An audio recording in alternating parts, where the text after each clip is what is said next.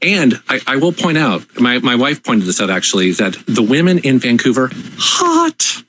Seriously. Nice. I love how your wife points that out. Oh yeah, totally. If you ever hang out with her, you'll know exactly. She's very silly. But so the Retro Gaming Expo, it was really cool. We actually stayed in a hotel, the Met, that was literally just kitty corner to the expo, and had a lot of the things that you would expect with an expo. They had vendors in there.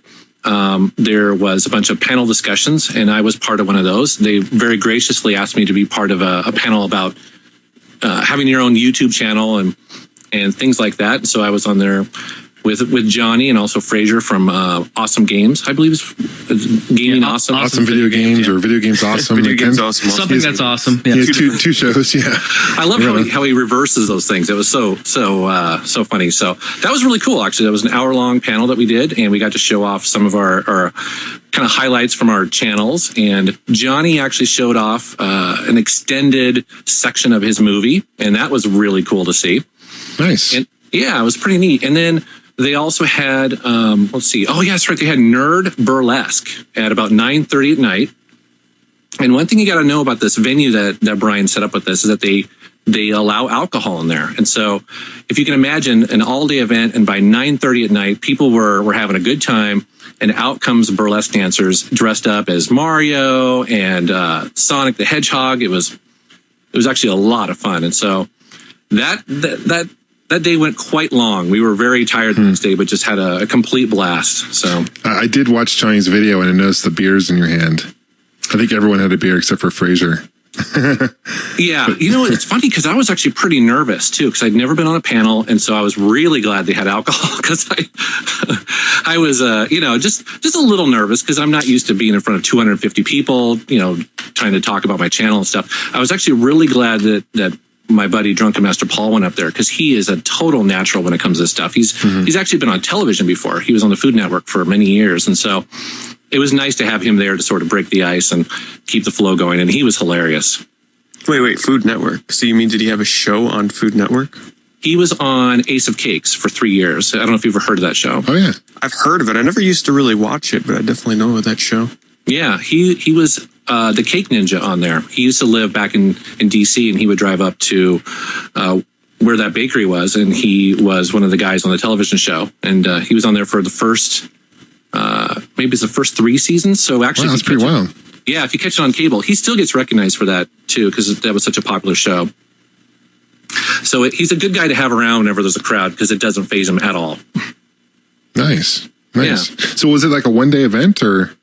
It was, and it went from 11 to 11, I believe. So it was a full day, and Brian had packed it full of all sorts of stuff. So it was pretty cool. They did a panel on the crash of the 1980s. There was a bunch of stuff, so it was cool. He did a great job. When it comes to like the tables that they set up in the booths, I know that this whole retro Vancouver Expo only had it capped out at 450, because that was sold out. That's the most they can fit, I think, or something like that. How was it in terms of besides the panels, stuff to buy, tables that they had set up? What was going on besides the panels? Yeah, so I think you're right that it held either 450 or 500 people total, and it was completely sold out. And actually, the venue, it didn't feel full. So you weren't standing shoulder to shoulder with people.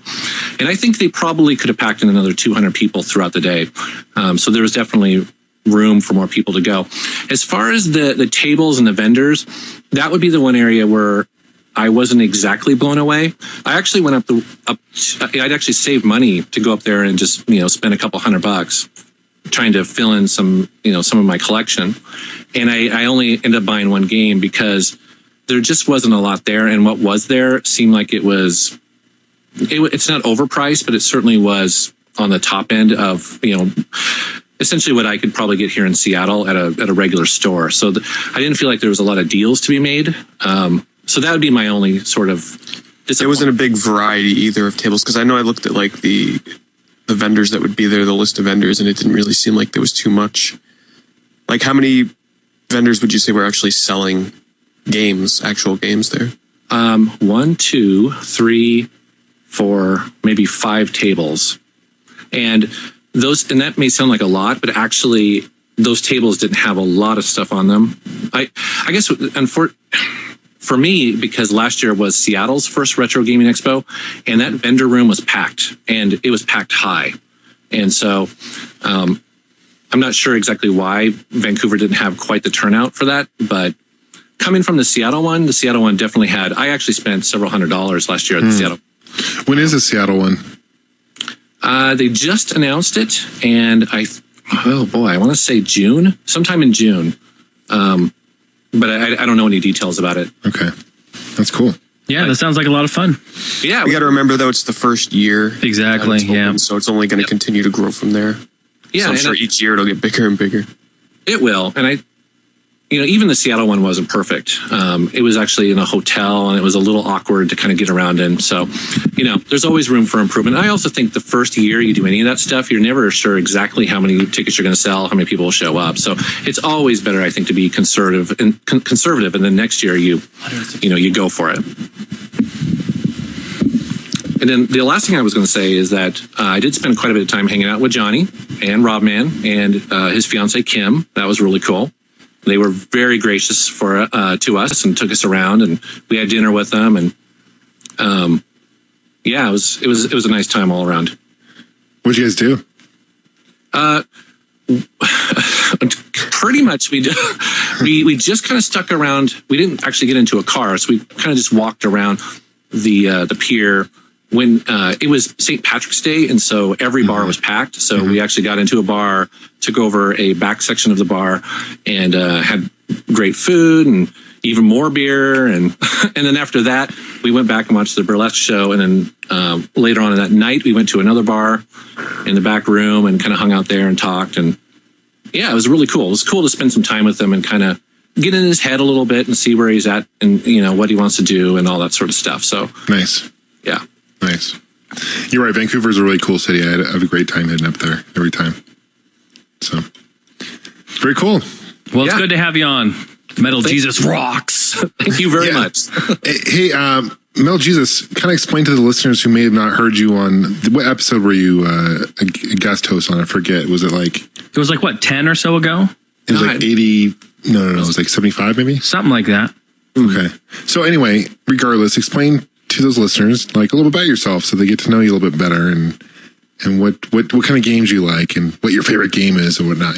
Johnny would ask. Sure. So, because that's one of the things I did want to kind of talk about on this podcast, because Johnny's taste in games is quite a bit different than mine.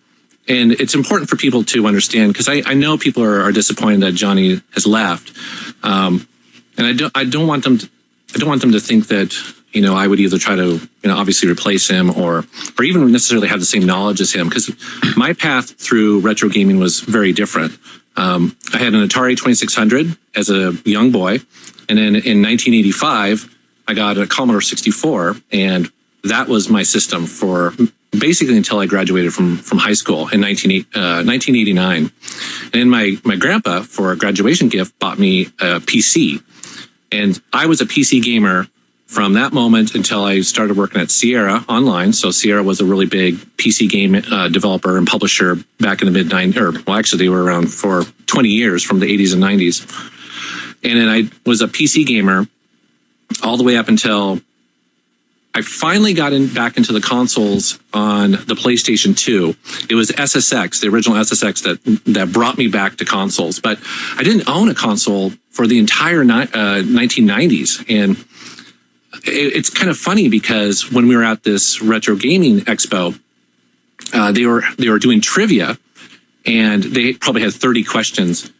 And maybe 29 of them were about, sort of consoles, Nintendo, Sega, and all this stuff. And one of them was about the PC. And so my knowledge of console gaming in the 90s is very thin. Although what I've been doing in the last couple of years is adding those consoles to my collection, getting all those games, and going back and playing them for the first time. So it's been kind of an interesting ride. I actually met a guy on the floor of the expo, and he was so excited. And he was probably like, in his early 20s.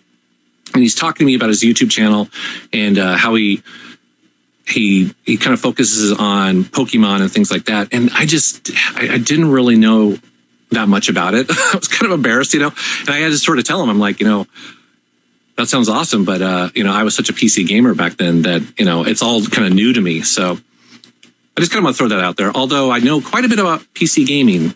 And so that's what I hope to bring to this podcast. Nice. Don't want to mess with Pete and his Pokemon cards. Hell no. I just opened up 11 more virtual booster packs. Yeah. I love it. Because Pokemon. I'm going to try and get back into it because I have to justify the money I spent on that game because they came out with a new expansion, which I'm not thrilled about because it's just another entire collection to have to try and get. The game's fun though, but it's still in beta and it still has a lot of problems. So, what are some of the issues? For example, if I make a deck that centers around one Pokemon's ability and that ability is broken, like flat out broken, it doesn't work, the deck doesn't work. So there's cards that just don't work the way they're supposed to. They still haven't like added in a friends list. You can't play against friends very easily. So it's got its problems. Now, Pete, can you buy like physical cards too and then transfer them over, or how's that work? You can buy the only official way to get the booster packs online right now, like the way they want you to, is buy the actual booster pack cards in stores. And then each pack comes with a download code that when you put that in, you get a virtual booster pack. But the cards that you get physically don't transfer over into the online game. You get a separate code that gives you separate online cards. Now, all the cards online are the exact same as the real life cards, but you can't say like open up a booster pack, get like the ultra rare Mega Tantalus, and then, transfer that over onto the online version. Pokemon cards. So hey, John, you did ask what are some of my favorite games. Yeah. Would you like to hear those? No, actually, I'm not really interested. I kind of changed my mind. You man. So what are your favorite games? Sounds good. Fuck off. Okay, Yeah, fuck off. I was just thinking that might lend some insight into. Yeah, for sure, man. What are some of your I'm not going to tell favorite you games? now. No, it's great. Pokemon cards. Pokemon. Well, I know you did a video of playing that Britney Spears dance game. That was definitely in my top 5. one of your top 5. And oh yeah. No, okay. So I'm going to go through some of my favorites here. Go for it. Aces Over Europe. Did you guys ever play that game? No. Baldur's Gate 2 is a classic role-playing game on the PC. Also, I won't just name out PC games. I'll say some of my all-time favorites. The Burnout series. Oh, fuck yeah. Yeah, I love racing games. Dead Space. I love the original Deus Ex on the PC. Excite Bike on the original NES is one of my all-time favorite games. I used to play that in the arcade. The first Dragon Age is awesome. Fallout 3, the original Fallout 1 and 2 on the PC were awesome. A lot of people know that I love Hero on the Atari 2600. I actually worked at Sierra when we published the original Half-Life and actually got to help to actually name that game, which was kind of fun. Wow, that's something I didn't know that. Wow. So Yeah. how elaborate on that a little bit more. Yeah. How did you name the game? Yeah, Gord Freeman. No, well, the way it worked is at Sierra is that Valve was this up-and-coming developer, and Sierra was going to publish it, and nobody knew exactly what it was going to be. And even if you look at the original marketing for that game, even Sierra had no idea. They thought it was going to be a horror game or like a horror first-person shooter. And so, anyways, it was originally going to be called. Well, so I guess the process was that they sent an email out to a bunch of people saying, "Give us suggestions for game titles." And Blue Shift was one of them, which turned into one of the expansion packs, and Half-Life was in there. And I believe that was actually one that Drunken Master Paul recommended, and everyone just sort of leapt on it and said, that's the name of the game. Even though I don't know if it really had much to do with the content of the game itself, but it just sounded right. And that's actually how that worked. It was by committee. Wow, that's pretty cool. That is awesome. Jak and Daxter, the original Jak and Daxter is one of my favorite games. The Mass Effect series, I freaking love. What else here? Metroid Zero Mission on the Game Boy Advance is a fantastic game. Planescape Torment. I really like Need for Speed 2 on the PlayStation 2. Let's see here. Puzzle Quest is one of my all-time favorite games. Ratchet and Clank, the second and third one, are awesome. Splashdown, Rides Gone Wild on the PlayStation 2, SSX. I can go on and on and on. Knights of the Old Republic. How about this? if you were stranded on an island and you could only take the famous stranded on the island. How you got there? We don't have any clue. If I was stranded on an island, I'd have more issues than fucking video games. What fucking game you Like, have? what the fuck's going on? No, but really, if you were okay, Metal Jesus Rocks. If you were stranded on an island and can only take 3 games, Oh my God. Well, easily one of them would be SSX3. I love that game, and I think it's one of the best games ever made. Love it, love it, love it. It's amazing when I go on YouTube and I watch people playing SSX3, and it seems like I always find new routes that I didn't know about.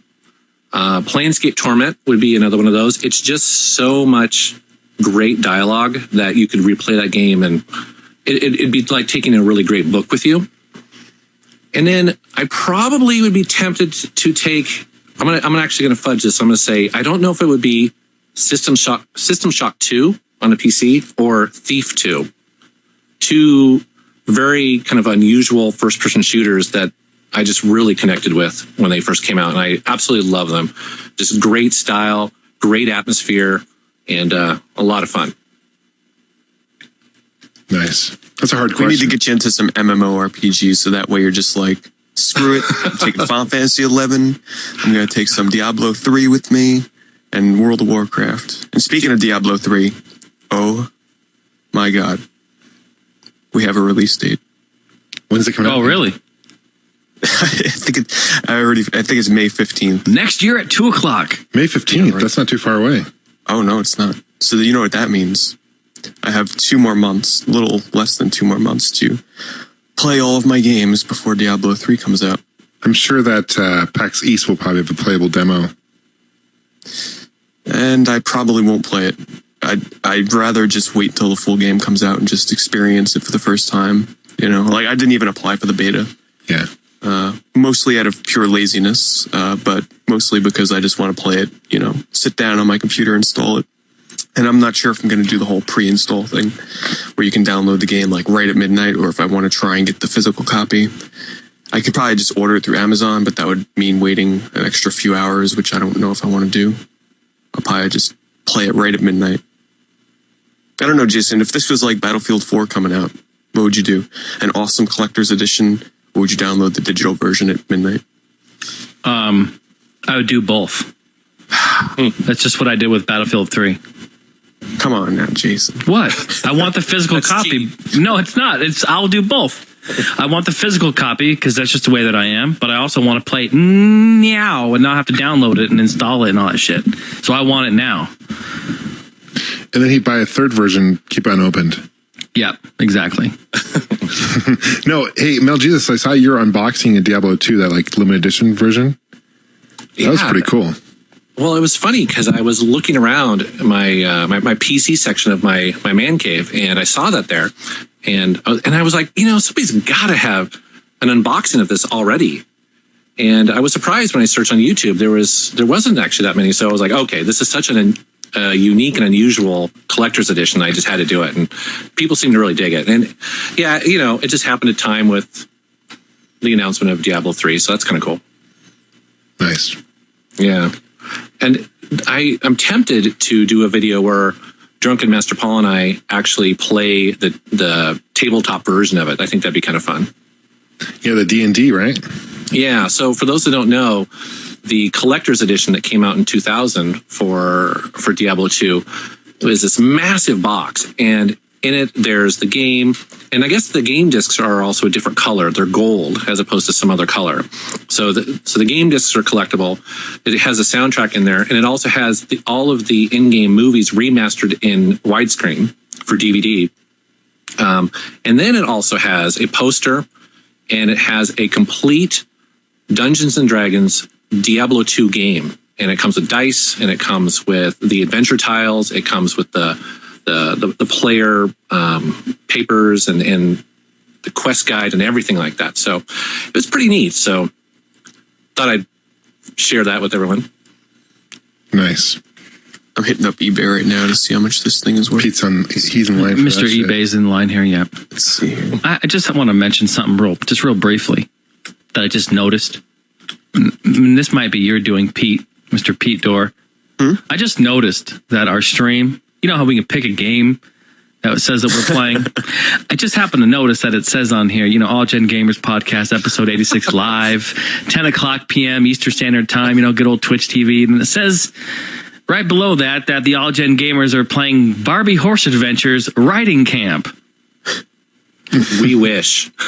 We're going to do a live stream of that shit all night. And then the funny thing is people on Twitch wander in here thinking we're actually playing that game. I can imagine the people who don't know who we are. And they do just wander and they're thinking, 100, 200 people looking at Barbie horses? Man, what's going on in there? Well, I'll tell you the reason I do that, because if you don't list a game, like what you're playing, you won't show up in the directory on Twitch. Oh, wow. I didn't know that. So always pick a game. Because when you go to twitch.tv and it's like browse games and it categorizes it by like the games, we won't show up in there. So, in case some random person wanted to wander in and, discover the show and listen for the first time. Yeah, hell of a game. Able to find us, essentially. Hell of a game to pick. I love it. Yeah. Well, if people are actually searching for that game, then there's an issue there right there. Another problem issue. A whole nother topic. So that's funny. So, John. Yes, sir. Are you feeling better? Are you still sick? I'm not like 100%, but I'm definitely still, huh? feeling. Yeah, it's brutal. I still got a pretty brutal cough, but I'm definitely like at 95% right now, so I'm better. No more temperature, no nothing like that. That's good. Yeah, and it's like been 2 weeks, dude. It's been brutal. My God, brutal. And I'm like hardly ever sick, but took a couple days off of work last week, and then back at work this week, which sucks. But this past weekend, I was in Chicago with the wifey. We were just celebrating St. Patrick's Day, and it was huge. I mean, they actually literally dye the river green. Oh, I saw a picture of that. It's crazy. Yeah. I was reading about that. The morning, they just take a huge boat and dump a whole bunch of food coloring in the river, and it stays green for a whole day. But it's like really bright green. So that's cool. It's really cool. Video cool. of that on YouTube. I actually want to watch that. It's really cool. So it tastes like lemonade too. Don't get it. Limeade. No wonder you're sick. Drinking fucking trout water, No, it was crazy packed though, and of course, St. Patrick's Day, so we're just getting shit faced, all day and hanging out, walking around. It's cool. It was a really good time. So had a blast. Went by too quick. I was gonna say, thank God you didn't get sick right before PAX East. I know. I'm getting it all out of my system. So I'll be 100% for PAX East. Gabe, sir, I have a question for you. Yeah. I know that you travel a lot, and when you travel to all these cities, do you just have a map in your mind of all the retro gaming stores in that city, and do you just can't wait to go to Chicago to scour them all? It's Google. I just Google retro gamings or arcades. I like to hit the arcades. This weekend I didn't have much time to really do any of that because I was with the wifey, so I didn't have much time. But usually I just there's a really cool website called arcade.com, which is AURCADE.com, and it lists all like the arcades. Well, not all of them, but a lot of the arcades. You just put in your zip code and it will list all the local arcades, and that's kind of cool. And it actually says what arcades are at that place and how many they have. Yeah, it's pretty updated from what It's pretty updated. Remember when you mentioned it before. Yeah, it stays up to date. So that's cool. So that's cool. And as far as like retro gaming stores, it's a little bit harder to find, but just Google it. And I was amazed when you and Pete went to like all those retro gaming stores in Seattle. I had no idea those were there. And I grew up in that area, so it's like, so I'm excited. Next time I go to Seattle, MJR, we're going to have to hit that up. Yeah, we have 9 of them now in this area. 9. Yeah. I know. I can't wait for PAX Prime. Open up yet? Yeah, there's one in West Seattle here, really close to where I live. Actually, Pink Gorilla, which is for a long time has been one of our better retro gaming stores because they have everything and they have imports. And they've always had 2 stores, and they just opened a 3rd in West Seattle, so it's really cool. Mm-hmm. But yeah, all told in the Puget Sound area, we have 9 that I can go out to on any day and kind of scour. It's pretty cool. Yeah, that's so awesome. That's awesome. I went ahead. Honestly, I want to move back up there, dude. But my wife can't deal with the rain. You know how that goes. But oh yeah, I would love to be up there someday. Have a summer home up there would be nice for sure. But always enjoy going up there for PAX Prime. And I go up there. It's part of my territory for work, so I go up there quite a bit for work anyway. So cool. Yeah, PAX Prime. Woot. Woot. Yeah, dude. Can't wait. Hell no. Dude, about PAX East. Dude, I can't wait for PAX East. 15, what is it? 2 weeks. 2 weeks, a little less than 2 weeks. A little less than 2 weeks. Wow. It's gonna be a blast. So PAX East. Woot. we are having a meetup. In case for those who are listening, we are having a big YouTube meetup, and that's gonna be we're gonna be communicating that to our Twitter, our Facebook. So make sure to follow us on there, and Pete and I will keep you guys in the loop as far as where to meet and where to go. So it will be inside the building this year, not outside. Awesome. Well, the thing about PAX East is it's a lot more spacious than PAX Prime, and it's not like a goddamn maze. So That's true. we can fit a lot of people inside without getting, in trouble for standing around and blocking pathways, because it's very hard to move around in PAX Prime at times. East, there's a lot of breathing room. Yeah, fuck PAX Prime. Let's all not go. Hey, Just kidding. Oh. Pete told me that he's going to be signing boobies too. So if you have nice big tits, Man. he's going to be signing those too. Dude, if man boobs too. telling you. Man boobs, bitch tits. Yeah, you know it. Excellent. He will, Right. He's got a little magic marker. If that's all we Literally. do, bring the Sharpie. Bring the Sharpie. Nice. Hey, I want to mention before we move on any further, I'm going to throw this out there, you guys. I will be taking live calls on this episode. So if you would like to ask us a question live on the show, feel free to add us on Skype. The name is All Gen Gamers Podcast, all one word on Skype. Add us as a friend and send me a text chat of the question you'd like to answer, and I will then get you in, possibly. So that's how it's going down. Just throwing that out there so that in a little bit we can get to them. All Gen Gamers Podcast, Skype. Those are always fun. I like doing questions. Yeah, good stuff. Yeah. So what else is new, guys? I don't know. What else is going on? Is there any other news out there? I know there was some stuff that interested me. I'm Who's played Mass Effect 3 yet? I own it, but I made a I've deal. heard the ending. Oh, the ending. Yeah, so what's have you beat it yet? what's the Jesus? controversy with the ending? We need you to tell everybody the ending right now. Yeah. Spoil that shit. I don't know. Actually, I made a deal with my wife that she would get to play it first because she is a massive, drooling Mass Effect fan. And so we made a deal that she would play it. And it's been kind of interesting because I go upstairs and I'll see some cutscene and I'll be like, I don't want to know. So I'm kind of lame. I haven't played it yet. I've been tempted to jump on multiplayer because I know that feeds into how good of an ending you get. So I've been tempted. So you have to play multiplayer to get a good ending?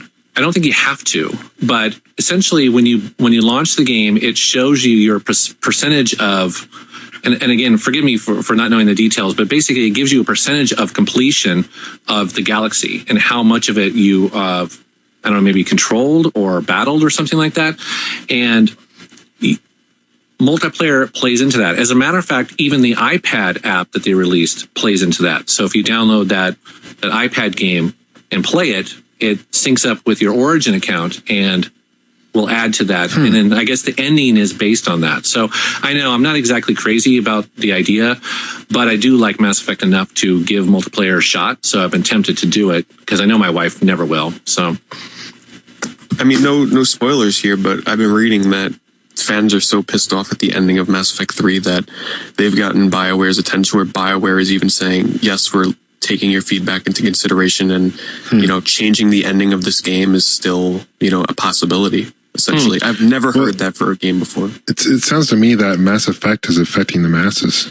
Yeah, that's kind of what it sounds like to me. A lot of people are upset about it.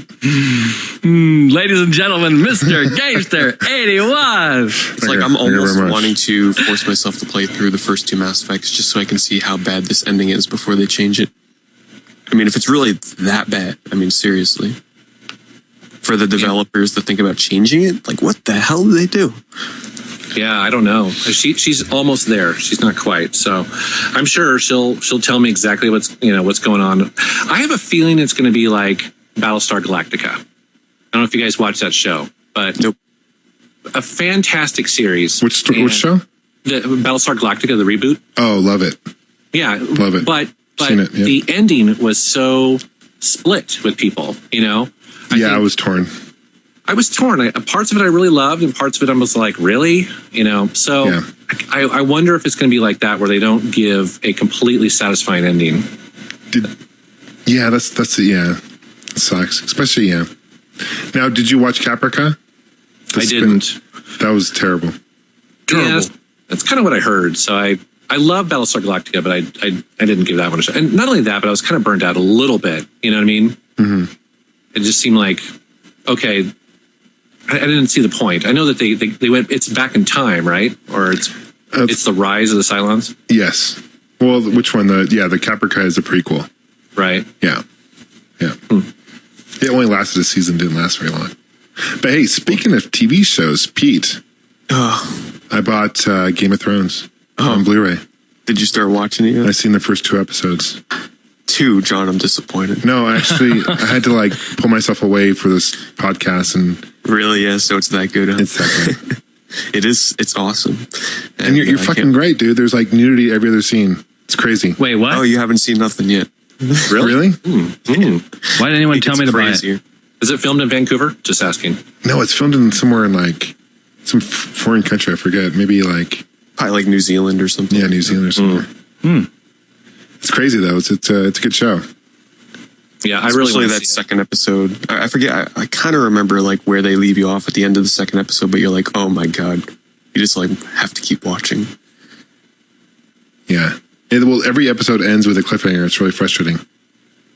It does, and Lost did the same thing. And back when I used to watch Lost, it's every time when I started watching the DVD versions, not on TV, and there were nights where I'd watch 5 or 6 episodes at a time.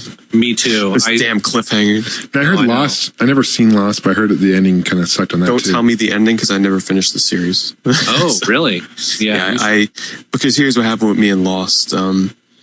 I started watching the first 3 seasons on DVD, and then I don't really watch TV shows on TV because I'm not a fan of waiting a whole week for the new episode to come out. And Lost is the kind of show where it eventually started to get really hard to follow.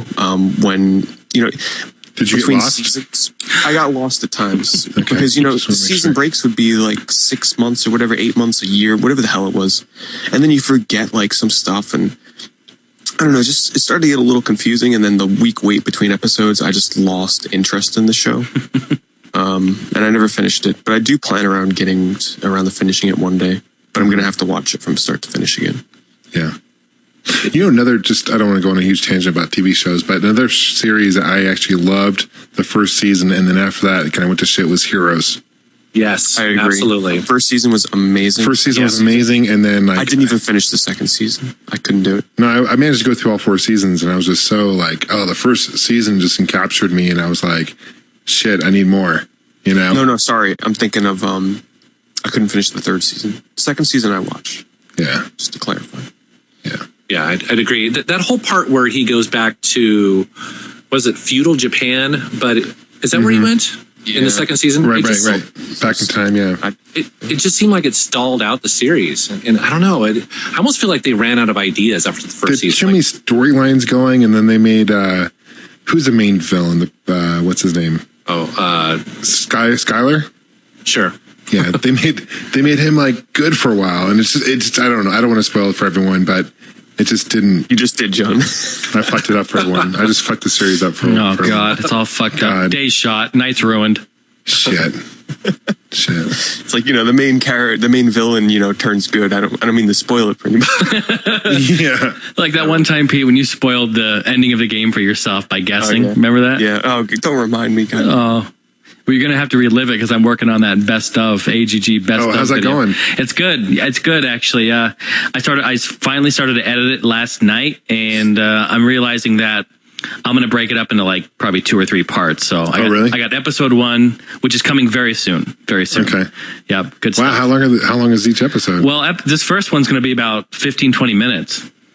Oh, wow. So it's going to be pretty long. So where can people find these? Well, that's what she said. But where look at this guy. Where can people find these lovely episodes, Jason? People can find this on our All Gen Gamers YouTube page, youtube.com/AllGenGamers. Make sure to subscribe for exclusive content.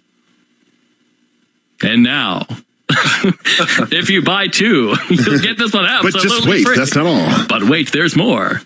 No, but how about we get into let's get into some calls here. Let's take one here. We've got Daz Tech. Did I say that right? Daz Tech? Yeah, that's fine. All right. What's up, man? Hey, what's up? Not much. I've got a question. Like, what weird or interesting retro games or memorabilia do like any of you own? Because I've got like a Link Pez dispenser and King James Bible on Game Boy, and I found it was pretty weird. So I was wondering what you guys had. Wow. I have a question for you first. Where are you from?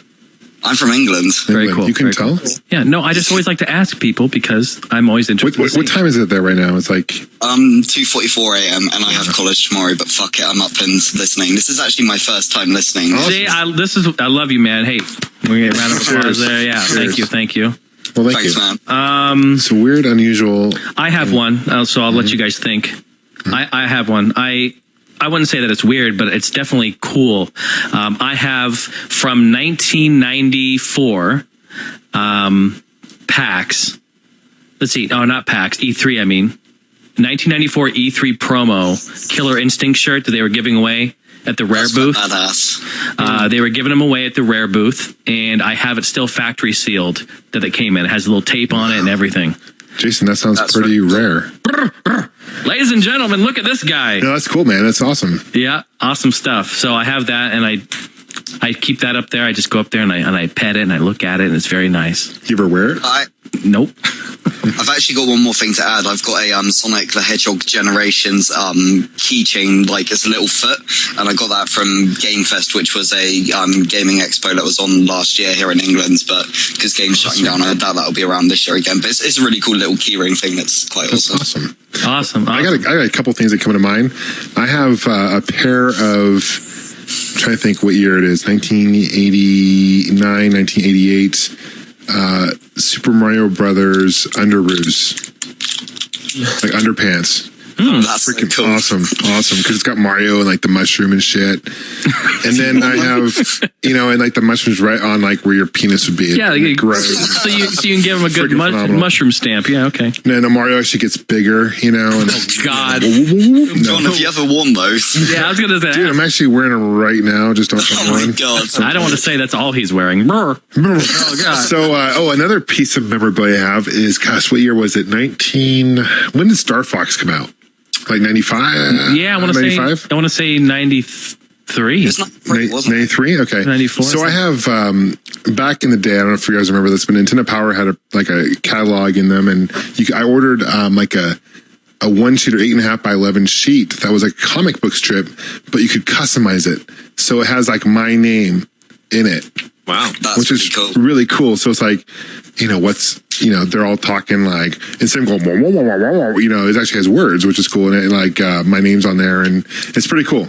That is awesome, dude. Yeah. I have it framed and everything. I love that Star Fox stuff. It's cool. Star Fox, yeah. It's pretty foxy. So I remember Star Fox really well because it was made the year I was born, so I'm a new fag to retro gaming, kind of, but still, yeah, thanks, dude. Was my first you made us all feel like 200 years old. Really appreciate that. No. I've got a better looking Super Nintendo than you guys. You and your clunky thing. No, you do. I agree. Looking one. Yeah. I don't like the first model Super Nintendo is ugly as hell. That's why I love the second model. It's so small and like just the perfect little design console. Yeah. Well, our UK though, one's pretty much like that, but bigger. It's exactly the same as the Japanese one. Yeah. Like the Model 1 Japanese one. But it doesn't play Japanese games though, does it? No, the actual fitting on the inside is slightly different, so you can't put them in. Oh, you can or you can't? You can't. It's like slightly different, like the shape of the cartridge on the back. Like on the 64 games, there's like little indents. It's pretty much the same for Super Nintendo games for Japan and Europe. I also find that the second model Super Nintendo with us doesn't really yellow as much as the first model ones. I don't know if it's just the pictures I've seen, but they tend to always just keep their original color. Yeah. Do the ones in the UK, do they yellow? They yellow a lot worse than the American ones do. I don't know why, because the plastic's like slightly lighter, I guess. So I think it's a little more susceptible. I mean, I've got like 3 Super Nintendos, and all of them have quite extreme yellowing, apart from one which is slightly yellow on the controller panel bit. And you got the really cool like colored buttons, not the purple. I love the colored buttons. Yeah, they're really cool. Yeah, Super Famicom. Yeah.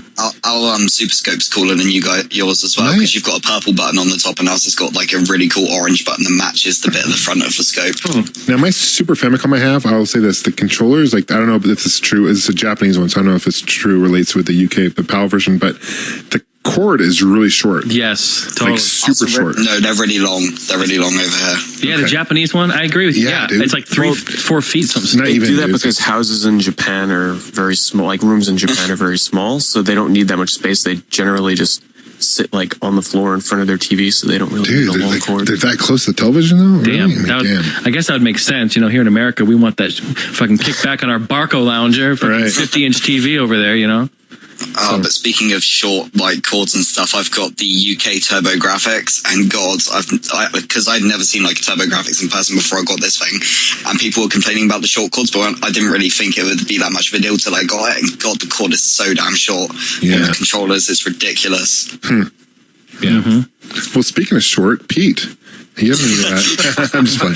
Pete, do you have any retro items that are come to mind? I know you have a whole bunch of memorabilia. I mean, most of my stuff that's not Sonic is not really that strange. Oh no.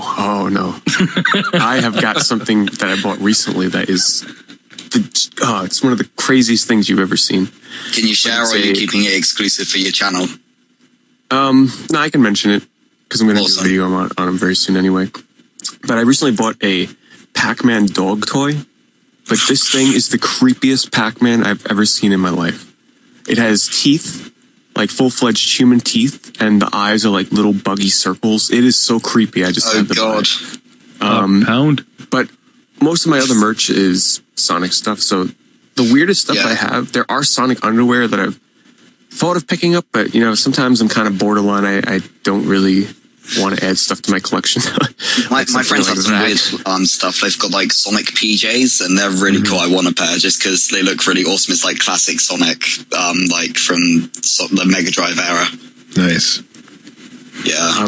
But the strangest thing I have would probably be I have 3 pairs of brand new unused Sonic's Kid socks and 2 unopened cans of Sonic SpaghettiOs from. Oh God. They're like 10 years old. Dude, I dare you to eat that shit. Yeah. You got to do it on video as well. Stream that shit Do live. you guys stream that shit live? They might even be older than 10 years old. I'll have to. No, I ain't opening that up. I can only imagine what that would look like. You guys know the Topps Can't Donkey Kong cards that came with the bubble gum? Yeah. Yeah, I bought a packet of those from like America, and they're like 30 years old now, the gum in it. Yeah. And I tried it in a video, and God, it just turned to dust in my mouth. I did that. I have a It's whole bunch of Garbage Pail Kids, and I did that in a video where I did a review over those and unwrapped it, and it just like disintegrates in your mouth, and it tastes like It's powder. horrible, isn't Yeah, it? it's terrible. Terrible. And like you can't really stop yourself from swallowing it because it just kind of turns into liquid and just slides down your throat really quick. You can't spit it out at all. It's horrible. Oh, it's yeah. What about you, Sir Metal Jesus Rocks? I don't know if it's weird or creepy, but it's kind of odd, and it's the Ico or Eco birdcage that I got You're from just doing Sony. that to taunt me, you bastard. I am. But back in the early 2000s, I used to review games professionally, and I was on.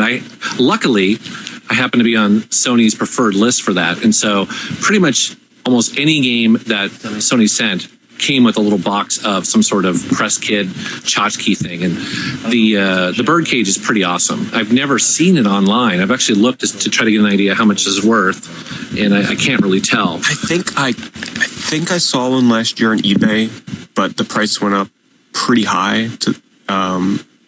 It was I kind of can picture it in my mind, but yeah, it's definitely not like. Because when I first saw it, I remember you sending me the picture of it or something, or the video, and I was like, "Is that thing like seriously real?" It looks like a bootleg. Like it looks like someone just took a birdcage and slapped the Eco logo on it and put a candle inside. But yeah, it's totally official. Yeah, it's totally official. I mean, I actually got it from Sony, and it has like its own custom plaque on the front that says, Eco on it, or Ico. I always forget how you pronounce that game. And it's made of metal. It's actually pretty cool looking. The other thing I got that's kind of weird is for Loco Roco on the PSP. They sent me this. It's not a snow globe, but it's a cylinder filled with, I don't know, probably something poisonous like mercury. And you flip it up and down, and like little Loco Roco beads kind of swirl down it. It's a really weird thing. Like kind of like a lava lamp. Take like a lava lamp. Yeah. Take like a picture of it. I'd be curious to see what that looks like. Yeah, I'll have to do that. I have a lot of that sort of stuff in a box that I just kind of got back in the day. Sony sent me, what was it? SOCOM wine one year. I think it was SOCOM wine. SOCOM 1? Like the first SOCOM? It was just SOCOM branded, and I got it for Christmas one year, and it came with... It was actual wine that they had made a label for, and it was like red wine, and it came in this really fancy case and all that stuff, and I just drank it. But that's pretty cool. A lot of that sort of random stuff. Good stuff. Yeah. Nice. Good question. Well, thanks for your question, Daz Tech. Appreciate it, bud. Can I add one more thing to it? Because I just thought of something really weird that I have as well. Like another thing. I've got a pair of Atari headphones, and they're really cool and stuff. They're good sound quality, but on like the box that they came in, they've got an Atari 2600, and I just had to buy them for that sheer factor. But yeah, nice, very cool, very cool, nice. Well, thanks for listening. Thanks for staying up with us. No problem, man. Thanks for having me on. And GameStar, I just want to say thanks for subscribing to me back long. I never really got a chance to say thanks for that. Oh, you're welcome, man. Thank you. Yeah, no problem. Thanks, guys, and I'll catch you soon. Bye bye. See ya. Bye. Yeah, good question. So, guys, if you do want to get some questions in there, feel free to add us on Skype, All Gen Gamers Podcast, all one word, and then send me a text chat of what it is that you want to ask, and we'll get you in there. So, I would like to ask Gamester81 a question. Uh-oh. What's up? Can we all please get a Pandora update? There's no update, man. I haven't gotten shit from them. Aw. The update is there is no update. That's the update. So that kind of sucks. Yeah, I'm still waiting in limbo. I have a question about that. Yeah. You know, that thing is going to be so dated by the time you get it. I mean, you must be worried about that, right? Oh, I'm just worried about getting but yeah, you're right. I mean, it's going to be obsolete. It is almost obsolete. I mean, what's the processor in it? Do you know? I don't know. Like how fast is it? Is it like the PSP or something? Yeah, it's a Pentium 133 megahertz. What's the resolution, John? Jason, go to the website real quick. It runs DOSBox. Pandora.org. I think it does, though, doesn't it? Or Open Pandora. Something or other. I was just curious because the original PSP was what 333 megahertz. Yeah. And it's probably something similar to that, right? But it runs Linux. Is that true? It does run Linux. I know that much. Yeah. So there should be about Pandora. Jason will read us an update of what's going on because there's always some bullshit update. They change the story every time. The Pandora is a mixture between a PC and a gaming console. That's why it has a gaming. That's why it has gaming controls, buttons, D-pad, and analog nubs. Oh. It's fast enough to emulate any other system, run a full desktop, access the internet via Firefox, and play games such as Quake 3. Screen is an impressive 800 by 480 resolution, 10-hour battery. Let's see. That's not bad. That's pretty good battery life. Yeah. Where's like tech specs here? Anything here? And it says PS never coming out. You want more? It says here, also... You want more info? Please check out our fact. There's nothing there. Okay. Yeah. Sounds good. No, is there like news or something about like updates or anything on there? Yeah, let's look here. The news section. Let's take a look. Oh, no, that's the forums. Hold up. News. While Jason finds that real fast, just an update. I remember a couple of episodes ago, I had mentioned that Neo Geo handheld was like a rumor and not real. Well, there was a news story like that, but apparently it's been reconfirmed recently and that thing is actually coming out. I'm stoked. And it's coming with like 20 Neo Geo games. And the next thing is nobody knows the price on it, but supposedly the price is getting confirmed and unconfirmed constantly as being $500, which is probably ridiculous. There's no way they can charge $500. Yeah, it's a rumor. I mean, are they going to have new? Okay, are they going to have new games for this, or is it just all old? It's all old Neo Geo games. Okay, no. Well, it'd be cheaper to buy an old PSP and emulate it, right? Right. people are saying $700 US and 500 pounds. That there's no way. Are you kidding me? That's pretty spendy. What was that like Neo Geo console that came out, like the remake of the wood finish? Do you know what I'm talking about? Oh yeah, it's a consoleized MVS, and they charge like $700. Yeah, like man. I mean, getting a consoleized MVS can be expensive because people have to spend a lot of time hooking one up and making it look nice. But that's a bit overpriced. They use like cedar wood and everything. And I mean, I have to admit, it does look pretty nice if you want a console that looks like a piece of cedar wood. But it's a bit overpriced. I'd love a log. It's log. It's big, it's heavy, it's wood. So people in the forum are saying that the Pandora is 600 megahertz. So that's not amazing, but that is significantly more powerful than the PSP. Yeah, I do have all the tech specs here for you kiddos. So it uses a Texas Instrument 600 megahertz processor, 512 of RAM, integrated 802.11 B and G Wi-Fi, 800 by 480 resolution, dual analog controls, dual SD high capacity card slots up to 64 gigs. Headphone out, TV out, composite and S video, USB 2.0, 43 button QWERTY keyboard. And it says here that it weighs 335 pounds. And it also says, thanks for reading, it's never coming out. Scam. Huh. So that doesn't sound too bad. I mean, it'll emulate probably everything up through the 2000s, right? Yeah. I think it does N64 pretty well.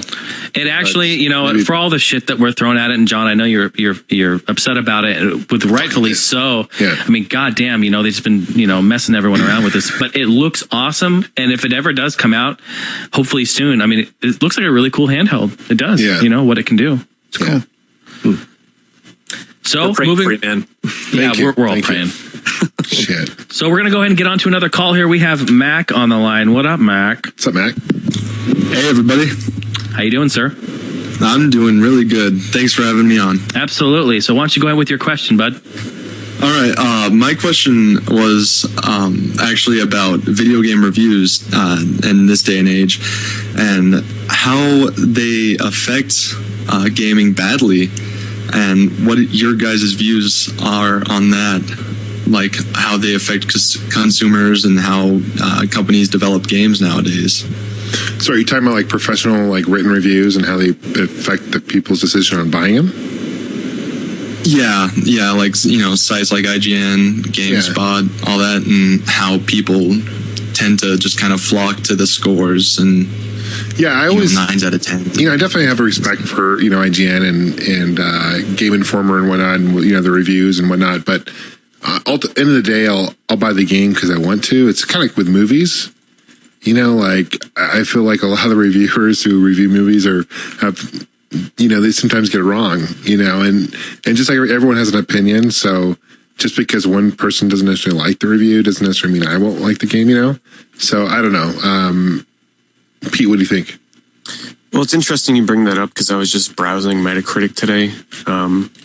And there's some people that are like super pissed off about this and think that IGN is actually just doing this to stir up like controversy. Because they rated the new Ninja Gaiden 3 a 3 out of 10. What? And everybody knows that like game reviews these days, like very rarely the games score below say a 5.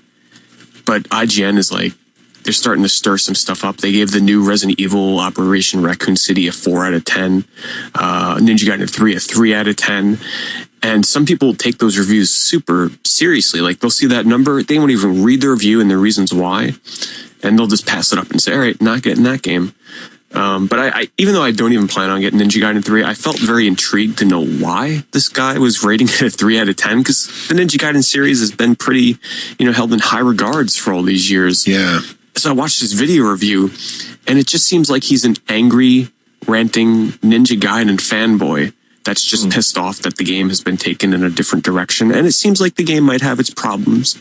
But he scored this game so low, it seems just because the fact that they toned the game's difficulty down. And it has, some camera problems and stuff like that and a bad story. which, you know, video games these days, sometimes it can be hit or miss with the stories and action games. But just it's so... Let's say I was a fan of the Ninja Gaiden series and I really wanted this game and I saw that 3 out of 10. Would I go out and buy it still? It's hard to say. I mean, I probably would, because there were other reviews that had higher scores, but it's just so interesting because companies these days, and there's been articles written on it too, how companies, you know, the developers will say, all right, you know, if this game scores, or, you know, if this game scores below a 7 out of 10 average, you know, the company's going to go out of business, or you guys won't get paid your bonus or something like that. Metacritic is held in such high regards in the game industry these days. It's almost scary, where, you know, if a game gets too low of ratings, well, then that development company might not make another game ever again. So, but I mean, myself, I tend not to really pay too much attention to reviews. Like, I'll look at the reviews and I'll glance them over at Metacritic just to see what the general consensus is on a game. But just as an example, the new Kid Icarus game for 3DS that's coming out in 3 days, the first review that was posted or that I read was from Destructoid, and they gave it a 5 out of 10, and they complained about the controls like nonstop, which I understand, but I'm not going to not buy the game because I got a 5 out of 10. I'm going to give it a chance because I think I'm really going to like it. But I don't know. What do you think, Jason? Jason Heine? You know what I think? I think people's opinions on what they think of video games are like assholes. Everyone's got one. And I also think that it really depends on, you know what I mean, you playing it. A lot of people will go and they'll see a rating and that will instantly, you know, they'll be like, whoa, 3 out of 10, 4 out of 10. Oh, gosh, the game's probably shitty. But for me personally, I stay away from them. I don't go look at them. I don't check the reviews, because I find that my opinion is my opinion and their opinion is theirs, as would yours and Gamester and Metal Jesus. You guys, we all have our own opinion. So the games that we like are the games that we like. The games we hate are the ones we hate. I want to play it myself. I want to form my own opinion. So I steer clear of that, man. Jason, I understand, but I don't have an asshole. So it doesn't. How do you poop? I don't know. I'm a centipede style. No wonder you're sick, dude. You sewed it up. Yeah, you need to poop. You need to drop trowel, man. I'm just fucking with you. Okay. Oh my God. No, I hear you. Well, it's funny because the lowest rated game on all of Metacritic for the Vita right now is like it's probably my most played game on the Vita. And it's one of my favorite titles for it. That's the Dungeon Hunter Alliance game. So it just goes to show you that, you know, just because the game has low review scores doesn't mean that you won't like it. Well, didn't like 2K, like when Duke Nukem came out, weren't they just like really upset or? Oh yeah, I remember that. Yeah. I think for me, I don't know about you guys, but for new games costing $60, I don't want to make a bad mistake. Not that $60 is a lot of money, but we all tend to spend probably a lot of money on games. And so I typically do look at Metacritic simply for trending to see what's the overall feel of the game. And I usually look at all of the reviews before, so I don't just look, you know how they just sort of highlight the high, middle, and low. I do look at them all. I also look at whether they're complaining about multiplayer or not. And because I just don't have time to play a lot of multiplayer games. And so if what they're really complaining about is the multiplayer, I don't really care.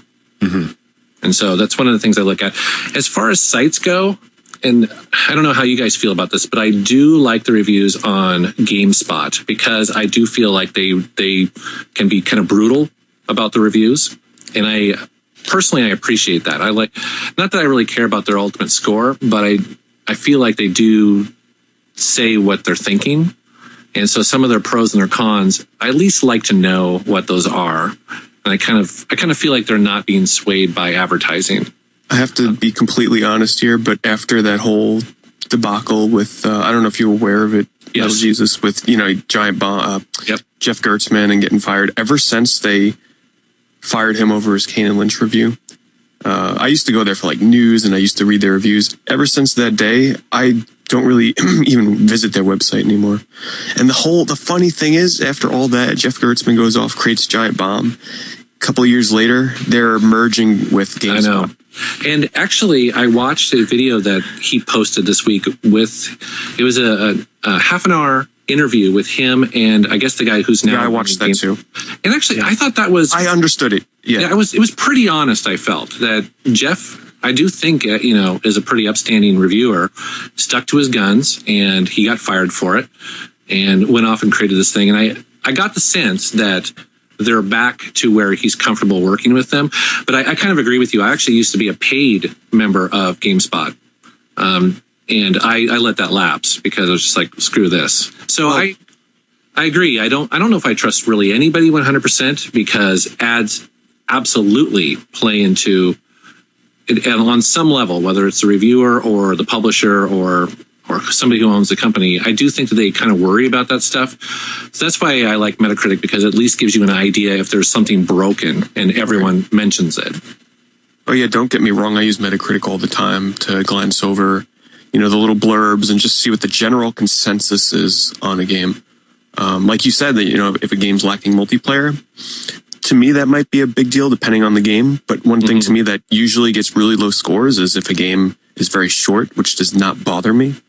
So I take a lot of those into consideration. Yeah, it's kind of funny. A lot of people will rate a game lower because it's shorter, and I don't actually care at all. I mean, as long as I feel like I got my money's worth and I had a great experience, I actually don't mind a really fantastic 5 or 8 hour game, because usually I have such a backlog that just means I can get to the other stuff sooner. You know what I mean? Mm-hmm. Well, awesome. Hey, Mac, thanks for the question there, bud. Hey, thanks for having me again, guys. It's been great. Awesome. Thanks, man. Yeah, good question. Yep. I was just checking eBay. Go figure, right? And I was checking it for the Pandora, and people are selling them on eBay. One has sold for $365, $490, and $460. So if anybody wants a Pandora, there you go. John. Sure. Pay for it twice. Yeah, there you go. And some exciting news for fans of Mickey Mouse. Apparently, we might have a new 2D side-scrolling Mickey Mouse platformer, because it was announced on some French Twitter page, Nintendo Magazine French apparently, that pretty soon a game called Power of Illusion, as the subtitle, is going to be revealed for the 3DS, and this classic game is going to be shown off next week apparently at some event. I'm not sure what event it is, but since Epic Mickey 2 is also apparently going to be getting revealed, people are thinking that this is going to be a new side-scrolling Mickey Mouse game in the same vein as Castle of Illusion and World of Illusion. So that should be really interesting. It kind of sounds like, to me, Pete, it kind of sounds almost Castlevania style. Blah. It kind of does. Power of Illusion. It kind of does. Damn. Too bad. So it's a sequel to Castle of Illusion, or what? It's just no one knows for sure right now, but it seems like it's going to be announced as the next 2D side-scrolling Mickey Mouse platformer. Nice. What system? 3DS. 3DS. Nice. Cool. Very cool. Well, we have Frederick on the line. What's up, Frederick? Awesome. I can't hear you, buddy. Hello. There we are. There he is. What's up, Frederick? Oh, great. Hey guys, how you doing? Good. What's up, man? Good. I don't talk sometimes because honestly, I'm in uni halls at the moment and the internet is terrible. No So problem. I'll just go ahead and say my question in case you can't hear. Cool. But yeah, my question is just what gaming commercial got you really hyped for a game? Like a TV commercial. Skyrim. That commercial that they had with the goddamn live action with the dragon. Oh my god. Yeah. Even though it was not actual gameplay, anything to hype me up more for when that game was coming out, that did it. Go ahead. I was going to say, what was the commercial? I want to say it was a Ratchet and Clank commercial where they were blowing up chickens or something like that. It was like a live action commercial, and they were showing the different weapons in Ratchet and Clank. Do you remember that? Oh, I do remember that. It was awesome. That was back. Yeah, that was a while ago. Yeah, that was a really cool commercial. I thought. I like the Jaguar do the math. That really got me pumped up for the Jaguar. Oh yeah, the Bit Wars era. Yeah. One of my favorites, and even to one to this day that I still laugh my ass off with, is the original Smash Brothers. Super Smash Brothers for 64. Do you guys remember that one? Has like Yoshi and Mario, and they're all in like these big, like, you know, like these outfits, right? They're just like, oh yeah, and they're all like holding hands and dancing through the field, and then all of a sudden Donkey Kong slams Yoshi in the freaking shin, and he falls down, and it's just hilarious. Just hilarious. I love that one. You know, some other really funny commercials. They don't make you want to buy the games, but do you guys ever watch those really old in television commercials, like on sites that highlight that stuff? Because they talk about how realistic looking the Intellivision was compared to the Atari. And you look at it today and you're just like, wow. I mean, it wasn't even, you know, it was still stick figures. It was just a little bit better, you know? I remember those commercials. Yeah, but they would talk about just how amazing it was going to be, the graphics on the Intellivision. And times have changed, that's for sure. Yeah. No, but seriously, to answer your question, because the Jaguar was obviously being sarcastic, but the Mortal Kombat, remember the original Mortal Kombat? People running Mortal Kombat, and then people running in the streets. Do you remember that? When it first came out for the Genesis? Yeah, totally. Yeah, that was classic. Like everyone in the streets, and like there was just running all crazy. All running crazy, yeah. Mob in the streets. Dude, I think actually that was the wasn't that the video where this was there? I mean, you know, not the farm bat stuff, but that Mortal Kombat theme though, wasn't that? Well, maybe, but that was from the movie though. I don't know if that was. Oh, okay. Yeah, no, fuck it. They had the farm bat in there. You know, my dog pound, dog pound. Woof woof. Miss my dogs. Woof. So, anyway, thank you for the question. Where are you from? Are you from the UK? He is from the UK. His connection dropped. Okay. Yeah. Okay. So he's gone. Right on. Yeah. Right on. Good question. Yeah. He doesn't get any better than those classic 90s commercials, though, you know? Yeah. They just don't do them anymore like that, you know? They really don't. Well, Genesis does what Nintendo don't. Commercial. Remember those commercials? Genesis does what Nintendo don't. Oh, yeah. Yeah. Those are classic.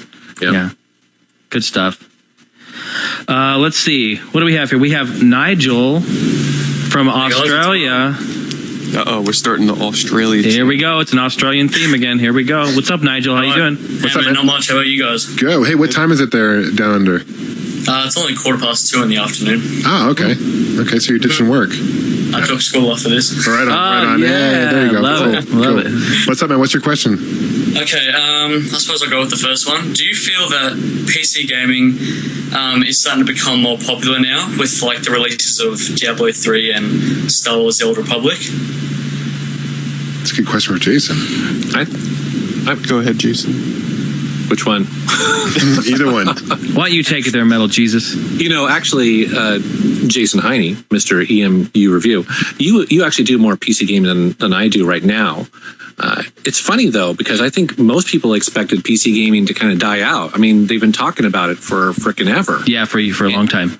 And yet Steam seems to just be gaining power. Oh, it's huge. Yeah, totally. Yeah. So I would say no. I mean, I think the PC is going to be around for quite a while, and MMOs are a clear example of that. I mean, there's you know, they just keep releasing them and they're excellent and people play them, and you know, even my mom, who I don't think if I was to ask her, you know, Mom, are you a gamer? She'd probably say no, but yet she just went out and bought an Alienware computer last year, not to do her taxes, but to play World of Warcraft, Knights of the Republic, and she was on Lord of the Ring online. I mean, it was just like, wow, okay, cool. So if it's reaching my mom, I think it's doing pretty well. Yeah, totally. You know, and that's one cool mom. Goddamn. Yeah, definitely.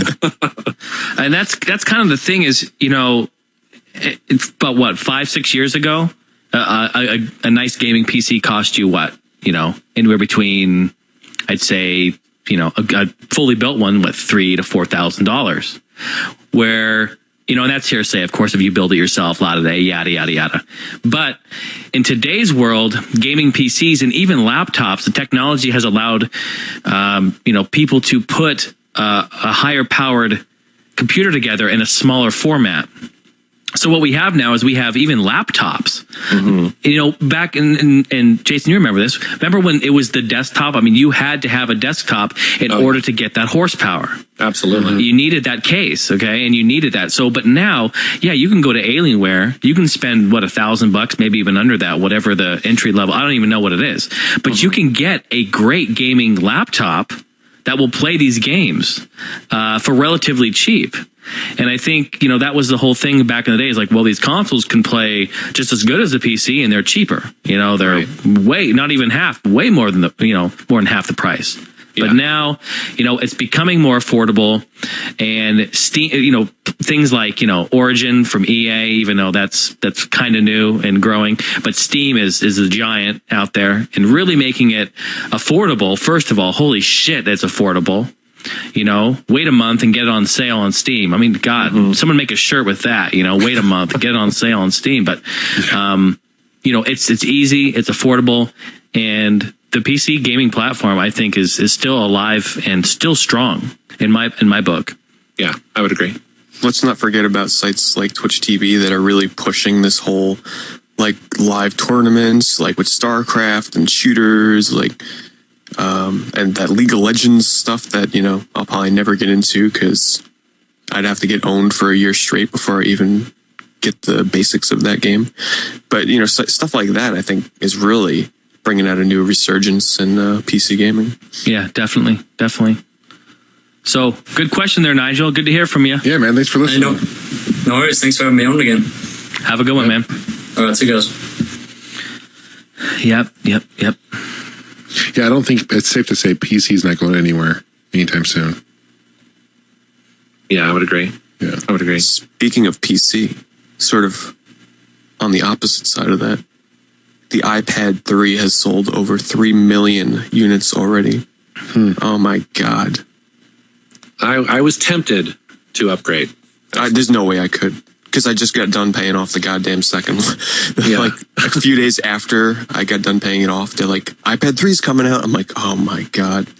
I can't do it. That's just a never-ending roller coaster. It's like a little nicer camera, because my wife has an iPad 2 and the camera's shit.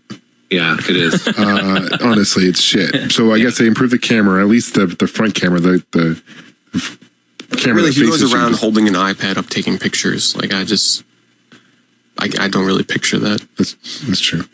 But I get the screen is a little bit more clear. Is it really are the gigs more? Or is it the same gigs? Same sizes, I think. Yeah, I mean, the storage space is the same, although they doubled the RAM on it. They had to because of the requirement for the display. So the display is actually pretty impressive. From what I can tell, your eyes can't see any pixels whatsoever. So it's almost like you have a magazine or, you know, an actual book in front of you. So it'd be kind of cool to own, but yeah, it's not enough. You know, it's a quad core graphics processor to do all that. And I guess the games themselves look as good or better than the iPad 2, but not quite enough, I think, for me to upgrade. Mm-hmm. I mainly just use it for browsing the web and playing games on it. So web-based stuff I'm not too concerned about. I don't really use it for Netflix or anything like that. And I'm sure the games, you know, once they start coming out with more games that use the resolution on the iPad 3, it might be worth it. But as of right now, like, nothing supports that resolution. So yeah, the resolution of the screen is pretty crazy. I don't know if you guys saw the specs, but it's technically 1 million pixels more than even your HD TV on that little device. It's pretty crazy. And it's cheaper, right? It's like $500 now. They dropped the price. It's the same price, so it's $499 to start. They dropped the price of the iPad 2 by $100. I read somewhere that they have sold more iPads than like PCs total combined. All the companies, HP and Dell and all them. Well, supposedly Apple's going to sell 100 million iPads by the end of this year. God, which is pretty freaking crazy. And yeah. I still remember when the iPad 1 was first coming out and everybody's like, it's just a big iPhone. It's just a big iPod Touch. Well, apparently 100 million people don't care. How many people are on the planet? That's what I want to know. 1 billion? 2 billion? Something like that? Think about it. Think about it. Yeah. Pretty soon, they're all going to have one. Well, I suspect what's going on with the iPad is that it's people who are probably looking at a laptop and they're going, do I need a laptop, or is the iPad at $500 good enough? And I think that's the market. That's my guess. You know what I mean? It's the casual email checker. It's the person who browses the web. They want to watch movies occasionally or play games or whatever, all the things that the iPad does. But don't you feel that it's probably that person who, instead of upgrading their laptop, they're going, yeah, I can live with an iPad. I remember when I first heard the iPad was coming out, I had no idea what it was. At first, I thought it was what women use for their monthly cycle, the iPad. But that's just what I thought it was. Would you have bought it? Actually, that's what I use, actually. Sure, that's uncomfortable as hell. The pad, yeah. Sharing. Shit. Oh, my God. No, I do want to get, my wife has one, but she's on it all the time, so I don't really have any games on it. But I do want to get one for myself. Eventually. Yeah, there's some fun games for it. When we get to the section of games we're playing, I'll shout out a couple. Nice. All right. Well, let's take one more question and then get into that, and then maybe come back to questions for the next 4 hours. I'm just kidding. You guys know how this goes. We could be here all night doing it. But let's go ahead and take one more question here, and then let's go ahead and move on to games we've been playing. So, you know what? We have joining us, and I always think it's funny because I remember I think I butchered your name when you were on the episode with us. I called you the RPG Wagman or something. Bar to bar? The RPG wagon. Yeah, wagon. Yeah, the bar to bar.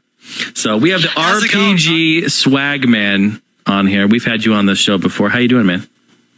I'm doing good. I'm finally back online, and I'm actually really excited right now. And it's my question. Well, we hope your connection holds out because you're cutting in and out. Yeah.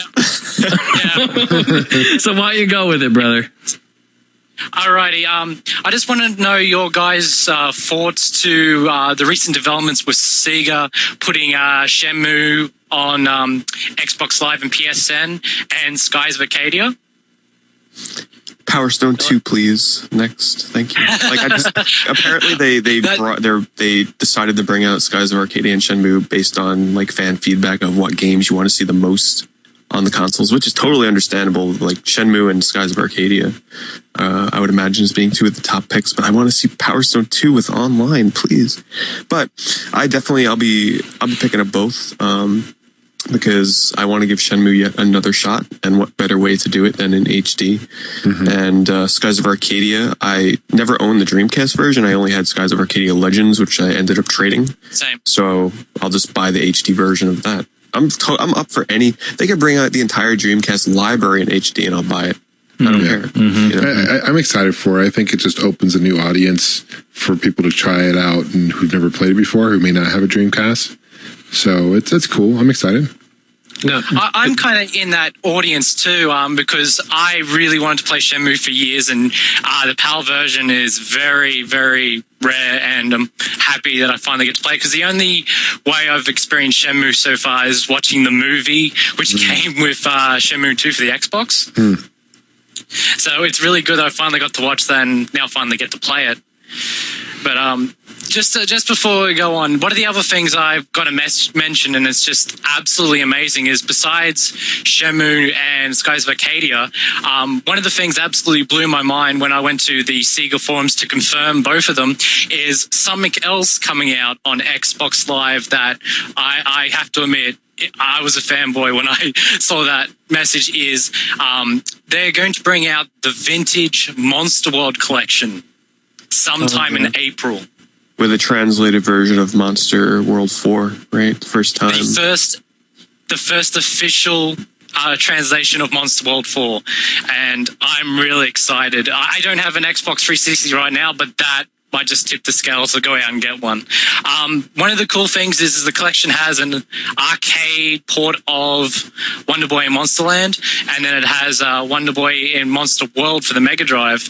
Nice. Sad thing is there's no Wonder Boy 3 The Dragon's Trap, but I've got a feeling that's going to end up on the eShop sooner or later, because there is a Game Gear version of that. You know what, when it comes down to it, I haven't lost hope.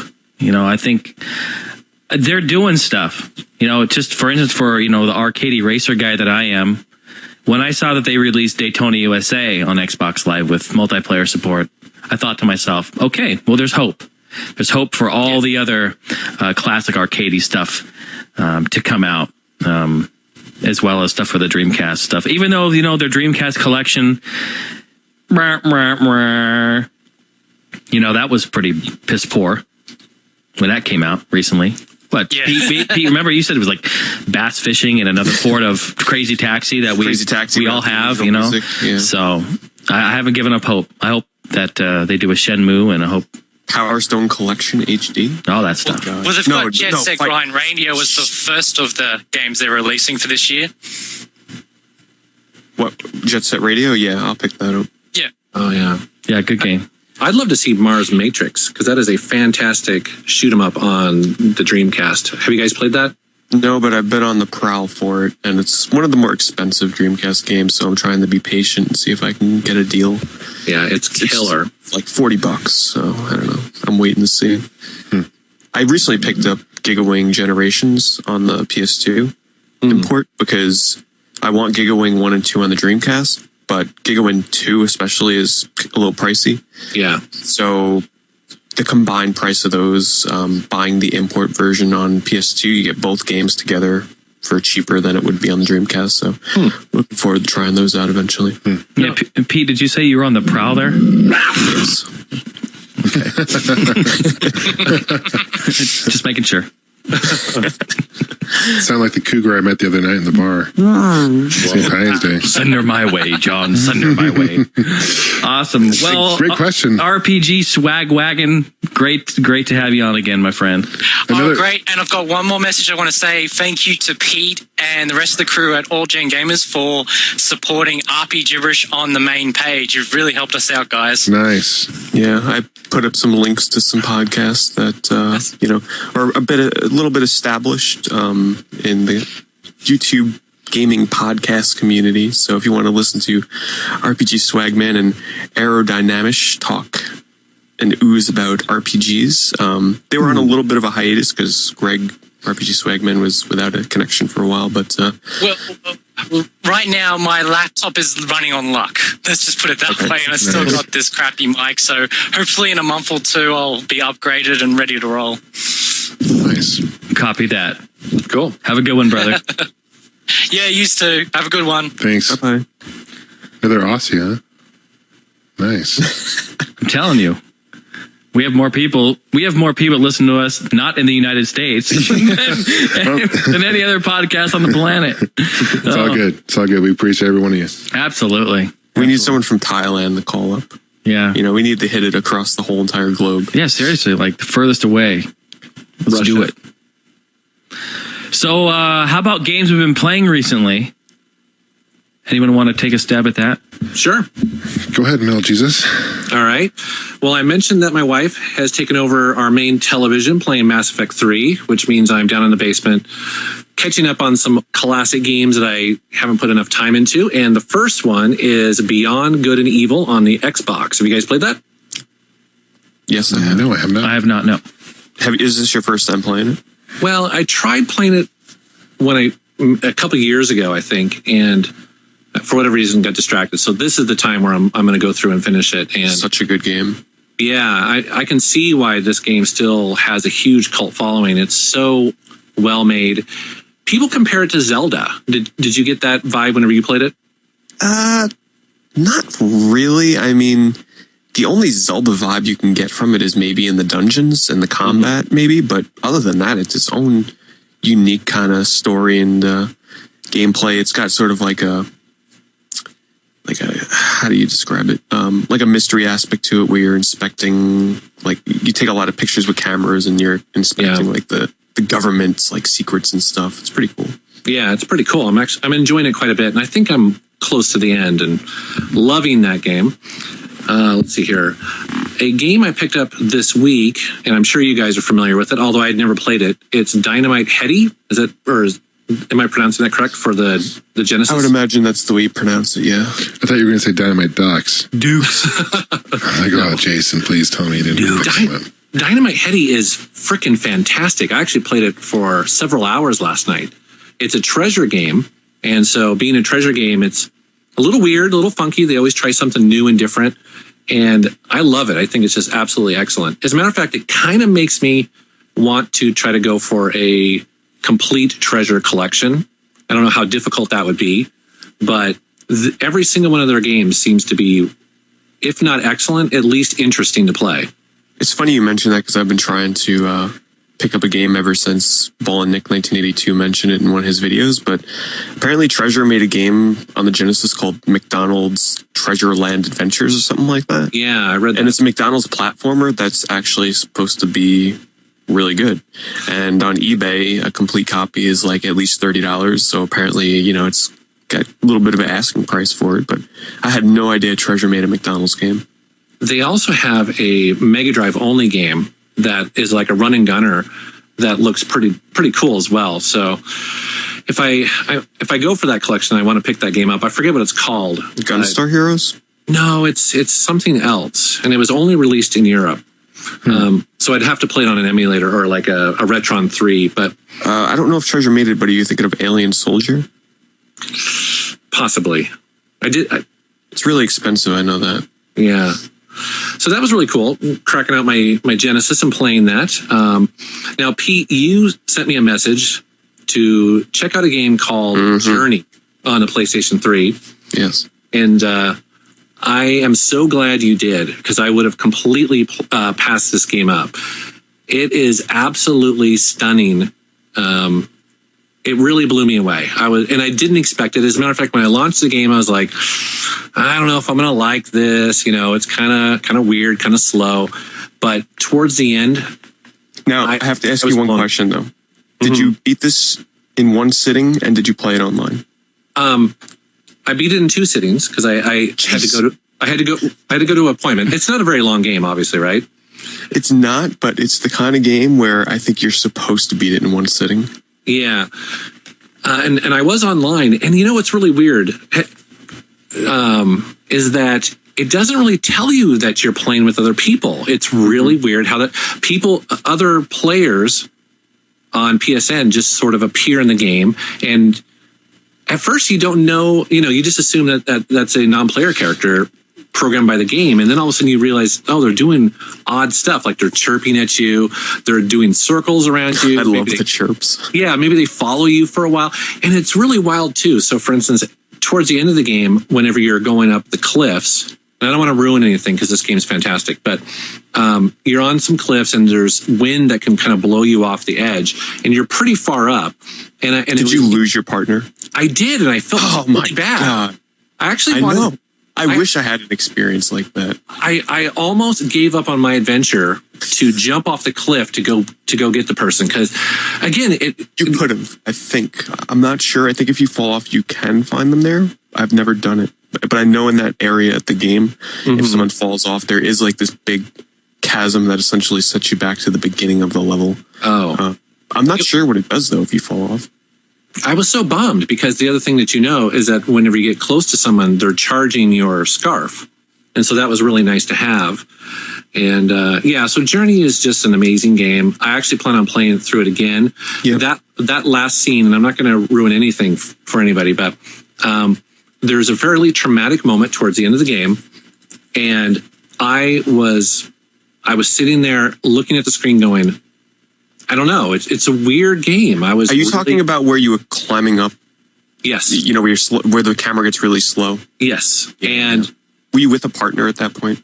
There was somebody way ahead of me in the distance, so I couldn't really tell. Anyways, I don't want to spoil it, but I was like, wow. And I know I wish I could be more specific, but anyway, so people should definitely check out Journey on the PlayStation 3. I think it's like $15. It's download only. It's basically a platformer adventure game, I think is what you'd call it. And it's not very difficult. There's very little game there. Essentially, it's more like a social experiment online because like Metal Jesus said, you get paired up with random people and it's only a one-on-one like co-op experience, but it's like, and that game company made this, the creators of Flow and Flower on PSN. Flowers, one of my favorite games on PlayStation 3. But it's so interesting because they made a point. They said when you play online in other games, you're just so caught up in the fact that you're playing with a 13-year-old or some annoying guy that's screaming through the mic. So they give you no form of communication in Journey besides these little chirps that you make by pressing the circle button. And there's different tones and sounds to them depending upon how fast you tapped or how long you hold it. So you're communicating. Like, for example, I've beat the game 3 times now. And on my first playthrough, I was paired up with a couple of different journeyers. And when my first journeyer, he traveled too far ahead because I was trying to get like one of the secrets in the game, and I lost him. And I felt like I was mad. I was mad and sad, and it was so funny how this game made me feel like all these different emotions when I don't even know who I'm playing with. Because, like I said, if you want to talk to your companion, you just chirp at one another. And it's so funny how on my second playthrough, I got paired up with someone that was playing the game for the first time, and we finished the game together from start to finish. Oh, really? Wow. And it's very easy to, lose your partner. If you get separated too much, you disconnect from them. But we finished the whole game together, and we started off like a little bit loose, like not sticking together entirely. But by the end of the game, like I can tell this person's gameplay style and personality because the game's about 2 hours long. But by the end of the game, I'm like, I know what this guy's going to do. Like, if I chirp this way, he knows what that means. It's like, if I go, chip, chip, chip, chip, chip, that means come over here. I want to show you a secret, it was really something else. And when you beat the game, they tell you who your companions were. Yeah, at the end of the game. At the very end of the game, you get to see the people's, PlayStation Network names. Yeah. And the ending is fantastic too. And the music, I mean... The whole experience, the graphics in this game, paired with the music, yeah, you'd have to agree that the music evokes so many feelings from what they're showing on screen. It's unbelievable. Yeah, it is. And I was really, like I said, I was pleasantly surprised, and frankly, by the end, I was blown away. It's a really cool game. It would not be for everyone, I would say. No, not at all. But if you're looking for something new and different, and I don't think I've played anything quite like it, so it was really neat. Another game I picked up, I think at the same time as you, was the reboot for SSX on the Xbox 360. Yeah. And I'm torn with this game because, to give you context, I absolutely love SSX. I mentioned it in my all-time favorite games. I played them to death. I got into console gaming because of it, and so I was really looking forward to SSX, the reboot. And the game's it looks fantastic. It plays pretty well. The thing that I don't like about it is that I feel like a lot of the jumps are blind jumps into caverns that kill you, Yeah. And that gets really old. So I guess there's definitely a trial and error aspect to the game that I wasn't expecting. The level design in SSX 3 is light years better than the new one, in my opinion. I just feel like the one mountain in SSX 3 was nearly perfect.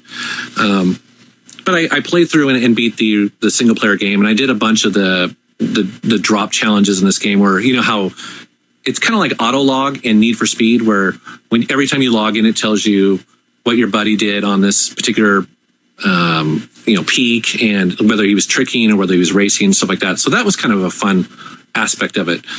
But overall, I think I'm a little disappointed in it. And it kills me to say that. So, well, I mean, even myself, where I'm sort of a noob to the SSX series. The only one I played was the first one on PS2, and I rented that back when I first got the PS2. So I went into this one sort of with a fresh slate, and I was really hyped up for this game. And I have to say, after I beat the single player, I was a bit, I guess you could say a bit disappointed. It didn't really live up to what I thought it would be. And the online, I understand their reasoning behind it, but it just didn't work for me. I don't really care about going on. I didn't have enough people on my friends list to care about, beating their time. Okay.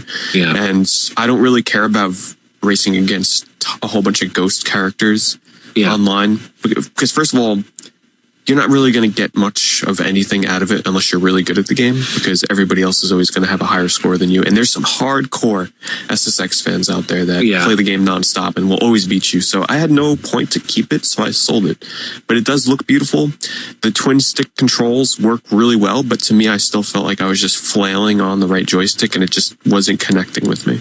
Yeah, I agree. I tried the classic controls first because, like I said, I played the first 3 so much, but they added just enough sort of new moves to the game that I just really couldn't do it and feel like I was playing the game to its full potential. So I did take time to learn the new control system, and I like it, but I don't know. I don't know if it's me, but I really dig the classic Tony Hawk style controls. You know, Tony Hawk in the first 3 or 4 games, those controls, I think, in my opinion, are perfect. And I know them really well. And so, yeah, so that's SSX. I thought it was okay. I'm going to keep it, but it's ultimately disappointing. And another game I picked up, you guys are familiar, of course, with GOG.com. I am, definitely, yeah. Yeah, that's a website that takes old games, a lot of old PC games, and repackages them for modern computers. I think you mentioned that last time. Yeah, good old games. Yeah, it is good old games. Yeah, it's a good website. It's a cool website, and they run specials every week. And so I think it was like 2 weeks ago they ran a special where they were selling off some old Sierra games, and I actually didn't have this one in my collection. I've lost it somewhere, and it's called Betrayal at Krondor. Are you familiar with that? It's I forget the name of the author, but it's based on maybe Raymond Feist, I think. I don't know. I should have probably wrote some notes. But anyways, really unusual RPG, has really old style graphics, but they're in 3D. And anyways, so plan on doing a review of that for my channel, and I wanted to get a copy of that just because very few people have heard of it, and it'll be kind of fun to play through again. And then finally on my iPad, I downloaded 2 games that I wanted to mention that I think are definitely worth money, worth people buying. And the first one is Montezuma's Treasure. And that is a match 3 game, kind of like Bejeweled. So, you match 3 gems or whatever, but it actually is more like Puzzle Quest, where there's a little bit of a power-up or RPG element to it. And the thing that sets this game apart, so you guys have played Bejeweled, right? Where you match 3. Right. The great thing about this game is that it does combos. So what happens is that you have different colored gems. Let's say you have red and blue and green. And when you match a red one, it doesn't automatically fall. So it actually hangs in the air for a second. And what you quickly try to do is match another one of that same color to set off some sort of magical attack or a healing or something like that. And this game is all about combos, and it's so freaking fun. Highly recommended to people who have iPads. I've put a ton of time into it. What's the name again? It's called Montezuma's Treasure. There's 3 of them, and so I actually picked up the most current one, which is the 3rd. And fantastic, so much. Is it $1 or is it more than $1? It's a couple. It might be like $2.99. Okay, but it's not too expensive. And then the other iPad game I picked up, and by the way, both of these are also available on the iPhone, I'm sure. It's called Make Me Sandwiches.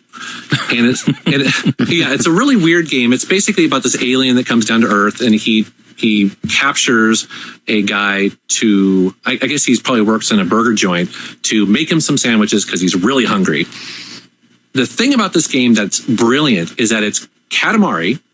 Do you remember that game on the PS2, right? Where you're rolling the ball around and growing, you're rolling the ball around, and the more things that you add to it, the bigger it gets, and therefore the bigger things that you can add to it. It's a similar style. So you're building sandwiches that start small and get bigger, but it's a 2D platformer. And it's got real-time physics in it a little bit. I mean, it's still arcadey, but it's so well made.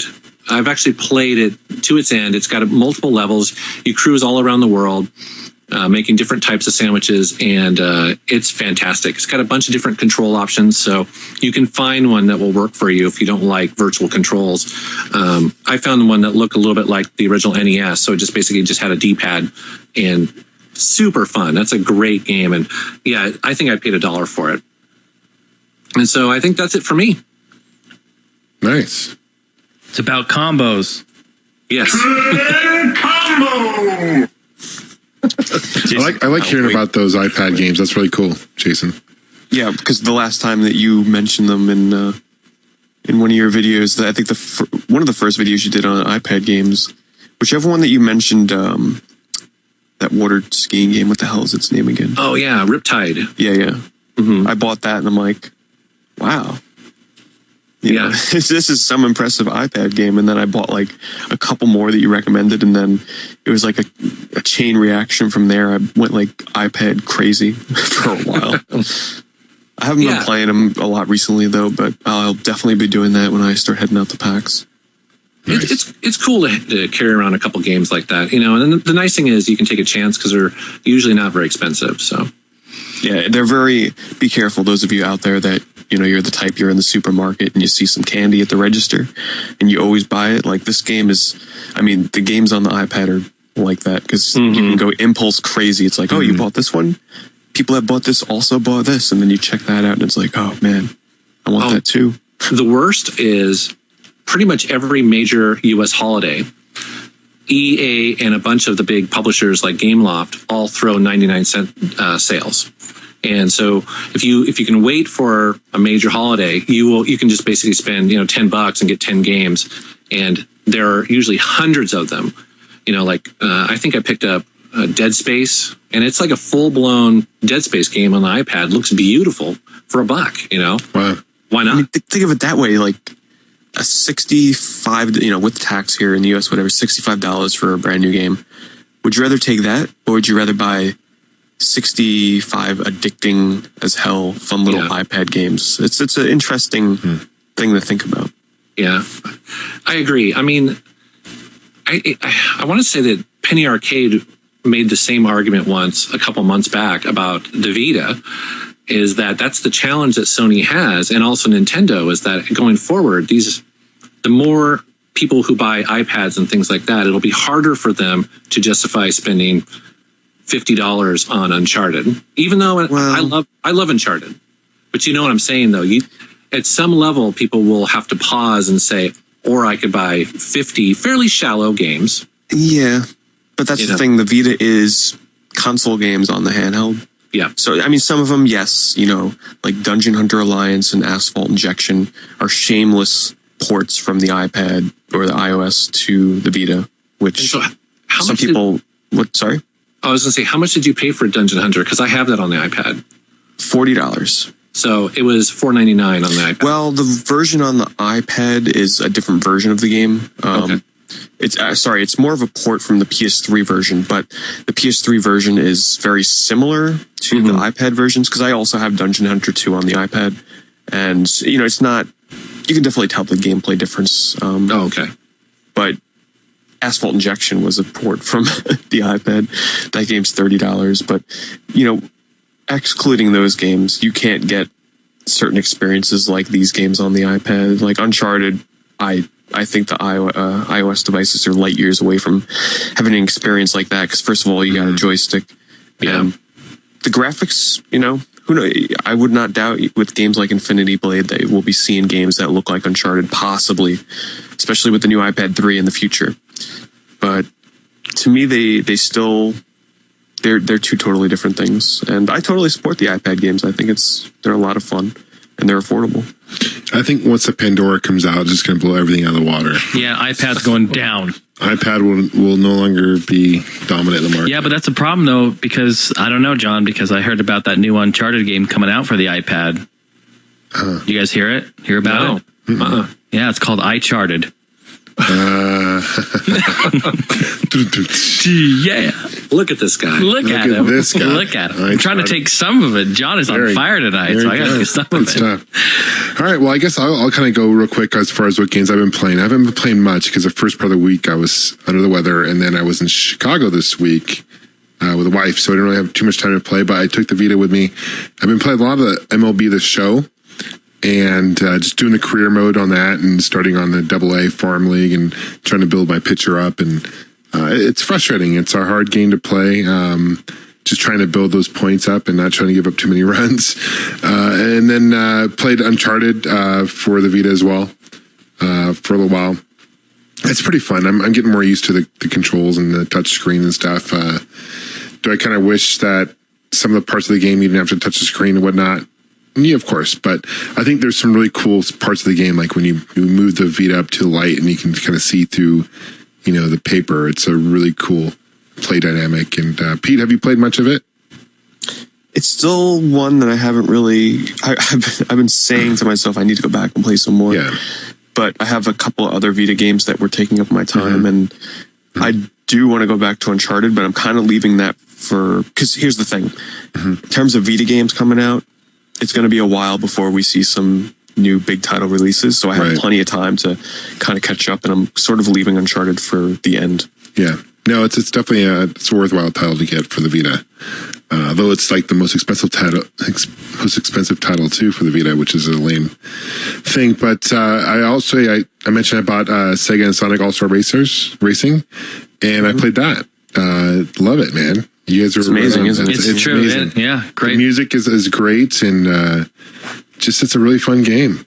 I really enjoy it. Did you play single player or the online? I'm playing single player right now. I haven't played online yet, so get on that. We're gonna have to do a game. We have to do a game night. Yeah. Up to 8, right? Yeah. 8. Metal Jesus, do you have this game? He's taking a potty break. He's taking a potty break. Okay. Yeah. Okay. He'll be right back. So I've been playing that, and that's been a lot of fun. And I don't know if I mentioned this last podcast or not. I don't think I did. I know I mentioned it off air, but I picked up I was due for a new phone. And so I picked up a Sony Ericsson Xperia Play, which for those who are listening are familiar with what that is. It's essentially a kind of a PlayStation phone. So it kind of looks like a PSP Go in some ways, because you slide it open and you get the controllers. And so there's a few games, like it comes with Crash Bandicoot, which I've been playing, and there aren't too many PlayStation 1 games on there. But the reason I wanted to get it, because it has like a PlayStation 1 controller, are for the emulators. So you can go to the Android market and you can play like all these cool old school games. So I've been playing. How many games do they have to choose from about, would you say? For PlayStation 1 games? Yeah. Not many. Like Crash Bandicoot's pretty much all I can find. I mean, there's like, they have PlayStation phone. Right. But I mean, they have like, they have like, I'm Dead Space for it. They have DJ Hero. I'm going through the titles here right now. Dark, which is like, adventure game. And then they have a soccer game and Brother in Arms. I mean, there's like a handful. They have even Guitar Hero. They have a Modern Combat 2, which is kind of like a first-person shooter, like a ripoff of, Call of Duty. But, so you can download games, and they have like a Wave Race style game too, Wave Blazer, which Jason was checking out the other day. And yeah, not bad. Not bad. The graphics are decent. There's no, you don't sign on to your PSN or anything like that. There's nothing like that. There's very little online play. Some games do have online play on it. External Legacy is another game. A lot of them are by Gameloft, but I kind of feel like Sony kind of abandoned the whole make games for this system. But as I mentioned, the reason I got it was more for emulators. So I have like a Super Nintendo emulator, Game Boy. They even have like an N64 and PlayStation 1 emulator on it. So I was trying to get like my PlayStation 1 emulator work on it, like Diablo and Final Fantasy 7, and I couldn't figure it out. So I'll figure it out. But that's kind of cool to have those on your phone. Definitely. It's a really neat phone. Especially for someone like you who travels a lot, Yeah. Kind of play whatever the hell you want. Right. Yeah. Right. Yeah. Yeah. So other than those, I mean, that's been kind of what I've been playing recently. I'll pass the baton to Mr. Heine. Well, the server is back, folks. I've mentioned it on the last episode, but that episode's coming out tomorrow. So you haven't heard it yet, but the server is back, folks. Yes, I've been playing that. I've been consumed with that. Battlefield Bad Company 2. There you go, Jason. Yeah, baby. Battlefield Bad Company 2. The server's back. I've been in there having fun, playing a lot with everyone. Big shout out to Phantom Jess. She helped donate to get the first month of the server up and running. And so, we got all of our friends in there. We got Dirty Dongles, my cousin, we got Techno Squeak, Metcar, Vaughn, all sorts of people. We're having a really good time in there. So if you guys want to get down and play with us in there, I have my server up. And feel free to please join in. It's a great time. It's nice being able to make the rules and have fun and get down on some battlefield action. So, to tell you the truth, that is what I've been playing a lot of when I come home.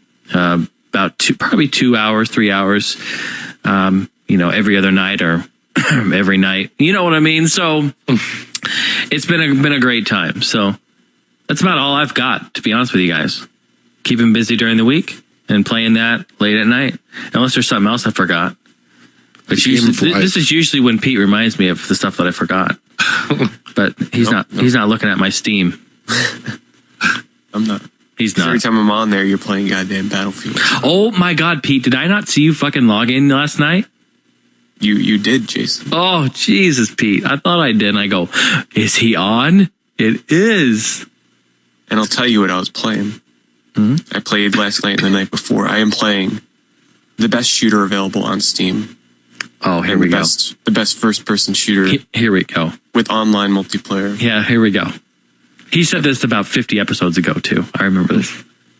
And that game is... Barbie's Adventures. Team Fortress 2. Oh, yes. So I've decided I got the Team Fortress 2 itch again. Oh. I needed to backstab some fools, and... the last time I played the game was like 7 months ago. Mm-hmm. So the first night I was sort of getting warmed up again, and second night I was starting to get back into my groove. And yeah, I've just been enjoying some Team Fortress 2, playing as the spy, mixing it up once in a while with the pyro and maybe a little bit of medic in there too. But can't say enough for Team Fortress. I figured I'd play it a little bit more before Diablo 3 comes out. And don't forget, people, at Team Fortress 2 is free to play. So you don't have to pay a cent to play this game. And I'd highly recommend it. Great game. It really is. Yeah. Don't lie, Jason. No, it is. I mean, even for free, Shit. It's so much, because every time I go on this game, like, there's always a new, like, map that's made by the community, and it's always fresh. There's always so much damn content on this game. Mm-hmm. Let me see here. I got my little list made, which is actually very small. I mentioned this last episode, but Tales of Grace's F. I'm about 6 hours into it right now, 6.5 hours. I don't like it as much as Tales of Vesperia, but Tales of Grace's F is a port of a Japan only. It was Tales of Graces, so this is like an updated remake for the PlayStation 3. That it's really interesting to note that Bandai Namco has said that if this game does not perform well in sales, that they're not releasing another Tales game in North America, or let alone, let's just say, outside of Japan. So, yeah, try buying this game so that we can get Tales of Exilia, because that is the true, like, next-gen console version of a Tales game, I guess you can say, after Vesperia. Not that the Wii version, the Wii game, not that Tales of Graces, the original, is not the next iteration, but in terms of a PS3 360 Tales game, Exilia would be it. But anyway, they've made some huge changes to the combat from Vesperia, and I'm speaking from the standpoint of I have really the only Tales game I've delved into a lot is Tales of Vesperia, and I love that game, especially the combat. And the combat in this one, they sort of put it on a linear action not turn-based system, linear action RPG system. It's really hard to explain. Essentially, you're in a 3D combat arena, but you can't move around freely. You're on predetermined paths to your enemies. And when you get up to your enemy, you can do your different combos. And there's a meter, I forget what they call it, like the CC meter or something like that, CP, that will determine how many special moves you can use. So you can't spam attacks like you could in Vesperia, which is cool. It's, got some strategy in there now. And you have to dodge around your enemies. You strafe around them. I'm still not completely sure how I feel on this combat system, because I loved the free reign that you had in Vesperia. But I'm starting to warm up to it. The game has so much going on for it, though. Like, I was like 5-6 hours in, and they're still popping up like tutorial stuff for this game. Like, okay, did you know this about the combat? If you dodge this attack, or if you guard this way, you'll get a certain bonus. And it's like, wow, there's a lot to this game. In terms of the story and the characters, also not digging it quite as much as Vesperia. But I'm quite the Vesperia fanboy when it comes to the characters in that game. I absolutely love the cast. This one, the first couple of hours started off where the characters are all kids, and then you jump like 7 years into the future when they're a bit more grown up. The writing is still pretty funny, and graphic-wise, it looks great. I'm enjoying it. I'm not like hating on this game by any means. I'm just not comparing it to Tales of Vesperia. I'm not quite enjoying it as much. I don't know. You guys probably don't have too much interest in Jason. I know John probably not. What about Jesus? Have you ever played a Tales game? No, I haven't, although I've been told that I need to check them out. Actually, why don't you just give me sort of a quick synopsis as to what they are?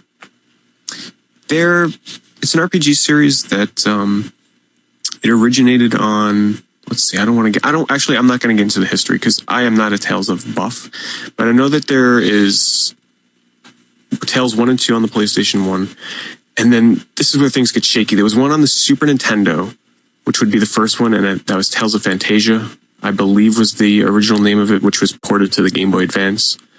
And then there's a whole bunch on the PlayStation 2. And then there's the one, Tales of Vesperia, on the Xbox 360. And that's the one I'd recommend the most. But essentially, it's an RPG series where it really emphasizes the combat is super fast-paced. And I'm not going to speak of Graces and the other ones, really, but Tales of Vesperia is like an open-action RPG battlefield. Earlier iterations were on a 2D plane, so if you've ever played or seen gameplay of like Valkyria Profile. Oh yeah, I have that for the PSP. Think something like that, just a bit more fast-paced, I guess you can say. Is it similar to, is it similar to Star Ocean? Yeah, think of it something sort of like that in a way. It's similar in a way to that. And it has a really heavy anime overtone. And the great thing that I like about it, especially with Graces and Vesperia, is the character development is unfolded in these little cutscenes where you'll be wandering around the game world and it'll say, okay, press the select button. And then the anime portraits pop up for the characters and they have these little candid conversations that are actually usually really quite funny. And I think that really helps develop the characters beyond like the serious overtone of the stories in the games. Like I said, I really can't speak for the series as a whole because Graces and Vesperia are really the meat of things in terms of my experience with it. But I'd recommend it. Definitely check out Vesperia. It's really cheap and easy to get a hold of in the US at least. Yeah, I should definitely do that. You mentioned Valkyrie Profile. Actually, I thought that game was pretty interesting on the PSP. Did you play it on that format or? Yeah, I don't have the PS1 version because when I was thinking about buying it, they're like, oh, we're bringing it on the PSP. And at the time that game was and still is around like the $80 to $100 mark on the PS1. So I have the PSP version and I really enjoyed it. There's one gameplay system to it that is really going to be like make or break for some people. But essentially the characters that you recruit to your team, when you level them up, you send them to Valhalla. Oh, that's right. And you lose them for the entire game. So you can spend hours upon hours training up your characters. And then it's like, well, I am sending you to Valhalla to fight in the war. That's and right. I'm never going to fight with you in my party again. But it's such an interesting concept because the characters you send up, depending on how powerful they are, determines how you do, like in the overall war. Really interesting. Yeah. I enjoyed it. I never beat it though, but it's an interesting game. For sure. PS Vita wise, I've been playing a gem called Army Corps of Hell. And I know I mentioned it last episode, but I've been playing it some more. And it's to the point now where I've basically unlocked and seen everything new that the game is going to toss at me. But this is that sort of like heavy metal hell version of Pikmin. And I've been enjoying it. You can't really think of it as... You have to think of it as its own game because it mashes so many different genres of games together that it's so unique. And I've really been enjoying it. I'm like 7 hours into it. And it's quite a lengthy game. It's got like 35 levels or something like that. And I'm on level 14 or 15 or something like that. So I've been enjoying it. If you have a Vita, definitely pick it up on the cheap. Don't spend the full 40 for it. I got it for like half price. So I'm enjoying that. And also Unit 13, I've been playing a little bit more of that. I've unlocked some more levels in single player. And that game is definitely a blast. If you have a Vita and you're looking for probably one of the best online titles for it, check out Unit 13. And of course, earlier I talked about Journey, and I'm really enjoying that. It's I'm not quite enjoying it as much as I did with Flower, just speaking from a standpoint of that game company's games. I enjoyed Flower a little bit more. Journey, though, this is the kind of game where I'll probably pick it up like once a year and play through it, because just the thought of like a year from now getting on there when not a lot of people are playing it and just coming across that one random little noob out in the desert that's playing the game for the first time, and I help guide him through his journey. Because right now I've unlocked the White Cloak, which essentially means beat the game at least once and find all the hidden glyphs. I wondered about that because I ran into this. I was playing the game and I saw a guy up on a ledge, and it was, it was like seeing a Messiah or something like that. It was so cool, I had no idea that's what that meant. That's cool. Yeah, so I unlocked the White Cloak, and the only satisfaction I can get from the game now, since I don't really care about trophies, is going through a journey. And, my hope is to get paired up with a player playing for the first time. And the way you can tell if someone's playing for the first time is your cloak. So when you first start the game up for the first time, you'll notice that the detail on your cloak is just on the bottom. It's one little thin strip of like gold embroidery. Mm-hmm. And when you beat the game for the first time, you'll now have an even bigger strip of gold embroidery. And when you beat it for the third time, it'll fill out even more. And I think after 3 playthroughs, it stops. But that's a good way of telling how experienced somebody is at the game. So I actually live streamed the game last night, and it was one of the worst playthroughs out of the 3 because all the players I got paired up with either, didn't follow me, went off on their own, or just disconnected. And it's so strange how big of an impact that the people that you get paired up with will have on your journey through this game. Because I think my second playthrough was better than my first playthrough because of the person I was paired with. And my third playthrough was not that much fun because I ended up going through the last portion of the game with no companion, which to me kind of stunk. Yeah. But I can't recommend Journey enough. It's really quite an experience. And if you're, if I would recommend, if you haven't already, don't check out video on this game. Don't look up much on it. And just go into it blind and just see what you think of it. And that's it for me. Sounds like quite a journey. Yeah. Oh, look at this guy. Oh, that was an easy one, though. Easy. I was looking at John. I was thinking maybe he'll do it, but I'm going to sneak in here. Sneak in here. Nice. Awesome. Well, good, guys. It's been fun. It has been. No more questions? Should we do a couple more questions? Jason's like, bring them on. Come on. I already shut it all down. Jason. Jason, you even said we're going to go back to questions. Oh, I was joking. I was joking because, we could be here all night doing that. Well, we'll certainly have a live show in the future. We'll do questions then. How's that? Yeah, we love doing the live stuff. It's fun, Get your questions. Get your questions on. Now, and of course, it's fun for the chat room because they can talk to one another while the show's going on. Yeah, I was going to say the real reason why I decided to do this podcast. Do you want to know what it is? Do you want me to be honest with you? What's that? This ought to be good. You guys never read my audio question. That was a joke. I'm thinking. Wait, you had an audio question? Did you send one in? Yeah. It was on page 700 of the forum or something like that. Oh, did you submit it to Jason or did you send it to contact at All Gen Gamers? This was back in maybe this is putting you on the spot a little bit, but actually this was like back in August or something. Are you guys caught up on the audio questions? Oh, geez. No. Well, see, I'll stick around until we get to those. How about that? It'll be a year later. That's fine with me. Well, honestly, no, I don't actually remember getting an audio question in from you. No, you know really? what? No, Mel Jesus, you know what happened? He's lying to you. He did get it. And he said, fuck, I don't want to take that question. Yeah, he's like, God, that question sucks ass. Who's this Metal Jesus guy? Who is this Metal Jesus guy with long hair? And delete, perma-ban, IP ban. Probably a hippie. No. No, but honestly, man, we're glad you're on the show. I'm excited for the future. Yeah, we're gonna have a good time. Definitely, good time. Thank you. I think we'll have fun. It'll be cool. And every week I'll ask about PC games I played, and you guys will go, no, I don't know what you're talking about. No, I might know. That's true. Actually, you know what? You guys knew about. Yeah, I should be fair. You guys knew about TIE Fighter because I remember you both. That's one of my favorite games. Oh, classic. Yeah. Hell yeah. Actually, name some classic PC games that you remember playing. Wing Commander. Yeah, Wing Commander. Classic. All those Star Wars games. I mean, Yeah. I think all of us were just champing at the bit for every single one of them. You know, X-Wing versus TIE Fighter, Rebel Assault, Dark Forces, all those. A lot of the Sierra ones, you know, Dagger Vein and Raw, I mentioned, is one of my favorite ones. Yeah, so those old school point and clicks. Those are good. Yeah.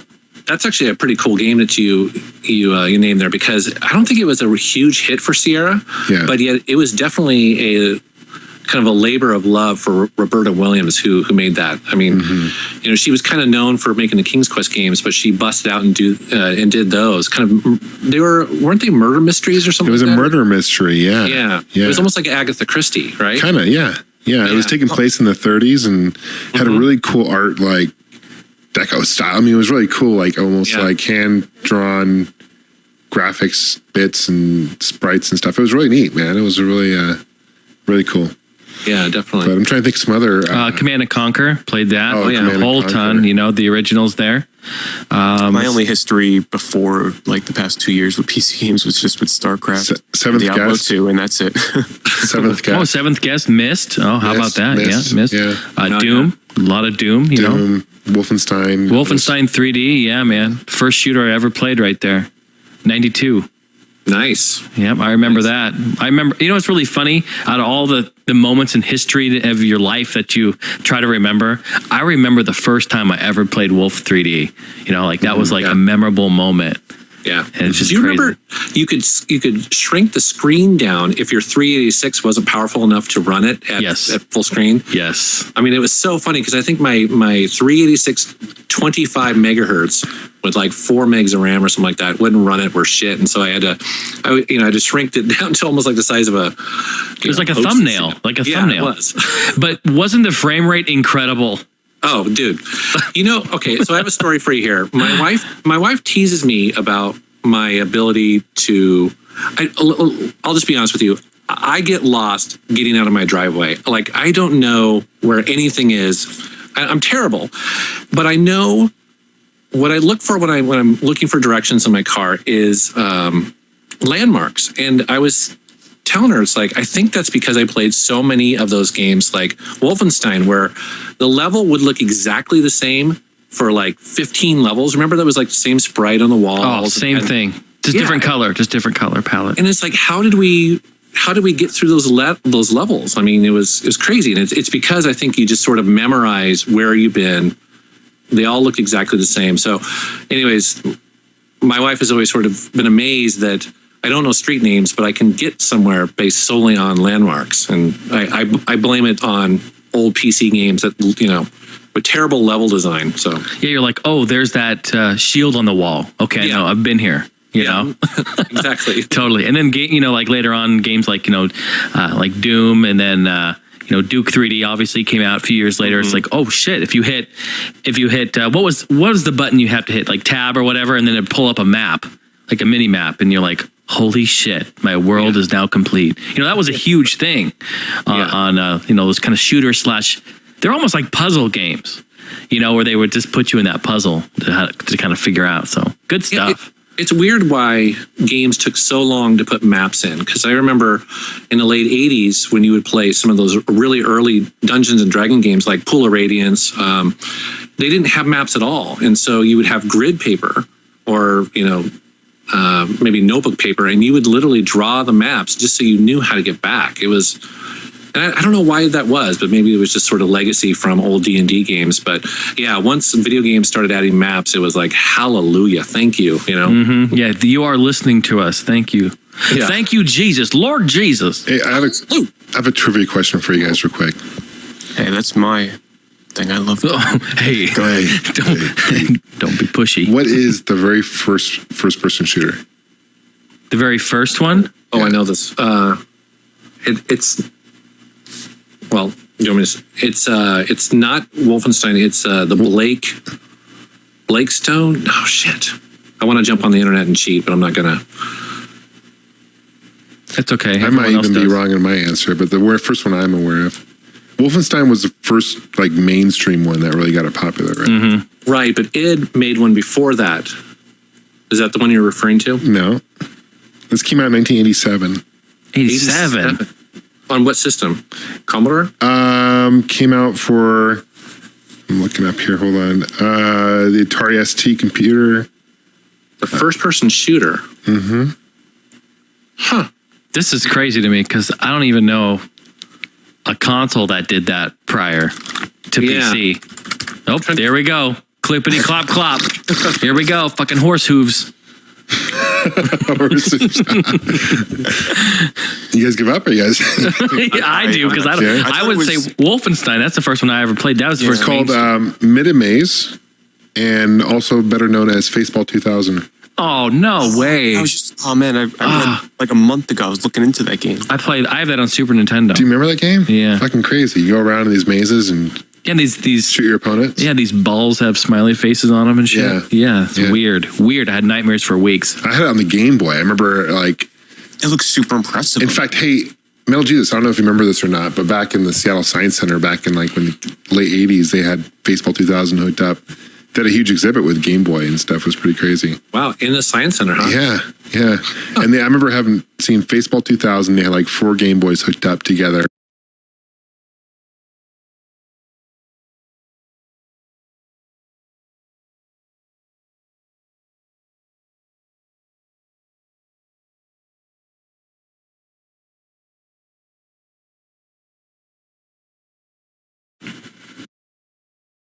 Adding maps, it was like hallelujah, thank you. Yeah, you are listening to us. Thank you.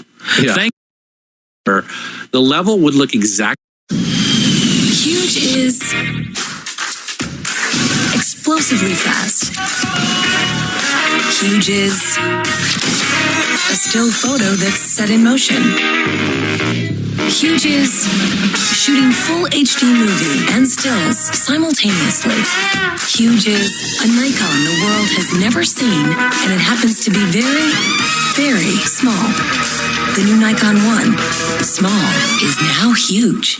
Exactly the same for 15 levels. Remember that was the same sprite on the wall. Console that did that prior to PC. Oh, there we go. Clippity clop clop. Here we go. Fucking horse hooves.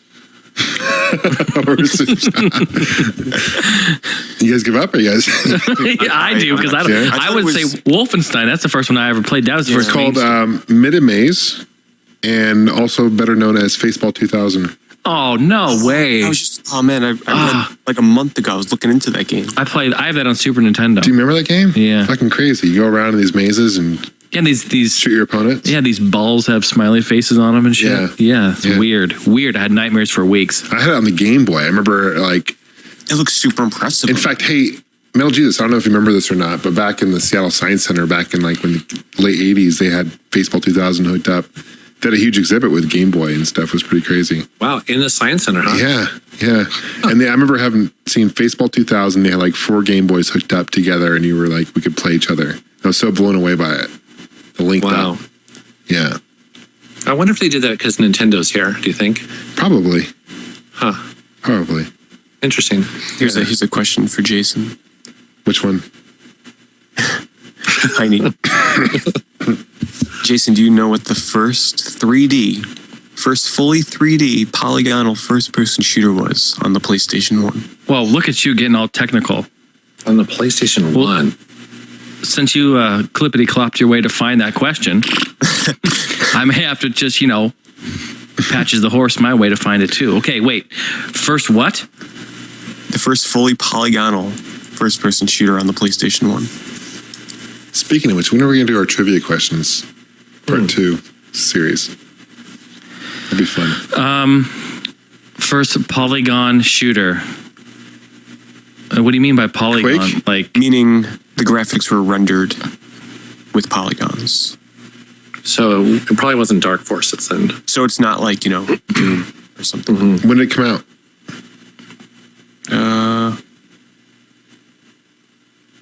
What year did the PS1 launch? 95?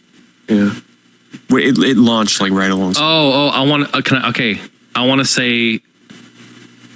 Okay, this is kind of going on a little bit of a limb, but it is still a first-person shooter, technically. Descent? No. It's a game called Codename Tenka.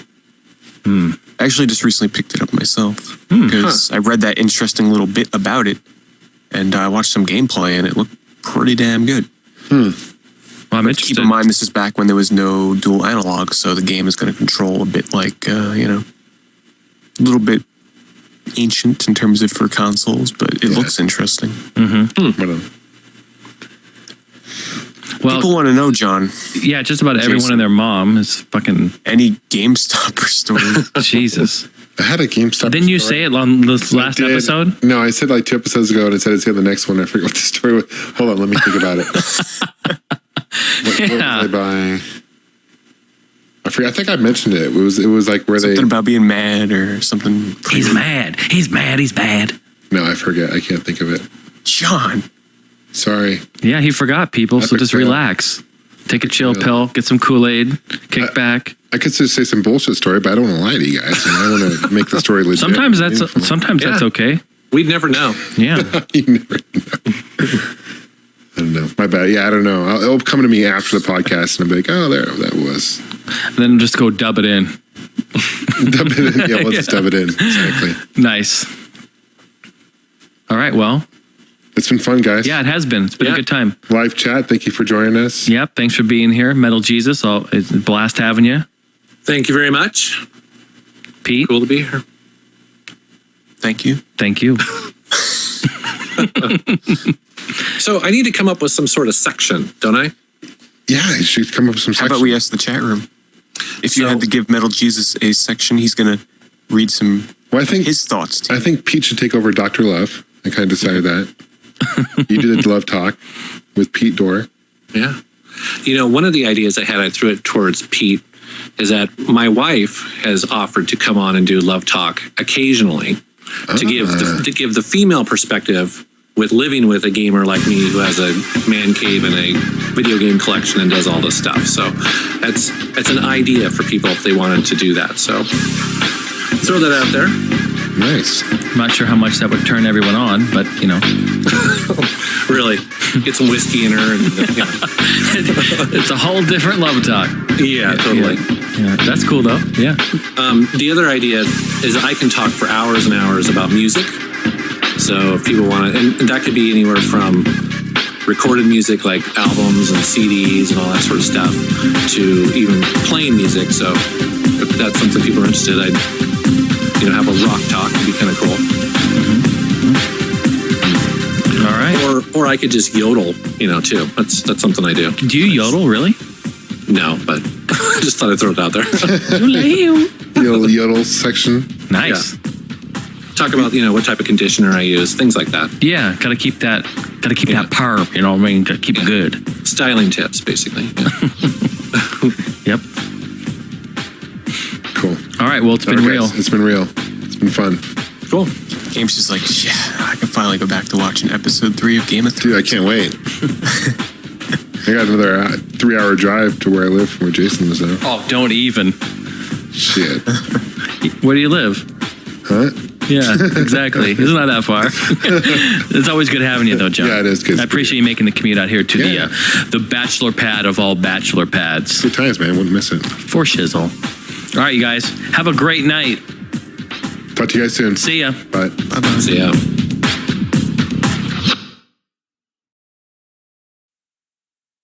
Do we ever need to stop using the merchant? Are we beating a dead horse? Do people even know who the merchant is anymore? Do we need to step away from the merchant? Is this a decision that we should bring to light? Oh, I like the merchant. I mean, yeah, we're all rather fond of the merchant, but I mean, for all those kids out there playing the Tony Hawk 5s and their Rock Band 4s, they don't know who the merchant is. Well, for all they care, it's just a really cool sound clip. Or just a really creepy dude that hangs out on the podcast just to say 4 words. Well, just think, though, that when they get the itch to go back and play all the Resident Evil games they've missed, and then they stumble upon it, they'll be like, my God. That's just it. Like, the kids these days have been playing Resident Evil 6 and Operation Raccoon City and going, man, Resident Evil's a terrible franchise. They'll go back to it. Just like I went back to, like, ColecoVision and 2600, even though I'm not a fan of that when I was a kid. I don't know, dude. These kids today don't They'll go back. Just imagine the first time we ever got an email from someone saying, "I played Resident Evil 4 for the first time, and I heard that sound effect." And do you guys know Capcom stole your soundbite? Yeah, we got legal on that.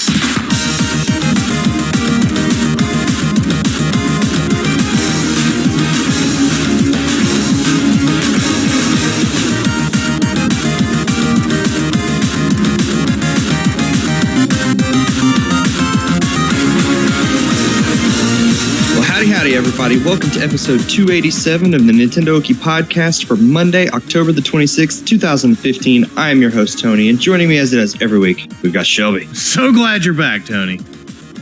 I was here last week, Shelby. Well, something was wrong because I don't remember seeing you here. You killed your internet. No, that's what happened I didn't kill. Society, man, killed my internet. The man is keeping your internet down? I didn't land on Cox Communications. Cox Communications landed on me, okay? It's good to have you back, Shelby. You sure? Yes, it is. I don't know. Some may not agree. I'll just put it that way.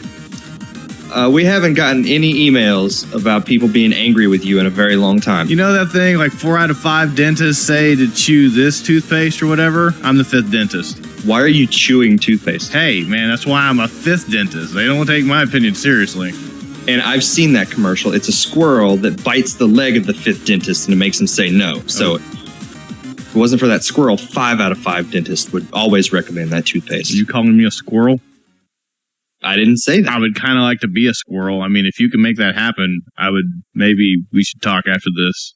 I'll make some calls. All right. See what I can come up with. Call the squirrel people. Maybe Micah can turn you into a squirrel. No. Dang it. I'm sorry to disappoint. Well, that was my first call, and it didn't work out so well. Like, how amazing would that be? Just all this time, like, oh, Shelby was a talking squirrel this whole time. We never knew. Wow. It's the biggest plot twist in the history of podcasts. I didn't know a squirrel could even run Audacity, much less use it. No kidding. Wait, Tony, are you telling me that we have received emails where people were mad at Shelby? Oh yeah. Where was I? I don't know. It's probably before you were ever on the show. I think it was before you were on the show. Why did those emails stop? I don't know. I think I just scared all the people away because they don't shut up. It's a war of attrition, man. I'm the one. I'm the man. Oh no. What have I become my own enemy? You're really thinning the herd, Shelby. I gotta yell at myself or something. I don't know. Audience is like, damn, you wouldn't suppress emails like that, would you, Tony? No, I would not. No, of course he wouldn't. What are you talking about? You would call us out on the air, right? You've heard how much I badger him, like right now. Like, I'm talking over him and he even wants to speak. If I had the chance to have someone yell at Shelby, I think we would do it. Every single time. I believe the words loudmouth schnook came up at some point in some of them emails. Huh? Schnook? Sure. What'd I say? That's a word. I don't know what that is. What is it? I don't want to know. I don't want to know. All right, whatever. Listeners, you have a voice. If you want to email and yell if you want to come yell at me, yeah, it's a two-way road. Feel free. If you want to yell at Micah, send us an email. Or me, or Shannon, anybody. Oh, I try. I'm sure people have just been waiting for the time. Okay, he's given us permission. We can now yell at Micah. Wait, are you implying that I don't try? You don't try to yell at Micah? I don't know what's going on anymore. I don't either. What's going on, Shannon? I'm going to give our listeners a warning. If you send me an email, I will sign you up for as many possible store email subscriptions as I possibly can. No way! It's against our privacy policy, right?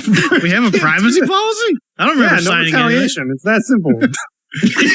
I've been, Tony, I don't know how to tell you this. I've been violating our privacy policy this whole time. Had no action to me. Using Micah's email is fine. Oh, okay. Never mind. You can do that all day long. I don't care. That explains a lot. I mean, there's a reason his email address has been blocking me inexplicably every now and then. It all makes sense now. Everything goes straight to the spam folder. I'm sorry this is how you had to find out, Micah.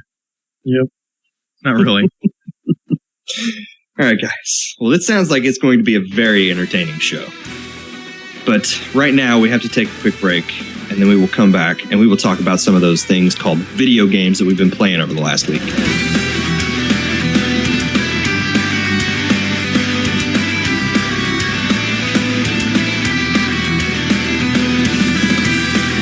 All right, Shannon, I want to know what you've been playing this week. What? Wait. Sorry. I heard, like, Skype freaked out for a second. No, Skype didn't freak out. I just talked over Tony like I always do. That's why people write in the show and used to complain. Oh. We block those emails now. He said, I want to know what, and he hesitated long enough for me to say, is love. You're trying to work that in there, aren't you? Hey, man, that's what this podcast was founded upon. Hadaway, Technotronic, and Gatorade. We had weeks and weeks of Back to the Future references. Then we had weeks and weeks of Bullet Witch. Don't forget the weeks and weeks of the dedicated hug button now. That is weeks and weeks of the dedicated hug button. And now we're going to have weeks and weeks of Rick rolling. Is that what this podcast has come to? No, just once. Just one of these days, I'm going to sneak a Rickroll into this show. It's going to happen. Every week, I'm like, is this the week? I don't know. Anyway, I believe we were talking about Shannon and his video games. Before I get to video games, I listened to the Giant Bombcast, and there was a recent topic discussed, geocaching. Do you guys know what geocaching is? Yes. Okay. Let's assume we don't. I can gather. Is that where you take your old Geo Metro to a used car dealership and they give you money for it? No, geocaching is a website. Go to geocaching.com, create an account. I'm laughing because I wanted to say that joke, but I thought it was too lame. But Tony nailed it. I'll do the lame jokes around here. No, dude, you killed it. Yeah, you did. You killed the show, Tony. Congratulations. Shopping Mall is part of an 8-movie horror collection for $5 on Amazon. I have never. That's like seen not Shopping even Mall. $1. You're referencing things in between segments. The listeners don't even know what's going on right now. That's fine. Just because this is the Halloween episode. Anyway, Shannon was talking about burying stuff. No, it's not burying stuff, but, well, maybe not in the ones that I've done this week. Geocaching is where people, it's a community that's built around this website where people go out and hide stuff, and they put the geographic coordinates on a post on this forum, along with hints or instructions on how to find whatever it is that they hid. And you go out to these locations throughout whatever city you live in or wherever you really want to go. You find it. Most of them have a logbook. You sign your name and put the date on it. And some of them have like goodies. Like I went to one today where it was an ammo box in the middle of the woods. Wait, no, Shannon, I don't want to break this to you. I think you stumbled across some money laundering scheme. If you find an ammo box in the middle of the woods, you're supposed to turn and go the other way or call the police. No, it was on the Tipton County Nature Trail. It was 90 paces northwest of the red maple tree. Exactly how big is a pace? Don't touch that dial I just took now. 90 We're just steps. getting started. It was probably about 5-10 feet away from it. So did you actually have to go get 90 jars of paste pecani sauce and No. put them on the ground? See, that don't work. There are different sizes. I mean, I guess you would go with the medium.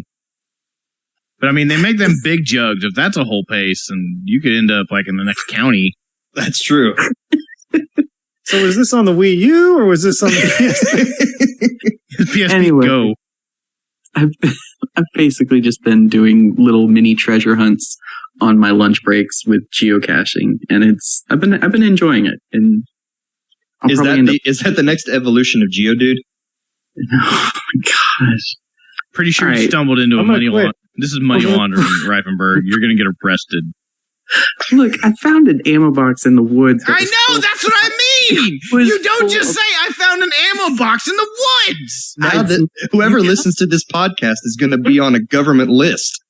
Look, you cut me off before I could finish speaking. That's what I do. Inside of the ammo box was Matchbox cars and Hot Wheels cars. So I replaced it with some marbles and took a Matchbox car for Travis. Yeah, Please tell me they were one of the Nintendo released Matchbox cars, because that would have been awesome. Laced with No, cocaine. it was just a SWAT car. It was pretty cool. It's got a tracking chip in it. Now they know where you're at. All right, hit me with the merchant, because I can't talk about games until I say what I've been buying. Man, unprecedented. We talk about digging holes for 10 minutes. Wait, no, we do that all the time. That's Minecraft. All right, I bought a PS4 and Guitar Hero Live. Very nice. Yes. Please tell me you didn't buy the PS4 just for Guitar Hero. No, you bought the Best Buy PS4 to geocad? No, geocaching is where you go into an alley and somebody stabs you and you look at your phone. I found the right place. Thank you. What? What? Halloween show. Just move on. Gosh. It got dark. I may have messed up. Shannon, you have to quickly roll over these kinds of blunders. Quickly. You can't just weep into the microphone like we normally do. He broke me. I can't. Oh my goodness. We're never going to get through this show. Best Buy was doing a promotion where I basically got... No. No. This was not a promotion. Your judgment. You should not talk about this after talking about finding an ammo box in the woods, because the police are listening to you right now, Shannon. Oh, there's an APB out for Reifenberg. Repeat, Shannon Reifenberg. Sticking plastic guitars and ammo boxes off the trail. 90 jars of salsa. Oh, man. Tell us about your promotion. You literally stole this, Shannon. Just say it.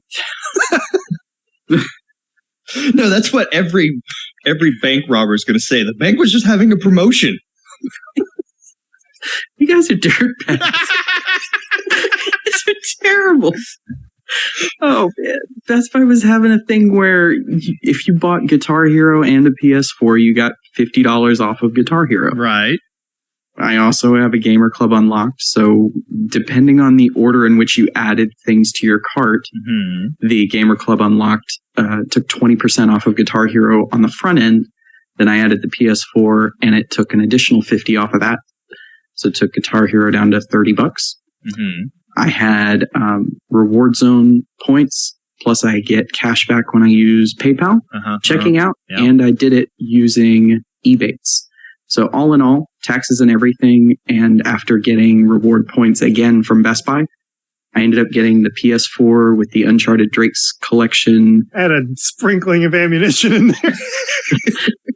And y'all have anything for my 50 cal? And Guitar Hero for just over $320. Okay, this isn't even the part where you stole something, though. That's just the normal Reifen bargain. So dash demeanor and a couple written apologies later. Look, it's not my fault if I make an online order set for in-store pickup, and instead of pulling the bundle that's supposed to have one guitar in it, Best Buy pulls the bundle with 2 guitars in it and puts my name on the box. That's not my fault. We're all judging you right now, Shannon. The ammo box was full of bullets when I got here, Your Honor. I have no idea how that got in there. And it's just a coincidence that I happen having a gun the same caliber in my possession. Micah, you've picked up stuff from Best Buy before. Do they scan the item when you check out? No. They go and they see your name on the sticker stuck to whatever it is that you ordered. They check your ID, they hand it to you, and you sign the paper and walk out. That's it. Yeah, I bought a piece of paper. We'll get to that in a little bit. So stupid, Best Buy. Did they really mess up one of your amiibos this time? Dude, we'll get there. All right, well, let's get back to Shannon. I wasn't even going to talk about that, but now you brought it up, man. Look, most people that work in retail, I don't know how they work in retail. Like, oh gosh. For anyone that works in retail, listen to this podcast, though, I'm sure they love and do their job amazingly well. Yeah. Backtravel. But all right, Shannon, we've been playing some Guitar Hero this week. Let's talk Guitar Hero. Man, this game is a lot of fun. I've heard some mixed opinions about the full motion video. And it's way beyond corny and dumb. But it's so self-aware. I have had a blast with it. 16 minutes in the show, we're finally talking about a video game. All right. Sorry. No, it is incredibly cheesy, but I think they go into it knowing that this whole thing is incredibly cheesy. And the people playing the game, actually playing the guitar, aren't paying attention to any of that concert stuff going on stage. No, they're all, I mean, it's all directed towards the camera, pretty much every bit of it. I really do think that, like, basically, for people who don't know, the Guitar Hero Live end of this, because there's 2 game modes, there's live and TV. We'll get to TV in a little bit. This is the traditional, let's play the pre-made set lists of songs and unlock the next one to play that set list and just go until you've unlocked all of the songs in the game. Yep. What's different with this new game is it's all played from a first-person perspective, as you are one of the band members just playing your guitar on stage to a crowd. Everything was video recorded with live actors and everything. And they recorded it twice. They recorded one as if you are just the most amazing rock god and there's nothing you could do wrong. And then they recorded a version where you aren't even strumming. You're just standing up there picking your nose, is basically what's running at the same time. Basically. You can't play bass guitar in this game. Poop. Sorry. I'm not sorry. Both of these videos are playing at the same time, and based on how well you're doing playing the song, it'll fade into one video. If you start missing a bunch of notes, it'll fade into the bad video. Start nailing the notes, it'll fade back into... It's basically that Call of Duty, you've been shot so many times you can't see anything on screen blur when it's switching from one video to the other. It's pretty subtle, though. I mean,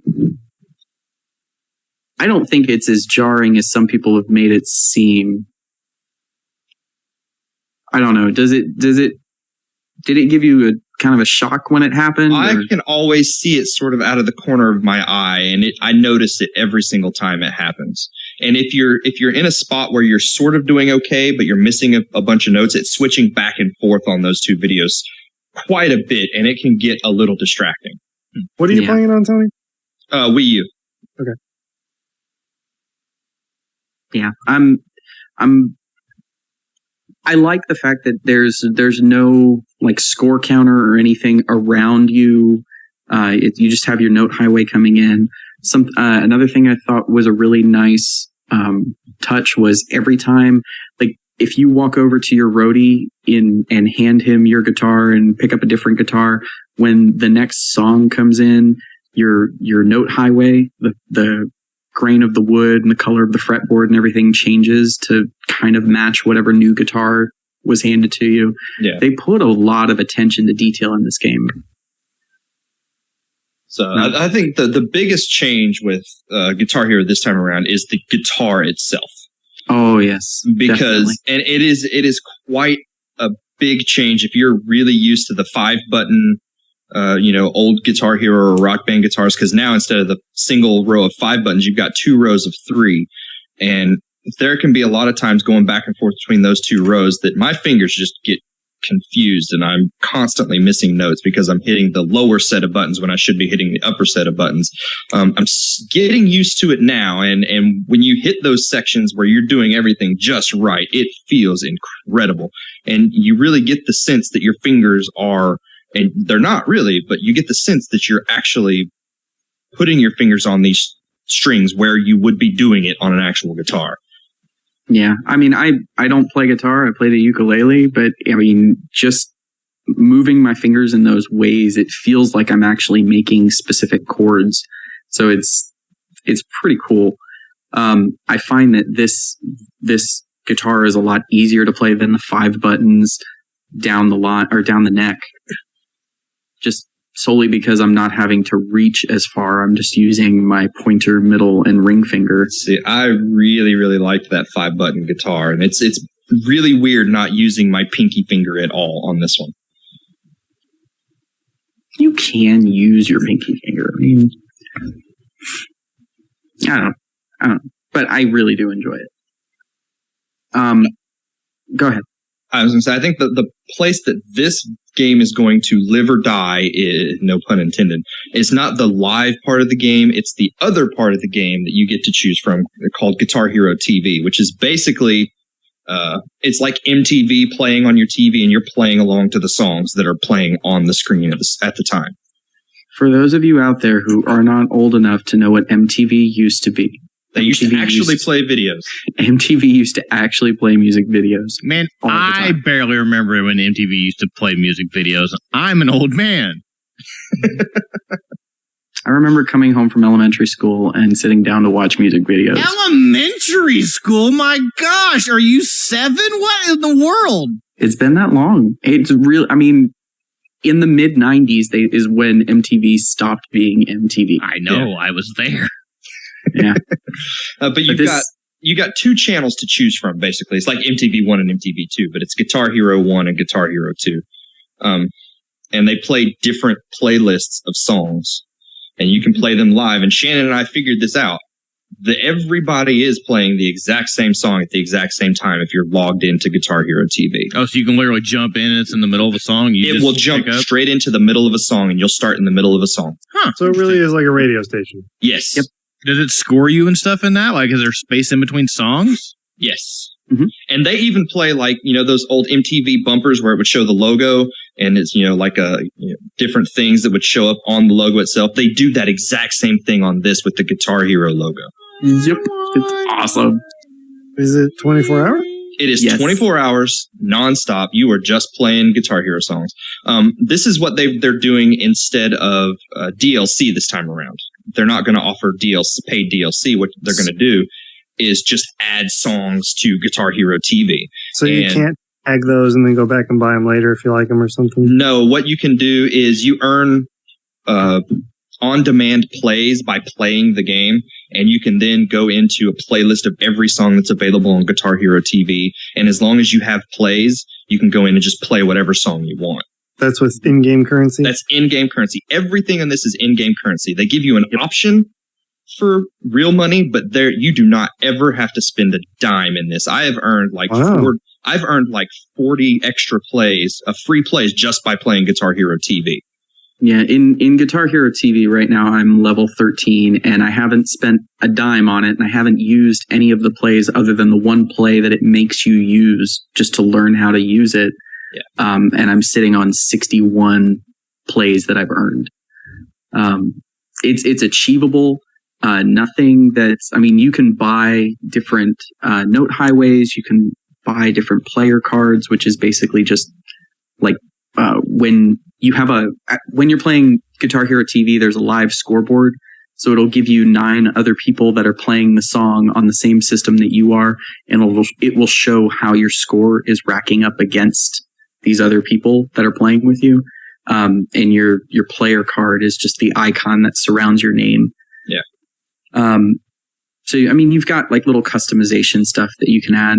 One other thing that's really cool is there's a party pass that you can purchase. This is something that does cost real money, but say you're going to have a bunch of people come over to your house for a day. I have a party planned and I have no entertainment ready for my guests. Whatever shall I do? It'll cost you $6. You have immediate access to, I think it's almost 300 songs that they have in Guitar Hero Live. You have access to the entire playlist as much as you want for 24 hours. Yep, that's cool. $6. That's something that probably should have existed back then. They just didn't have the capabilities. Once they realized that needed to happen, like, oh, we don't have the capabilities to work out these deals and make this happen. So I'm glad that they did that this time around. Yeah, this all sounds really cool. Is it guitars only? It is guitar and microphone. Yeah. Okay. That is it. It is actually a really, really fantastic revamp of the Guitar Hero game. The only problem I have with it, and maybe this is just showing how much of an old man I am, I know like 10 songs in the entire thing. In Guitar Hero TV or the stuff that's on disc? Like both. There's like the 300 songs in there, but I know maybe a dozen of the Guitar Hero TV songs and like 4 of the ones that are on the disc. Van Halen? Who's that? Where's Chuck Berry? How many are on the disc? 47, I think. Something like that. Is there a limit right now to how many are on Guitar Hero TV? Like, are you seeing repeats often? It took me probably about 3 hours of playing Guitar Hero TV to see my first repeat. Okay, so you're throwing out that 300 number. Is that basically the library available for Guitar Hero TV right now? Yes. Currently, and they have been adding stuff. Oh, yeah, and, okay. and they do say that they will add 70 more songs before the end of this year, and then just a ton more in 2016. Yeah. So then when you get that in-game currency, you go back and browse that list of 300? Yes. Okay. That's cool. You can break it down by genre, sort it by artist, sort it by stuff you've already played. I was going to say, that's a pretty exhaustive list. Hopefully they have some good stuff there. So that's cool. As much as Activision likes getting money, they have done a really good job of giving people a nice platform for Guitar Hero to just let them play music. That sounds good.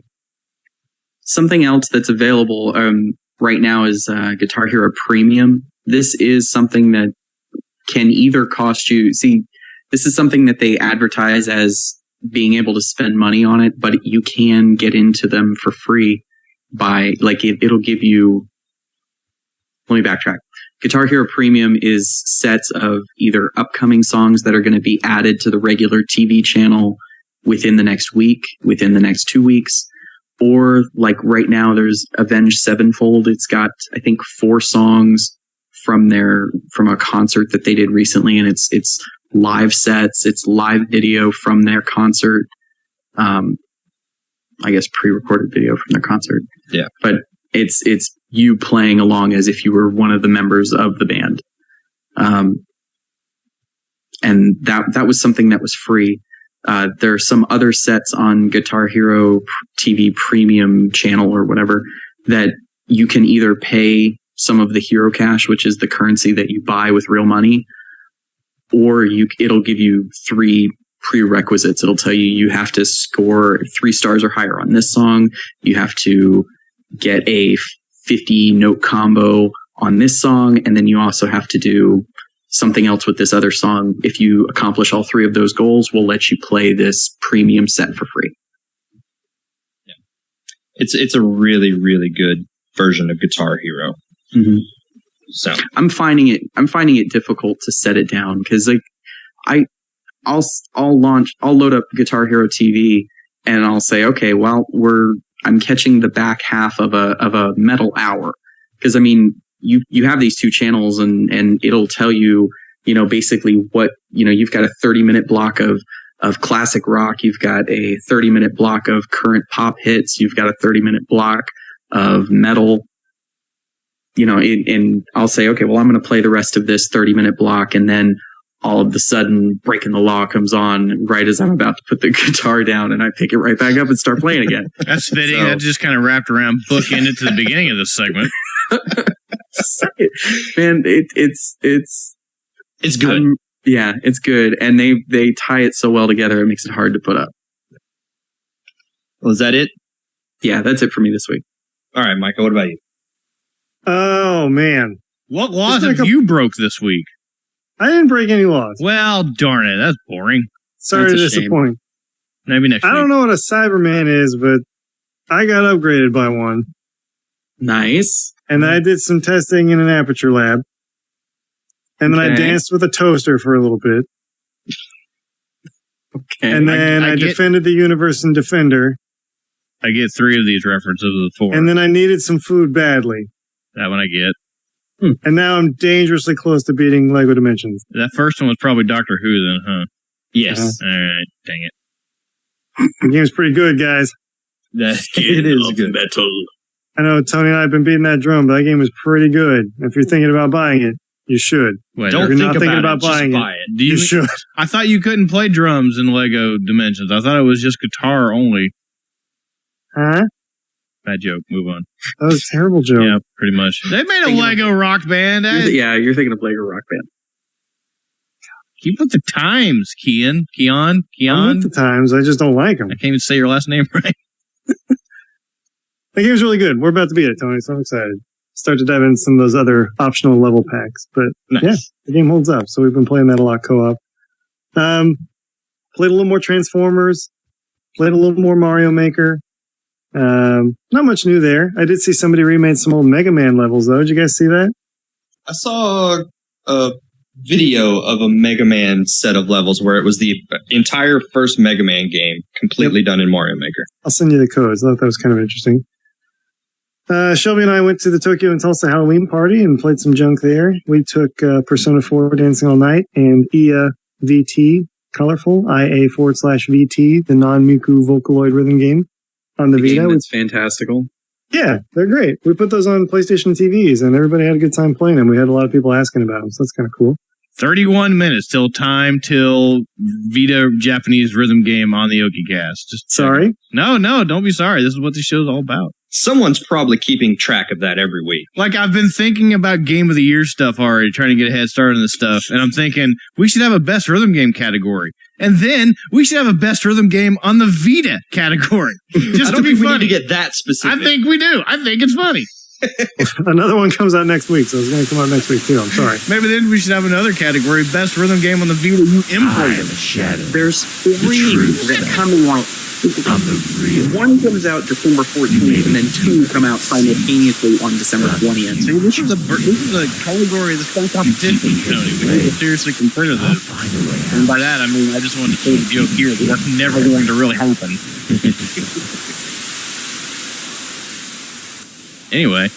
Anyway, I also played some Transformers, but Tony, I see that you've been playing that too, so I might save that for you, so we can talk about it then. And same with Chibi Robo Ziplash. I also played that a little bit this week, and I'm enjoying that too. Shelby, you played that as well? Yeah, a lot. I think you've definitely played that more than I have, but I've been pleasantly surprised by it. I think it's a little bit better than I expected it to be. It's a fun little platformer. It is. I don't know what kind of mechanics you might get later in the game, but I mean, I've just been upgrading my, chord length. Nah, that doesn't carry over between levels. Well, but I mean, like, do you get other upgrades later on, like double jumps or anything like that? Not that I've seen. There's no upgrades. You just have different levels to do different things. Okay. It's pretty straightforward. It's pretty basic. You want to talk about any video games? Sorry? You want to talk about any video games? I do, but I thought you might want to talk about Chibi Robo with me. That's fine. You want to talk about it now? I thought, okay. Well, let's talk about Chibi Robo then. Okay, so that's the new 3DS game, Ziplash. Yep. The game was free with the Amiibo. Oh, yeah, I got the Amiibo. It's a shiny Amiibo. It's a very good Amiibo. Mm-hmm. Okay. I'm not gonna challenge that. It's a good Amiibo. I got nothing against the boys. I got things against Amiibo. Chibi Robo Ziplash is a fun game. I think, and I don't know if you, I haven't really talked to you much about this, Micah. Nope. That platformer, it is a fun platformer, but it moves very slowly. Yep, it is not and especially since playing Mario Maker so much, Super Mario Maker lately, it does not move at the pace of a Mario Maker or a Mario or definitely not a Sonic or anything like that. It is a very deliberate, very calculated moving platformer, like frustratingly so sometimes, like I just want to go. I'm hitting the button to pick up this fruit, and I'm just jumping in place. I don't know. It is fun, though. It doesn't have a good flow, but it is fun. Yeah. When you get I don't think it's to the point where I get frustrated with it, though. Do you? No, I haven't got frustrated. I've definitely been kind of bored in some levels. I don't know if you played any submarine levels yet. Those move painfully slow. Okay. But yeah, it's when you get a longer core and it's bouncing off walls and you're smashing blocks and stuff. It is very fun. Yeah, I think that stuff's cool. And some of the later levels I'm getting into, there's definitely a lot more platforming where you're like jumping off of the spring and then shooting your plug to grab onto a moving block so you can get onto that, so you can jump onto another moving block. But you can kind of have to helicopter over it by spinning your plug in the air. It's cool. Anybody else play it? Shannon, did you open yours? Nope, that Amiibo looks really nice in the box. There's a box in the box, by the way, so you could open the box and not open the Amiibo. I know. Okay.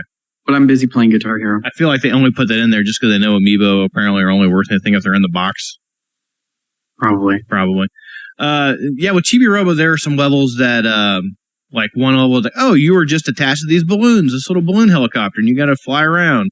Some are just like, you were in this submarine, and you got to avoid mines and stuff. Some of them are like, you're just on these skis, and this boat's pulling you. So they try to do different things with some different levels other than just the normal platforming. But yeah, it's fun. It's kind of slow. I would look into it. I don't necessarily think it's for everybody. It is very simple, kind of like a Kirby game. But they didn't put out a demo for this, did they? I don't think they did. I don't know. I haven't seen one. I think it's definitely something people might want to like see some video of or try out before they pick it up, because I could see the pace of it kind of breaking some people. What do you do with all the candy you collect? You give them to toys. Like, I met an airplane named Tony, and he wanted a Tootsie Pop. So, like, yo, here you go. Hooked him up. Who doesn't want a Tootsie Pop? I don't. He got a Mario Pez dispenser. It was pretty awesome. I do, yeah. So, fully 3D rendered. You can spin it around. It's pretty great. Yeah, I kind of want to, like, I wish somebody would just sell all the candy in this game in, like, one box, and I could just order that. And, like, all right, where we go? Do you know the Tootsie Rolls, the little ones, are called Tootsie Roll Midgies? I never knew that. Yeah. I have seen that on the wrapper, but I just call them Tootsie Rolls. I just call them Tootsie Rolls. I never knew. Tootsie Rolls are disgusting. Neither did I. That's pretty interesting.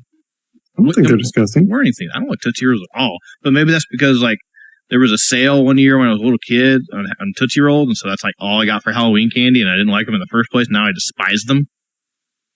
Like, bags of Tootsie Rolls. Like, what's up with that? Give me a Snickers or Three Musketeers. Come on.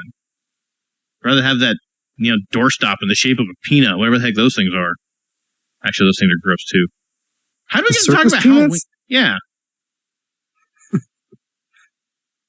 Those aren't that bad, are they? I don't know. I don't like them. Circus peanuts or candy corn?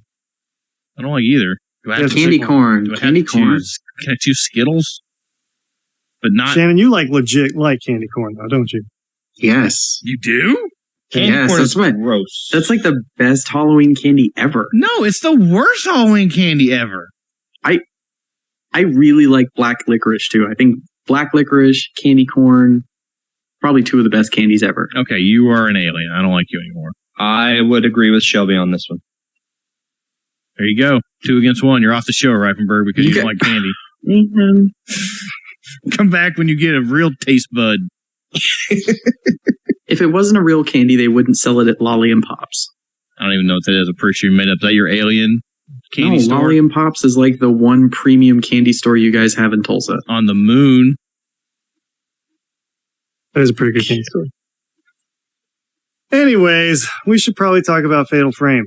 Okay. Do we have to? Yeah, Tony, I'm sorry if you want to mute your ears, but I'd be remiss if we didn't talk about this at least before Halloween. This is our last episode for Halloween, I suppose. Yeah, this is the Halloween show, yeah. We should definitely talk about that. So I'm working on Fatal Frame 5, Maiden of the Blackwater, for review.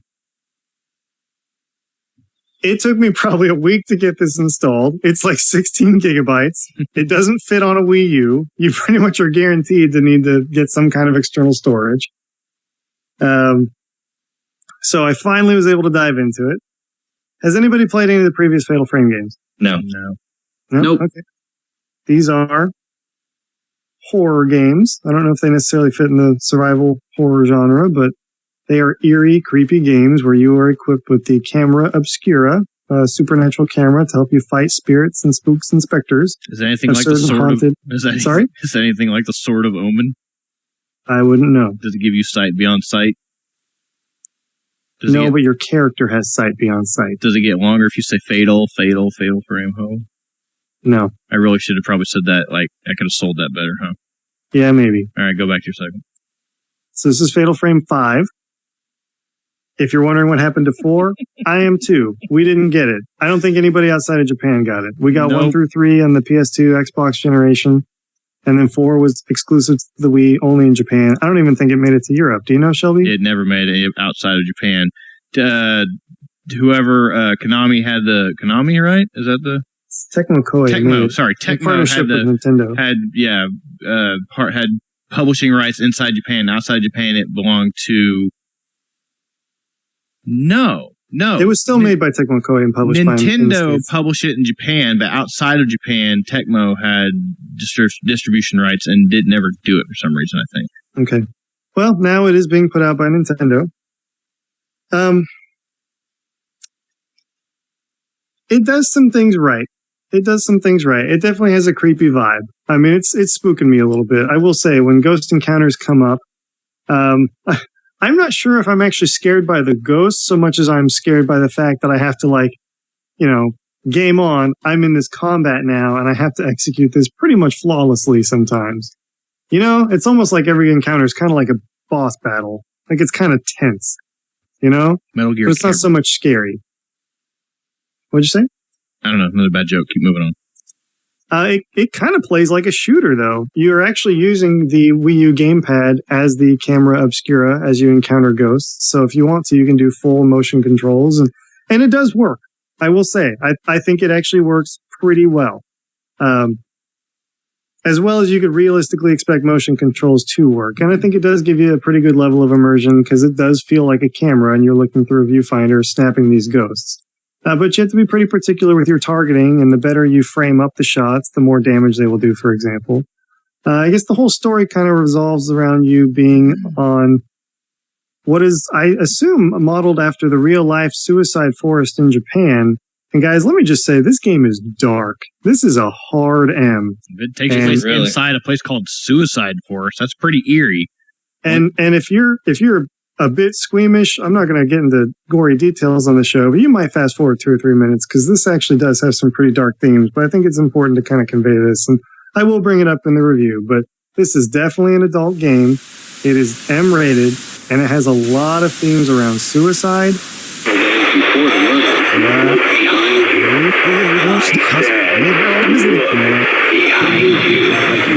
Which I want to get to a reader feedback email here in a second on a specific topic, because I think it's really interesting considering that this game was censored in some ways.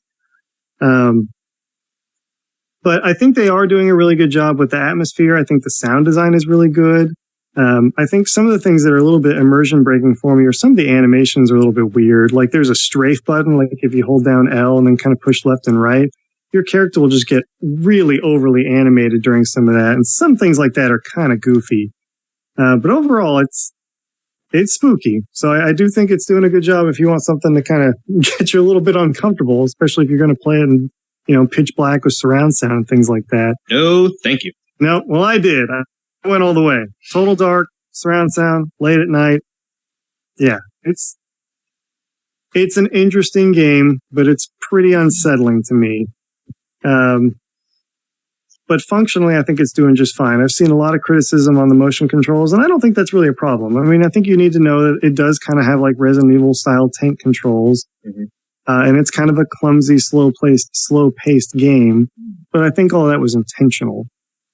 But basically, you're this girl that has the ability to see shadows, and you are the protege of this other woman who had this gift, and she's, kind of taking you under your wing. And the overall objective is to go find this girl that's missing on the mountain. Some other stuff comes up, but I don't really want to spoil anything yet. But that's basically the gist of it: is you're stuck in this suicide forest trying to find this missing girl. I can see shadows. I mean, I have superpowers. She can see traces, is what they call them. The otherworldly shadows. Oh, like not the true selves or anything like that. Not those shadows. Okay. All right, well, you mentioned it a minute ago, so let's go ahead and get into this. This is an email from Ling, who was speaking specifically about the censorship issues in Fatal Frame and some other games.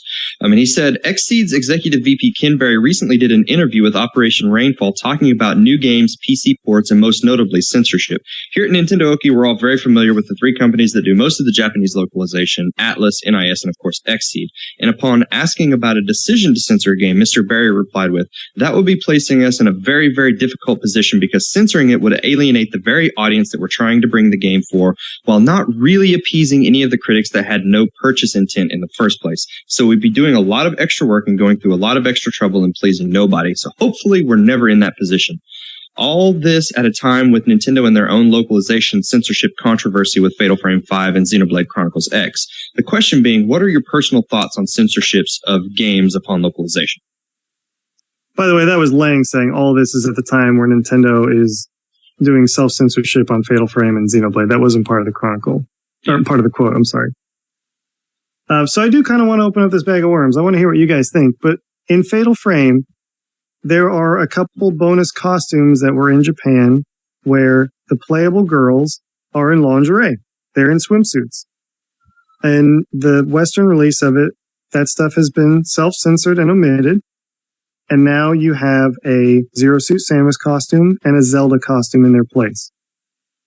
And I think this is particularly interesting in this case because this is a game that's already very M-rated. This is a hard M. Like I said, it's about suicide, like no bones about it. This is a game about suicide, child death. It has some very dark themes. And I just think it's interesting that in a world like that, where we're totally fine with games like that, that those are the kinds of things that are being omitted and altered. So I'm just kind of curious what you guys think about this too. Well, I think also you have to think in this particular instance with Fatal Frame specifically. I believe that the girls wearing these costumes are also technically underage, so that gets into some legal issues in the United States as well. One of them is 17. The main one that you are is 19. That is a very good point, Tony. But at the same time, is it as simple as them just changing the age? It could be. I'm sort of two very... I've had different opinions about the whole censorship thing going back and forth. If it's a company telling you to censor it because they want you to do it, that's one thing. But if the developers themselves go back and change the content because they know that the audience that they're trying to sell that game for doesn't want that kind of stuff in their game, then no one has, I think, a right to complain about it, because the developers can do whatever they want with their game. The publishers are saying, we're giving you this money. We know that this audience is not going to dig this kind of stuff, and it could hurt sales of the game by having this content in there. So change it so that we can get the most possible money for this game, because we know the audience wants this kind of stuff. That's a little bit different, though, because it's not off the presses, it's still being made. That's something going on the chopping board. Like, that's on the editing floor still, right? Mm-hmm. I mean, you're talking about something that's still actively in development. I'm talking about a finished work that was modified after the production was completely finished and released a year ago in Japan, and now just during the localization process, things are omitted. I would still call that censorship. You guys might disagree with me. It's self-censorship, which is still censorship in my opinion. Shelby, Shannon, what do you guys think about this? I think a lot of this particular case sounds like it's just cultural variances. Unfortunately, I'll refrain from editorializing, but violence, very over-the-top violence is more accepted in America while it's not in other countries, while any sort of sexual thing or sexualized thing is very taboo in the United States, where it is not in other parts of the world, specifically Japan.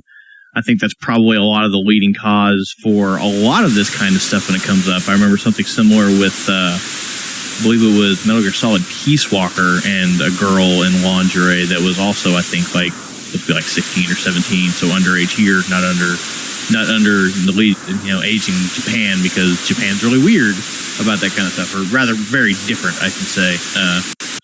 Well, here's where I think this gets a little bit more interesting. There's a scene in the game, there's a cut scene in the game where we kind of learn more about this character and her motives for some decisions she's making, and a lot about her personality. She was a idol, and she was photographed, and there's a scene of her being, unhappy and uncomfortable during this. And they've actually edited that cutscene too. So it's not just as simple as like a costume, but they left that cutscene in the game. They just kind of gave her a different outfit for it.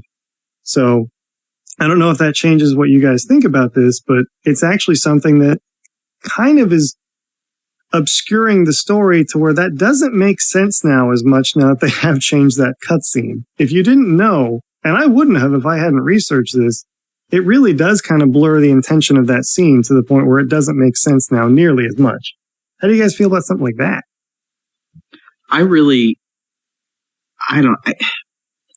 understand how from a PR perspective, they may see it as something that could end up hurting them, putting it in America.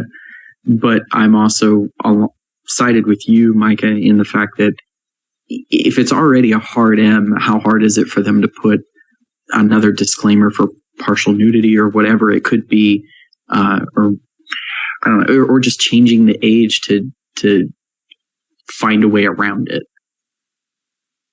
Yeah, I just figure if they're already going through the difficulty of bringing it here, what sense, how out of place does a Zero Suit Samus costume fit?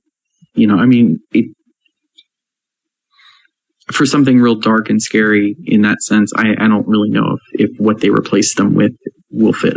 It feels to me like the changes they made are kind of frivolous, and I feel like those changes were driven because of cultural variations. And unfortunately, it seems like these changes they made are just amplifying the effect, amplifying these things. And, if they wouldn't have changed it, would any of this even come to light? Would anybody have cared? Probably significantly less. But now that they have changed it, now people are in an uproar. Well, whatever. They're in a tizzy about it.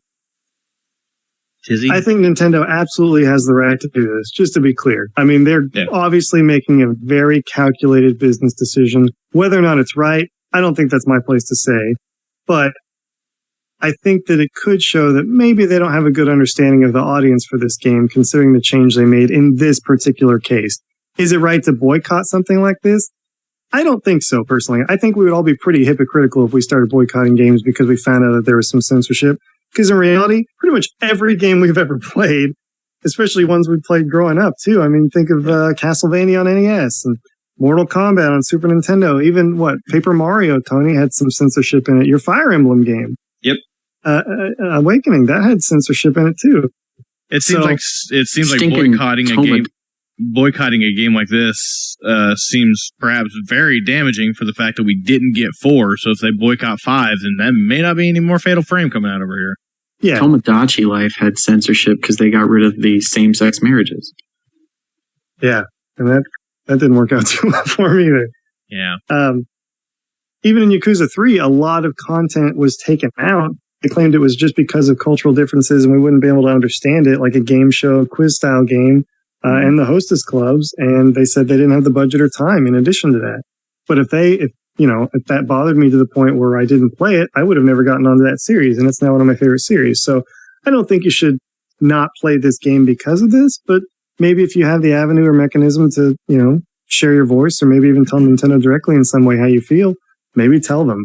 Because this is a weird thing where, you're darned if you do and you're darned if you don't. You're sending a message that you want to buy it, but maybe you don't want to support it for that reason. It's tough. These are weird situations to be in. I think more than anything is it's always the fear that this is a slippery slope, right? Like, and that's always the fear with any sort of censorship. Like, if it starts here, where does it stop, kind of thing.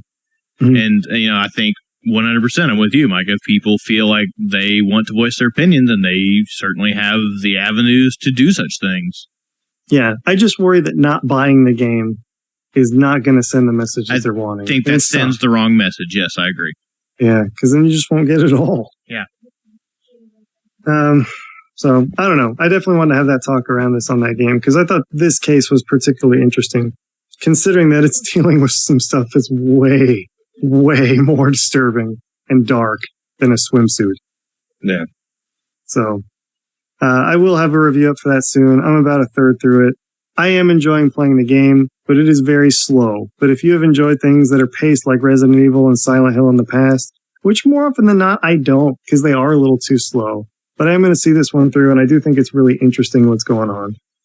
So, that's really all I've been playing, unless you guys have any other specific questions about Fatal Frame. For the record, you can turn off the motion controls and just do kind of like a dual stick style, where you strafe and move with the left stick and aim with the right stick.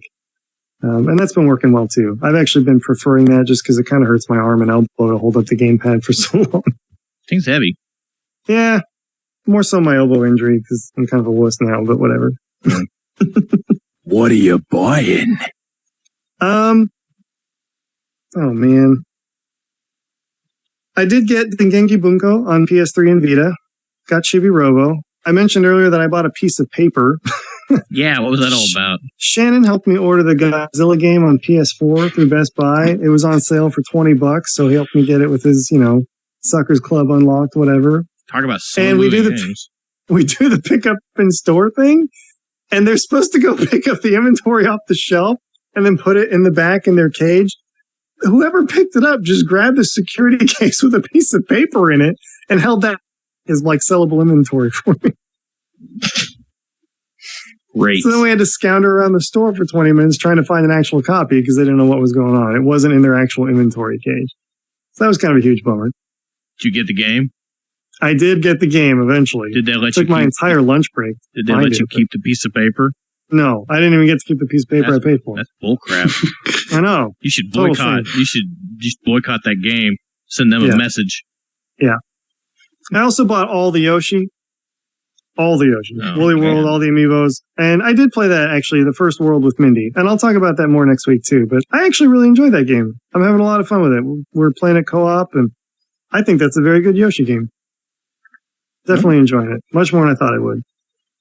I did want to tell a cool story. The other day, Sega was doing a Yakuza 5 live stream on Twitch. And I was lucky enough to be able to participate in that. And I was talking to some of the guys that were running the stream in the chat. And they were giving away t-shirts. And Shannon, I think you saw it. They are awesome. Like Yakuza 5 t-shirts with this dragon that wraps all around the back and then has the logo on it. And he said, you have no idea how few of these we made. I kind of got the impression that they made less than 10. So I don't know, because when they got around like 5 or 6 giveaways, they started counting very carefully like they were in trouble. Well, I kept hounding him for one, answering all the trivia questions. And then this was one of the guys that actually localized it. So I started practicing some Japanese and I asked him in Japanese for the t-shirt. And then he private messaged me. He was like, all right, man, you just won the t-shirt. Because before they had started the stream, I told them straight up. I said, guys, I'd almost lost hope. I've taken 2 years of Japanese because I've almost given up on you and I've been suffering. And this is almost too surreal for me to actually do this game in English right now. And so he wished me good luck. So I guess later when I asked for that in Japanese, he was like, okay, cool, man, you can have it. So that was awesome, right? That was really cool. Took Japanese for 2 years and all you got was a t-shirt. Hey, man, totally worth it. If there's only 10 of these shirts. And then when I won the shirt, I actually messaged our Japanese teacher. I walked. I could do nothing but walk. And then I saw me walking in front of myself. But it wasn't really me. Watch out. The gap in the door. It's a separate reality. The only me is me. Are you sure the only you is you? Marco, 2 years of suffering through this class. And I got a t-shirt for this game I love so much. And she knows I love the game. And she was like, what are you doing? And I said, I'm watching this live stream. Next thing I know, she messages me back and says, is that blonde girl in the video Japanese? And they're at the point in the game where they're in a hostess club now. And they're speaking to some half French, half Japanese hostess. Man. And I messaged her back. I'm like, oh my God, are you watching this? Shaking my head right now. And she was watching the live stream. Come on, Shelby. That's pretty good, man. Where's my... I've taken Japanese for 2 years. Where's my Persona shirt? Dang it. So when she said that, I messaged in the chat in Japanese. I said, oh my gosh, my Japanese teacher is watching. And she sent a picture of that in the chat. And you know how fast a Twitch chat moves, right? Like 20 lines a second. She actually found that message because I didn't believe that she was actually watching, but she found that and then sent me a picture of it. She was like, all right, I found you in the chat. I got you. That was pretty cool. So I was very excited. Nice. I've been talking a lot. All right. Is it Shelby's turn now? I think so. All right, Shelby, what have you been playing? Still shaking my head. Why? I hope you're proud of yourself, dude. This is not sarcasm. I know everything I say sounds sarcastic. I hope you're proud of yourself. Are you shaking your head that Mariko was watching me in the Twitch chat? Pretty much shaking my head because I know she's going to ridicule you for that for the next 3 weeks. That's fine. Yeah. That's fine. You have to have goals. You should wear goals. You should wear the shirt to class. Oh, I will. Yeah, good. Good man. Wait, what was the question? What have you been doing? What was the first question? What have you been playing, Shelby? Michael, what was your question? Have you been doing anything? Oh, yes and no. Next question, Senator. Okay, well, you want to talk about some of those games you've been playing? Don't touch that dial now. We're just getting started. No, trust me. I'm sitting there looking at the clock, okay? I've been out a couple weeks. Yeah, me too. I tried to be on the show last week, but my internet just went, no, son, off.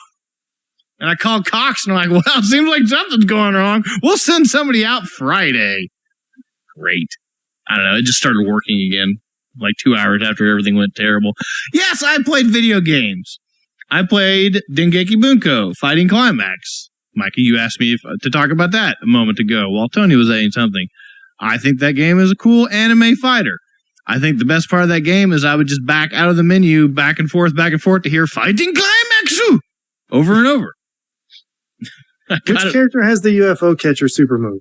That is Kirino from OIMO. Is that pretty awesome? It's pretty great. You pick up your enemy in an arcade claw move. Yeah. She also has a move that I think is called package delivery or something like that, where she gets a box from fake Amazon and she pulls like a game out of the case and goes, "Yatta!" and just like does an uppercut jumping up from the box. Sounds pretty good. Pretty good. Yeah, that game is awesome. Yeah, that game's pretty cool. I mean, it's an anime fighter, so what can you say about it? I got it both on PS3 and Vita as well. I unlocked whatever. I unlocked the Virtua 5 characters and the Valkyrie Chronicle character or whatever. That game's cool. It's got some, I don't know, there's a lot of cool things. I mean, it's an anime fighter. It goes over the top and crazy, and I don't know, I can't do some of the moves because my thumb just doesn't work that way, and I suck with arcade sticks, so, you know what, whatever. Played Chibi Robo. We already talked about that. Played a lot of Super Mario Maker. That game is amazing. Yep. That game is fantastic. Yep. If you can hear my voice and you have a Wii U and you don't have that game, what is wrong with you? You should have that game already. Yep. That game, yeah, that's fantastic. Like, definitely been getting in a lot of, kind of using the internet as like a, what the heck is the word? I don't know. I've been using the internet to like look up levels people made and like watching videos of people playing hard levels and playing them for myself. And like, I'll look at people that starred my levels and look at levels they made and then look at levels that those people have starred and just kind of go down that rabbit hole and just, man, it's just so much content, an endless sea of content and stuff out there. That game is great. Good. Played a little bit of Rock Band 4. Will picked that up for his Xbox One. It's Rock Band, pretty much. Yeah, it's Rock Band. It's a little feature light compared to Rock Band 3. Maybe a little feature right compared to Rock Band 2. It's somewhere in between 1 and 2, I would say. It's just like, really? Yeah, some things are missing. I think they pretty much were just focused on getting all of the songs over. Just get it to where you can have these songs and you can play your songs. And they haven't quite got all the content brought over. They've got a lot of it. I would say they probably got a good 85% of it, if not more. And Will has a lot of content because he would just like buy everything on the store every week because he stinking loves Rock Band. But it was fun. They were having problems kind of calibrating it to their TV. We kind of played with that and finally got it honed in pretty well, I think. But yeah, that game is just, they did not change this as radically as Guitar Hero did. So if you want to just go back to old school Rock Band, you know, this is your thing right here. Check it out. So yeah, it's not as different as Guitar Hero. It's pretty much the same thing. 5 buttons here, drums, you know, whatever. None of the wired instruments work with it. So we were playing with his wireless Les Paul that he got with Guitar Hero 3, I think. Right? That's what those came with. I think so, the yeah. black guitar, yeah. So I don't know. That game, it's still fun. It's still Rock Band. It's pretty much, you know, just a newer Rock Band. So not quite as many features. Persona 4 Dancing All Night. I think I'm a little over 20 hours into this game now. And that's kind of surprising to me because I did not think I was going to play this game that much once I finished the story mode. I think several weeks ago when I was on the show, I had just kind of started things. I don't even think I'd gotten into the story mode at all yet. I've since beaten it, and the story mode is not great. It's fine. I feel like it gets a little too, takes itself a little too seriously about, bonds and people and dancing and conveying your feelings with dance. Like, they go Persona with it, you know, and they do the thing, but it's sometimes just like, okay, yeah, I get it. But more than anything, what bothered me about the story was just, it was very cookie cutter, especially for the first, we'll say 7 hours of what I was about a 12-hour story for me. I mean, it was pretty much just the same cycle over and over because you're rescuing people. And it was literally these same 4 or 5 story beats over and over for every one of these people you saved. And I got a little rote. But the game ends very strong with a very cool scene that I will refrain from talking about. I described it to Micah, and he said, that sounds pretty good to me. Yep. But the songs don't necessarily work. Some songs, there's probably about a handful, I'll say 3, 4 songs probably, that don't work very well with the rhythm game aspect of it, just because they are remixes. But everything else is pretty good. The DLC they've been putting out is pretty fun. Some of it is maybe a little overpriced. Like the Miku DLC is $5 for like one song. Which is a little pricey. You're paying it. Good. It's not great. It's pretty good. I'll put it that way. It's kind of hard for me to explain because I've enjoyed it more these last couple weeks, probably, the more I've kind of played it, the more DLC has come out. But I definitely do not think it's for everybody. I'm still kind of wondering. I'm curious to where this is going to fall in my Game of the Year stuff. Because it's going to be on the list probably, but I'm not sure how high. If you would have asked me a couple weeks ago, I said it'd been near the bottom, but now I kind of feel like maybe it's going to be toward the middle. So yeah, it's a good game. There's some really good stuff in that. Unfortunately it's not very consistent. Maybe that's what I'm kind of having a hard time putting into words. So I guess I need to think about that a little more.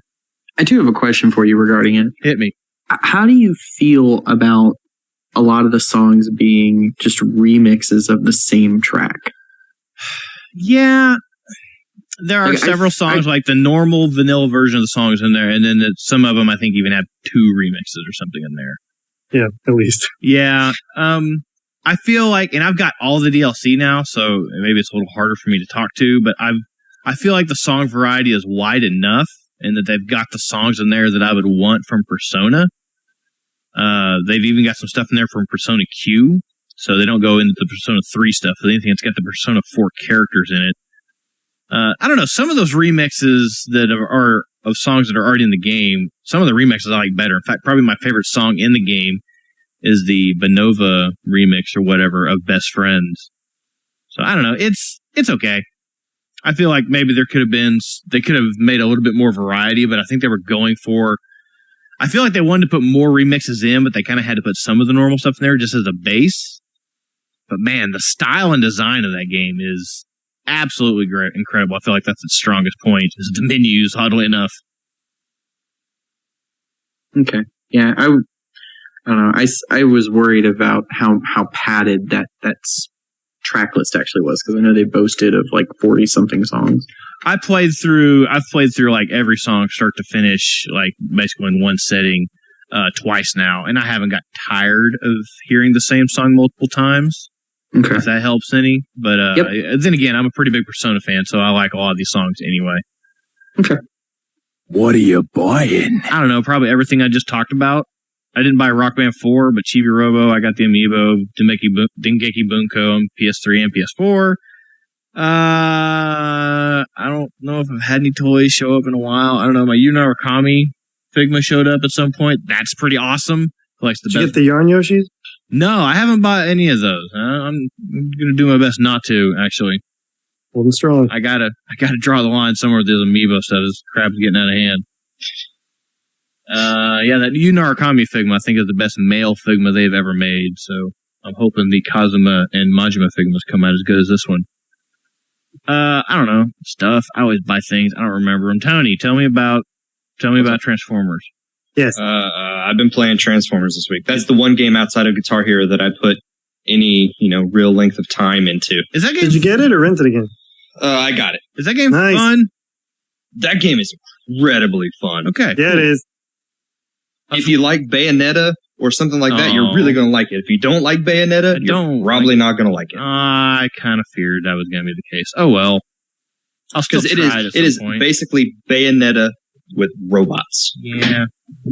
Pretty much. And I think I put probably about 4 hours into it. I finished what I think they called Chapter 1, so I don't know how deep into the game I actually am yet. Maybe, Micah, you know. About half. Already? There are 2 chapters? Chapter 1? That's what I think. Are you still in the city? I believe so. I've fought Devastator multiple times at this point. That sounds pretty good. I like Devastator. Did you fight Soundwave? No, I have not fought Soundwave. It took you 4 hours to beat Chapter 1? Apparently. Dude, it's Devastator. He's tough. That You also fight Megatron in the first 30 minutes because that game is freaking rad. Well, I mean, yeah. I gotta ask. Does Megatron ever turn into the gun and then change size inexplicably so that another Transformer can hold him? Possibly turns into a tank. Just play the game, Sean. Tank? Is this Transformers Armada? No. This is straight up G1 Transformers, but he turns into a tank. I don't think he ever turns right into the gun like he did in the cartoon. Interesting. The Galvatron? So wait, you haven't fought Soundwave yet? I have not fought Soundwave yet that I can remember. No, I fought Megatron, beat him like the punk he is. the Devastator fight took me like an hour. I kept going over and over and over. I think what I eventually found out I hadn't been leveling my characters up properly. So I went in and about halfway through trying to beat him, leveled Bumblebee up, because that's the only character you need to use is Bumblebee. Leveled him up really high and then beat Devastator and then turned the game off and haven't played it much in the last couple of days because I've been playing Guitar Hero. You got to outsmart Devastator. That's how you beat I don't think you've played that for 4 hours. I have put 4 hours into that game, I swear. Wow. Okay. Maybe I'm just awful at the game. Probably, because I think all that took me. It is a very long first chapter, I will say, but it's like maybe an hour and a half, maybe an hour. If you're 4 hours in, you probably have at least a 10-hour game ahead of you then. That Devastator fight took me at least an hour.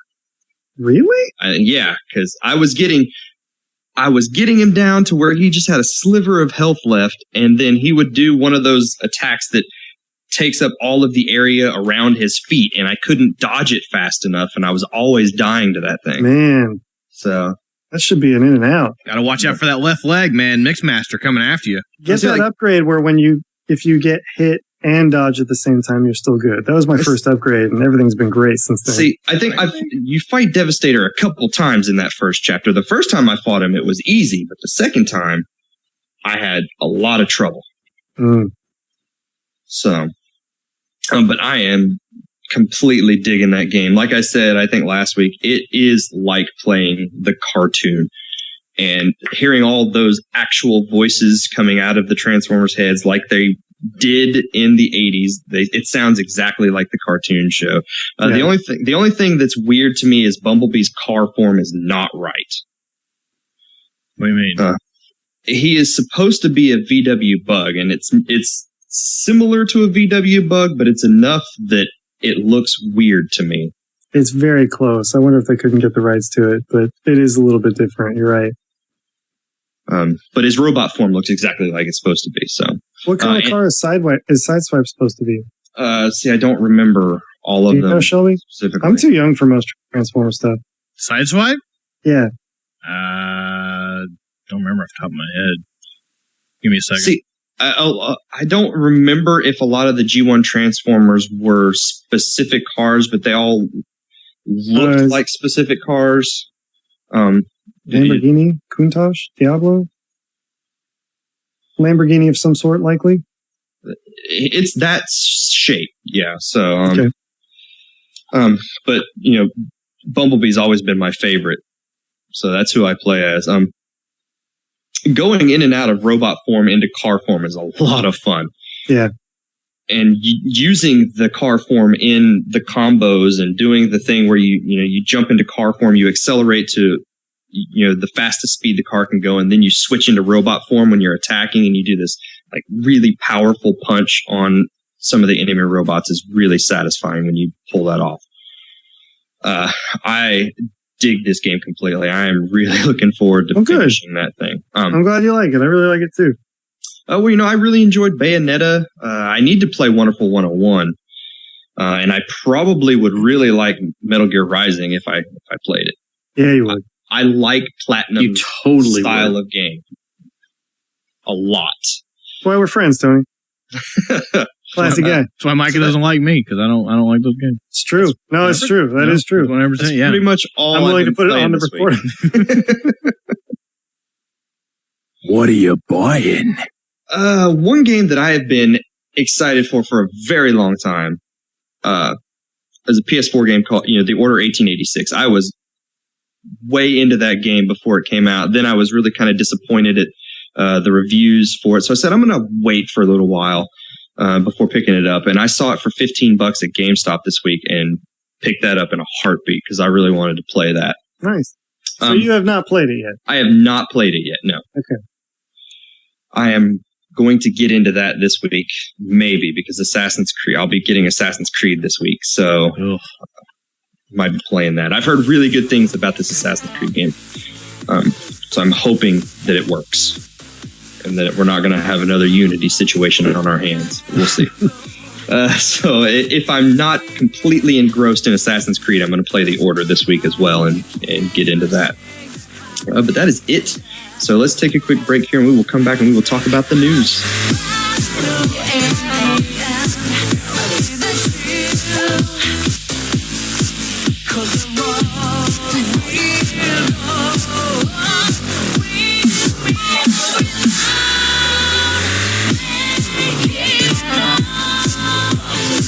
All right, guys, if you have ever wanted to make your own Pikachu, you will be able to do it next year. Go on. Wait, what? What? The Pokemon Company and Build-A-Bear Workshop are teaming up together to allow you to make Pikachus in Build-A-Bear stores in the United States, Europe, Canada, and Australia. So I could I could walk in and say I want to build a Chew. You can say you want to build a Chew. Should I say that out loud? That almost sounds like some sort of racial slur that I shouldn't say out loud. I think the employees would know exactly what you're talking about. Should I Urban Dictionary that before I do, just in case? It might be safe. Might be, yeah, or then again, you might not want to do that. Urban Dictionary. If you do go into Build-A-Bear Workshop and make a Pokemon, you will get a promotional card for the card game as a gift. You can also take and put your Pikachu in a Pokeball hoodie. That sounds all right.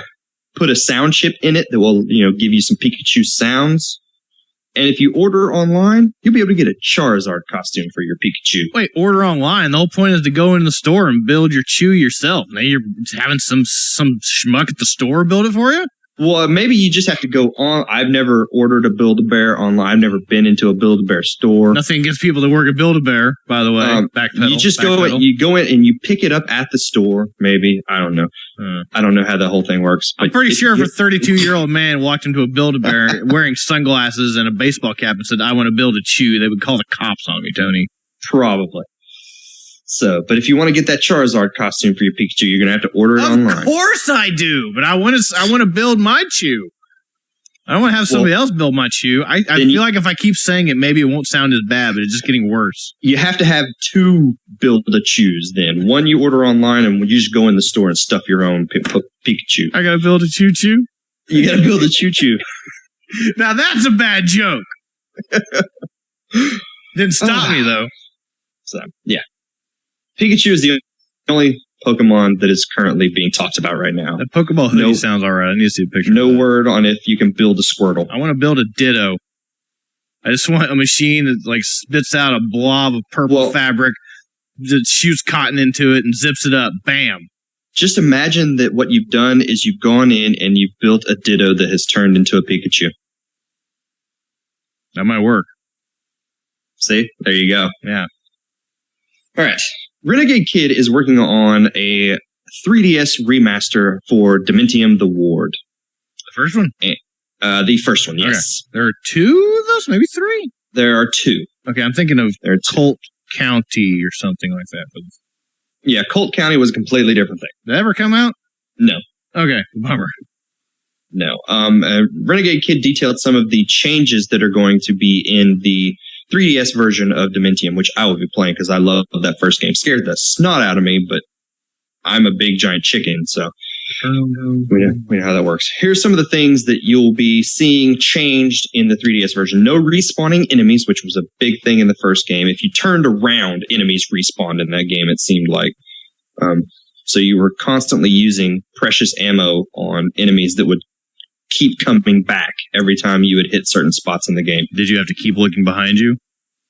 No, I think eventually they just started coming in because they knew for me. But no, actually it would be like if you walk out of a room and then go back into it, all of the enemies that were in the room would respawn, things like that. Okay. They have added manual save spots, so you can just save the game whenever you want. 2 new difficulty levels above normal that are harder. The art has been overhauled, adding more polygons to the existing models for more details. They describe it as disgustingly beautiful. Weapon, ammo, and reloading systems were overhauled and modernized to fit with more modern-style shooters than when the game was out. The game will run at 60 frames per second on the 3DS with the 3D on, and it has Circle Pad Pro and C-Stick support. So, is this 3DS new 3DS only? No, it will be for 3DS and new 3DS. Okay. So, like Telly and Chibi Robo keep saying, "Hey, do you want to turn on the amiibo function?" I'm like, "No, Telly, I'm on a normal 3DS. I can't do that." Just go maybe away. he's added the functionality and you just didn't know it. I don't know. I guess I should try. You have been upgraded. What I don't get it is that's the Doctor Who Star Wars thing. Doctor Who. Doctor Who. Might as well be the same thing. Here's a little bit of sad news. Maybe it's sad news. Pokken Tournament might not be as popular in Japan as Nintendo and Pokemon wanted How it to be. is that possible? This is actually only coming. This is sort of reports out of just one specific place, but there's one Japanese arcade location that is confirmed they'll be taking Pokken Tournament out of their locations in November. Due to the fact that the game is not very popular. They said the owner says that the units aren't bringing in enough money to warrant the cost of keeping it around. But just to be clear, this is just one arcade in Japan. This is not anything that's happening, countrywide. We don't know. Yeah, I'd take that with a grain of salt. I bet the location and even the floor that they put that game on would make a big impact on its success. So I don't know the whole arcade situation in Japan. I just They're know. full of smoke. Every one of them. Like the only time you can breathe is when you're on the first floor and it's like kind of open because it's just like a big open area with the doors and stuff. Those are kind of well ventilated. The rest of them, smoke. That's all you see. You don't. Taito stations and Club Segas are smoky. Round 1 was not smoky. Round 1 was not smoky, but it was also in a mall. I just want to know where there was a smoking room in that mall because it was full of smoke. What, Shannon? I want to know where this arcade is. Like, are we talking really, really far south, like in the middle of the country, or is this something? I don't know. Yeah, the Pokemon fighting game, it shouldn't matter. Like, what's the roster in this fighting game? Who are the Pokemon I can pick from? Japan has rural areas too. It's Pikachu and Ditto. Those are the only ones you can choose from. Like, okay, well, one, all you need is Ditto. So, we get that straight. But I mean, if Mr. Mime is in that game and you can just punch him, I don't see how that could be failing. People like Mr. Mime, Shelby. King of Iron Tail tournament. I'm not going to let that joke go. So I would be really interested to see reports out of other locations in Japan to see how well the game is doing over there. Do we know yet if we're getting the arcade version here? Yeah, I think it's in testing in some Dave & Buster's, I believe. Really? I know they were talking about it. I think it's in at least 1 or 2. At least that was the plan. Isn't it? I don't know if I don't think so. I think it was Dave & Buster's got that deal. I was kind of tepid for this since the Wii U announcement came out. I'm kind of surprised they announced that so early. Wait, the game's coming to Wii U? Yes. We talked about that on the show, didn't we? Yes, we did. I forgot, didn't I? You just worked Yes, there. you did. It's okay. It's here the show 3 times over. It's okay.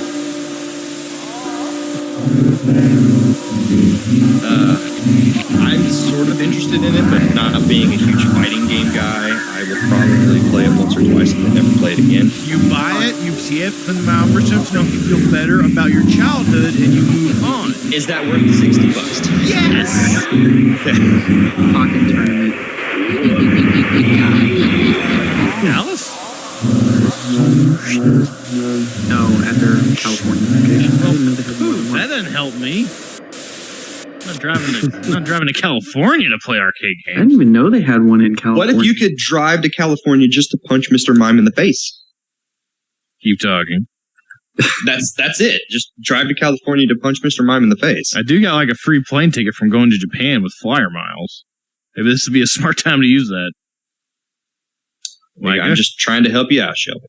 We go to California and punch Mr. Mime in the face. How about it? Let's do it. He's not saying no. He's booking his flight right now. Square Enix wants you to know that they plan on remaking and re-releasing more of their games. Wow, dude, don't say. Yeah. In an annual report, the company stated they plan to take IP developed for earlier generations of game consoles and recreate them for the latest consoles. So expect more Final Fantasy VII stuff in the future. Translation. Oh my gosh, we need money. Please buy these games you've already bought before. We'll make them shinier. But we won't update any of the mechanics and they'll still play as broken as they were back then. So remember look for all those chicks from Final Fantasy X? Now they're idols again in high definition. Please play this game. We need money. Look for more Kingdom Hearts remakes in the future. We said we're making the Final Fantasy VII remake. What more do you want from us? Kingdom Hearts 3? I don't know. Maybe we'll make it someday. Tangle's supposed to be in it. Get Kingdom Hearts 358 over 2. 2. So 358 over 2 over 2. So yes. So 2 is the denominator of the denominator. So that puts it in the top. So 358 days times 2 over 2, which is 358 days. I want 358 over 22, where all of the characters are wearing skirts. Yes. No. Yes. No. What are you talking about? No. It sounds terrible. Dude, 358 days over 22 is just Disney ballet. That totally would sell too. Who put this Skullgirls news in the show notes? Micah, did you do that? Oh. No. And it's not Skullgirls news. Well, it is sort of Skullgirls news. Kind of, but what's no. going on with it, Shannon? Okay, so Lab Zero, same guys that made Skullgirls, are making an action RPG, side-scrolling action RPG. It's on Indiegogo right now. They're really open and honest about exactly where all the money goes, in the same way that they were when they did that Skullgirls Indiegogo. They gave their pie chart. They were the best I've ever seen. Yep. Yes. They're incredibly honest about exactly how much money they need. They're very upfront about I forget which publisher they have a deal with, but they have a deal with a publisher. So this is just making up the difference from what the publisher isn't going to cover. So I'm very interested in this. I am backing it, and I highly suggest everybody head over to Indiegogo and check it out. It looks pretty cool. What's it called? It is called Indivisible. Indivisible. Yes. Is anyone wearing a tutu? No. Is that a stretch goal?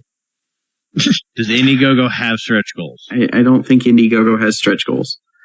I think they're very clear about what they have goals set forward and are asking for exactly enough to accomplish those goals. I'm an old man, Shannon. I don't get how the internet works. Indiegogo is the one where you can ask for money, and even if you don't make your goal, you still get the money. Is that the guy? No. Is that the one with the guy that had the possum army in a bus? No, that was something else. Different. Yeah, that was something different. Indiegogo, I don't know if other Indiegogo projects will give you the money if you don't achieve the entire goal. That's one of the things about Indiegogo is you can have one of those sort of flexible campaigns where even if you don't make the goal, you still get the money. I do know that this one in particular, up towards the top of the page, it does specifically state that it's like 1.5 mil. Every time I hear somebody say the words Indiegogo, I just like, that's the best they could do. This is why you don't let non-marketing people name things, because they come up with bad names. Look, it's okay. Back on the subject of Indivisible. It's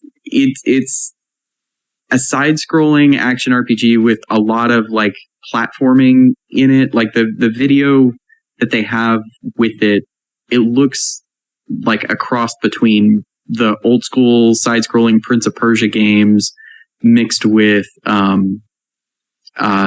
the Tales of Symphonia battle system. It looks really cool. Is the soundtrack done by Metallica? No. That is a very, very deep cut. And if anybody gets that joke, write in. Shelby Coulter, Nintendo.com. Just Shelby, so you know, the website to go fund the Possum Army was called Possible. Yeah. You found it? Yes. Is that guy doing anything? No, he only made $10,000 of his goal. What was his goal? $135,000. Crap! I knew I should have thrown some money that way. We all got so much joy out of that. We should have kicked him $5 at least, something. We should have. Maybe we could still do it. Maybe he's still got a chance. All right. Here we go. Pokemon Gym. Who wants to go to a Pokemon Gym? Wait, I do. Do I get to punch Mr. Mime in the face? No, it isn't. It's a hands-on edutainment facility. It's not an actual place to go train Pokemon. Wait. Do I get to pick which gym it is I go to? I don't think so. I think there's only one. Wait, this is actually like Pokemon Gym, not like they got weights in a treadmill? That's what I had envisioned. No, it's not. It's not a weightlifting gym. Oh. It's not the YMCP? No. I don't even know how that... What does YMCA stand for? Young Men's Christian Association. Okay, so it should be YPCA. Yes. Okay, dang it. I should have figured that out beforehand. On November 19th, the Pokemon Gym is opening in Osaka. It is a hands-on edutainment facility that aims to provide fans with info on Pokemon, tips on using abilities, and an overall way for kids to learn to communicate. The building has a giant Pokedex. It has a giant Pikachu on it, I think. Well, that sounds all right. Does this Pikachu have a Charizard hoodie? Do I got to pre-order? I think you got to order that online. There are places inside called Charizard's Battle Coliseum and Gardevoir's Control Score that will train you in various subjects. You get rewarded with special Pokemon for Pokemon X, Y, Alpha Sapphire, and Omega Ruby games. You can pre-order your Pokemon Expo Gym members card on October 31st. There's also an app launching for your phone, and it shows your stats and ranking in the gym. So this is seriously, you don't go to like do 20 minutes on an elliptical or something. This is like a gym where like you fight Pokemon. It's not the first one. Not exactly sure about the second. I don't know what this building is. You get on a roll. Is this like Legoland? You get on a roller coaster and you shoot like FMV videos with a light gun? No, there's no Pokemon Snap going on. Well, what missed opportunity? Like just section off Okinawa, just turn it into Pokemon Snap Island. They should do that. See, the thing I get is sort of like those hands-on science museums that we have here, but with made-up science and made-up animals? Yeah.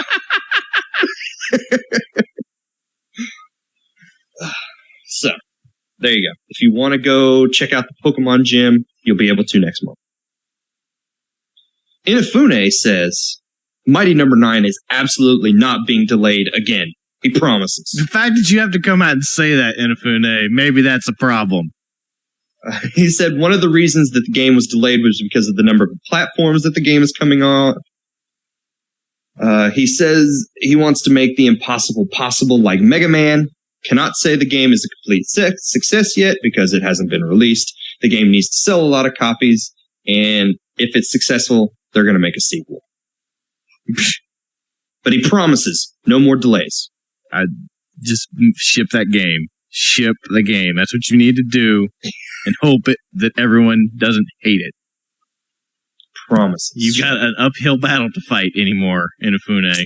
It better be the best Mega Man game anyone has ever played. I love Mega Man a lot, and even I am getting, I've had it up to here. You can't see where my here is, so just imagine for yourself. So, I am looking forward to that game if it ever comes out. It's going to be hard to beat Mega Man 2, That game's pretty good. That is one of the best Mega Man games, if not the best. I would say the best. I know some people like 3. I like all the Mega Man. What about 6? I think 6 is fine. I like 6. I like all the NES Mega Man games. Yeah. Gravity Man, that Gravity Man fight's pretty cool. Wait, is that 5 or is that 6? That's... Wait, 5, 6. Gravity Man's 6. Gravity Man's 6, sorry. No, Gravity Man's 5. Flame Man is 6. Which one has Pharaoh Man? Pharaoh Man is 4. Okay. Because that's a Dr. Cossack robot master. All right. Anybody out there that has a copy of Hyrule Warriors, you need to go to your shelf right now. Get that. I walked. I could do nothing but walk. And then I saw me walking in front. Hit the mic. But it wasn't really me. Live demo, folks. Watch out. Reach. Gap in the door. Go get mine. All right, I got it. Separate reality. Here's what I need to do. The only me is me. Add Legend of Zelda Triforce. Sure. Do the timeline. Hey. Nintendo has a on the timeline. You said Hyrule Warriors. Why am I holding a copy of a Wii U game to put Triforce? I said Hyrule Historia. Oh, well, that's a whole other thing. Sheesh. Yeah, about having me writing on my Wii U game, Tony. I gotta go get that book. You gotta go get that book. I was kind of wondering where you were going with that too. he said Hyrule Warriors, right? It wasn't just me. He did say Hyrule Warriors. It's like, you want me to I meant write on Hyrule like this Historic. or the shirt? Yes, that's exactly what I want you to do. Okay, Triforce Heroes. The 3DS game. Right. A canon now? It is canon. According to the developers, the game takes place several years after A Link Between Worlds and features the same hero. Certain events bring him to the kingdom of Hytopia, where he dresses as he does in order to hide his heroic origins. There's no telling where the other hero candidates come from, but the player character you control is the true Hyrulean hero from A Link Between Worlds. If you aren't familiar with what he was up to in A Link Between Worlds, I definitely recommend giving it a play. So this is what we got to do, and every time a new Zelda game comes out, because they did put that timeline out there, they got to update it. Yep. That kind of ruins it for me. I mean, as awesome it was to see that timeline and to see the split, like, oh, Link actually lost in some canonical place, and that's what split the timeline. At the same time, like I'm kind of already as sick as I was hearing people theorize how the timeline really went. Now I'm sick of people changing it every time a new game comes out. Well, you're going to have to do that. I'm the internet. I hate anything that doesn't go my way. That is the internet right there. You just summed up the internet in one sentence. That's what I do. So, if you want your official timeline updated, you can now do so. That's cool. I'm glad that they're completely 180 from what I said. I'm glad they're updating that. Who knows what I really mean? I'm crazy. Man, I want to invest in the Possum Army so bad. I know, right? Okay. Well, that is it for the news. We got one more little piece of reader feedback here, and it comes from Nathan via Facebook, and he wants to know, what games have you played that you think have the best AI systems you've ever seen? Interesting. What, Shelby? I said interesting. So, like, for AI systems, I'm guessing, he kind of means, like, in a shooter game that doesn't just, like, hide behind a rock or, like, RPG enemy where, like, they don't just cast, like, the stupidest, dumbest spell on you over and over and actually cast something good. That's we're talking AI. Yes. Okay. I've been stalling. I'm stalling for somebody else to come up with a good answer. Do I need to keep stalling? Do I need to talk about more possum armies? Like who? Okay, Tony. Who would you kill if you had a possum army? Just saying. I think we talked about that, but I don't know if I ever gave an answer. I feel like I should go back and listen to that podcast over again. We need to find that podcast. Yeah, I should probably look into that. Done stalling. I don't think I really play many games with notable AI. Play a lot of fighting games. Okay, the amiibos in Smash get pretty real, if that counts. Yeah, I would say so. That's a good call. Those get intense. Because that's like AI you can train. You're like, it's AI you can train and lose to. So if that counts, I'm going to go with that. I would say that counts. I would say so. I don't know. I can't think of any game that I just thought, oh man, this enemy AI is awesome. All right, I want to tell a little story, if I may. I'll make this quick because this podcast is already too long. You know how, like, in stealth games, particularly Metal Gear Solid, like, you'll do the alert, and then you can just go, like, hide in a box in a corner for, like, 10 minutes, and everybody's like, oh, well, I guess he's gone. We'll go back to our thing. And always as the player, you're like, that's stupid. That wouldn't happen. They wouldn't stop looking for him. I got a story to tell in that respect. I opened my back door a couple weeks ago and felt something kind of bounce off my shoulder and thought, that's weird. I turned around just in time to see this giant stinking spider just booking it across the floor. I'm like, wow, that's a big spider. I should throw him back outside. I don't want a giant spider in my house. But by the time I shut the door and go get, like, my spider trapping box, he's gone. I'm like, that's bad. There's a giant spider in my house. I'm on alert. He's in here. I know it. So I'm looking behind stuff. I'm moving couches. I'm like, I'm trying to guess, like, last known location of the spider. Which way did he go? I tear this house apart for like 45 minutes. I can't find this spider. I just gave up. I went back to my thing. I did the thing. I just went back up, just a box. Went back on thing, knowing that at some point that spider was just going to roll across the floor, and then I'd catch him.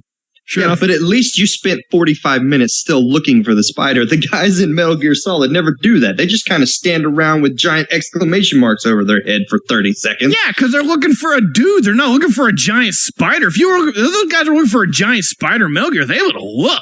You don't want a giant spider. Dude, I don't see that spider breaking their neck. I don't know, dude. You just see the size of the spider. Could have been carrying eggs. I didn't know what was going on. It was running kind of funny. If that spider could have broken your neck, you probably shouldn't have given up after 45 minutes. I mean, how often do you feel this spider was big enough to where I felt it bounce off my shirt?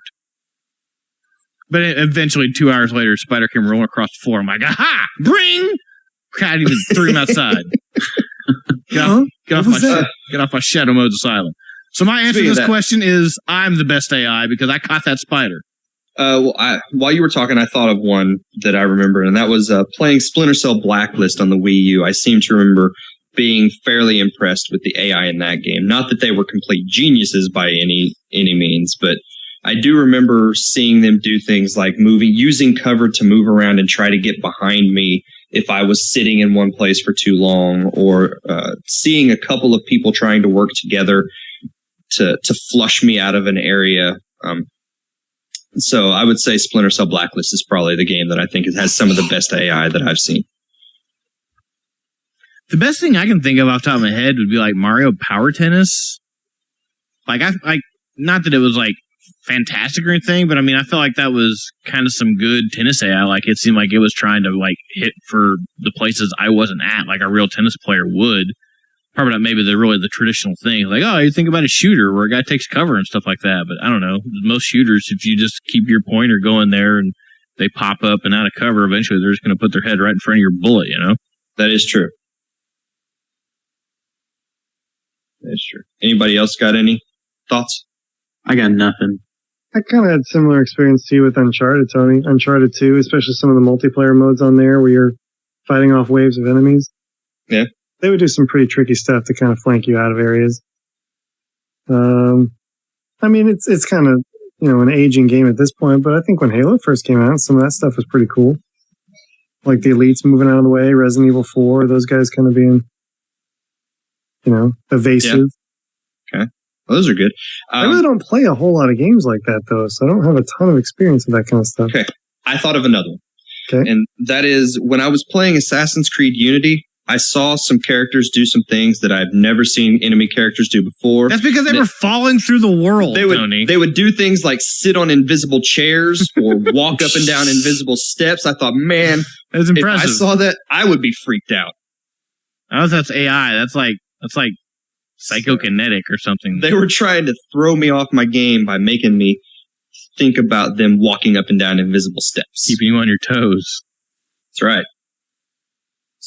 How about like scribble knots with like when you could put like Abraham Lincoln and a jackalope in a box and like the Abraham Lincoln be afraid of the jackalope? That's pretty impressive.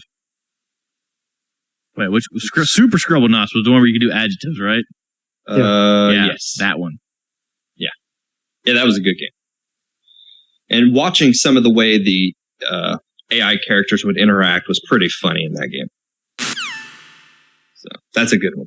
But if anybody else, if you don't have anything else, I guess that's going to be the end of the show this week, guys. So if anybody out there has any comments, questions, feedback about anything you heard on the show, you can send that to podcast@nintendo-oki.com. You can follow us on Twitter at twitter.com/Nintendo_Oki. Head on over to YouTube, check out the stuff we've got going on over there, or come on over to the Facebook group and talk to us there. We hit 200 members in the Facebook group today. All right. So that was pretty exciting news. Send us your hate mail. Send us your hate mail. Send us your nice mail too. We'll take that. Or just send your hate mail to me because I know you want to. Don't forget, emails go to the top of the line. So, iTunes review.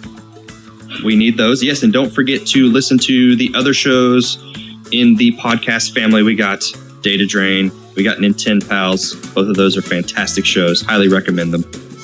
So, Shannon, thank you for being on the show this week. Pleasure as always. Thank you, Micah. Happy Halloween, dude. And Shelby, as always, thank you for hosting this craziness. I feel like technically we're only like 199 members in the Facebook group because I don't really count. You count, Shelby. I don't know. You count. And having said that, we'll see everybody again in 7 days.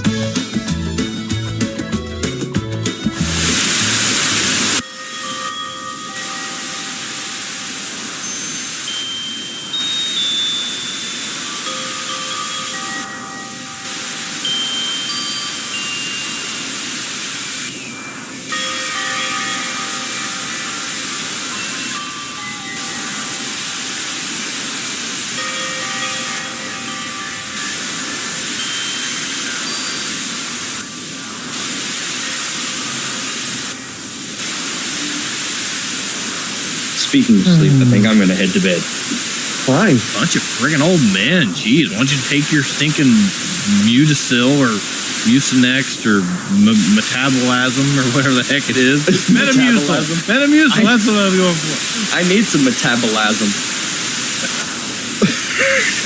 See you, Tony. Later, fellas.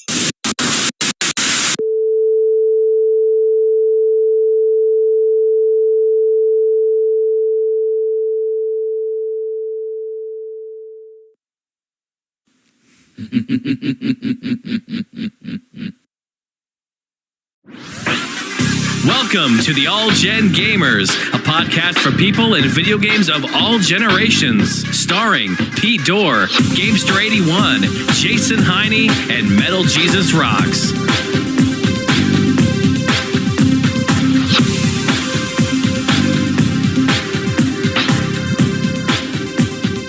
Hey guys, what's going on? My name is John, also known as Gamester81, and you are listening to episode 87 of the All Gen Gamers. Today is Tuesday, March 27th. I'm here with Pete Dorr. Pete, what's going on, man? Not too much, Sean. I am also joined with Jason, the EMU Heine. What's up, Jason? What's up, guys? How we doing? And of course, we have Jason Metal Jesus Rocks. Rock on, man. What's going on? Hey, not much, man. Good to be here. And guys, we are all very excited. We got a very special guest today with us. And his name is Walter Day. Walter, how you doing? I'm doing good. I'm glad to be on the show. Thank you very much. Now, Walter is the founder of Twin Galaxies.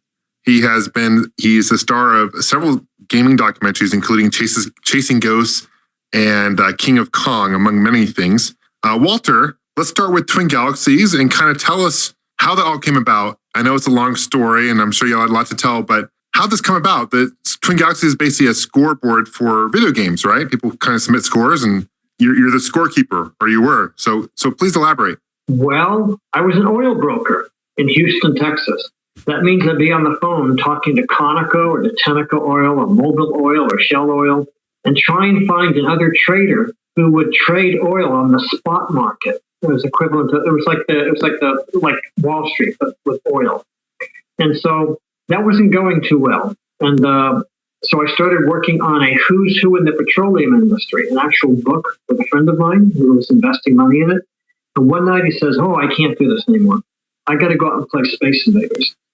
I said, "What the heck is Space Invaders?" So he took me to an arcade in Houston, Malibu Grand Prix, the kind that was had all the formula, whatever kind of pretty expensive racing cars they have that you drive around the track. Right. And they took me to an arcade that probably had 200 games. It was a monster arcade, and I fell in love with Space Invaders. And then later I fell in love with Pac-Man, and then Centipede, and Gork, and Galaxian, and Make Tracks. So I started playing video games so much that wherever I traveled as a traveling salesperson, I'd make sure that I stopped at every single arcade that I saw everywhere I went. So I went to over 100 arcades in the space of just the summer of 1981 alone. And I opened up Twin Galaxies in Ottumwa, Iowa, with 22 games. And I opened it up not because I thought it was going to make money. Of course, you'd hope it would make money, so it survived. But I did it because I loved playing video games so much that it gave me an excuse to play more and more and more video games. So I opened up an arcade so that I could play video games and be up till 2 or 3 in the morning every night, and all the young people playing video games, playing Gork and Galaxian and Centipede and Tempest and Frogger. But pretty amazing trajectory. And we were open for only about 2 months before someone got a high score on Defender. And when we tried to find, it was during the weekend, and on Monday morning, we tried to find out if this was indeed the new world record. We learned that no one kept track of the scores. So we called up a whole bunch of manufacturers and cut in the magazines of that era were Replay and Playmeter, and told them that we were keeping, essentially we told them we were keeping track of the scores if that service could help them. And they all said, yes, thank you. And suddenly we found ourselves being the scorekeepers, because 30 minutes after I did those 9 telephone calls, 7 manufacturers like Williams and Atari and Stern and Nintendo, Universal, Taito, 30 minutes after I made those phone calls, I got a phone call from Tennessee, and I'm in Iowa. And that Tennessee phone call was someone reporting a Galaga score. And so we were in business literally within a half an hour, and everything grew. And within months, we were getting 30, 40, 50 phone calls a day. And within a year, I think we're getting close to 100 phone calls per day from people all over the place, even Italy and South Africa and England, faraway places. People would want to know what the high score in Gorfa Galaxian was. So we became the scorekeepers back then. And then the industry began to consider us an important contact. Whenever someone called up from showbiz, they'd send them to us. And that's how Life magazine ended up coming to Twin Galaxies and doing that famous photograph that you've seen in both Jason Ghost and King of Kong, the famous group photograph. Right. Yeah. That was November 7th, 1982, on the street outside Twin Galaxies. And then That's Incredible came into the history, what we call history's first official world championship. It had people from Canada and the U.S., so who knows if that's really officially a world championship, but it was officially the first big video game championship that involved lots and lots of hand-picked superstars from all corners of North America. So, and then the governor came and proclaimed us the video game capital of the world, and Atari came and proclaimed us the video game capital of the world, and the Amusement Game Manufacturers Association came and proclaimed us the video game capital of the world. So we were really going through a lot of interesting stuff back in 82, 83. And that went on for years. Then I retired for some years, and I came back, and we created the official video game and pinball book of world records, which essentially is around 1,000 pages. It's a big published book. But we don't really do that now because we send all our scores over to Guinness, which puts our scores into the Guinness Gamers Edition, the Guinness World Record Gamers Edition. And we have our database online, so people can check, I don't know, I think it's like about 135,000 different games or game tracks that we maintain rules and enforce those rules and monitor and verify world records on us. So we're pretty busy. And I am retired. The only thing I work on now is I'm helping them develop a trading card set that you might have seen in the media a lot recently. Yeah, that's awesome. Wow. So, Walter, I have a question. So this is like taking place in the early 80s, before internet was really big. So how would people keep track of the high scores? How would you communicate the high scores? Was it this book you published, or what was the means of people to look at the high scores? People would usually find the high scores in the video game magazines of that era. Okay. Our high scores were carried by Video Games Magazine, Video Game Player Magazine, Computer Games Magazine, Joystick Magazine, Computer Entertainment Magazine. I think 5 different magazines and then an Italian magazine regularly carried our scores. So people would see our scoreboard, our leaderboard, they'd want to get in it, tell them where to send their scores. And at that point in time, they would just have a form filled out with a photograph of the final score on the screen and an affidavit form signed by the arcade management or the location management and 2 witnesses. And of course, we didn't know what we were getting into by giving them that. That is the means for verification, because a lot of people just sent in anything they wanted. Right. But over the years, we ferreted out the improper scores and have monitored and verified real world records. Because nowadays, people have to turn on their game. They have to film themselves powering up their game, going through all the routines of setting the difficulty settings and selecting the tracks and selecting all aspects of the gameplay, all parameters, and film the entire gameplay and film the end, when it's the end and they put their score in and everything like that. Then they have to send that either on DVD or a videotape, and our referees watch the entire thing. And usually the referees will be somewhat familiar with that game, and they got to verify the score completely, and then it goes up on our database. Cool. So even at times when someone has to play the game sometimes they play upwards of 25, 30 plus hours, they have to sit there and watch that game for those 25, 30 hours to verify, make sure that they didn't, pause it, restart it at another time, is what you're saying, right? Yeah. Absolutely. They have to verify the whole thing by watching it all the way through. Some of those big long ones like that, the referee will have to do it in sections. Just spend 2 hours this day, 4 hours that day. Watch the whole thing. Right. And they're all volunteers. They've all been volunteers too. Well, one of the goals of the new CEO, Pete Bouvier, is to make it even more a professional company, whereby the people who do this incredible ordeal of watching these tapes actually gets paid for their efforts. It's definitely quite a job to sit there, and a lot of people don't even think about it. They think, they're going to submit the score and that it will just go into the database, but they don't realize what it really takes to verify. And, you're trying to create something that is fair for everyone. And it's a huge task and a big job. That's for sure. Absolutely. That's well said. So Twin Galaxies has an amazing legacy because it was the, and I can't take credit for Twin Galaxies. Twin Galaxies is the child of hundreds and hundreds and hundreds of people, all nourishing it, nurturing it, keeping it going, and donating and contributing their time. So Twin Galaxies actually is an expression of the video game age itself. So it's a pretty amazing experience to be part of it and to watch it grow. And I believe that it probably will last for years and years and years and be something important for future generations of gamers. Yeah. Hey, Walter, would you have ever imagined that 30 years later after starting Twin Galaxies that it'd still be around stronger than ever? Well, originally I thought it was going to be just an arcade. Right. But then it grew into the scoreboard. And I just went and did it every day, every month. I always felt I was doing something I was supposed to be doing and that it would mean something someday. But how that's going to manifest or how that has manifested still defies my understanding. It could very well, Twin Galaxies could grow into being a very, very, very, very big institution that possibly someday could become a nonprofit foundation. Who knows? Mm-hmm. Hey, Walter, I have a question for you. Now, when you started Twin Galaxies, of course, it was just for arcade games. And then what era, what time, or what console was it that you started to accept high scores for console gaming? Because I know nowadays you take scores from all consoles, Xbox, PlayStation 3s, all sorts of consoles. So yeah, a lot of the work that the referees do today is all on Xbox 360, PS3, Nintendo Wii. That's most of the stuff that they do, with an occasional classic game thrown in there too, or a classic console. I think the earliest videotape we ever received of gameplay was a Pac-Man submission on Atari 2600 around July or June of 1983. I think that was the earliest submission on a videotape. And someplace, most of our console stuff, I'd say started around 1995. I think scores from around 1995 are some of our earliest console stuff.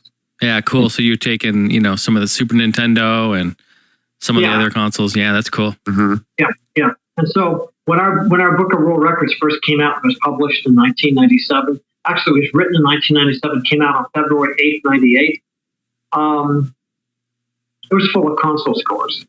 So in that mid to late 90s period is when we really started getting more and more into console scores.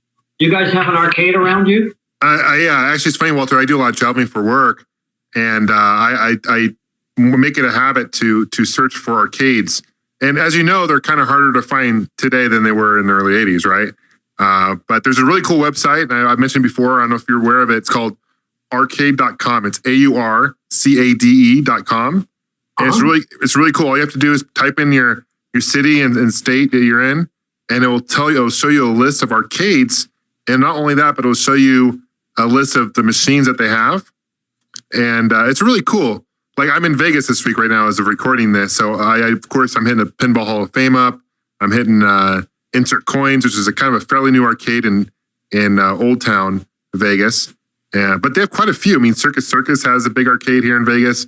I love going to Vegas for the arcades. I'm not much of a gambler. I'd much rather prefer to put my quarters into an arcade machine than a slot machine. Sure, I understand that. Amen. I remember playing Space Invaders and Circus, right, back in 1980, and it had about 300 arcade games then. Yeah, they still have several hundred machines. Yeah. Wow. Yeah. Yeah, I know New York also has an arcade upstairs. I don't know that there's any retro, but I know that they do have a whole upstairs, which is arcade. So check that out too. All right, I will. I have time. So, hey, Walter, I have a question for you. You mentioned in the very beginning a couple games that were in your Twin Galaxies arcade when you had that set up in Iowa, and you kind of quickly went over a game called Make Tracks, and that kind of stuck out to me in the documentary Chasing Ghosts, because I hadn't heard of it before. And imagine my surprise when I found out that you actually held the world record for that game, didn't you? Oh yeah, I was the world record holder on Make Tracks, and if I had to throw my weight around, I could have used that as the angle for me to be in the photograph with the other people, for the Life magazine photograph. But I choose to let them have all the glory because that's how I felt about it at that time. Then later on, I thought, well, it would have been fun to have been in the photograph, but I wasn't. It would have been fun to be in the photograph. So when we had our reunion that we did on September 24th, 2005, that was filmed by the filmmakers of Chasing Ghosts, I was in that photograph. So I got my second chance to be in a group photograph with all these guys. And I think in that reunion photograph, I think there were 6 or 7 of the original 16 in the reunion photograph. There was Billy Mitchell, Steve Sanders was there. Mark Robichaud and Joel West was there. Leo Daniels was there. And Chris Steele was there, I think, 6. And Ben Gold was there. So I think there were 7 people out of the 16 that actually attended the reunion on September 24th, 2005. And that was filmed and shown as one of the final scenes of Chasing Ghosts. Mm-hmm. Yeah. What do you guys like better, Chasing Ghosts or King of Kong? I'm more of a fan of King of Kong myself. I kind of lean towards Chasing Ghosts myself. I thought it was really well made and a great history of video games from beginning, or arcade games from beginning to end. But both of them were excellent, though. Yeah, both are great films, definitely. I absolutely agree. I mean, they're both good. It's hard to compare them. But I'm Donkey Kong's my favorite arcade game of all time, Walter. So I kind of have to lean towards King of Kong. I like the drama in that movie. There's a lot of drama back and forth. But no, Chasing Ghosts I thought was really well done. And for those who haven't seen Chasing Ghosts, it's on Netflix. You can stream it on Netflix. I highly recommend it. It's more geared for like classic arcades, and I thought it was really well done. And like you said, Walter, you showed the picture, the reunion picture, and I thought that was a really nice touch to kind of wrap up the film. So that was really cool. A lot of people are talking in terms of their perception that the two films are like bookends. That should actually go together and be viewed together. Yeah, and I could see that because they both have some richness. Even though the King of Kong, of course, is not a real documentary. It's completely it's fabulously skewed in a way that was unfair, especially to Billy Mitchell. Right. For instance, at the end of the movie, towards the end when Billy comes into the arcade, he walks past Steve and snubs him and doesn't say hi to him, and Billy says hi to him. Do you remember that scene? Yeah, totally. That. Yeah. Well, Billy does stop and talk to Steve, and they film the whole thing. But they purposely cut that out because they purposely wanted to develop Billy as the villain, and so they had that as their basic rationality throughout the whole movie. That lots and lots of things were twisted and turned in such a way that Billy became, more of a cad and more of a cad and more of a heel as the movie went on. So it wasn't fair. It wasn't fair to Billy. So. I know you know Billy very well, and I was going to ask you, the magic of editing, right? You can edit anything to appear any way, and that's just unfortunate. And so yeah, that's interesting. And I've heard Billy's a really nice guy in real life, and you obviously know him very well. What was your experience working on both films, Walter? Well, at the time that both films were being filmed at the same time. Mm-hmm. Both of those film crews were quite often in the same room at the same time. Wow, I didn't know that. When the scenes at Fun Spot were filmed, both film crews were there. In fact, there were 3 film crews there. There was a third film crew there. See, when, for some reason in 2004, someone got it in their head to start doing documentaries on video games. And so essentially, we got called by Jake Martin in New York City, who had a partner named Ryan Carroll, and they came out and they started filming me. And the reason they came out and started filming me is they wanted to learn about Twin Galaxies, because when I started studying the history of gaming, just to be frank with you, all roads led back to Twin Galaxies because we had been the seminal, landmark thing back in the early 80s. And so they were tracing video gaming as a sport and a hobby and an industry back to its roots. And it led them to us. So they started filming us and interviewing us and going over our history. And then suddenly another group popped up, and they wanted to film a different story, but also do something that involved Twin Galaxies. And then the third group that popped up was the guys, Men at Work, who ended up doing Chasing Ghosts. And then the fourth group that popped up was the guys who created King of Kong. And there was a fifth group, but we turned them away. And there was a sixth group, and they branched off and did High Score, one about the Missile Command guy. And then there was what? So that was about it. Anyway, we had 4 very active film documentary filmmaking crews following us around from 2004 up to 2006. And wow. two of them actually led the movies, King of Kong and Chasing Ghosts. One film crew sold their footage to the King of Kong guys. The other film crew still has all their footage, and then the Chasing Ghosts guys made their stuff. Of course, Chasing Ghosts. So it's a very, very interesting thing. And we were caught in the middle because the Chasing Ghosts and King of Kong guys kind of got in a rivalry. And all sorts of stuff started going on behind the scenes that we really never knew about, where they were doing, I don't know what they were doing. Let's just say that there was some ill will between them in the background, behind the scenes. Wow. So, but the thing is they're all good guys. Both groups are good guys. We completely disapprove of how the King of Kong was edited and created. But Ed and Seth, who did it, we liked them personally as friends. And we consider them very good people. But we just completely disagree with how they went and edited the movie and the story they made out of all the footage they got.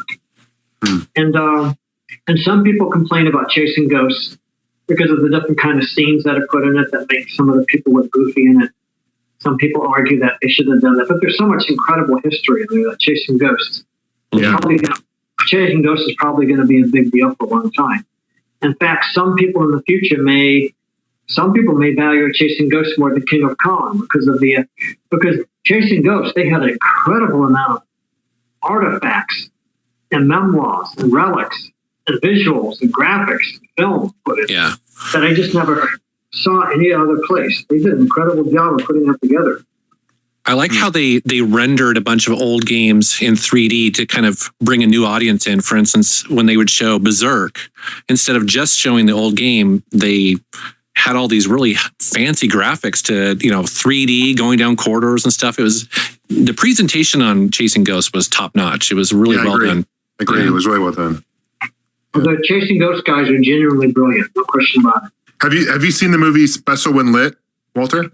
I see people talking about it. That's pinball, isn't it? It's a pinball base, yeah, but it's a very good documentary. I'd recommend it if you have the time to watch it. I think it's also on Netflix now and on streaming. Yeah. But really well done. More obviously pinball focus, but kind of goes through, it's like Chasing Ghosts for pinball, essentially. It talks about the rise and fall of pinballs and the history of it. Really fascinating. So, yeah. That's great. No, I've seen it talked about, but I don't know anything about it. Mm-hmm.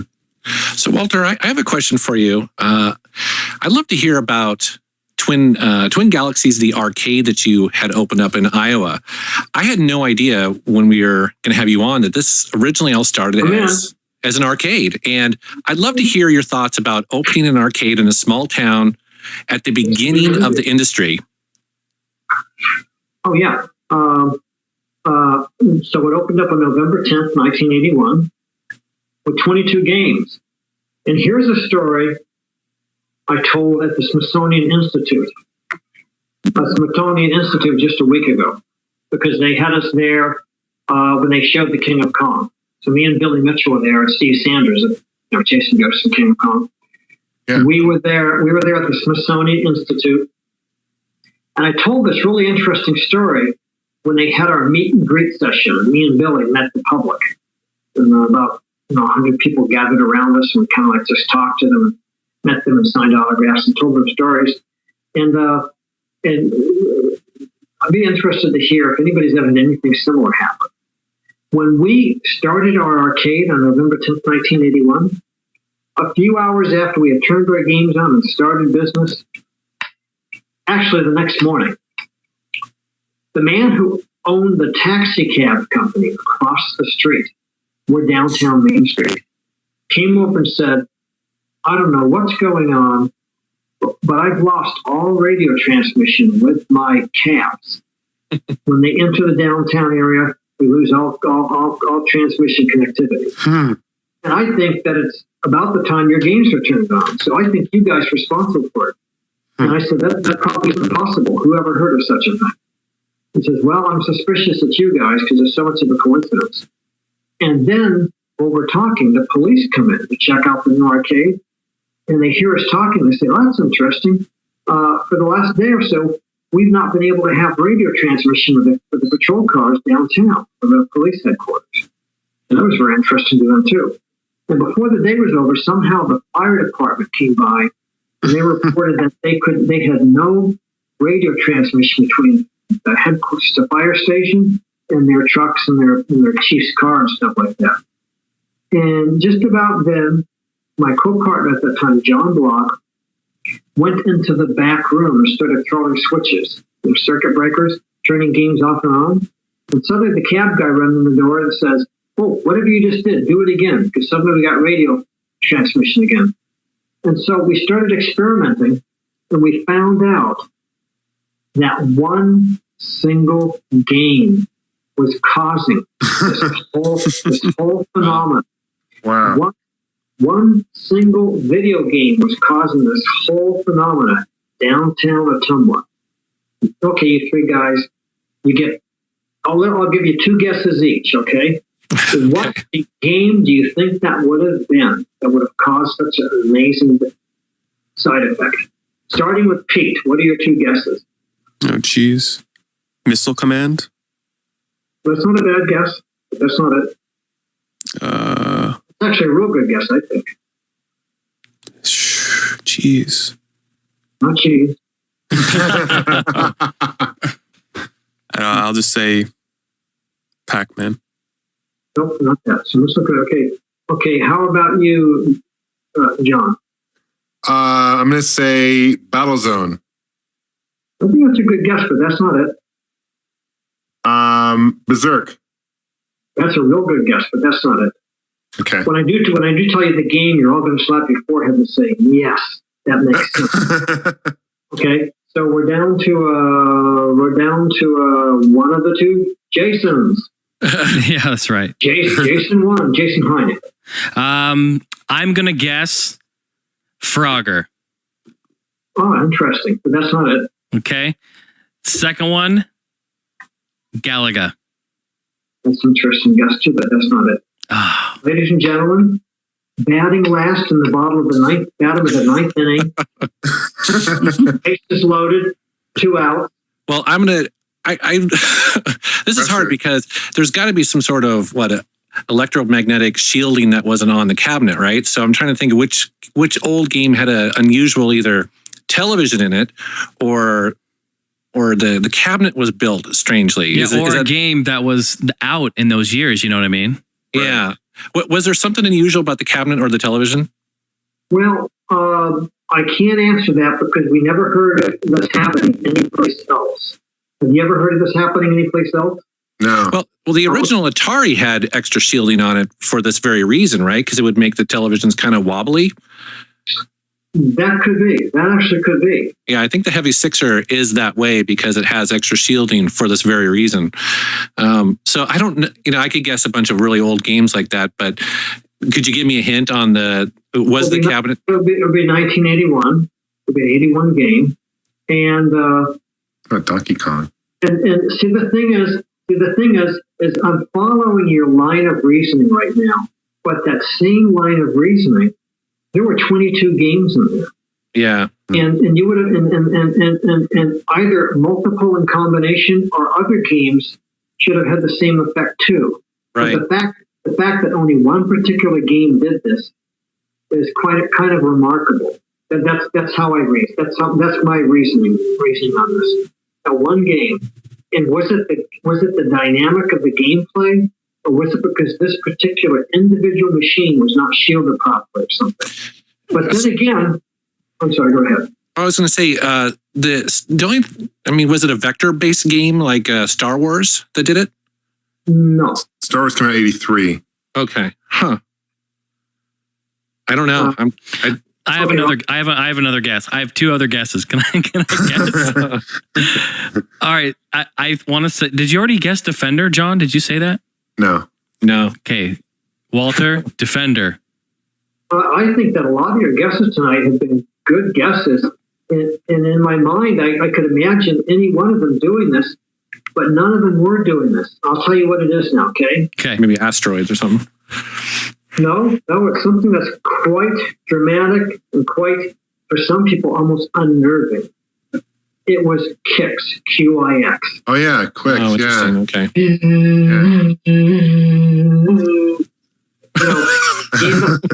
Game that would drive you absolutely nuts if you were a video game. So for some reason, that game single-handedly was stopping radio transmission in downtown Homeland just from being plugged in. Wow. We unplugged it. It stopped messing with it. So does that mean that game? I don't know. I don't know what that means, but I've always thought about it because that's such an unusual thing. I've never heard any other place. I've never heard of anything like that in my life. Yeah, weird. That was amazing, isn't it? Well, it sounds like turning off the system or the machine was a quick fix. No. I think I missed an inside joke, didn't I? Oh, no, quick. Only the three of them can get my humor, Walter. Don't worry about it. I think they're the only we don't people go by an episode without John dropping some kind of joke like that. and we cry inside. That's the thing. We're crying inside. Yeah, they're crying inside. They're laughing out of kindness, but in reality, they're laughing at me. So don't worry about it, Walter. Got it, but not for 20 seconds, I guess. So I have another question for you, Walter. Yeah. You've mentioned that this database of yours has, over 100,000 games. I'm just curious. I mean, how big is this army of referees that you have?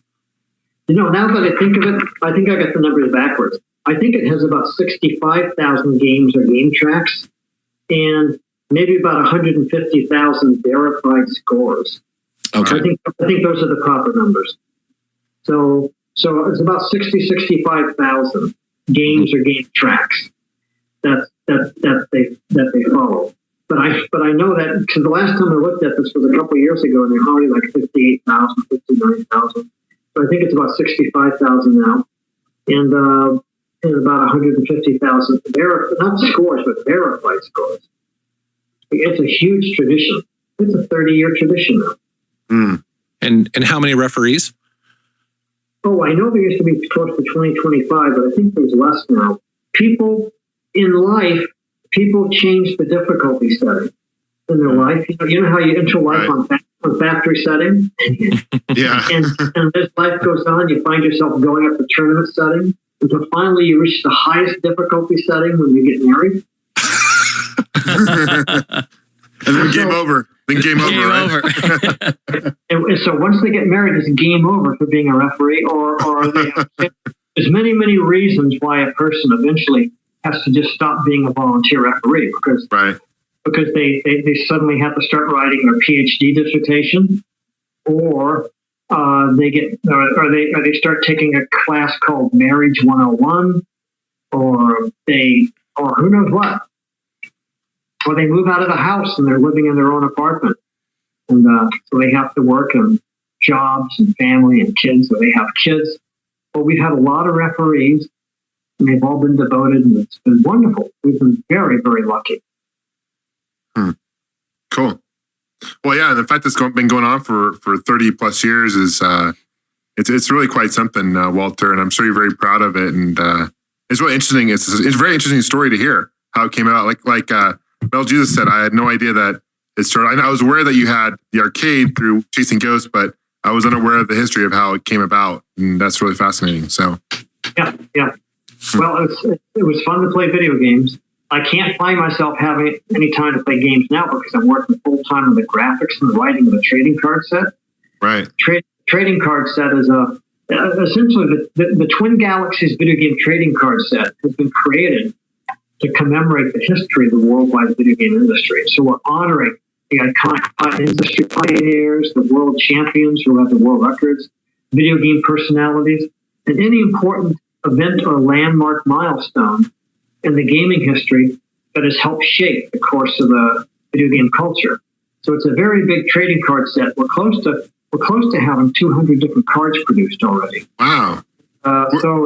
Like we gave Nolan Bushnell a big enlarged version of his card on the stage at the Smithsonian just last weekend. Mm-hmm. And And then I was like last weekend, and then this weekend I just ended. We did a whole ceremony at the Midwest Gaming Classic where we unveiled about 11 new trading cards and gave people big award certificates. Because when we do these cards, we're not just creating the cards; we're actually honoring the people who are on the cards, treating them as celebrities and illustrious people who are being honored as part of the historical tapestry of the video game age. So I'll be going to other big events too, to unveil cards and do ceremonies and give awards to people and unveil their cards. And there's a big event in Allentown, Pennsylvania. It's called the Philly Non-Sports Trading Card Show.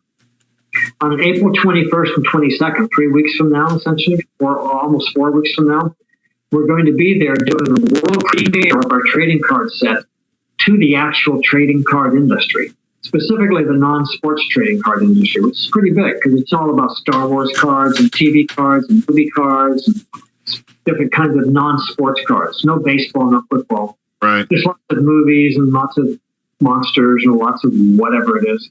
So we're going to be unveiling our trading card set there, and it's getting a lot of attention. A lot of attention. About 20 of the celebrities who appear on the cards will be there to autograph the cards and signing them in an autograph session. Wow. So that's going to be April 21st and 22nd in Allentown. It's called the Philly Non-Sports Trading Card Show. It's like the industrial show for that industry. That's really cool. Yeah. Where can people find these cards, Walter? Well, they can go to twingalaxies.com, our website. And they can click on the link there, and they'll lead you to where these. Or you can even go to our other website, which is videogametradingcards.com. It's straightforward, videogametradingcards.com. And they see what some of the sample cards look like and see how to buy the sets and all that sort of stuff. Can we expect to see a Walter Day card? Oh, there's a Walter Day card. Nice. There's a Walter Day card. Maybe we should do a card. Maybe we should do a card to commemorate your podcast. Hey, Sure. Yeah. That'd be That'd be an awesome. That would be quite an honor for sure. That would be an honor. I'll have to think about that because you guys are contributing. You guys are contributing to the just the evolution of the worldwide video game culture. Yep. Nice. Yeah. That'd be awesome. Yeah, that would be. So, Walter, to elaborate on your music. Are you still doing the music thing? Well, I haven't had a chance to work on it lately because I've been so busy doing the trading cards and helping finish my role at Twin Galaxies. The music, though, is something that's so dear to me that I just have to get around to it. And I think that by the end of November, I'll be focusing on music, and that will be the next phase of my life.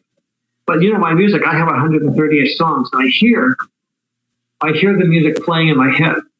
Every song that you've ever heard me sing on any of these movies, I didn't write it. I listened to it. I just heard them playing inside my head. So maybe there's some promise. Maybe some of the songs will turn out to be promising or good. We'll just have to find out, I guess. And that's kind of the beauty of music. You just dive into it, have fun with it, see where it goes. Absolutely. Well said. I'm still thinking about the All Gen Gamers trading card. Hey, Walter, I have a question for you. Now, a lot of people know in the 80s, there was this massive video game crash.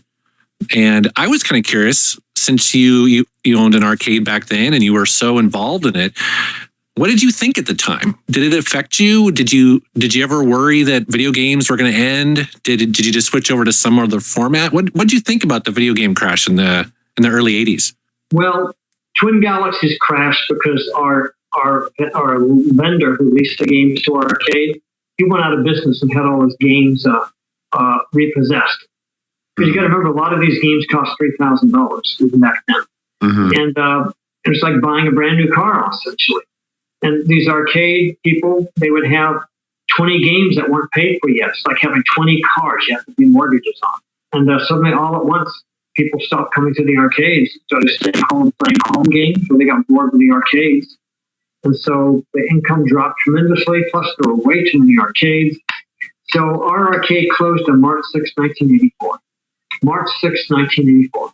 And the company that brought the games and went out of business, a truck pulled up, and all the games in our place were repossessed. We couldn't get anybody to bring in new games because everybody was under the gun. But our scoreboard continued, and we moved on and just operated with a phone in an office. So we no longer had an arcade. So it actually made it easier to run the scoreboard because we didn't have to fight to try and keep the arcade alive. Mm-hmm. What is your favorite arcade game, Walter? Well, I like to make tracks a lot and I like Centipede a lot. Mm-hmm. But I also like Gorth and Galaxian a lot. Mm-hmm. Galaga was fun. Let's see, I liked Berserk a lot. Let's see. You like the shooters? Pac-Man. Yeah. Well, I got addicted to Space Invaders and Pac-Man. Right. To the Centipede. But the one I worked the hardest at trying to be the world record holder was make tracks. Yeah. Yeah. I'm really excited, Walter. In 2 weeks, I'll be headed to Fun Spot for the first time. I can't wait. So Fun Spot. So you're not going during their event. You're going in April.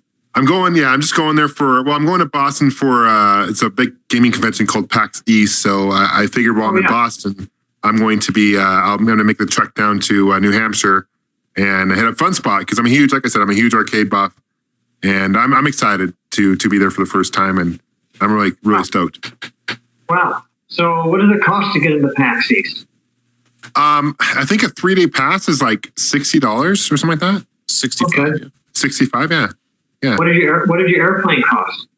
Oh, from Phoenix? Yeah, it's not cheap, but I do a lot of traveling for work, so fortunately I was able to get some miles through that. But you know, you're looking at like maybe $400 or $500 for a flight round trip. Yeah. Because some of the CEO of Twin Galaxies is going to PAX East, okay, and our events administrator is going there. So they're going to actually present a big blow up, a trading card to an organization called the Able Gamers Foundation. So they'll be there someplace. I don't know if you'll be able to run into them because I think 75,000 people will be there. Yeah, I will. I'll keep my eyes open. Yeah. But anyway, yeah, they'll be there, and they wouldn't mind being interviewed by you guys if you wanted them. Oh, absolutely, absolutely. Yeah. Cool. Well, anything else, guys? Any other questions for Walter? Man, we had some really, really cool stories there, Walter. A lot of behind the scenes stuff that I know I speak for all of us that, I mean, we just were not aware of. It's just really cool to hear about it. It's a real pleasure, Walter, to have you on. You're always welcome to come back on and talk to us anytime you want. And, you know, put a good word in for Billy, and we'd love to have him on and clear his name from, you know, King of Kong. You know, he's always horrible editing. You know, we'd love to have him on. I know you're good friends with him, so put a good word. And but no, it was great having you on. Well, I'm honored. Thank you very much. Let's stay in touch. In fact, maybe we can do something at the time we're having our big trading card event in Allentown. Maybe we can do an interview one of those nights or something. Anyway, just a thought. Who knows if it'll work out? I may be so overworked that it doesn't happen. We know you're a busy guy, and you know you're traveling all over the place. You were in India not too long ago. You're in Smithsonian one place. One day you're there. One day you're here. So we really appreciate your time to take time out of your busy schedule to talk to us, and we'll definitely be in touch. That's great. Well, thank you very much. I'm very honored. You guys are bright, fun people, and I really appreciate what you do for the hobby and the industry. So keep it up. Thank you. Thank you. We appreciate what you do too, Walter. Thank you. Yeah. Thank you very much. Take care. Have a great night. Okay. Thank Bye-bye. you. Goodbye now. Thank you. Bye. Thank you.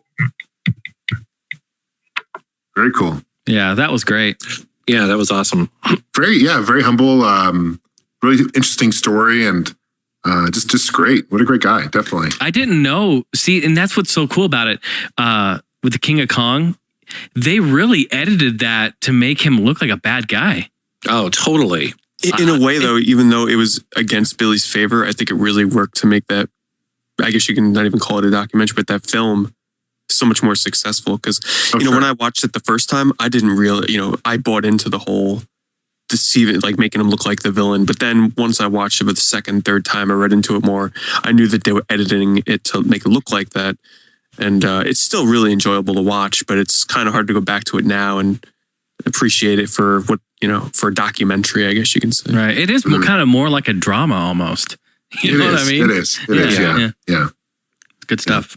Yeah, it was cool having him on, and just because he was in video games from the very beginning, just one of those guys who you can just kind of, Walter Day, I'm talking about here, but it was really cool having him on here. That's for sure. Yeah, it doesn't get any more, back in the day than that. I mean, you're right. He was there from the beginning. Yeah. This is so cool. The grandfather of video games. Yeah, it is. It is really. Yeah. So it makes me miss just arcades. It's just I don't know, the fact that they're kind of dying. I mean, they're dead essentially. I mean, you see a few here and there, but it's really too bad. I miss those days where you could go to the local mall and throw in some quarters, and just relax and get away, Now it's just kind of different because you get away through Xbox Live in your bedroom or wherever you play, So it's a little bit different experience. But no, I think arcades will live on through hobbyists and through people who are like us who are nostalgic for the past. People like Ernie Klein, who big fan of arcades as well. Classic games. So it was great to have him on.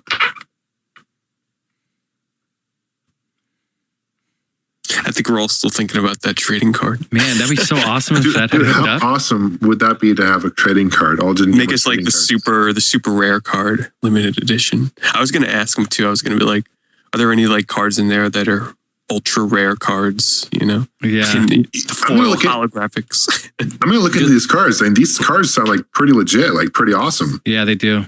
They do. Are they going to have stats on them? Like, are we going to have, +1 to attack or charisma? Let's do +5 to charisma. It's like Bushnell versus Miyamoto, fight, Yeah, it's funny. Should we, are we going to do games you've been playing? Gamester's Pun Attack +4. Yeah, Pun Attack +4. There you go, man. Yeah, what have we been playing? Who wants to go? Metal Jesus. I can go. So I've been playing a PC game, shock of all shocks. I'm gonna have you guys guess what it is. Okay, and I know you guys are not big PC gamers, but I'm gonna guess anyways. Hey, watch your lip there, buddy. I'm sorry. That's right. Yeah, that's right. We already established that in the last episode, didn't we? Rough motherfucker, rough.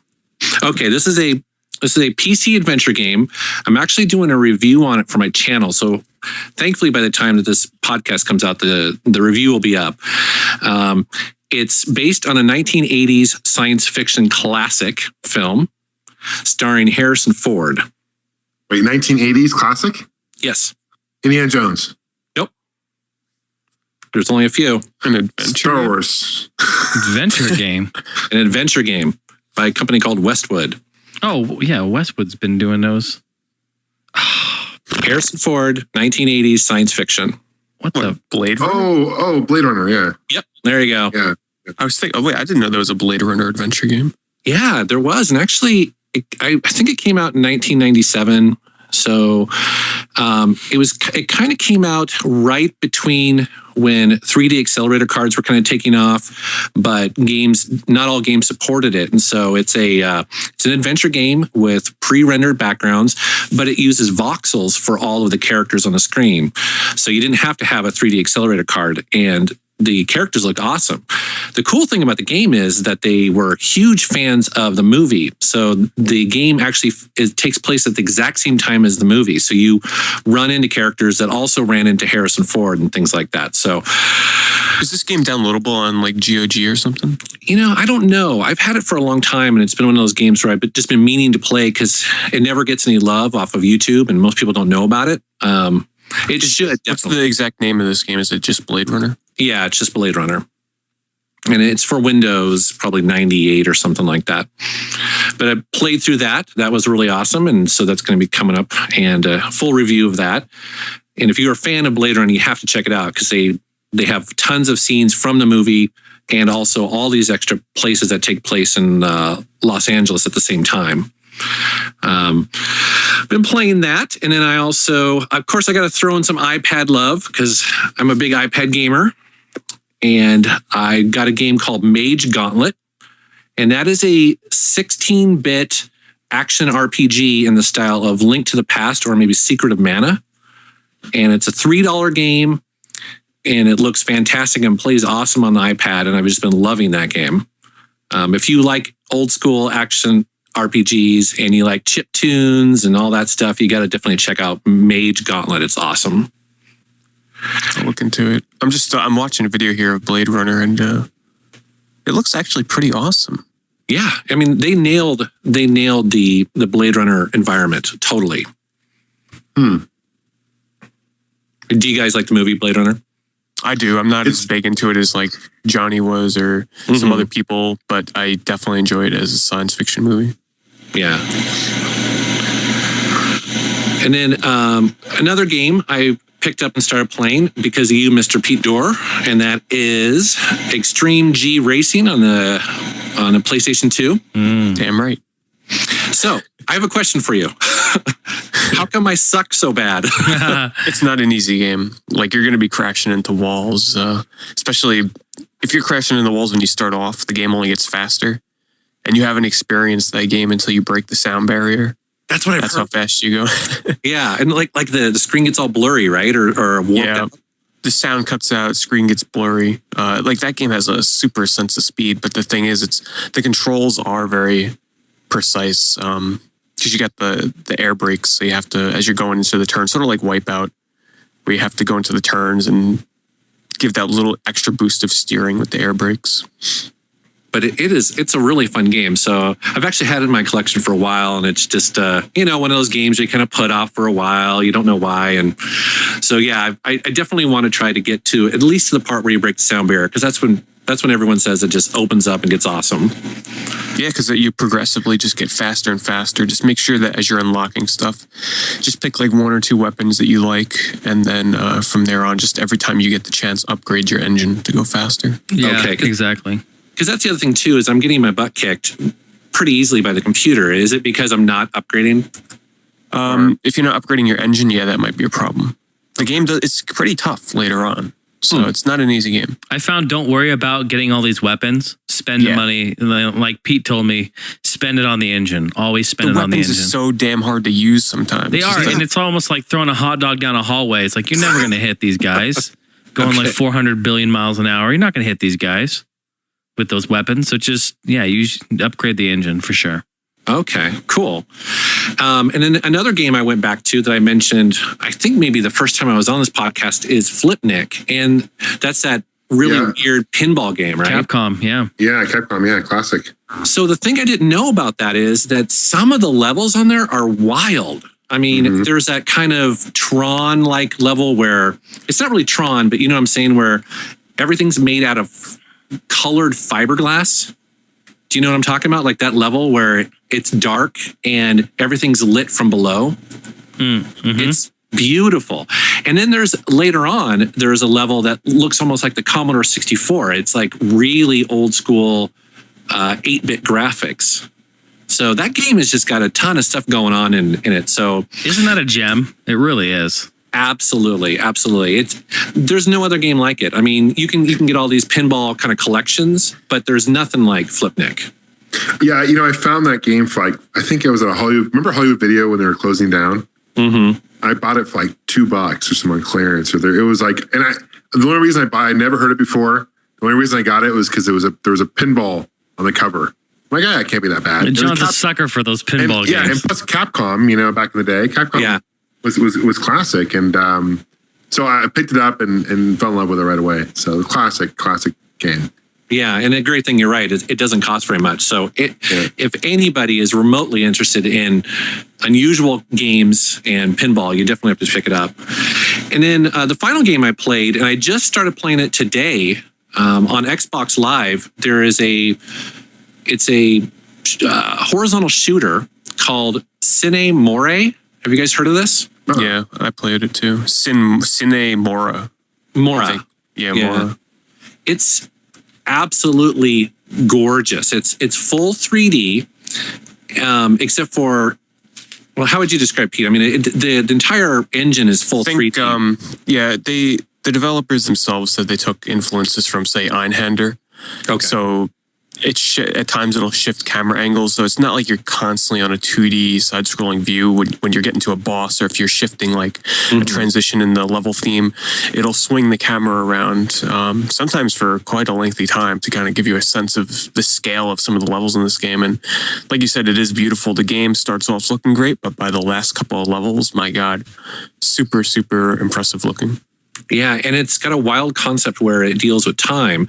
So you really only get one player, but there is a timer in the center of the screen that's constantly ticking down, and every enemy you destroy adds a little bit of time to that, and there's power-ups and all this stuff. Yeah, and you don't have one life. Like, it's not one of those one-hit kill games. It's actually, when you get hit, you lose time from your overall timer. So you can be fighting a boss, and he can be just about ready to die, but if you run out of time, you blow up and start over. Yeah, it's really cool. If you're into shoot 'em ups, it's awesome. And also too, I noticed today that the music is done by that one of my I can never pronounce the Japanese name, but it's the composer for Silent Hill and also Shadows of the Damned, which excellent music. And so it's different because when you play these kind of shooting games, like I went into it expecting sort of like typical shoot 'em up. Style techno, house beat music kind of stuff. And then you go into this and it's like creepy, eerie, atmospheric music, even during boss battles. Yeah. And something else that needs to be said for the game is the story is really different. Like normally when you play a shooter, you don't give a crap about the story. You just get in there, you shoot stuff. This game really emphasizes this like dark story that's really complex. Yeah. Where the time travel, like the time, you can slow down time and stuff like that. And everything in the game because it's tied into the story where you play as a race or something where, now this is the gist of it because it's really complex, where you travel forward and backwards in time. So this race never dies. So because before they die off, they travel backwards in time. They just keep on living on. And there's like dark themes in this game. Like they mention rape, like straight out, not even like, like the literal meaning for rape. And there's cursing in it. And it's all in Hungarian. The game is voiced over, but it's in Hungarian. Oh, okay. Yeah, it's not like a made-up language. Yeah. Okay. But the story is really good. A lot of it, sort of anybody that's played Lost Odyssey or any RPG or any game where it cuts to like a dark, just a blank screen with the text. That's how the story really unravels. And sometimes the characters talk back and forth in the game, which is kind of annoying because you're trying to play the shooter game and they're talking in another language you can't understand. So you have to try and read it while you're playing. It's not very convenient. But I think I went into the game with my hopes up a little too high because I read a review from Destructoid because the bullet point for like their review was one of the best games of this generation. Like it's a benchmark for gaming as we know it today and stuff like that. And the reviewer like really hyped this game up like beyond belief. So I think if I had not read that review, I don't know. Like that's why I don't like to read reviews anymore because I read it and I'm like, wow, this game must be freaking amazing. Because the guy's like, you'll read one line of text in this game and they can base a whole game around it. It's unbelievable. So as I'm playing this game, I'm expecting like, the next Bible or something, something like that. And it's a good game. It's definitely like a really good game, but it's not, amazing game of the century like it was made out to be. One of the things I've struggled with in the game is that every time you destroy an enemy ship, the screen shakes slightly, for effect. But when there's a ton of bullets on the screen, that really messes with me. Did you have that problem? There were times where I had a hard time seeing the bullets because this game is so colorful and the backgrounds are so detailed that the bullets tend to blend into everything. So the shaking screen definitely doesn't help. Yeah. But I mean, if anybody's a fan of like Radiant Silvergun or Boss Rush, like bullet hell shoot 'em ups, I'm playing on the harder difficulty that they let you choose from the beginning. Okay. So it's almost like a bullet hell shoot 'em up where there's tons of bullets on the screen. There's really tight patterns you have to weave through. And I think there's something like 8 or 10 levels, something like that, but there's like 20 bosses in this game and they're the huge kind of screen filling bosses. And the whole theme behind this game, it's also sort of like a steampunk kind of style to it in terms of the characters and stuff are like animals and everything like that. But the actual world itself and all the bosses are sort of this steampunk kind of futuristic world. It's really cool. And I do appreciate that they allow you to temporarily slow down time because that's one of the things about bullet hell shooters that, as you know, is that those can get crazy pretty quick. And it's nice that you can quickly slow down time to make it some of those more challenging patterns. So I like it though. It's definitely, it's $15. Good. So It was totally worth it. It's definitely unique, that's for sure. And anybody that's a fan of shooters, I would definitely recommend this one for sure. So that's it for me. How about you, Mr. Jason Heine? Well, did I mention last time, you guys, that I got a beta key for the new Counter-Strike? Did I mention that? No, I don't think so. I couldn't remember if I did or not. I did get a beta code for the new Counter-Strike Global Offense, which is pretty cool. So I loaded that up, installed that, and was kind of checking that out, playing through it. And so I guess kind of my first impressions, I've played about an hour of it. And, it in my opinion, it feels just like Counter-Strike. That's been the general consensus. You know what I mean? Like it's not something new. It's an old game. It looks like a source game, and it doesn't do anything different that I can tell, at least at this point in the beta. So, I mean, is this something new and groundbreaking? No. Is this some greatness of what made Counter-Strike so popular in the beginning? Yes. Does it look better? Yes. Does it play better? I don't know, maybe. So I'm sitting here saying, wow, okay, why are we building this up when it's basically just another source shooter? They're playing it safe. They don't want to disappoint all the original players because they know if they disappoint them, they'll lose them. So they know as long as they keep those people intact, and then they can gain new players. And I'll tell you, I'm not going to be one of them because I know if I go on there, if it's exactly the same, I'll get my ass kicked. Yeah, because you're going to be dealing with people that have been playing this for 12 years. You know what I mean? These crazy people, So honestly, I think it's great. I love Counter-Strike. I love the Day of Defeat mod for the original, the original Half-Life there, and I played that a lot. But honestly, it feels like a bit of the same. I think it's cool. It's in beta that they released it, and when it comes out, yeah, of course I'm going to get it. I'm a fan of that, and I like to support, that franchise in hopes that we see, we get a Half-Life. Episode 3. So in Metal Jesus, I mean, you were kind of behind the scenes with some of that back in the day of the original. Yes. Were there ever talks that, now this was way down the road, of course, but were there ever talks that's ever going to happen? Episode 3? Just to finish the fucking franchise? I don't know. And I do know a guy who works on level design at Valve, and I've been wanting to ask him. Because why is it taking so long? Yeah, would you please ask him for the billions of people that want to know? I mean, it's just a cliffhanger. They left it completely open. Yeah, they left it even. I mean, it's not even finished. There's supposed to be another one.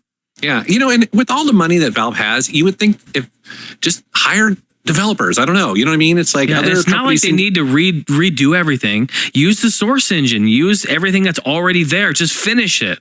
We don't want a new game. We just want it finished. I hear you, man. I know. I'm a huge fan too, and I wish I had something to tell you. I'm getting all hot and bothered over here about it. Shit. I know. So anyway, that's my little take on the new CS. So, Jason, is there a release date on that, or is that just still kind of beta and they're waiting to fix the bugs and stuff? What's the deal with that? Well, let's take a look here. It says here that it is. Let's see. It says beta developed, and it doesn't say a release date anywhere on the Steam profile. Yeah, I don't see one. I am kind of relieved to hear that it still's the winning formula. Yeah, exactly. Because it's Counter-Strike. I mean, it's a classic game. Iconic. I used to play that shit all the time in college. Yeah, and you think about it, do you want something new? I don't really think so. When it comes to Counter-Strike, no, you don't really. Do they want to become just another first-person shooter? Probably not. Yeah, I mean, exactly. But for me, like Counter-Strike was one of those first-person shooters that was like online multiplayer kind of deal where you I mean, I understand there was like other ones out there, Quake, whatever, and what was the other one that's been way popular back in the day? Unreal Tournament. Thank you. For me, like Counter-Strike was it. Like that was my first experience playing online first-person shooter. Yeah, it's a winning formula for sure. It's a winning formula. Mm-hmm. So why fuck with it? Yeah. Yeah, and just like you said, Pete, they're not in, and I think that's a good move. Yeah. I'm just saying, for everyone, that's the thing when like something new comes out, everyone's like, oh, it's going to be a new game and new this and that and that and that. It's like, no, this really isn't, guys. It's just a new redesign, a little bit cosmetically of the winning formula of Counter-Strike, and it's just kind of putting it into a modern world. I'm sure they're gonna have all the classic maps. They're probably gonna have they're gonna add a bunch of new maps to introduce, which is where they can go with that. But just good old fashioned shoot 'em up, run and gun. Is this gonna be like one of those free to play games? Do you know, or is this gonna be like a full fledged retail copy, get everything in the box kind of game? Gosh, I would almost bet that it would be like a Steam only release. Right. To be honest with you. Mm-hmm. That wouldn't surprise me if that happens. I don't think they're going to do a physical copy of it, and I don't believe it would be free to play because there's no, other than, the original wasn't a free to play, and you get money for, for killing and winning around, and then you buy your helmet, your guns and your ammo and all that. But I can't really see them throwing in a free to play element to it, to be honest with you. I don't know, like this day and age though in PC gaming, that's becoming the new thing. Yeah, it is. It is.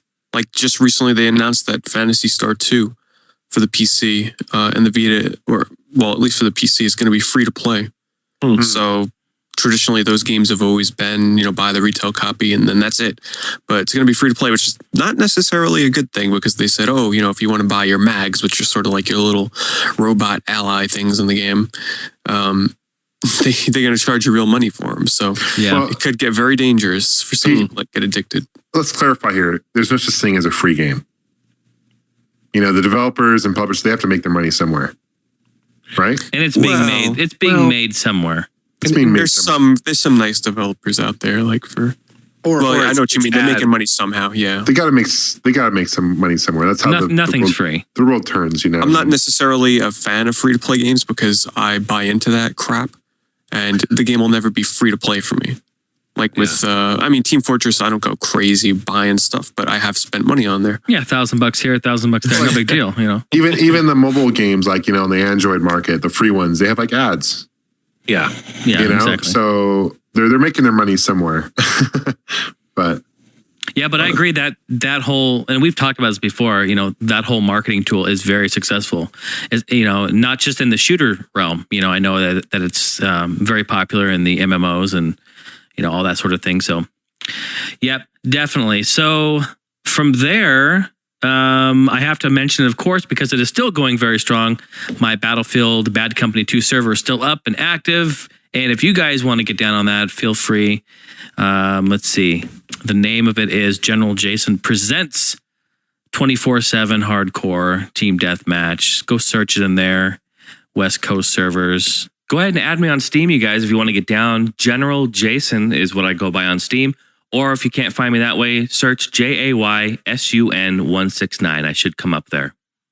Oh, yeah. Okay, so I played this like a month ago and I forgot to mention it, but it was really cool. Have you guys played Audio Surf? No, but I've heard so much about it. Yeah, okay, so Audio Surf is like, it's a music game. And you have this little like spaceship type thing at the bottom of your screen, right? And a song will play and you can control it and going left or right.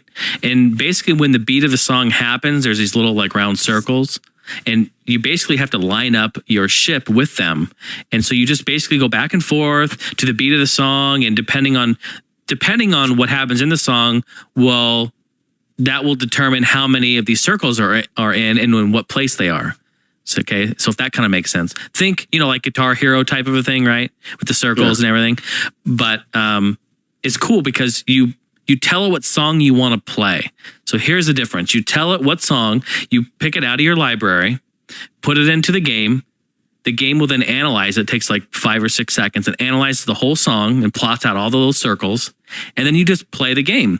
And you can use mouse, you can use the Xbox 360 controller. I'm playing it on Steam, by the way. I think it's only Steam. I don't think it's on anything else. But so you can play with your own music and do it. And what's really cool is that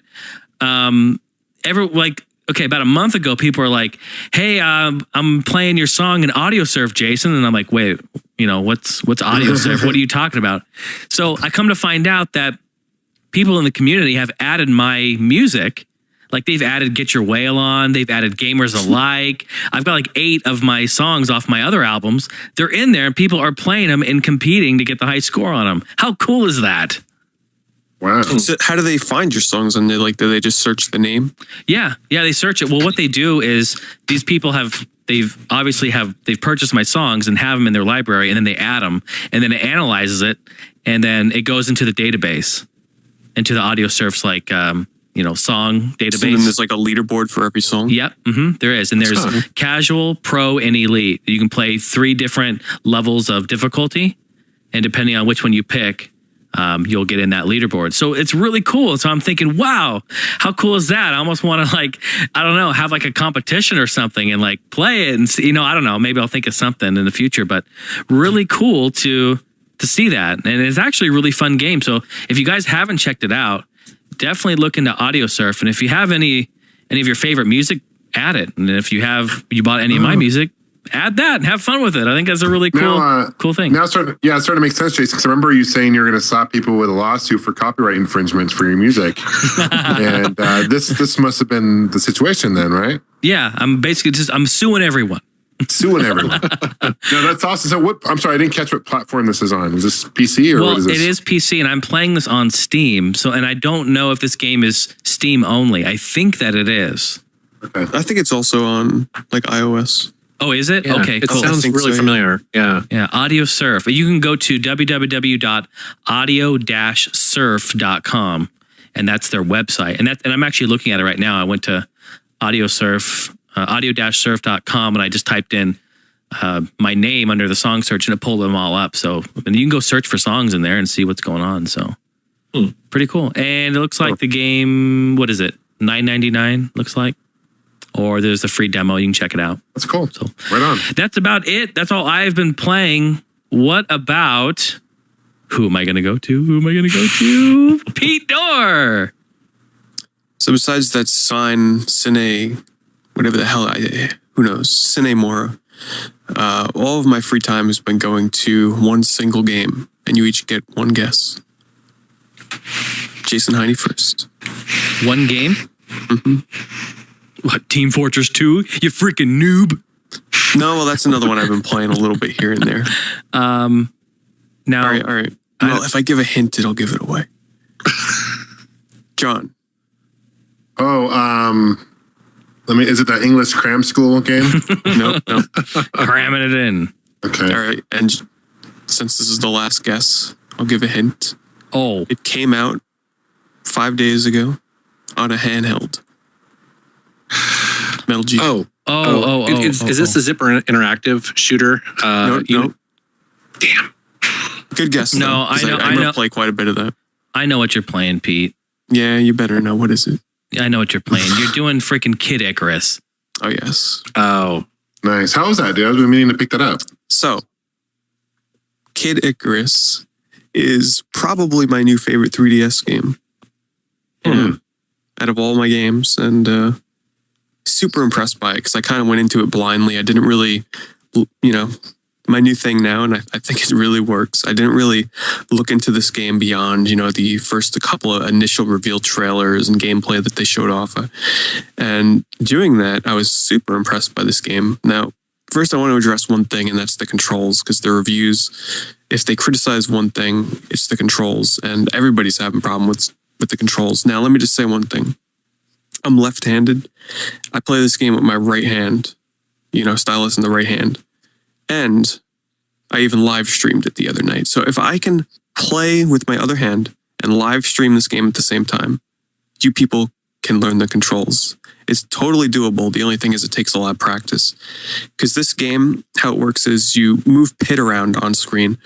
And for everybody that's unfamiliar with how this game plays whatsoever, there's 2 different segments. There's a flying segment, which is by far the best part of the single player. It kind of plays like Panzer Dragoon, Space Harrier, kind of where you just move Pit around on screen, and then you use the stylus on the touchscreen to aim where you want your shots to go, and you just shoot the enemies on screen. It's pretty simple.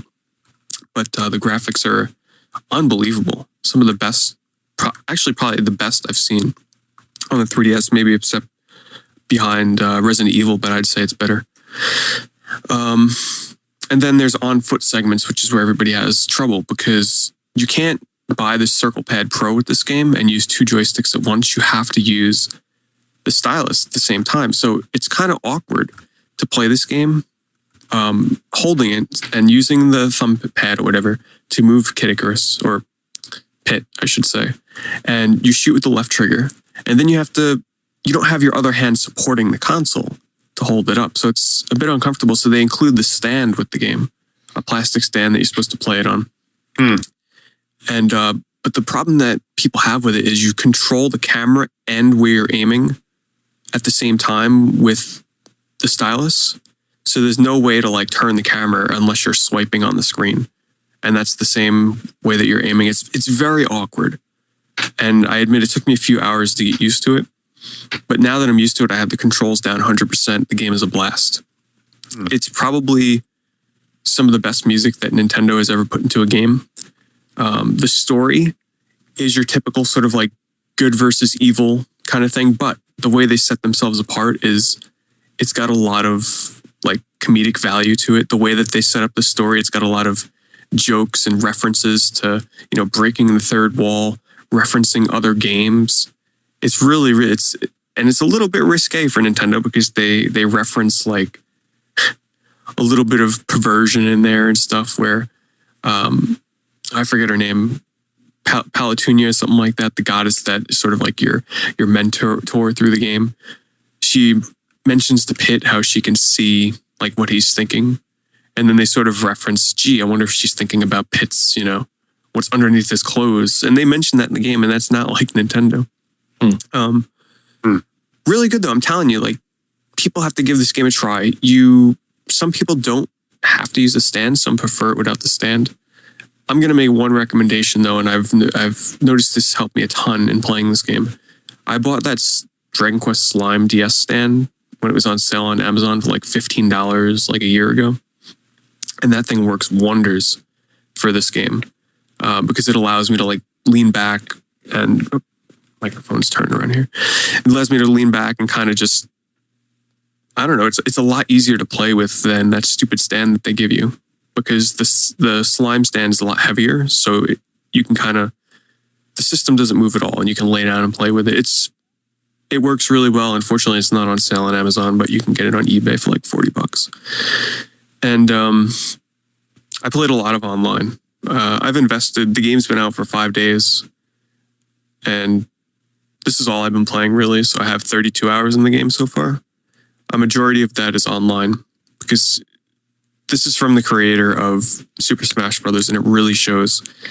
Online, you can do 3 versus 3 and free-for-all battles. And it sort of has this really in-depth weapon synthesis system. So there's like hundreds of weapons. Well, probably about 100 different weapons. At least that's what it seems like to me. There's so many different weapons. There's like 8 different weapon types. There's clubs, there's claws, there's bows, beam weapons.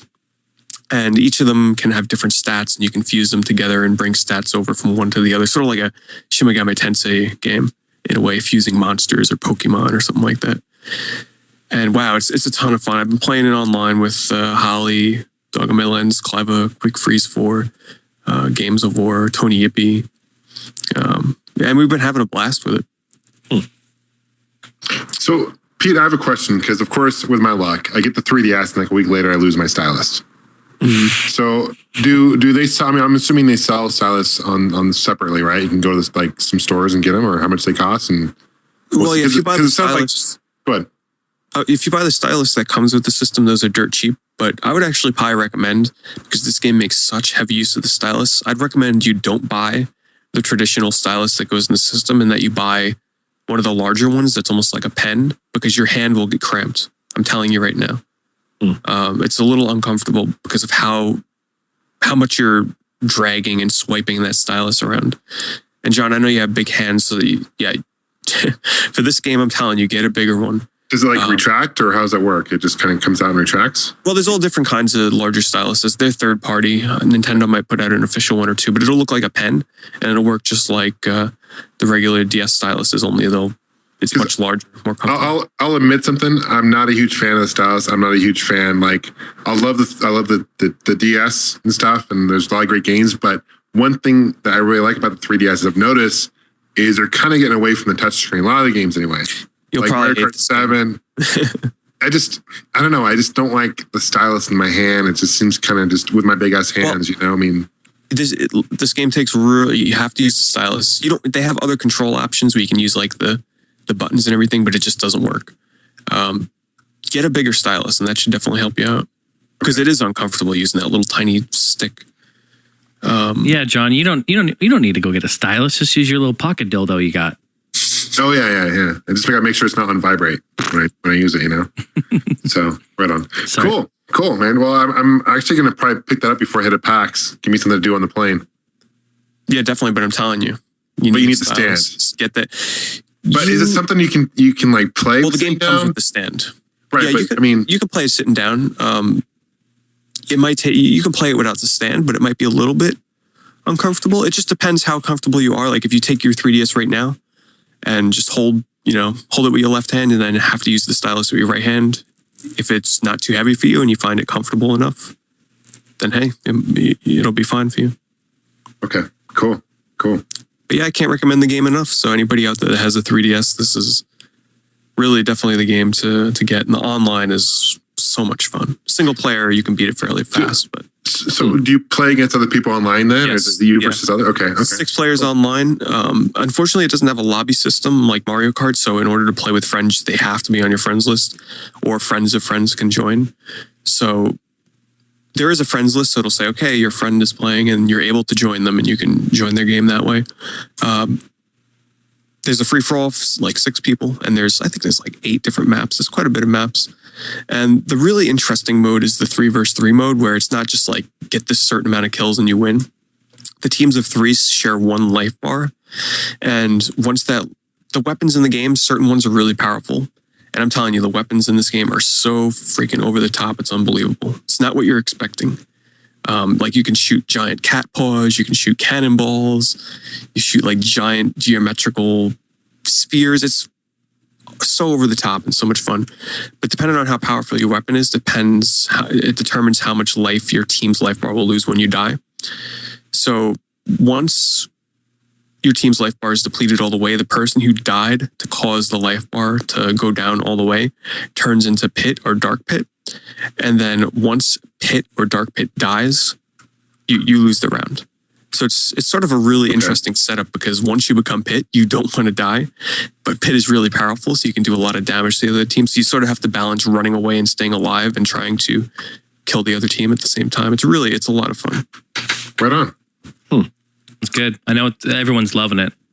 Oh, it's such a good game. And for me, even Holly, who plays, Quick Freeze and all them, they're loving the game a lot. And yeah, I'd say it's on par right now. I've still got to play it a little bit more. But story mode online, I'd say it's probably the best 3DS game out there right now. Wow. Very cool. High ratings. Exceeded my expectations. Cool. So John, what have you been playing? Well, I haven't been playing too many console games this past week, but I did pick up. I was at Target and I picked up a game. I'll give you a hint. I paid only $15 for it. New.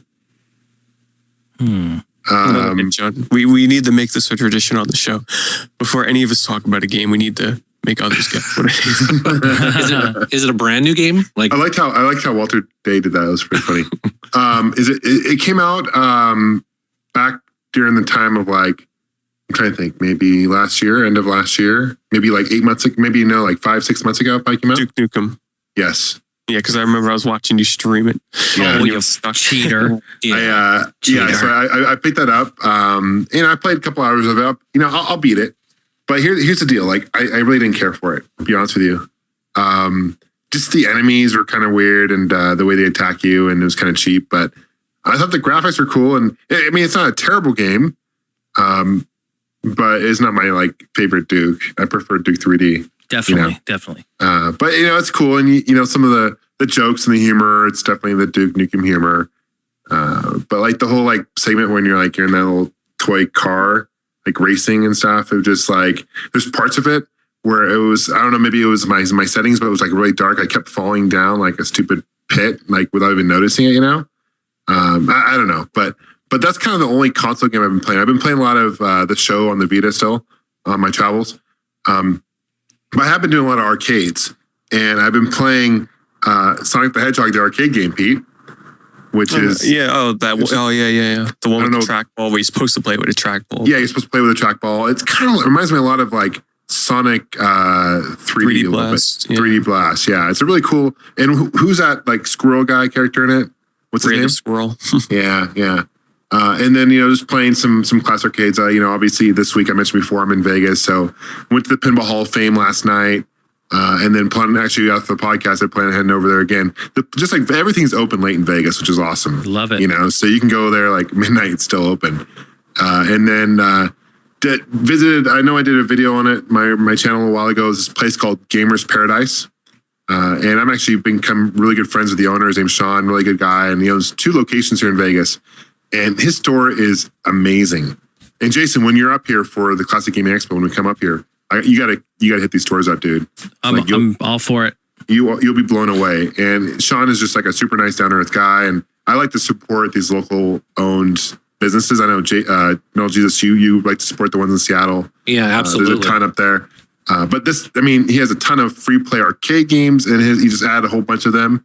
Really cool. So I've been kind of hanging out with him, and I plan on doing more shopping in his place because it's like hard to leave the place without buying anything, But I did get my Xbox modded, which is kind of cool. So now I have like 8,000 something odd games. So I got every NES game, every Super Nintendo game, every Genesis game. I got a ton of Sega CD. Now this is taboo for some people, John. No, I know, but here's the deal.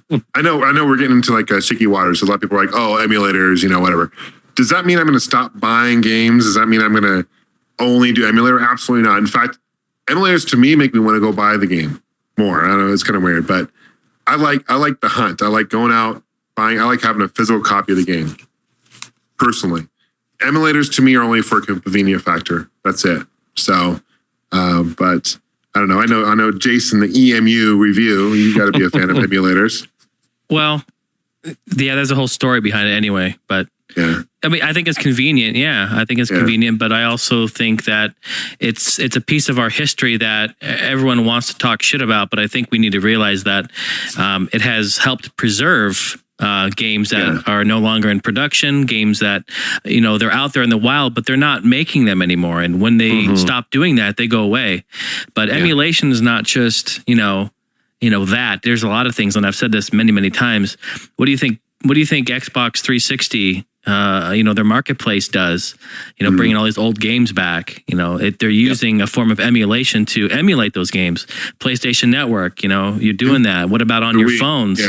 All these games that we can play, older games, they're being emulated. You know what I mean? And yeah, like on the Wii, you can buy, how about on your 3DS?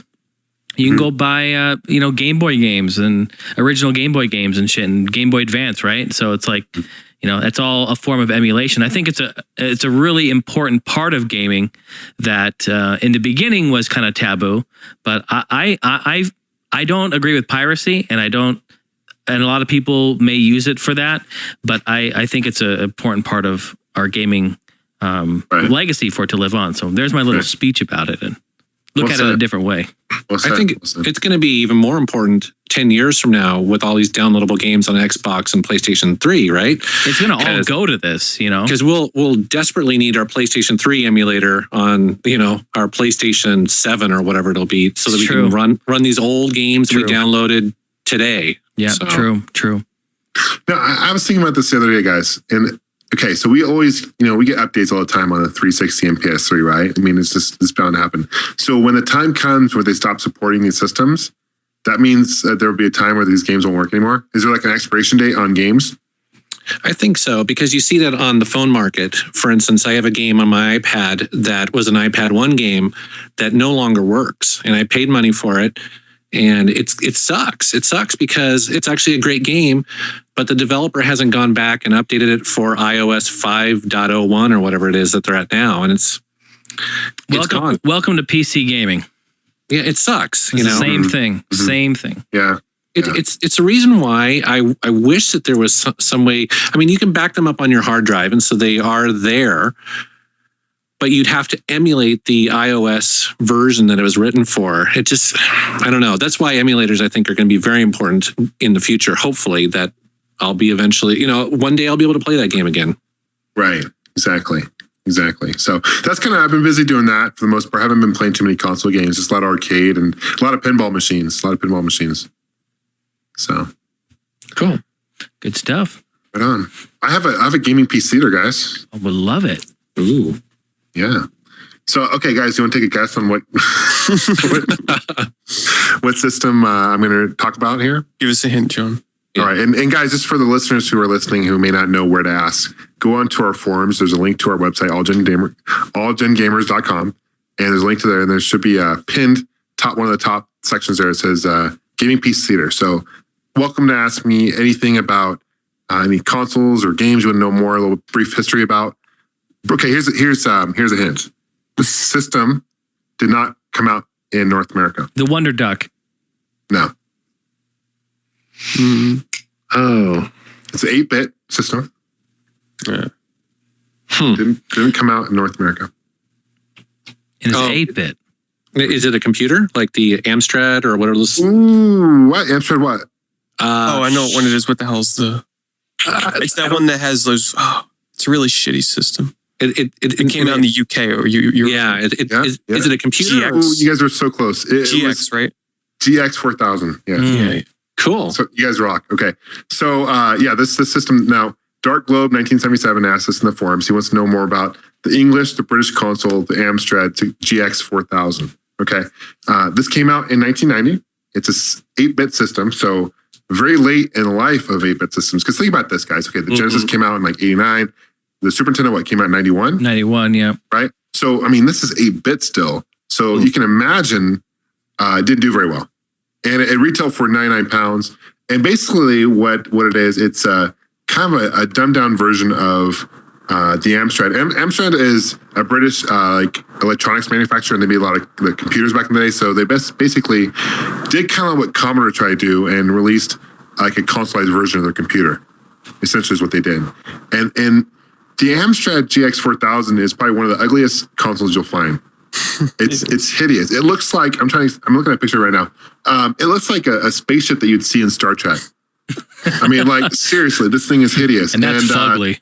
It is fugly. And the controllers kind of look like almost like Nintendo controllers. And there's 2 ports. And it's a cartridge-based system. And it came, I think, I'm trying to think of what game. Burnin' Rubber was a packing game for it. But the graphics really don't look half bad. Honestly, like the colors are pretty good. I just heard none of the games are that good. I mean, I'm sure people that grew up with it might have a different opinion on it, growing up with it, but just comparing it to the other consoles, I watched some because I wanted one of those. I was debating on, have to get a video transform, whatever the hell to play it over here. But I was watching some gameplay and I'm like, this thing does not look that good. Yeah, I mean, there's only 25 games that were released. Some of the notable ones were Burning Rubber, RoboCop 2, Navy SEAL, Switchblade. There's a few that came out that were kind of just like the Jaguar. There's always a couple that really stand out, but the rest are shit. Yeah, like Batman has Batman that came out on it. I wonder if that's any good. Yeah, I don't know. But yeah, it just didn't do very well. And when they released this thing, they had a huge marketing budget, like 20 million euros or pounds rather. And so it was a huge budget. And their marketing slogan was bring the whole arcade into your home is what their whole thing was. Like, we're going to bring the arcade home. But then the Super Nintendo came out and the Genesis is out. And you can get those for a lot less or about the same as what you can pay for this. So I think only like 15,000 of these systems actually sold. So didn't do very well. And it is 8-bit and like RAM was only 64 kilobytes. I mean, it wasn't nothing really to brag about as far as like processing power or anything like that. But available colors were like a little over 4,000. It's a pretty colorful system. but pretty ugly. With the controllers plugged into the front of it. Are you looking at a picture of it, John? Yeah. Okay. To me, it looks like two things. With the controllers plugged into it, it looks like an A-Wing. A little from Star Wars, huh? Yeah. Yeah, it does look like an A-Wing. That's a good call. It does look like an A-Wing. Yeah. Or with the controllers unplugged and sitting flat on the ground, if you were to put a broom handle right in the top of it, it would look like one of those vacuums that they use at the restaurants, the motorless ones. Oh yeah, for the carpets. It's like you see. Yeah. It does kind of like that. Now, do you own one of these? I do have one. Wow. And it's tricky to play because it's PAL region. So in order to play, you got to do all these conversions of, you don't want to blow it out, so you have to do the I think it's the power up or power down, one of the two. So you got to go to Radio Shack and do that. And then you got to hook up the TV, and it's a pain in the ass to play. I only have the Burn Rubber game for it.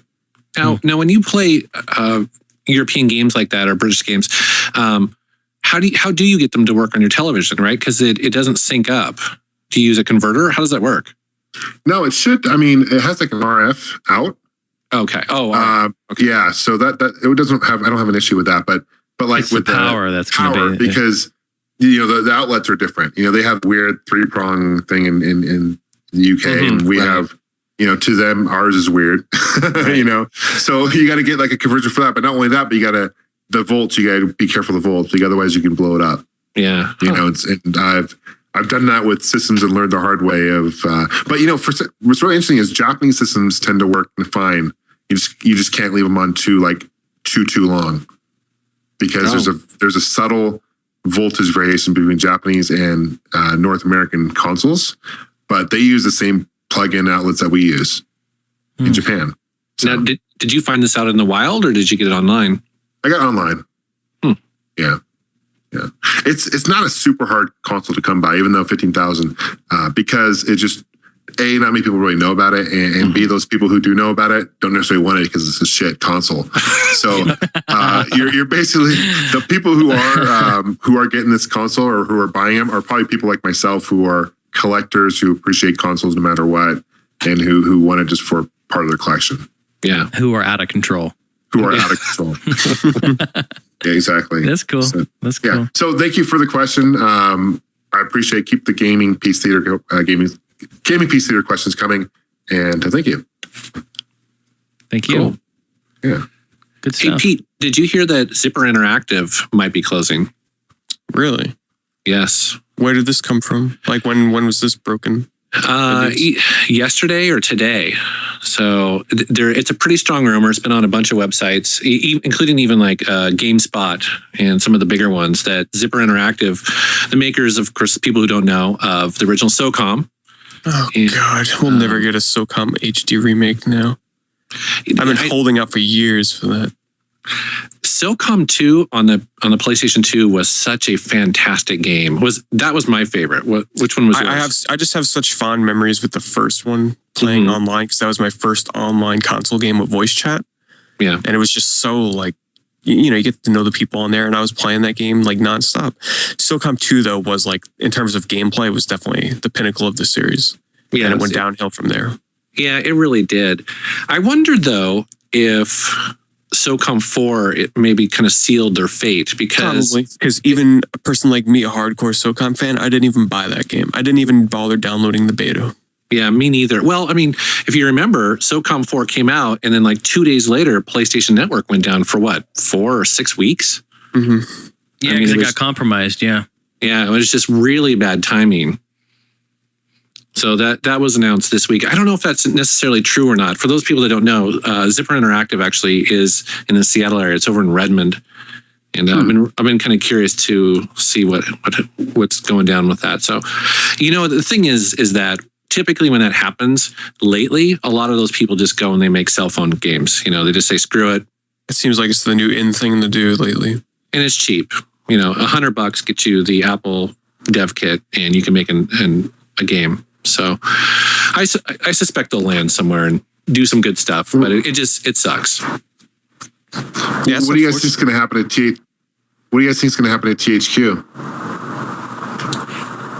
Have you been hearing about what's going on with them? I heard that they were in the same boat, right? Like they're Because Saints Row didn't do very well, or well, no, Saints Row did very well. Saints Row the Third did very well, and that's only they did that whole U draw thing for the Wii. Oh, that thing put them in like millions in debt. And they have like hundreds of thousands of like tons of these in like storage somewhere that have been unsold, and they just had really bad business decisions, and a lot of the games haven't been doing very well.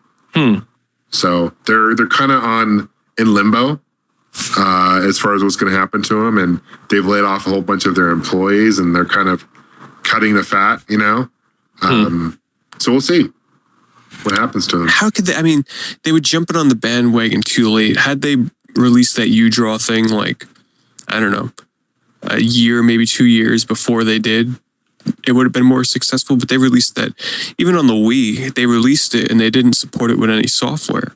They only released a couple of games for it. So how the hell did they think releasing that on the 360 and the PS3 would benefit them?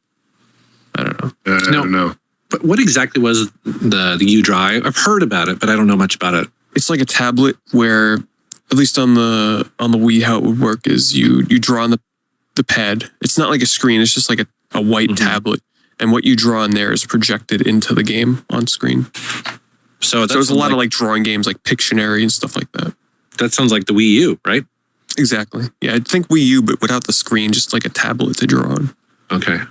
It's like a whiteboard that people, you have a little stylus and you can draw on it, I think. And it like shows up on, it's kind of like, what was that? Sega Pico, yeah. Oh, okay. like a newer version of it. Yeah, I think the Commodore 64 had something called a koala pad back in the day. Yeah. In a more modern world, they like to be called THQ, but in the early 90s, what does THQ stand for? What did they go by? Do we know? Don't look it up, Clippity Clop Pete. I know, I was... Believe it or not, it stands for Toy Headquarters. And in the early 90s, I used to play lots of THQ games where the logo was totally different and it actually would say Toy Headquarters. As they started to get a little bit more like, professional into the gaming world, they dropped that and just went by THQ and made it a cool, abbreviation and new logo. But it does stand for Toy Headquarters, believe it or not. Wow. Isn't that cool? Do you guys remember the original Electronic Arts logo? Oh, yeah. With the square, the ball, and the triangle? Yeah. Remember the original Need for Speed? Wasn't that game originally called Road and Track Presents? Yeah. The Need for Speed, yeah. But I remember those old, those had that CD-based games where they had the actual animation of that logo. Oh, that's right. Remember that? It had that crazy music and the camera would zoom through it. Yeah. Oh, gosh. Yeah. Yeah. I can hear it now.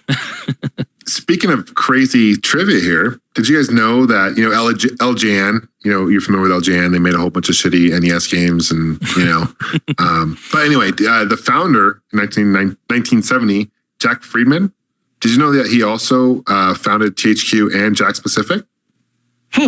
Wow. Didn't know that. Indeed. And the name for, I don't know what LJN stands for. Yeah, what does that stand for? It's actually the initials of Lewis J. Norman, reverse Norman J. Lewis, who was an employee of the company. Sales representative. Lovers. They're lovers. Hey, there's one other piece of news I wanted to mention on the podcast tonight. Have you guys played Baldur's Gate on the PC? I'm so excited. Online on the iPad, I'll be there day one. Yeah, so Baldur's Gate, not the button masher Diablo clone that was on the consoles, but we're talking about the classic hardcore D&D role-playing game from BioWare back on the PC is coming to the iPad, and I think it's actually coming to the PC. They're basically going to do an enhanced HD version of the original game, update the engine.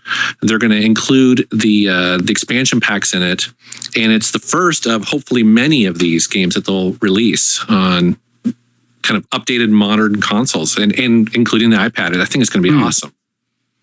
That's cool. Yeah, because that's one thing that the iPad's kind of missing is hardcore RPGs. And I think this is a perfect venue for it because your finger emulates the mouse fairly well. So hopefully this will translate and be pretty cool. I mean, I'd assume they're going to have up to 4-player online. I don't know. Yeah, I don't know. That's kind of cool. Metal Jesus, do you have an iCade? I do. How do you like it? I really, I love it.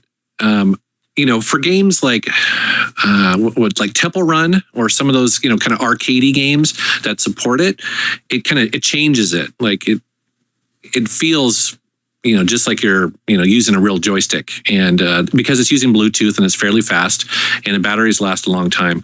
And then I was lucky enough to get the iMame emulator when that was available on the App Store. Right, and so, right. so 2,000 old ROMs work on it as well. And so it's really, really cool. I don't, to be honest with you, I don't play it as much as probably I thought I was going to, just because, I don't know why, but it's cool to have, but you don't play it every day, No, I got that iMame thing too. Now, I think when we had you on originally, I think you mentioned this, but how exactly would I get those ROMs onto the iMame if I wanted to play them? You use a program it's a free application you download called iExplorer, and it works on Mac and PC. And essentially what it is, you plug your iPad into your like I said, your Mac or your PC, you run that application and it browses the hidden files on that iPad. And so you'll see the entire file structure for the iPad, and you see, how everything works. And everything on the iPad is its own directory and all the things that are within it. So all those ROMs are underneath. I believe it's a documents folder. So that's all you do. You basically just drag and drop your ROMs over into that document folder and then relaunch iMame. It scans that folder and you're ready to rock and roll. I wish I could get that app so bad. Can you put any ROMs on there from MAME, or does it have to be like a specific 2000? Yeah, it's a specific ROM set. You know how there's different ROM sets for MAME. Mm-hmm. You have to look for. Oh boy, it's been a while since I've done this. You have to Google. What's that handheld? Crap. Well, anyways, if you do a Google search for iMame and iCade and all that stuff you'll see that there's a specific ROM set that you have to download for, and it was really easy to find. It's not the most current ROMs, so if you download it for your PC or whatever, it may not work. But there's a specific ROM set for handhelds that seem to work great, and you just BitTorrent that and you're set. I wonder if having an iPad with iMame installed on it makes it worth a lot more money. I wouldn't doubt it. Sure. Such a rare application that can play MAME. That's pretty awesome. Yeah, and you're able to play all these crazy Japanese games with an actual iCade controller, and it's fantastic. It works really well, and plus it supports landscape and portrait. It's a really cool device. And my wife got it on sale too, so she didn't pay full price. It was like a one-day sale at ThinkGeek. So I saw. Yeah, I'm trying to hold out to get it on sale because I think it retails for 100 or something, 150. Yeah, and I think she got it for 55, I believe, which it's totally worth it at that price. Go ahead. I'm sorry. Oh, I was just going to say, and they keep adding games to it all the time because the dev kit for it is free. And so if you go to toucharcade.com, every week they're adding to that list of games that support it. That's cool. Yeah. I today at Gamers Paradise, they have this thing for sale. It was like one of the coolest modifications. This guy took an iPad, okay, and built a mini arcade cocktail table. Oh, cool. It's like a really cool, like it's a mini version of a cocktail arcade table, and he put the joysticks, the button, kind of like the iCade, but it's a cocktail table. Huh. Really cool. Really cool. I'll take a picture or a video of it, and I'll show you guys. It's $700 though, so I don't know if it's that. Wow. But it's pretty sweet. Huh. Well, cool. What else, guys? Anything else? Should we wrap it up? Hey, Metal Jesus, you don't happen to have T-Mac for a PC, do you? T-Mech. Yeah, T-Mech. It's a Atari mech shooting game from early 90s. No, I don't. Okay, just curious. T-Mech. Hard to find. And is it DOS or Windows? Do you remember? It's DOS. I'm just looking for a copy. Have been for a while.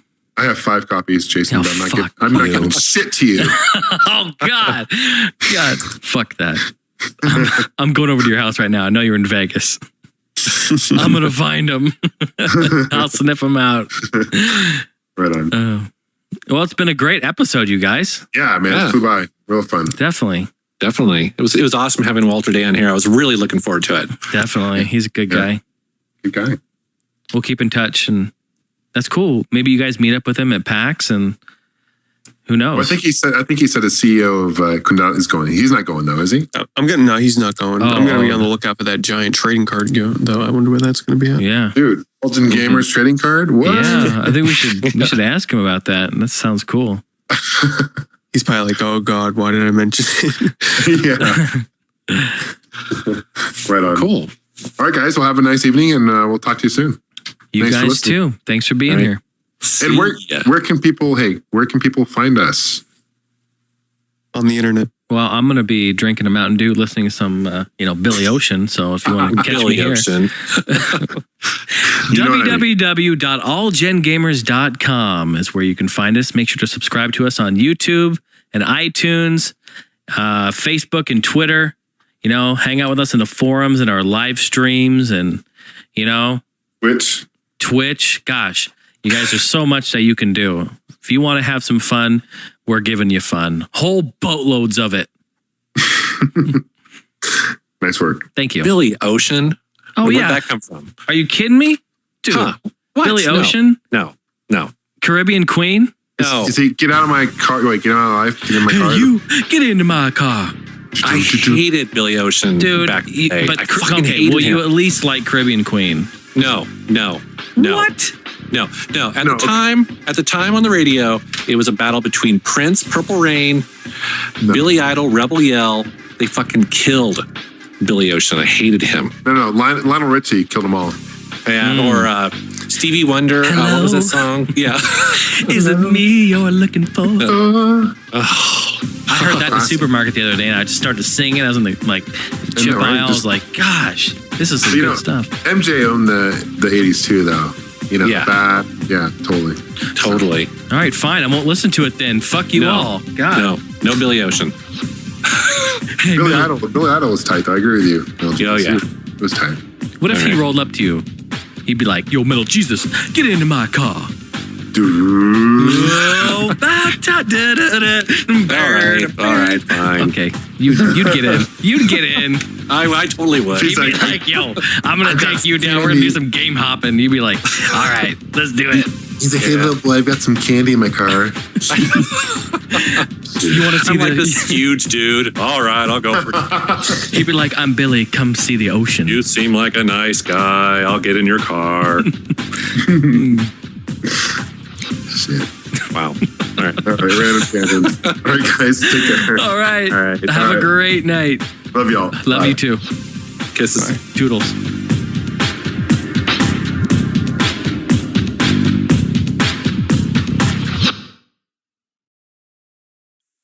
I mean, dude had electrical powers before, so it was no surprise he survived being exploded 100,000 times with a bunch of bullets, and now he's got fire powers. Sure, it's something to do with someone being close, and then that kid, and how he latches on to fears or something. Weird. Yeah. Are you recording the Metal Gear podcast? Huh? Yeah. Well, this is the Metal Gear 5, Metal Gear V, the Phantom Pain spoiler cast, Tony. I did not realize Ethan that. I probably should have played that game before the show.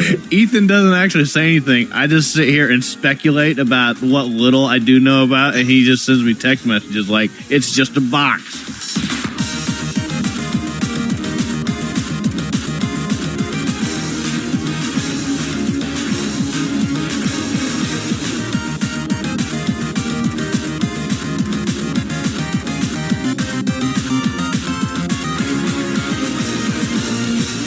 Howdy, everybody. Welcome to episode 288 of the Nintendo Okie Podcast for Monday, November the 2nd, 2015. I am your host, Tony, and joining me, as he does every week, we've got Shelby. I have something I would like to bring to the attention of you gentlemen and the people of the Nintendo Okie Podcast listening collective.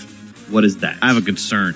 Have you noticed in your many travels and your many expeditions that lately, mind you, canned SpaghettiOs seem to be way more watered down than usually? The last two cans of SpaghettiOs I've opened seem to have way, like, the sauce to noodle ratio, like, seems out of whack, and even then, the sauce seems a little less viscous than usual. I'm worried. I don't eat them very often, but I did notice the last time that I ate one, it seemed like it was more watery. I didn't know if maybe I had cooked it too long and was melting all of the stuff in there and it was just going to eventually be a pile of SpaghettiO goo, or if there was something else. I don't think that's how SpaghettiOs work. Let me ask you one more question. Was the can a different shape than the normal can of food? That I couldn't tell you. Okay, they've changed. I am not well versed enough in the shape of the SpaghettiO can. Not just SpaghettiO can. I'm just talking like a can of food. Like if they changed the ratio of the can for SpaghettiOs. I'll have to look into this further. And also, while we're on the topic, like I saw a can of original SpaghettiOs on the shelf, had friggin' goldfish cracker fish on the front of it. That's not original. No, that's a devil concoction. Well, I don't know about that.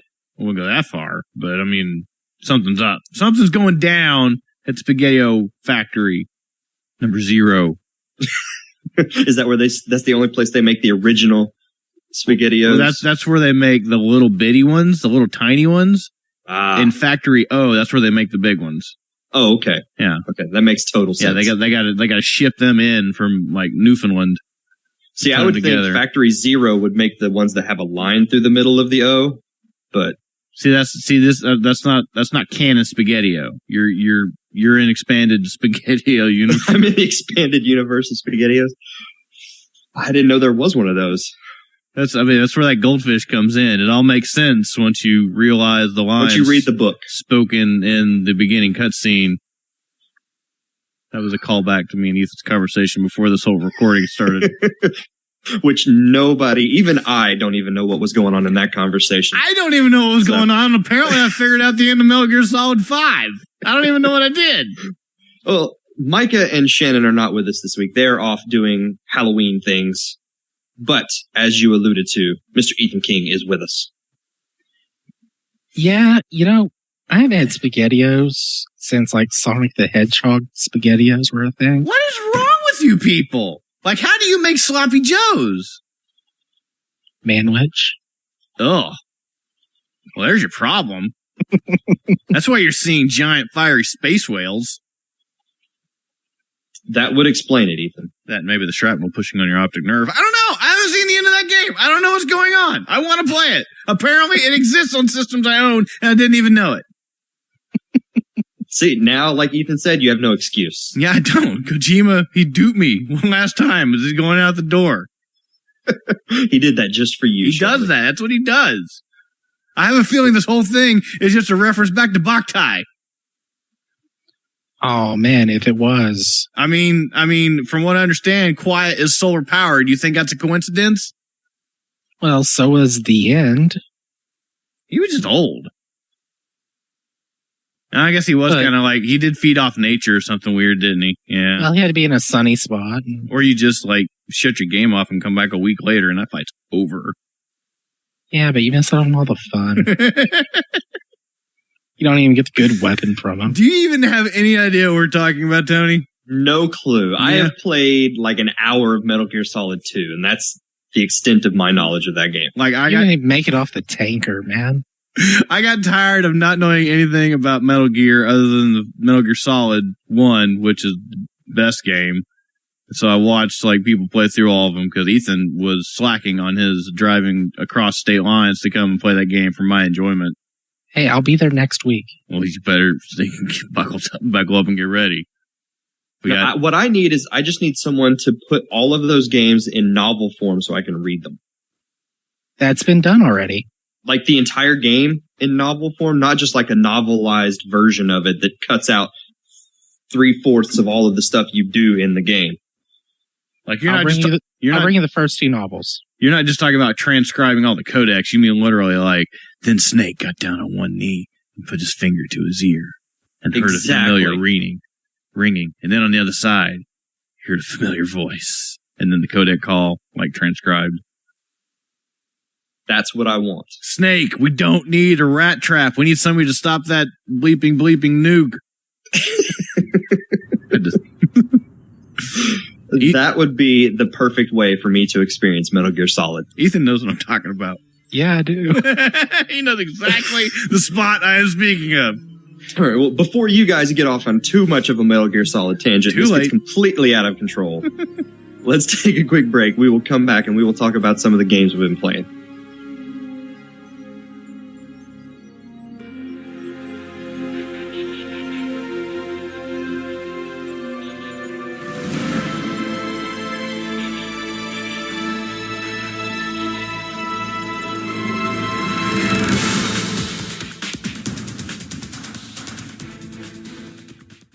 All right. Well, according to the show notes, I'm the only one that played more than one game, but we're still going to start with you, Ethan. What have you been playing this week? Well, I played Destiny. No, you didn't. That's not what the show notes said. Well, I did because I posted pictures on Facebook. I feel like I've been tricked. Yeah, there's no Destiny written here. And if I would have saw Destiny, I probably just would have shut these machines off. It says it right there. HALO 5.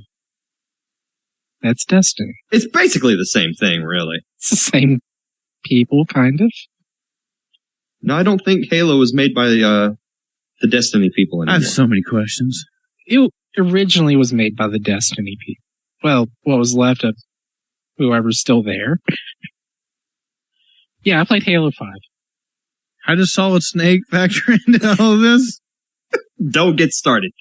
Well, at the end, he comes out and gets behind Master Chief and then snaps his... Wait, so you're telling me at the end of Halo 4, when Chief takes off his armor, he's really big boss? Dude! That explains so much. That would be crazy. Wouldn't that be good? All right, we should probably really talk about video games. Halo 5, how is it? Does it work? It works. Awesome. Takes forever to load up the first time you turn it on each time. I think it's really funny if Master Chief was Big Boss, he was just smoking in his helmet the whole time. Well, it's the future. It would filter out the smoke for him. I'm sorry, Tony. You're trying to do your job. I can see how this night is going to go. Mike is not here. Shannon's gone. I don't know. This is anarchy. Okay. I've only played the first 3 missions so far, and it seems to be you play 2 different groups of 4 on their per mission. The first mission you play as the not the Master Chief team, I'll say. Oh, okay. The only person I know on there, because someone said Buck, is Nathan Fillion, I guess. Yeah, I believe the character you play as is Locke, is his name, right? Yeah, that's right. And so you play as him, and you have the other 3 whoever with you. So they're supposed to be like Spartan 4s or Spartan 5s? How many Spartans we got it to? Spartan V? What? Chief is a Spartan 2. I know that much. It might be 3 or 4 generation. I don't know. I want to say 4. At least 4. I don't know. I don't know how Buck, I keep calling him Bucky. I don't know how he got to be a Spartan. I mean, ODST was pretty awesome, but I don't think just because the game sold well, they made him a Spartan. I don't think that's how that works. That's not how you get promoted. Buck wouldn't give you promotion. No, if you read the books, you had to be like a 10-year-old child that was like taller than everyone and get kidnapped at an early age. Yeah, flash clones are a thing. It's basically like the Jedi. You know, the more I think about it, the more more parallels are to be made between Halo and Metal Gear Solid, Tony. I think we should dive deep into this one. That, I think, we have enough material for its own show. What are you saying? Metal Gear Solid V / Halo 5 playcast? How deep do the conspiracies go? I feel like we should do that even though I haven't played either game. And neither of y'all have an Xbox One. That would make for the best playcast ever. I mean, I wouldn't understand any less than Danganronpa, and I did play that game. That game gets deep. Actually, I understand very deep. I understand Danganronpa pretty well. Right. So yeah, you play as that one team with Nathan Fillion on there. The other team is Master Chief and 3 of the, I guess, remaining team members remaining Spartan members. I guess. He found other Spartan 2s? I thought there was only like 2. Well, he's got like Kelly and I think Linda, I think that is her name. I remember them from the books. Okay, yeah. And they're the ones he met up with between 1 and 2 and how they got the Covenant English translation. Yeah, okay. I'm missing out apparently on some Halo lore here. Like there was a time where I'm like, I'm going to get deep into the Halo lore and read these books. And then I got like partway through one book and I'm like, you know what? Maybe not. It's the only reason I understand what glassing a planet means. Yeah, what does that mean? They're just like lasering everything, and like if you burn sand hot enough, it turns to glass. That's what that means, right? Exactly. Okay, I get that physics. I understand that much. But so it's just burn the atmosphere away or whatever. So in those Halo books, I promise this is about Halo. This is not about Metal Gear Solid at all. I promise you, Tony. So in Halo, how many cardboard boxes are there? No, there's a thing. Ethan. Okay. No, I have a legitimate question. It is not related to Metal Gear Solid and is related to Halo. Is the Spartan in Dead or Alive 4, is she real or is that like non-canon? I told you it wasn't about Metal Gear, Tony. That's true. Like Nicole, I think her name is. She like went through some sort of time-space warp was the reason they explained that she existed, but I don't know if that's canon or not. I would like that to be canon. I don't know. My copy of DOA, was that 3 or 4? 4. Yeah, my copy won't let me play as her because it just, the data is scrambled on that disc for her for some reason. Yeah, she's kind of slow. No, I mean, it's really scrambled. Like, I try to use her and the game will walk up. Okay. According to the Halo Wiki, Nicole is considered canon in the Halo universe, but her appearance in DOA is not. What? What's the point? Why make this character and send her into some wormhole and she lands in another game, an awesome game, mind you, and then like, no, that's not what really happened to her. That's because she's not actually part of the DOA storyline. I am outraged. Oh wait, so it's not that she's not canon in Halo, she's not canon in DOA? No, she is canon in the Halo universe, but not in the DOA universe. It was just a guest appearance, kind of like how Cloud and Tiff and Sephiroth are in her guys. That didn't really happen. It's just they're there. Okay, but Halo is like, so is it canonical that Nicole is in Dead or Alive 5 in the Halo universe? Is that canon though? No. Dang. That was just a way to promote Halo and 360 and DOA. But she exists. Her going back in time is canon, but being a part of the DOA thing is not canon. Okay, so back in time? So according to the Halo Wiki, she did canonically go back in time. Yeah, Halo takes place in like 25 or something ridiculous like that. DOA is like supposed to be like modern day-ish. It's probably but there's also warthogs driving up and down the streets in like, what is it, Vegas or something? Well, I mean, she went back in a ship. I'm guessing there was like equipment. Now, I don't know why those warthogs are driving themselves. That is yet to be answered. No, there's Marines driving them. Oh, well, maybe there was a whole ship of dude. Tony, check your What am I looking for? I have no idea anymore. How did this get back to Metal Gear Solid? That's all I have not said the words big boss in at least 5 minutes. You just did. Dang it. So, okay, so let me we can move on. I want to make sure this one thing is clear. Nicole existing in Halo 5 and going back into time is canon. Yes. So the second she disappears into whatever wormhole is when the canon stops. That is correct. All right. So that means, this is really canon. We just can't say it. Keep it on the down low. So in this whole time, Ethan has not really gotten to talk about Halo 5. That's fine. I made fun of Shannon for like the first 20 minutes of the last show about geocaching. That's true. And every time Ethan comes on the show, we don't let him actually talk about the games he's been playing. No, he's too timid. He barely talks anyway. Yeah, I can talk about geocaching and the problems I've had with it. We'll dive. Let's not go there. Dang. I mean, we had to get people to remove a geocache from where I work. You can't put a geocache in a bank vault. That's illegal.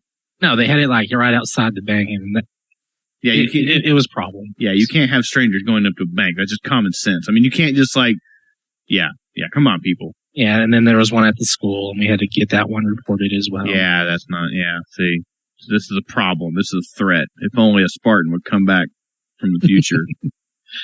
Okay, so yeah, the other team is Chief, and then returning characters from the novels. Yeah, that was kind of cool playing as them. The game looks and runs great, except for the loading times take a while for it. Like I said, every time I turn on the Xbox One, start the game, I'm looking at the loading screen for like 5 minutes. Yeah. That took, I want to say, 3 to 4 hours just to install. Yikes. Took even longer to download. No, right? wait, 6 hours. That's right. Wow. Started at like 1:15. It was like 7:30 at night when I got to play it. You wanted this digital future, Tony. You wanted this. I know. I'm just reminding you. I'm sort of regretting it. It's okay. It was inevitable.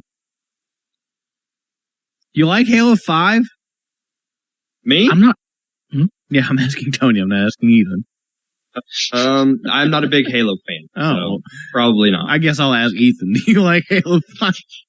It's all right. It's just, it's not hooking me in like the previous, 4, 6, 8 games have done. Sure. 1, 2, 3, 4, ODST. Well, as long as it works, it's better than the Halo the Master Chief Collection. Yeah, true. I don't know. All I ever played a Master Chief Collection was like Halo 2 redone, and that worked fine, but you didn't have to like play it online and do matchmaking. But you're still early in Halo 5, right, Tony? I'm very early in Halo 5. Okay. So there's time. Maybe Maybe mission. There's like 15, I think. Okay. We'll see how it goes. Yeah, I'm sure if I had like someone co-oping it with me, I would enjoy it a lot more. But finding someone who has an Xbox One's a problem. Will got it. I don't think he bought Halo 5 though. He got the Master Chief Collection.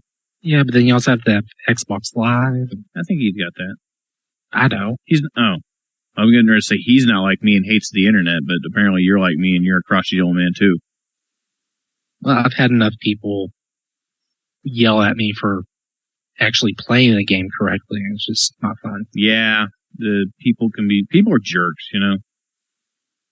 This is why I played Journey solo, much to the dismay of they can't even talk to everybody. You. If they don't want to team up, you'll run I off. don't want somebody else getting in my way of my video games. Okay, they don't get in your way. They're just kind of following they would you get around in my way. New to it. If somebody else was there, they would like, oh, let's go. They would sit there and just chirp at me like, no, I want to look at this sand. Leave me alone. So that's what I don't get. That's why I don't get Micah. Like he gets so mad that I play Journey by myself. This dude that looks at grass for a half hour. I wanted to watch this sand tech and I didn't want chirping going on. Dang it. Is that on PS4 yet? Yes. I think it is. I think it's come out on PS4. Yeah, I believe that is out. Sandtech probably looks a lot better on there. Oh, it looked pretty good on the PS3. Man, Journey. Yeah, it did. That was a good game. So that's all I've been playing, unless you want to talk about Destiny's Halloween stuff. All right, I want you to give me a 30-second update about Destiny's Halloween stuff. I trick-or-treated on there. I got some paper masks. I made them permanent. And then I killed enemies for more candy and got more masks. The masks do anything, or are they just cosmetic? Cosmetic. Okay. If I don't use glue on them that I have to get through trading in candy, they'll end up going away. But if I use the glue, they become permanent. The mask becomes permanent? Like you can't ever take it off? I can keep it forever. Okay, so it's just a way to like, hey, I want to keep this mask. Yeah, instead of it just going away at the end of the event. Okay, is this fun or is it just basically just grind quest? It's not even a quest. It's just go kill enemies normally. Yeah. If you're wearing the mask, you'll get the candy, but wearing the mask means you don't have your helmet on, so you're not getting all the bonuses you could So get. it actually is a debuff. It's taking away stats because you're not And they wearing... want you to go kill like the biggest boss in the game wearing that thing. Wow. Do you get to eat the candy? No. This has been more than 30 seconds. Okay. Well, I got him hooked on the question. Complete transparency. I didn't have the merchant sound effect pulled up yet, so this is the only reason I willingly asked somebody to speak about Destiny. Not that I have a problem with Destiny. I'm just kind of tired of hearing about it. What are you buying? So I bought some manga. Some very awesome manga that has an anime that's on like its 5th episode by the time this episode airs. And what is that? One Punch Man. One Punch Man. I have the first 2 volumes right here in front of me. You know what I got right in front of me? Comics. Well, that too. But a copy of a game that I can't talk about because I promised Tony I wouldn't talk about it anymore. Don't you say it. I don't know what you're talking about. I mean, how'd you get Metal Gear Solid 5 already? It's not even that. Ethan. What? I will find you. I know where Shamrock is. Okay, well, show up on Saturday next week. Show up on Saturday and I'll wait for you. Not this Saturday, next Saturday. You'll be in Tulsa. Yeah, but you're coming to Shamrock, so. All right. Is that it? That's it. All right. Shelly, what about you? Huh? What have you been playing? I don't know. I'm reading the back of this box. There's a lot of exclusives in this Xbox game that I'm holding, apparently. So maybe some related to VR missions, if that's the thing that you're into. I don't know. I've been working my butt off in Japanese stuff. I've played like maybe 2 hours of Project Mirai. That's it. Like, I haven't had much time for video games. I've been working a lot and doing a lot of Japanese language working.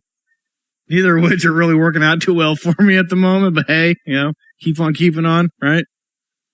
Project Mirai is fun.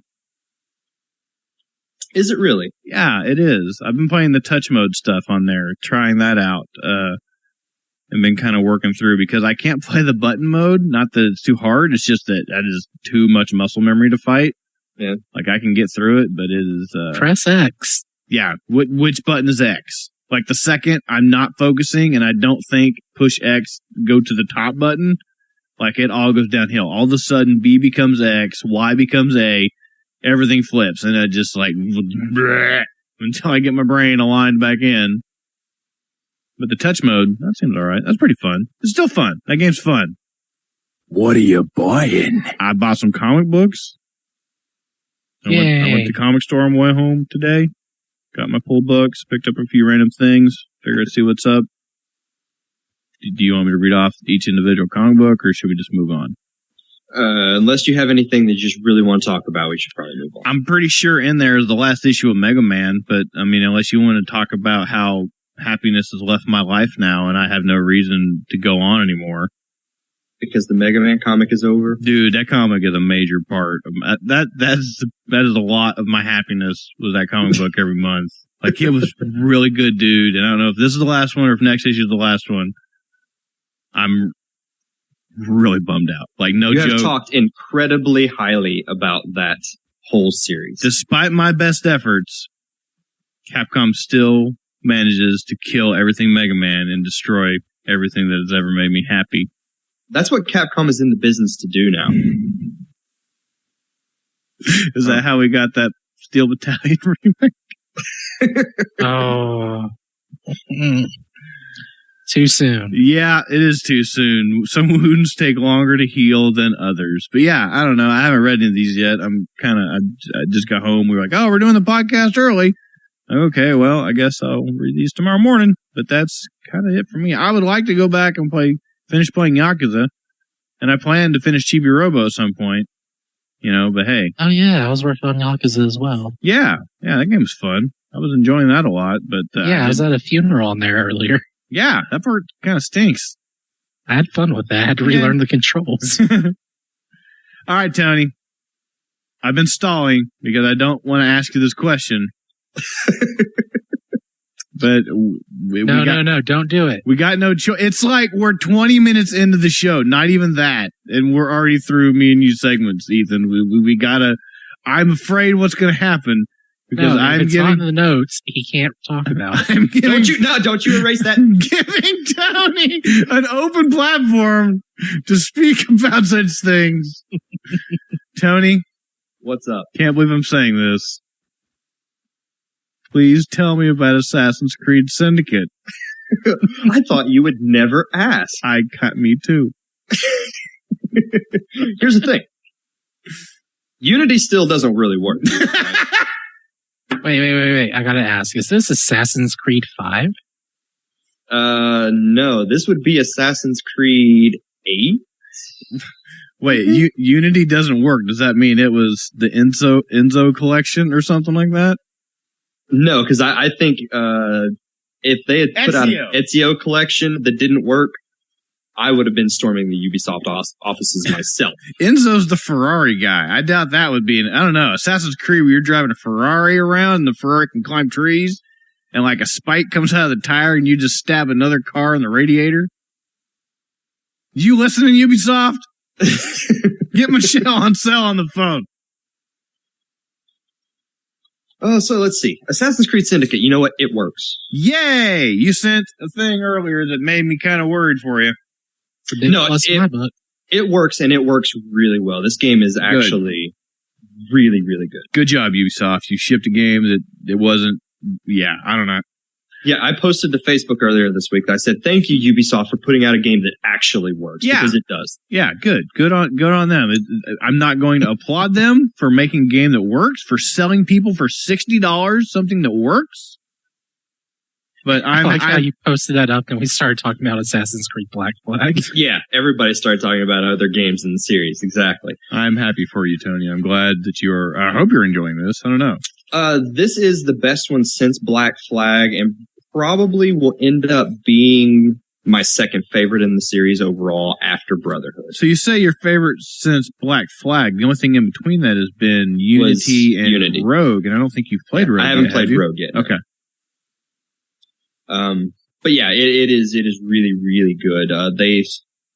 I think they sort of took all of those missteps with Unity and just said, you know what, we're going to do the exact opposite of what we did that time, and people will probably like it. And so far it seems to be the case. It seems like the general consensus across the internet is this is a really good game. And so far I'm a little more than halfway into it, I think, at this point, and I would agree wholeheartedly. You play as two different characters this time around. You play as Jacob and Evie Fry. They're twin siblings who are members of the Assassin's Order. They play completely differently from each other. Evie is the more stealthy, typical assassin type character. So if you want to play the game, sneaking around more and trying to do it without being seen, that's the character you're going to want to play. They do have missions where you have to play as one or the other, but you can actually, for the most part, switch on the fly and just play as whichever character you want. Like you just push a button and they high five and then the other comes into the screen. If it was that cool, it would be awesome. But no, you pause the game and you push R3 and it will switch the character and then it will take you back to where you were. So they exist in the world somewhere else. Like you're hot swapping between these two. Yeah, but whatever they're doing, it's like those State Farm commercials where you sing the jingle and the State Farm person just appears wherever you are. That's exactly what happened in this game. Oh, okay, I don't understand that reference, but I don't watch TV, so I can imagine. They could have gone with the GTA 5 thing where you switch and it's like one person's over at their house on one side of Los Santos and you just switch over to them. Yeah, I thought that's what he was getting at. You can use these two assassins in tandem in the single player game to okay, he's going to make a sound over here. I'm going to switch to Evie who's over here and she stabs this dude in the throat. No, they're not playing like that. That would have been cool.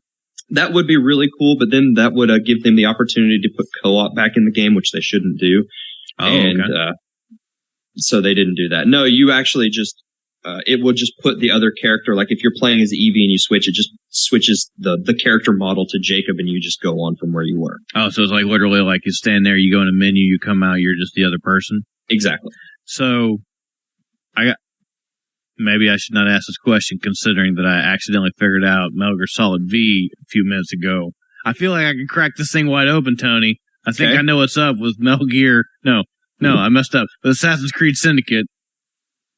Are both these assassins really the same person? No, they are not. Are you sure? I am sure. They appear in cutscenes together. So yeah, but I mean, like I saw Edward Norton talking to Brad Pitt. We don't know how that worked out. That's true. I haven't gotten that. Maybe there's going to be some plot twist later in the game, but from everything that I know, they are two completely separate characters. Okay, well, get back to me on that one. All right, I'm on a roll for cracking these game mysteries wide open today. I'm just going to let you know. Jacob, the other character, is much more of the if you want to play the game by sort of brute forcing your way through. Okay. He has all the tricks of the assassins, but he is much more of a I want to get in and just punch dudes. He's the heavy. He is the heavy. Okay. Exactly.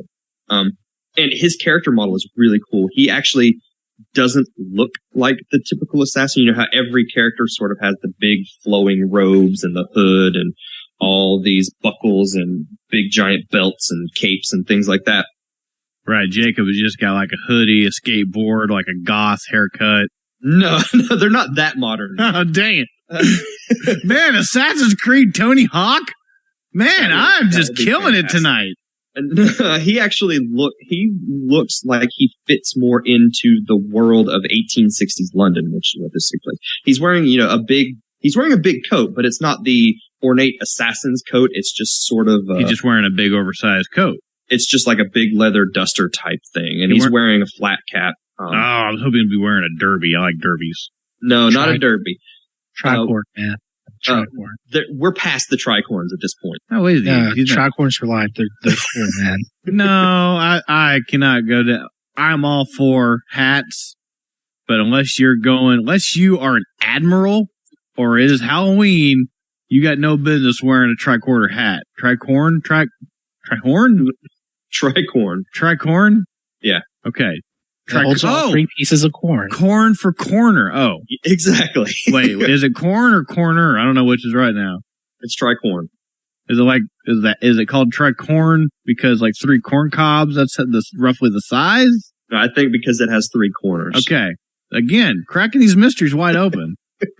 He does have one of his outfits where he wears a top hat, which is kind of cool. All right. I will take a top hat. If I can't get a derby, a top hat is a reasonable substitute.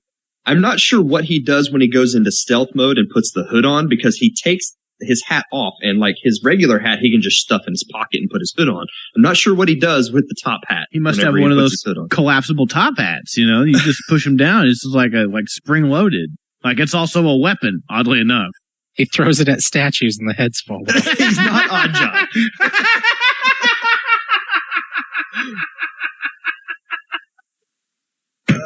So, no, the game takes place in 1868, I think. It's Industrial Revolution era London. Jacob and Evie are, the sons of, or not, she's not the son. They're the children of this assassin, and they are trying to continue his mission. He's been killed. But they actually have 2 completely separate outlooks on what the assassins are supposed to be doing, and so they actually have their missions branch off from each other. She is much more of the I'm looking for all of the pieces of Eden, sort of trying to follow up on the things that Ezio was doing in his games. And Jacob is just trying to get rid of the Templar presence in London. He wants to liberate London because the Templars have taken over everything. They're in every possible part of the government, of industry, of every social class. The Templars control everything in London, and he just wants to go in and get rid of them all. Tony, I have a question. What? Who's the bad guy in the Metal Gear? No, dang it. Assassin's Creed universe anymore. Are the Templars really the bad guys, or are the assassins? The Patriots. GW. Yeah. I guess that sort of depends on your outlook. I mean, for the entire run of Assassin's Creed, you could look at it sort of as either faction could be considered the villain. They're both sort of going for the same thing, but the Templars want to give everybody in the world freedom through control, whereas the assassins want to just give everybody freedom to live their lives the way they want to. Interesting. It's deep, man. It does get deep. And this game continues the story that started with Assassin's Creed 3. This actually, a lot of the things that have happened with the Kenway family, they are huge in the story of this. They're actually, Evie has missions where she goes to Edward Kenway's mission. He was the assassin in Assassin's Creed 4. I thought you said Assassin's Creed 3 is what this tied into. Well, Hatham was the son of Edward Kenway, and Hatham was the bad guy in Assassin's Creed 3. Yeah. Nope, you lost me, Tony. The Assassin's Hatham Creed worked universe. for Major Zero, and You're okay. You're not helping Cypher. Just keep a lid on it over there, okay?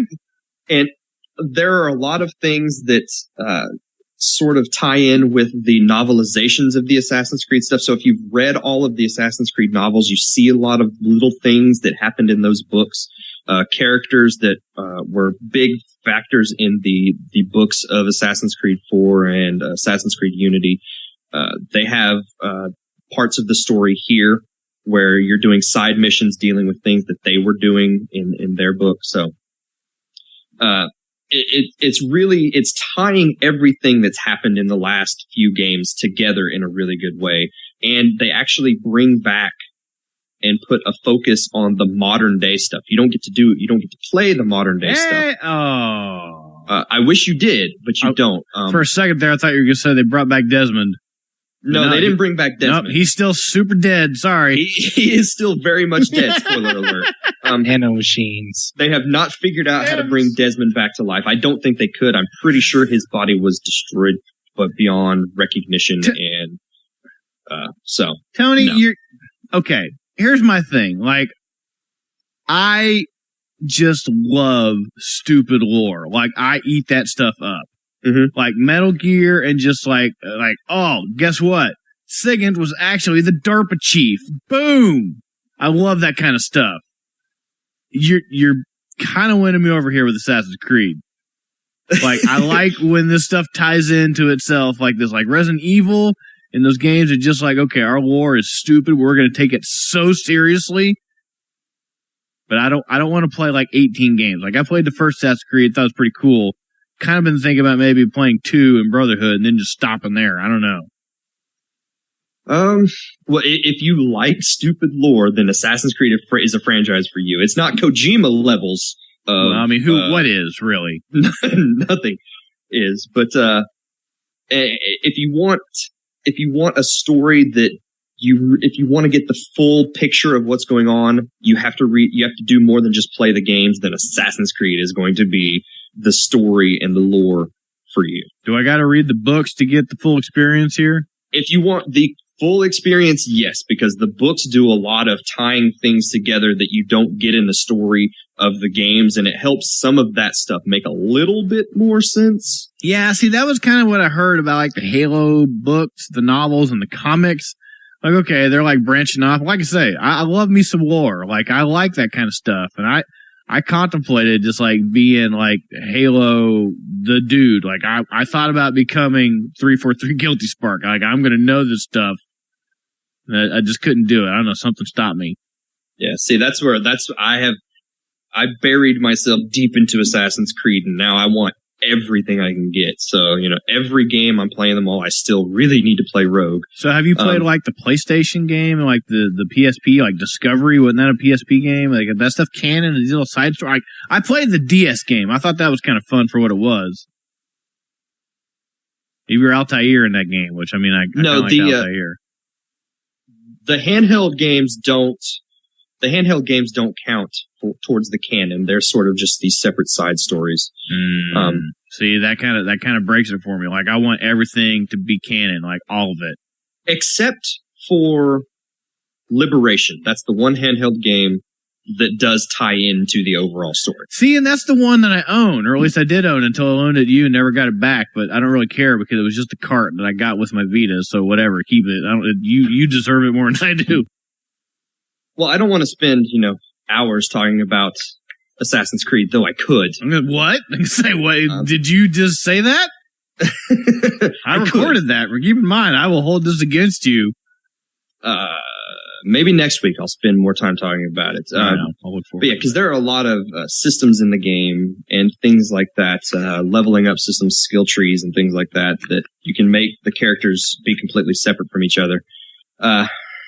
And some really cool characters, but I'll get more into that next week. Just know Assassin's Creed Syndicate, really good game. I'll have a review up on the site later this week, probably. So look forward to that.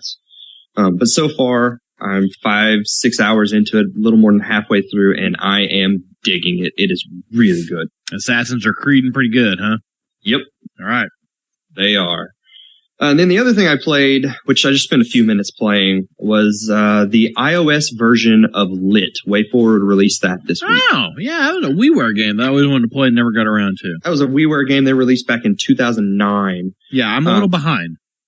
I loved that game. It was a fun little puzzle game where you were trying to manipulate the dark and create paths of light to get through a school to try to rescue your girlfriend who was trapped by these monsters inside the school. And it was a really cool little puzzle game. They have based on a true story.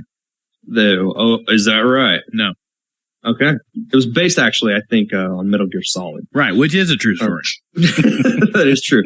They have completely revamped the visual look of this game. They were trying to go for a sort of, I won't say realistic look, but they were trying to make a scary game on WiiWare.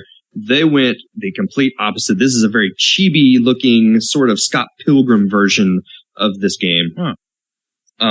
It's kept the same basic mechanics. So you're using rocks and things to break windows, to create paths of light, remote controls to turn TVs on and off so that the light will shine on an area of the floor and things like that, and get from one door in the room to the exit door in the room and just move through the school. Works really well. The touch controls, you just swipe up, down, left, or right if you want your character to move. If you're trying to shoot out a window and you have a rock, you just tap the window and it will automatically shoot the rock at the window and break the window to let the light in. Things like if there are monsters in the way, there are things like matchboxes that you can find in the environment, and if you tap on the matchbox, it'll light up the squares around you, and whichever one of those squares you tap, it'll create this little burst of fire, and if there's a monster standing there, it will kill the monster and you can get by them. Cool. How much is this? It is free. It's free to play with ads. Okay, I may have to check this out because that was a game I kind of always wanted to play. I at least feel like I should see it, if nothing else. I don't know that there's a way to get rid of the ads, I think, but they're just tiny little bars up the very top of the screen. I don't even notice them when I'm playing. Yeah, I mean, if the game's free, I'm not going to, I don't like ads, but if they're giving me a game for free, like, they got to make their money. Yeah, it's completely free to play. The ads don't get in the way. Like I said, I never noticed them. You just play through the game at your own pace. There's no free to play trappings that I've seen. No, buying ammunition with real money or things like that. No best value on light. No, it is just download the game and play it however much you want. Okay. So I liked that game on WiiWare. I think it translates really well to mobile devices. It's on both Android and iOS, so pretty much whatever device you have. What if I have an iDroid? It's not out for iDroid yet. Dang it. That joke was for Ethan. It is out for Droid OS, though. Oh, okay. Well, that's pretty good. You can get it there. Hot new release. But that is all that I have been playing this week. What are you buying? Nothing, because the only thing I got was a free-to-play game on iOS. So. Great.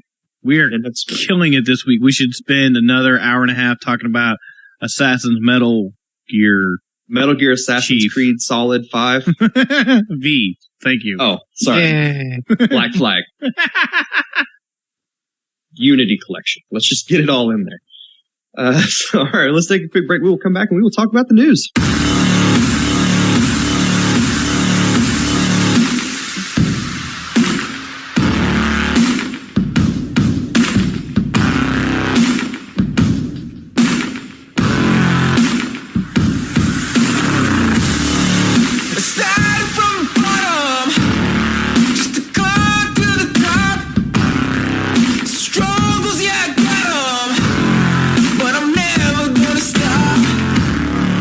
I'm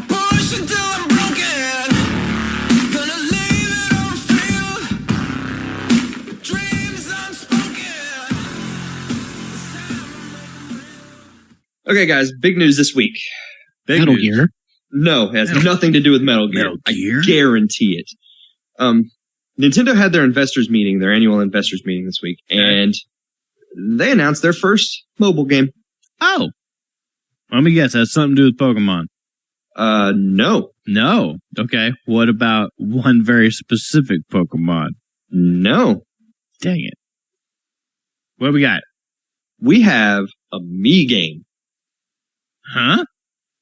Okay. A game starring your Miis. It's called Miitomo. It is expected to be out in March of 2016. You know, previously in the year, they had talked about their first game being out before the end of the year, but it has been delayed till March of next year. Right. Understandably, they've had some issues as of late. Yeah. Miitomo is a game based around your Mii. You can chat with your friends' Miis. It's like a cross between a 3DS life sim, like Tomodachi Life, and a traditional messaging system. Nintendo doing things weird. It's a free to start game, which is what they're calling it, suggesting that you'll be able to get, you'll be able to use real money to get other things like clothes, things like that. We decided to combine the excitement of making toast with using the phone. But you're in the game, your Miis will like ask you questions and you'll be able to answer them. And then, those messages will go out to your friends on your friends list. And that's basically sort of the idea of what the game is. It's just like, it's a way to interact with your friends if you don't like interacting with people. It sounds like a very Japanese social network game kind of thing. That sounds like something I would expect from Japan. Yeah. I don't know how well that'll play over here. I'd be interested, do you have to make a new Mii? I mean, you're not going to be able to transfer like the Mii off of your Wii or anything to your phone. No, you will not be able to. I think you will have to create a new Mii. I mean, I'm guessing pretty much every phone these days has some sort of forward-facing camera, so I imagine Also has QR reading, so... Yeah, that's true. Yeah, and you can, I know with the 3DS, I think you can do it on the Wii U, create a QR code that you can just transfer over to another system. So. When I hear the word Mii, I still think of my original Mii on my Wii. Maybe that's just me. Maybe I'm just old school like that. I carried my Mii over from the Wii. Yeah, my Mii has not changed since I first made it. Wait, you can carry your Mii over from the Wii? Yeah. How? Oh wait, you had to do some sort of goofy system transfer crap, didn't you? Yeah. Yeah, see, that's why I never did it. These Pikmin come in and then they mess up your 3DS for some reason. I never do a system transfer on Nintendo systems.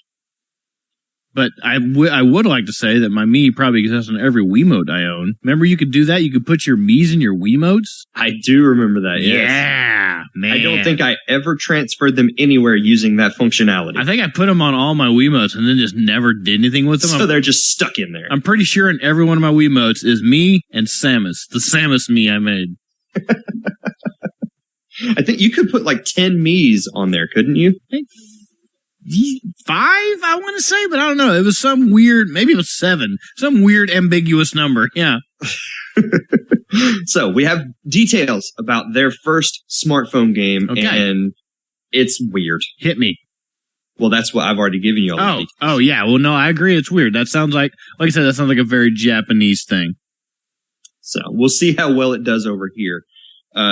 Reaction was very sort of mixed. Some people saying this is kind of the cool Nintendo thing, and a lot of people were like, this just sounds dumb.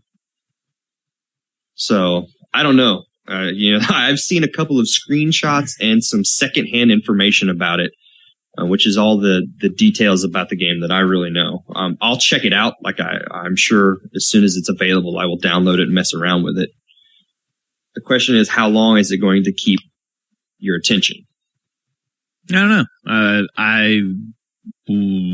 I would tell people to wait and pass judgment until you try it. You never know. Depends if you turn off the push notifications that your Mii is complaining to you. Oh, the first time my Mii complains to me, I'll delete the app. Well, yeah, I mean, he's going to beg for your attention or whatever. Also, during this investors meeting, we got some of the first little bits of information about their Club Nintendo replacement. Okay. They're calling it the Nintendo account is what the early name for it is. Okay. You'll be able to create your account using your Nintendo Network ID, which I assume just links everything straight to that. You'll be able to create this Nintendo account using Facebook, I think Twitter, of course, and Google something Plus. else. Probably Google. Yeah, those are the three big social network things, right? Unless they snuck Instagram in there or something like that. Pinterest. Can I make my Nintendo Network ID using Pinterest? I don't even know what Pinterest is. My wife loves Pinterest. She's on there all the time. What do you do on Pinterest? You pin things that look cool. So things like recipes, craft ideas, clothing. We used it the other day because we went on like a photo shoot type thing, and we looked for ideas for different poses and things we could do for pictures. And it's the Facebook for ideas. Basically. So what's Vibe? I have no idea. I think that's video. That's a DC character. Okay. Is this after Crisis on Infinite Earths or pre-Crisis? I want to say it's around the 1980s. Okay. So that's around the time. He's also Cisco in The Flash. Yes. Which I just finished season 1 of The Flash, and that was awesome. I just started season 2. It's so great. I watched the first episode of season 2 last night. So did I. It was fantastic. Man, this is getting out of hand fast. Not now. You feel, Tony. Holy cow. I just went from we're being... not going to spend the next hour talking about The Flash because that show is fantastic. Like, I was part of the conversation, then I was not part of the conversation. Like 2 sentences, I realized that I was left in the cold. Not going to say you were left in a flash. There you go. I was going to say that things got out of hand quickly, but whatever. Back to your new Nintendo account. It will connect PC, smartphone, and all of your Nintendo devices together. PC, interesting. Okay. Yes, you will be able to log into your Nintendo account on the PC. You will be able to transfer game data between mobile games and console games. Not sure exactly what they're going to be doing with that. Yeah, tie something in like weird, like you get bonuses or something. Yeah, so like if you play Miitomo for 52 hours, then you can transfer something over to your next Mario Maker level. I don't know. It is going to be completely cloud-based, and they also talked about the possibility of things like buying a game on a computer and having it sync up with your Wii U or your 3DS. Hey, okay, it's sounding like some sort of actual like online infrastructure comparable to other systems and consoles. It does sound like they are finally getting to that point. Is DNA building all this stuff? I know they're the people making the mobile, helping them with the mobile games, but are they helping them with this online infrastructure as well? I believe they are, yes. All right, cool. Yeah, that's part of, I think that's one of the big reasons that Nintendo partnered with them was because Nintendo obviously couldn't do this themselves. Yeah. I mean, we've been saying it for years. Like, they got money, they got deep pockets. Just go buy somebody and just like, hey, help us do this. Like, throw money at the problem. So they went out, they found somebody who already has those systems and that infrastructure in place, and now they're just adapting it to the Nintendo, sort of framework. This is cool. Well, far too late, but hey, better late than never. And it does sound like it's going to be working on Wii U and 3DS. So by the end of this year, into early next year, we will finally have some of that stuff working on current consoles. Cool. And then, of course, I assume all of that will move straight over to NX next year. Right, and if they're doing a lot to make systems talking back and forth to each other, that kind of throws more fuel to the fire for like the console/handheld thing rumors we're hearing for NX. Yeah, those rumors are sounding more and more legit. It's the kind of thing where I want to say, well, you hear the rumor so much that it has to be true, but then that's a dumb circular statement because it's still a rumor. So like you're just feeding yourself your own rumors at that point. Yeah, but you're starting to get all these little tidbits of things from all these different places that make those things sound more legit every day. Yeah, well, I'm interested to see where that stuff goes. They're in a very interesting position right now with that stuff.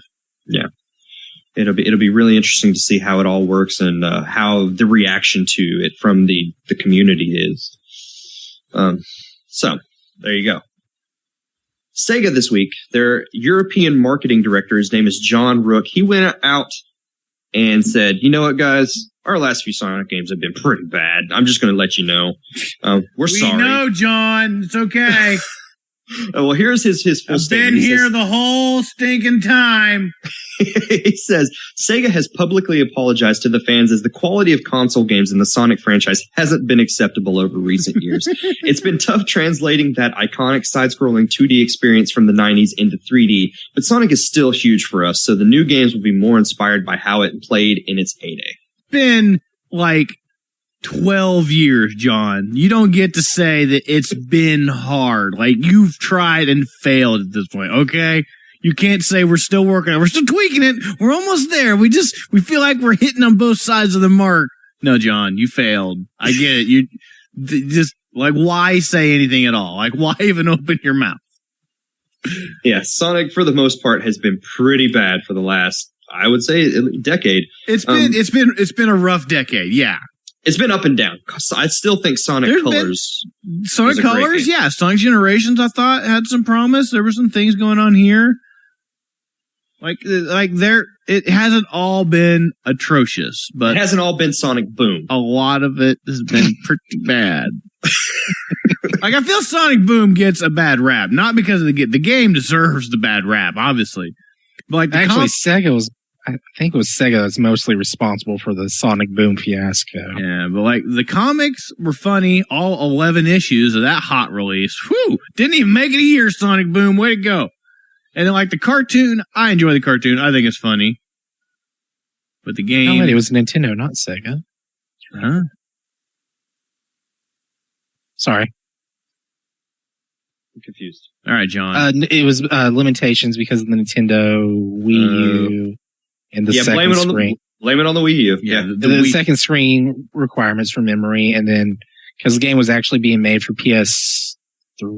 That wasn't why Sonic Boom was bad. Yeah, what the second screen? that was the key. Images shown that were for the next gen consoles, and they had to scale it back because of that contract with Nintendo, and so they had to cut corners. Yeah, you sound like John Rook. Are you John Rook in disguise, Ethan? Are you Sonic apologist now? I'm not apologizing. I'm just pointing out that Nintendo is responsible for some bad Sonic Boom. I don't know. I have a hard time believing that a second screen is what brought Sonic Boom to the crashing disaster that it was. It helped with the disaster. Yeah, I can say, like, added fuel to the fire. Yeah, I'll be with that. Like, it was another part that made that House of Cards collapse. Yeah. I'm not gonna give the second screen all of the credit for that game being that bad. You know, I think what would make the last like 4 or 5 Sonic games that were bad better. What? Second screen. Just there's more screens. That's what we need. We didn't have enough screens. We needed a third screen. That would have fixed everything. I completely forgot what I was going to say. The band they had for Sonic Adventure were 1 and 2. Oh, just bring them more Supersonic Racing. I can't think of their name now. Crush 40, I think. Just say Goldfinger, the Tony Hawk song guy. No, it's Crush 40. All right. I like Crush. That's a good soda brand. I'm a big fan of the Grape Crush. Man, have you tried the Cherry Crush? You should. Okay, Tony, here's what you do. You go to the store and buy some amount of Cherry Crush, and you give it to your wife. Just trust me on this one. Just give it to her and say, "Here, honey, I bought this for you because I love you." Because let me tell you something, Tony. I'm gonna let you know a secret. Cherry Crush tastes like super Dr. Pepper. Really? It's like even more cherry flavor than Dr. Pepper with no caffeine. My wife is a big fan of cherry Dr. Pepper. I realize that. I mean, Dr. Pepper is cherry, right? That's the point. Well, no, they have cherry Dr. Pepper. Is there a specific cherry Dr. Pepper? Yes. Interesting. I didn't even know that existed. Because to me, the Dr. Pepper is cherry in the first place. That's the point. That's the basis of the flavor. I was to understand. So maybe cherry Dr. Pepper is more cherry than Cherry Crush. I don't know. Could be. I'll have to test out this. Yeah, I can say you might want to look into that. That may be useful around the Miller household. I'm going to have to test out this hypothesis. All right, guys. Mario Maker is going to be getting an update soon. I heard about this. By the end of this week, they are going to put out an update. It's like I saw the size, but I don't remember. It's not a huge update, but it's going to be end of this week. You say? Yeah, November 4th is when this update will be released. Oh wow, they're pushing that quick. Okay, 47 gigabytes. There we go. Whoa, 47 gigabytes. That will not fit on a non-deluxe Wii. That won't fit on a deluxe Wii U. What am I saying? That won't fit on any Nintendo system. I don't think that'd fit on a PS4. It would totally fit on a PS4. It would. Speaking of that, though, I had why do PS4 games that come on a disc have 50 plus gig installs on them? Because nobody finishes a game anymore. It's all in the cloud, Tony. They install to the hard drive so they can load quicker. And read times off of a Blu-ray disc are not great. Not that they were great on HD DVDs either. Remember those? I do. Yeah, they can't read that data through the laser as fast as they can if it's like installed and it's going through like SATA cords and things. And I have more than 100 gigabytes tied up on my PS4 for 2 Assassin's Creed games. Well, just because Liberty's taking up 150 gig with patch data, don't hold that against Syndicate. Well, I guess not. It did have a 600 plus megabyte day one update. Whew. But yeah. So, but anyway, back to Mario Maker. Yeah. November 4th, the update will be released. It will add mid-level checkpoints to the game, so you'll be able to put that flag down in there that you've had in all those recent Mario games. You can stop and call melee and save your data. So you can have those checkpoints now in your longer levels, so you don't have to start them all the way over from the beginning. Will the flag make you big like it does in New Soups? I don't think they said that specifically, but I would imagine it would. I don't see why it wouldn't. It'd be cool to see what the flag looks like in 8-bit. Because they are also adding power-ups that are dependent on Mario's current status. Huh? So, like in the game right now, if you put like a fire flower in there, you'll always get a fire flower, even if Mario's small. Oh, okay. Like Mario 1 style. Like if you hit this, it's a mushroom. If you hit the mushroom and you got a mushroom, it's a flower. Exactly. Ah, cool. Okay. So what you'll do is, if you want like a fire flower in there, you attach a fire flower and a mushroom together and put them in the box. And if Mario is small, he'll get the mushroom. If Mario is big, he'll get the fire flower. Okay, cool. Can you do this for like leaves and feathers and stuff too? It should work for every power up. Awesome. Okay. I don't know what the hierarchy is like Super Mario World. I don't know if there is one. There is one because some power ups sort of cancel the other ones out. There's like the bell in Super Mario 3D World will cancel everything out. Bell? Yeah, that turns you into the cat. Oh, 3D World, right? Okay. Yeah.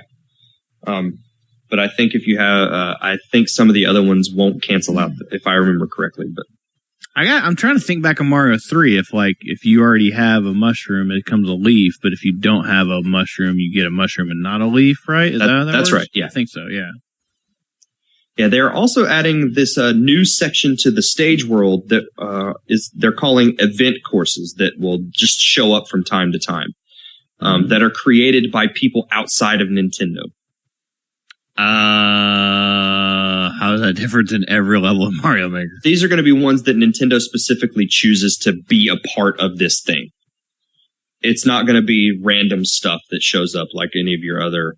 Oh, so the stuff on that, I thought the featured list was like stuff that somebody was handpicking. Curating would be the word. I don't think so. Even still, this is going to be some other separate curated list. This is something of some separate kind. from them that, yes, Nintendo is picking these things and putting them out there. Okay. Like the first one is called Ship Love, and it was the winner of their hackathon that they had at Facebook headquarters earlier this year.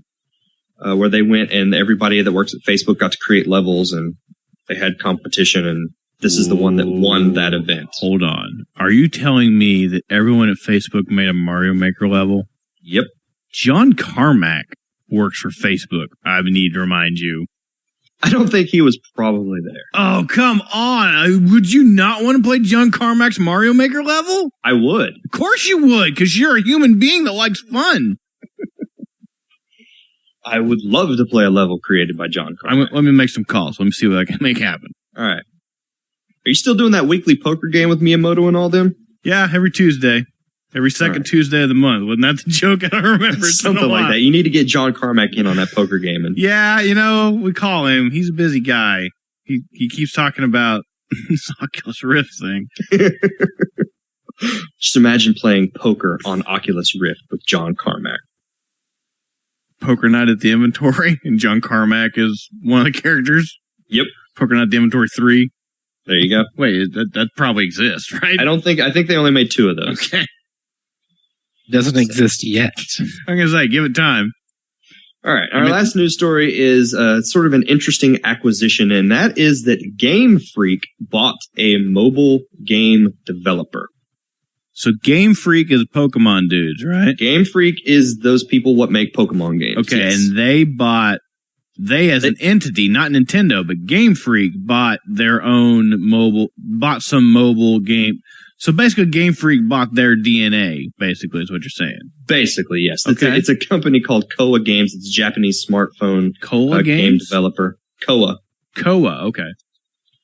There is a Pokemon title that's in development for mobile, and it's Pokemon Go. Game Freak is not actually doing that one. Pokemon Company and Nintendo are making that one. All right, this hierarchy is getting more convoluted than the Assassin's Creed timeline. Yeah, it's weird. They are working with another mobile developer called Niantic to make Pokemon Go. Okay, hold on. Now it's getting worse. Yeah, their DNA is not making Pokemon Go. Another mobile developer is making Pokemon Go. So Nintendo invested into DNA and kind of partnered with them, and that's the thing. Yes. Game Freak, who is partnered with Nintendo because they own like a portion of that company as a partnership, has went out and bought and partnered with some other company in a mobile system. So they're kind of partnered. So I guess kind of maybe one step removed, that company is somewhat partner with Nintendo, maybe, kind of. But even then, Pokemon Company, I'm not sure how they're related to anything, has their own dudes what make mobile games is making Pokemon Go. Yes. Okay, so how does the Pokemon Company relate to Nintendo and Game Freak? Do you know? I have looked in. The Pokemon franchise is just weird. I have tried to look into this and see exactly how it all ties together. Pokemon Company owns the Pokemon franchise, I believe. Okay, so they are the entity that does own Pokemon. They are the Pokemon people. Okay. They are owned by Nintendo. Okay. And Game Freak is probably just people that make games that Pokemon Company said, yo, make Pokemon games for us. Yes, Pokemon Company is working with Game Freak, who is a completely separate entity from. They're not affiliated with Nintendo. They make the Pokemon games for the Pokemon Company, which is owned by Nintendo. Okay, I need to see a Nintendo family tree of like who owns what sister company and stuff like that. The internet's a big place. That probably exists, right? There has to be something like that. Right.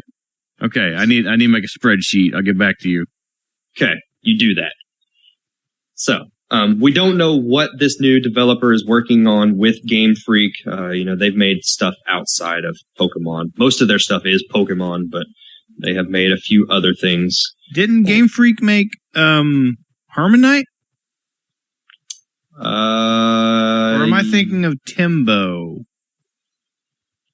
Game Freak made Timbo. Okay, I'm thinking and Harmonite. They did Harmonite as well. Did they make Harmonite as well? Okay. Yes, they did. Most of their stuff is Pokemon. They also made Drill Dozer on the GBA, which is a fantastic platformer. But they have made stuff outside of Pokemon. So is your hope that you'll get some sort of Drill Dozer mobile game? I would be okay with that. Right? I mean, you'd be a fan of that. I am a big fan of Drill Dozer. I think it's one of those lost properties of Nintendo that needs to make a comeback. I got you. I'm with you. Like, I don't care how it happens. I just want a new Gyromite game. See, you're going to hold out hope forever for Gyromite. I'm going to hold out hope for Drill Dozer. We're both going to be incredibly sad because neither of those things are ever going to happen. I didn't say this on the show. I told you guys, like, in a very excited text message, but when you use Rob in Mario Maker, like, as the mushroom, like Mario hits the Rob mushroom, you get a little taste of Gyromite music. Really? And I kind of lost my mind. It was pretty awesome. It was like proof that Nintendo acknowledged Gyromite's existence. And then when you beat a level with Rob, you get a little more Gyromite ditty there too. Hip Tanaka music, man. I'm down. That's good stuff. I love Hip Tanaka music. It's good stuff. So, yeah, that whole hierarchy and exactly who's making what and how they all fit together is sort of confusing. Yes, very. But just know Game Freak now owns a mobile game developer themselves, and you'll probably start seeing some Game Freak stuff showing up on mobile devices at some point. Insert your own gotta catch 'em all joke here. That's what I'm going to say. Pretty much. Yeah. So, But that is it for the news. So let's move on to listener feedback. All right. Ooh, listener feedback. Changing it up. I always say reader feedback, and it doesn't make any sense because people don't read podcasts. You could probably just say feedback. That would work, right? Or emails. That's the easy way to but say most of it comes through Facebook, so it's not actually emails. It's not technically accurate. Okay, so feedback would be the most accurate description. So we're moving on to the feedback section. Yeah, that doesn't sound right, though. And our first one comes from Jamie via email because he was listening. And as I've said, if you send us an email, it goes to the top of the list. He said, this one isn't necessarily an email for the show, but I personally thought it made sense for the show. He just wanted to contact Shelby, and he wanted to contact you and didn't know the best way to do it. So he sent an email to the podcast. Yeah, that's probably good because if you sent me a Facebook message or an actual email, I'd probably never see it. So going through Tony, so he had to say it to me live on recording, that's probably the best way, really. Honestly. If people want to know, if they want to get a hold of a specific person from the show, we all have email addresses that are just our first name and last name at nintendo-oki.com. So if you want to send an email to me, it's Tony Miller at nintendo-oki.com. If you want to send it to Shelby, it's Shelby Coulter at nintendo-oki.com. Ethan is Ethan King at nintendo-oki.com, and so on. That is if you want to contact them directly. If not, mail at podcast at nintendo-oki.com. Best place to go. So he said, feel free to share this if it's podcast worthy. And I think it is. So he says, hi, Shelby. I recently started playing Persona Q, and I have a couple of questions for you. Oh, hit me. Let's do this. First, and this is why I thought it was good for the podcast, because I think there's probably more people out there that want to know this stuff. Like, I've been thinking about playing Persona Q again, by the way. Just to let you know, like, that game, yeah, that game's good. Okay, let's go. So first, do you have any tips for playing the game?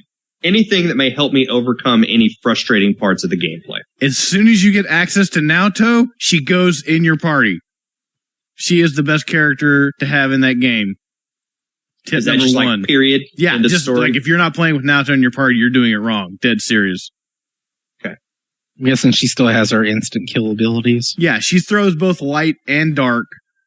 She has the highest agility, so she'll go first. So that oftentimes she will go kill everybody, and you're done. Like one move. Yeah. Anything else? Any other overall tips for playing the game? Make sure that your sub persona is no lower than 5 levels of the character's level it's attached to. If so, your attacks do less damage, like significantly, like related to your level. So, like if you are 6 levels below, your sub persona is 6 levels below your character's level, you get a 10% less damage in your attacks, and so on, up to like 50%. So yeah, keep that under wraps. Focus on skills that you want, and that stuff can get kind of hairy too, because there's a lot of charts and stuff. But yeah, like find some skills that you want, and use those. Navigator skills help a lot. I would recommend using Fuka as your battle navigator. Because her healing buffs are more beneficial than Risei's turn-based buffs. Plus, she has better experience at this. Yeah, she's been doing it longer. Well, it's weird time. A couple of years longer, right? Well, yeah, but in the course of when the time slice of a Persona Q takes place, it's like 2 timelines skewed. So technically, they both have the same level of experience. Yeah, it gets weird. Keep forgetting there's a time difference. I could go into more detail, but I think those are probably the best tips I could give you at the moment. And then second, I thought I remembered you saying that you have a spreadsheet for the different persona combinations. If I'm remembering correctly, would you mind sharing that? Yes, I will send you all kinds of spreadsheets, Jamie. I'll hook you up. Well, I will send you, Shelby, his email so that you can reply directly back to him. Yeah, I will help instigate this. I'll hook you up, Jamie. Is that something maybe you could just toss up on the website? I don't know if you could. Yeah, that's probably a good idea. Maybe I should just put that up on. As much as I talked about this game, I should probably just put that up. I should have wrote a review for this game, but I just got lazy and never did. So look for that. If he doesn't send you an email directly, it might show up on the site here in sometime. Yeah, I will try to do both. So there you go. An email specifically for you, Shelby. All right, cool. Yeah. Definitely. I am glad people are playing Persona Q. The game is fun. Will via Facebook wants to know, what game would you consider to be so bad that it's hilariously bad?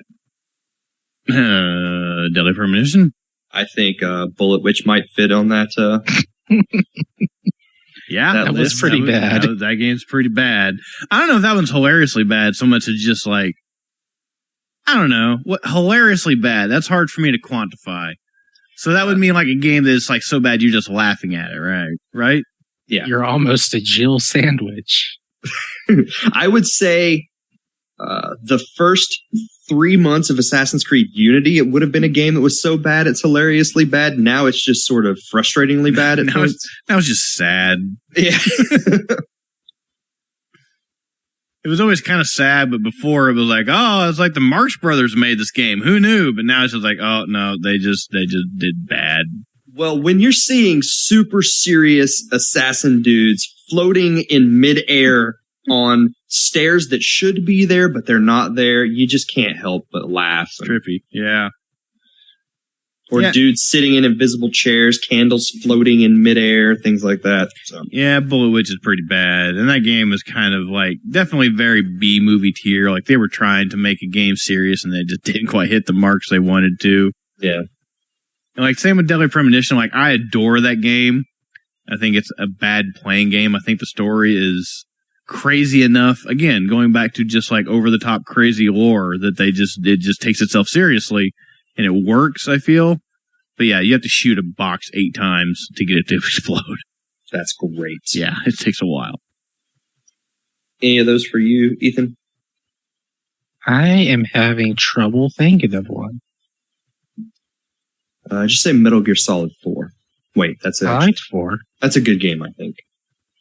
4, you could put the sun, or you get out there in the sunlight and hold your gun up and go sunshine, and then charges up and shoot it. Wait, really? Yeah, it's one of the unlockables. There's a Boktai gun in Metal Gear Solid 4, Guns of the Patriots? Yes. Dang it, Kojima! Why does somebody just not give him all the money and just let him do what he does? Dang it. Well, that'll happen now on Kickstarter. Why did Kojima have to... Why did Konami just have to like run out of money? Like, why did they lose heart? They've been letting him do this for years. Why now? Why now, Konami? That's a good question. It's a very good question. Dang it, Pachinko. Our next one comes from Ling via Facebook, who wants to know, what's your favorite flavor of Cheerio? I like Honey Nut. The correct answer is Honey Nut Cheerios. Yeah, I agree. Okay, there we go. That is the Nintendo Oki cereal of the year, is Honey Nut Cheerios. I mean, that's like the best cereal. Like, I like a lot of cereals, but Honey Nut, I can't say it's the base because the base Cheerio is obviously plain Cheerios, but like Honey Nut is the far superior Cheerio. Honey Nut it's like head and shoulders levels above any other Cheerio. So let's speak of other Cheerios because I feel like we could move on too quickly here, and this Cheerio topic needs some serious talk. I'm okay with chocolate Cheerios. They make chocolate Cheerios, really? I did not know that. They do make chocolate Cheerios. I like frosted Cheerios. Those are good. Not a fan of those. Really? You like Frosted Flakes? No, I do not. Okay, that would explain it. What about fruity Cheerios? I've never had the fruity Cheerios. That seems like a sort of a Fruit Loop thing to me. It's kind of like a weak Trix. Yeah. Is it? Yeah. And then they also do like, I think there's like whole grain Cheerios, and then they do like that. I think there's an apple cinnamon Cheerio out there. I think there is, yes. I think I bought those. I would prefer Those called Apple Jacks? I would say I would prefer Apple Jacks. I think Apple Jacks they got the apple cinnamon thing on lock. Yeah, they know what's going on. Yeah, they got that down. That's their bread and butter. No, they make cereal, not bread and butter. Okay, sorry, I got confused.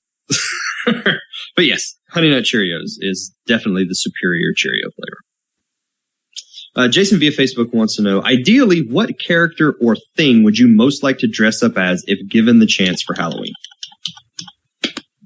Huh.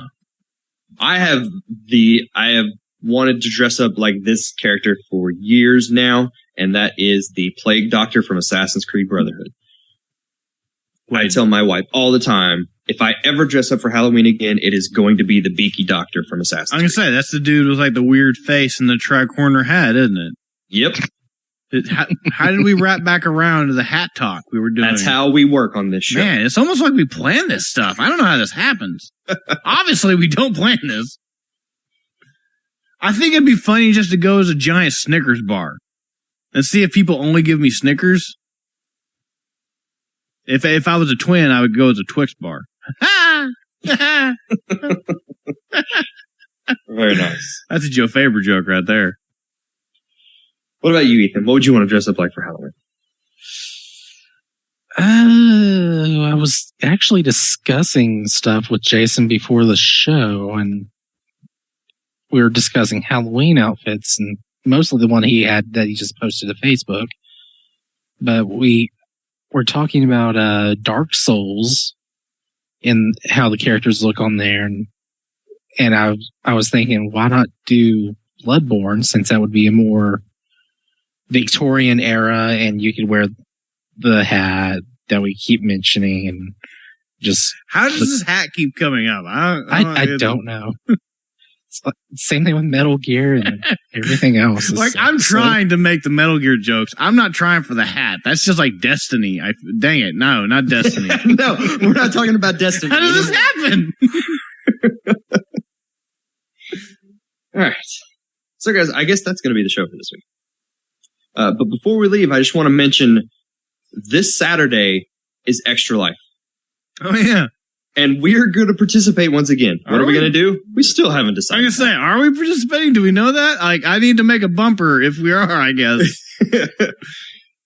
So, yes, we will be streaming, and I assume we will do the live stream like we have done every year that we've participated in the past. So you'll be able to watch us do all kinds of crazy stuff. We will probably have some community-focused thing at some point. Who knows?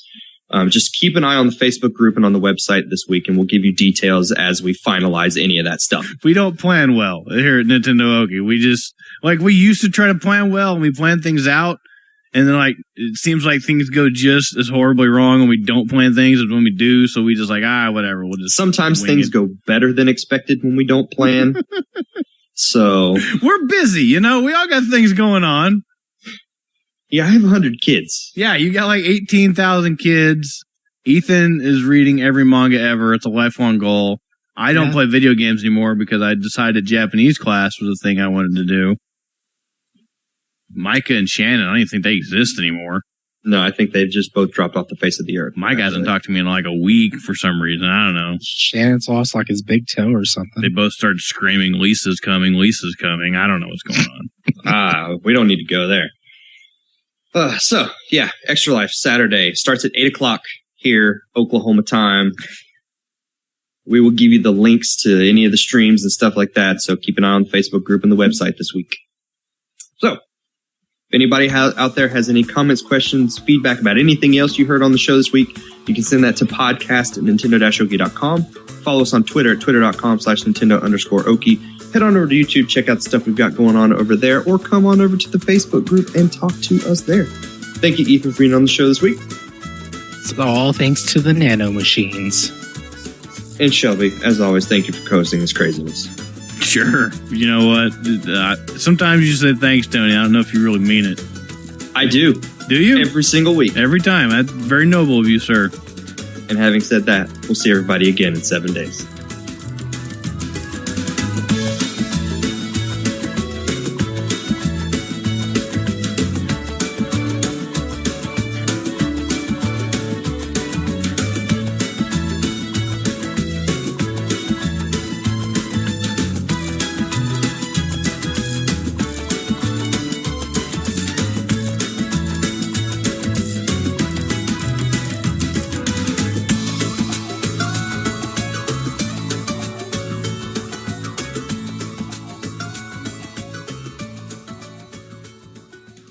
So I remember like in Ground Zeroes when I first heard about that, I was like, iDroid? Seriously, they put the I from everything? Why does everything get the lowercase I? Like, why didn't they make some sort of Android reference? And then I thought about it for 5 more seconds and thought, oh. Welcome to the All Gen Gamers, a podcast for people in video games of all generations, starring Pete Dorr, Gamester81, Jason Heine, and Metal Jesus Rocks.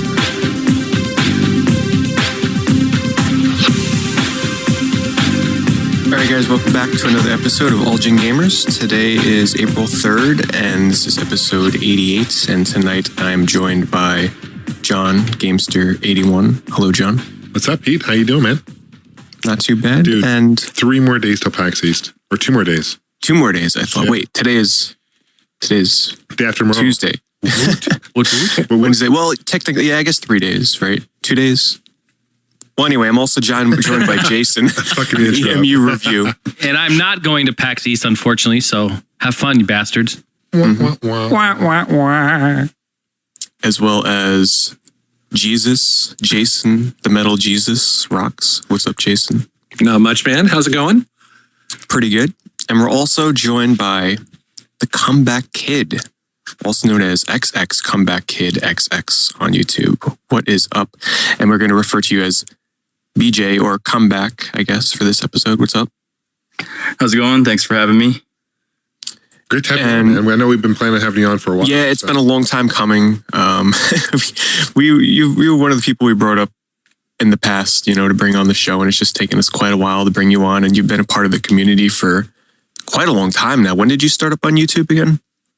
Oh, it's been about since 2007 is when I started, but I haven't been doing gaming videos until 2008. That's when I officially started doing my first gaming video. And so it's been about 5 years. Yeah, I remember you were one of my original people that I subscribed to, because you started almost around the same time as me. Yeah. I remember when you had less than 50 subscribers, so it's been a long time. Yeah, and you've been a member of the community for quite a while. And why don't you tell people where they can find your videos on YouTube, what kind of videos that you do on there. When it comes to gaming videos, maybe, dare I say it, what's your favorite game of all time as well? All right. Well, basically I do the typical YouTube thing, which was kind of groundbreaking at the time when we started doing it, but now it's kind of a, dime a dozen, everybody does it. But, basically top 10s, favorite games, game collections, games I bought recently, stuff like that. Maybe a little 32X thrown in there too. Yeah, 32X. I mean, I do complete collections. Right now I have 2 complete collections, working on my 3rd. I have a complete 32X collection and a complete Microvision collection. Oh, wow. Nice. Yes, and I'm working on a complete RCA Studio 2 collection, despite how crappy it is, John.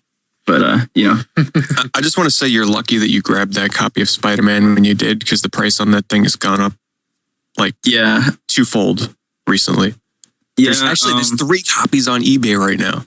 How much are all of them? Well, one bidding is $100, and then the other ones are starting bid $200, buy it now $300.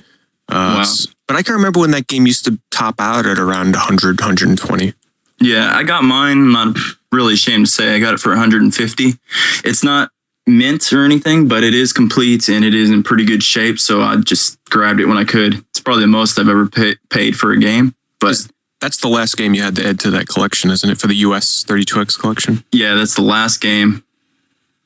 Were there any other ones on that system that were hard to get? Yeah, there was. Actually, Pitfall was pretty hard to find. That game's expensive too on 32X. I checked every day on eBay to find that game for months, and only one would pop up, and I had to spend the money. I think it was $50, but that and T-Mech is pretty hard to find. I think Jason EMU was playing that. I think a couple episodes ago. Oh hell yeah! Love it. T-Mech and let me see. I'm just looking at my thing right now. I remember Blackthorn being pretty tough to get complete. Oh yeah, mm-hmm. Blackthorn, that goes for around 50, maybe a little bit more. What other than that, Shadow Squadron? Is that one a little? No, that's not rare. No. Nah, that's one of those CD games. It's not. I got mine brand new. I think for less than 20. Okay. Deion Sanders baseball is actually pretty expensive. People say that it's the second most rare, but I'd say it's probably the third. Favorite 32X game? I gotta say Calibri. I think that was the first 32X game I found at a thrift store. I got it for $1, and that's what prompted me to want to collect for the 32X. It's kind of like Echo the Dolphin, except you're playing as a hummingbird, and it's really fun. It's kind of like a shooter. How many games are there for the library? Okay, I heard you guys talking about this like a couple episodes ago, and I was shouting at my screen like, "No, that's not true." Because I think it was somebody. I think Jason did it as a weekly random question or something. But I believe there's 36 games for the 32X. 31 being cartridge and 5 being CD games. Yeah. Do you have all 5 CD games too? Yes, I do. What are the 5? I'm putting you on the spot, but do you know? Let me look. Night Trap. Oh, that's right. Yeah. The Scottie Pippen Slam City thing, which is horrible. Yeah. Corpse Killer. Firefighter one too, wasn't there? Yeah. Fahrenheit. Which is that's the only one that comes in a jewel case, and the Squadron, whatever it was called. Now the Fahrenheit that you have, because I'm looking at my copy, is yours sort of like a hybrid between Sega CD and like on the packaging, is it like split yellow and blue? Yeah. I think that's the only one there is, if I'm not mistaken. Could be wrong. It's the only CD 32X game that comes in a case, like a jewel, not a jewel case, but like a Sega CD case. Mm-hmm. Yeah. So. And if anybody's wanting to collect for 32X, it's not that hard. If I can do it, anybody can do it. I think I paid like less than $250 maybe for my complete collection, because I found a lot of it in thrift stores. But I did have to, Now, hold on a second here. You reminded me. Uh-oh. I can remember watching your videos. You have some of the most crazy thrift store pickup videos I've ever seen. Oh, Who the hell would walk into a thrift store, find 32X games, complete 3DO games? Like, what the hell? What kind of places you got around there? I have some updates to that, by the way, because I know I haven't done one of those videos in a long time. But back in the day, like in early 2009, when I was doing those videos, I found my Goodwill. I don't know if like God just comes down and drops off his games that he doesn't play anymore. Well, you could ask Jesus. He is here. I mean, you could ask him. Yeah. Got Chrono Trigger for $2 loose, but still, Chrono Trigger. Let's see. What else did I get? I got 2 RCA Studio 2s, which they're actually kind of hard to find with the little switch box. I got those for $3 each. What else? I can't even remember what else I found. Lots of stuff, actually. I get Genesis there all the time for less than $5. I found 2 Virtual Boy games like Nestor's Funky Bowling, which I know can go for quite a bit of money just for the. That's just probably for it's the third rarest on the U.S. collection. I got it for like $4 loose. Wario, the Wario game on Virtual Boy for like $3. Quite a bit. I just can't remember what other games I found, but my Goodwill has been very good to me. So check your local Goodwills and flea markets. Do you guys have like the half off Saturdays once a month? I don't think we do, but even if we don't, it doesn't really matter because our stuff's really cheap. Yeah. I'm on our Goodwill like flies on shit when they're doing that here. Half off Saturdays. Yeah. I just follow John around.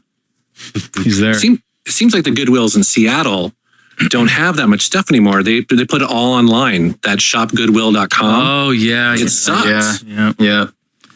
Now who's doing that? Come on now. Who's working there? Who's doing that? Who's behind there? What kids are going in there and saying, you know what? I know. All these games you bring in here. Grandma dropped a bag of Super Nintendo games off. I mean, come on.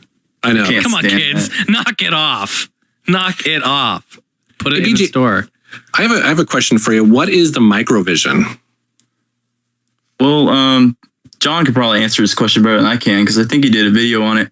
But basically, it's the very first handheld video game system. Came out in, I believe, 79 with interchangeable cartridges. Before the Game Boy, everybody thinks it was the first handheld system was the Game Boy, but this came out like 10 years before that. And it's very primitive. It's like a very small LED screen with just, squares to play on and uses a little knob to play with. And maybe, John, you can elaborate on that. Came out, Milton Bradley made it. And it's just, the cartridges are kind of weird because they're like faces of the console. The console, or the handheld itself, is pretty long. It's almost like a foot long. It's huge. And you have to take off the face and kind of slide them in to be able to play these games. And they're very primitive in today's standards as far as graphics go. But for back then, like Comeback Kid said, you can change the games. So you can turn a Pong into a tennis game, or you can change the tennis game into like a Star Trek game where you have you have to shoot things, objects passing by.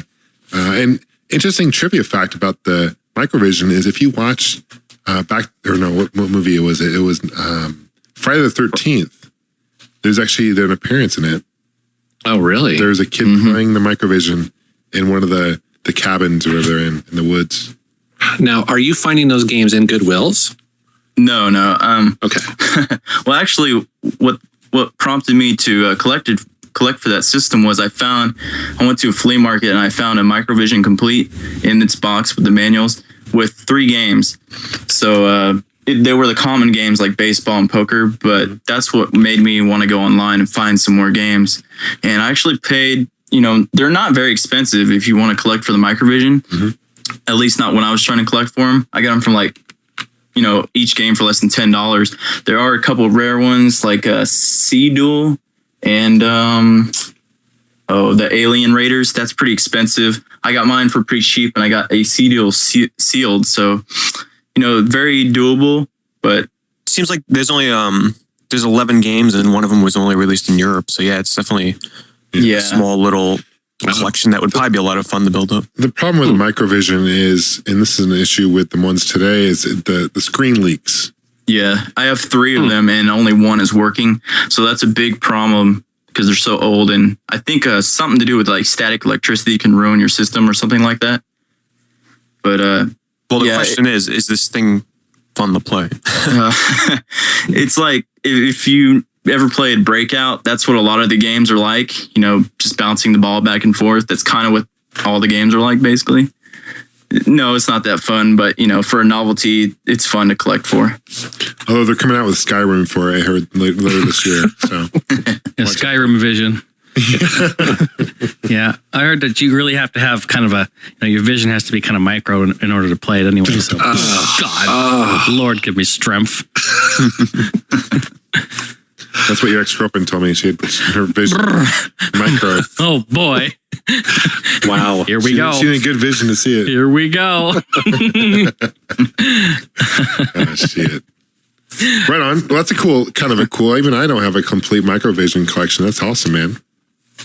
Yeah, it's not that hard to collect for. Like I said, I tend to collect for the obscure systems because, everybody on YouTube says, I want to collect for Nintendo, all the games, or I want to get all the Genesis games. And to me, that's a little unrealistic, honestly. There's 800, 900 games for those systems. So I stick with the smaller libraries, like less than 50. What's your next targets that you're thinking of collecting for in the future? Doable complete collections? Well, I have about 4 games left for my RCA Studio 2 collection, which is almost done. I think I'm going to try to go for a Game.com collection.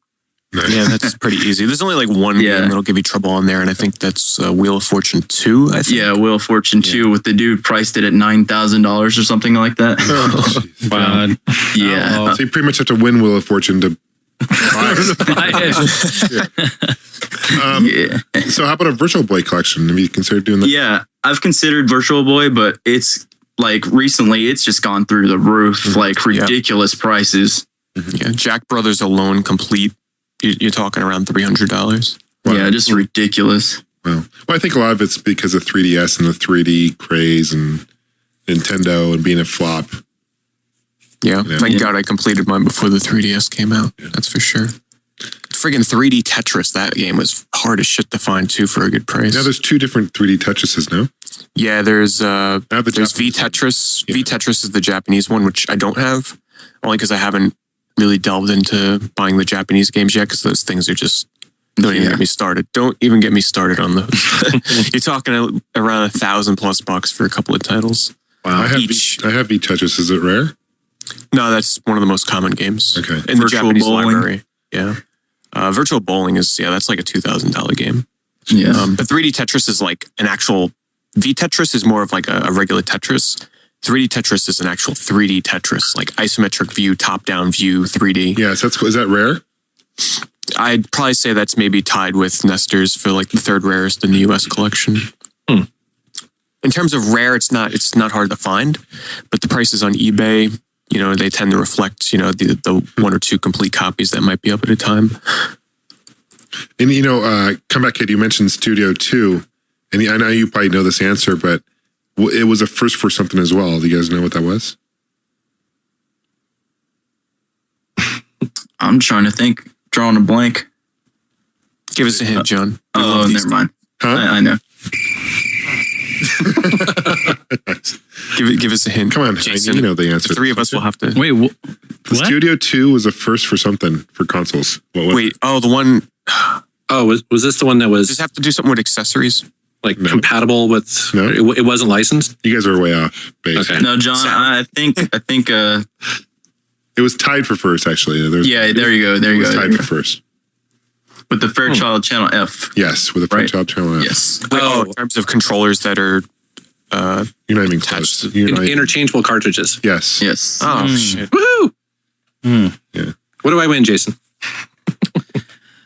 You get a year's supply of deodorant. You don't need it. Old deodorant that. Yep, used gamer deodorant. With your armpit hair stuck to it. Thanks. Nice. See, but the Studio 2 was obsolete by the time it came out anyway, because the Channel F had color games and way better games anyway. That'd be a fun console to collect for. I don't know if you have a Channel F, but no, I do not. There's only a handful of cartridges for that, and they're kind of cool. They look like 8-tracks. Yeah. Well, not really even cool. the boxes are all numbered, so like as you collect the games, it goes in numbered order, and they got like a rainbow going across the boxes. So when you line them up, they look awesome. They like scream like retro 70s. Yeah, Schoolhouse Rocks. They totally look like that. Totally. Yeah. Totally right. So, right on, man. Yeah, I thought about the Channel F, but it was kind of, I don't know, it's kind of pricey too to get for Channel F. They're pretty expensive on eBay. Yeah, I've been looking for a Model 2. I don't have a Model 2, I have a Model 1, but they are kind of pricey. Here's a question for you, and for all of you actually. You're all familiar with the R-Zone, I assume, right? Of course. Tiger R-Zone. If you were to collect for that system, the games actually only came in blister packs. Like, think of it as if you bought like, I don't know. You know how plastic blister packs are. When you cut those things open, that's it. The packaging is destroyed. Well, the cartridges only came in those blister packs. So if you were to collect for the system, would you collect carts only, sealed blister pack games that you'd never open, or get blister pack games, cut the tops open, and kind of use it as a case that you can put the game in and out of? Oh, man. Oh, that is tough.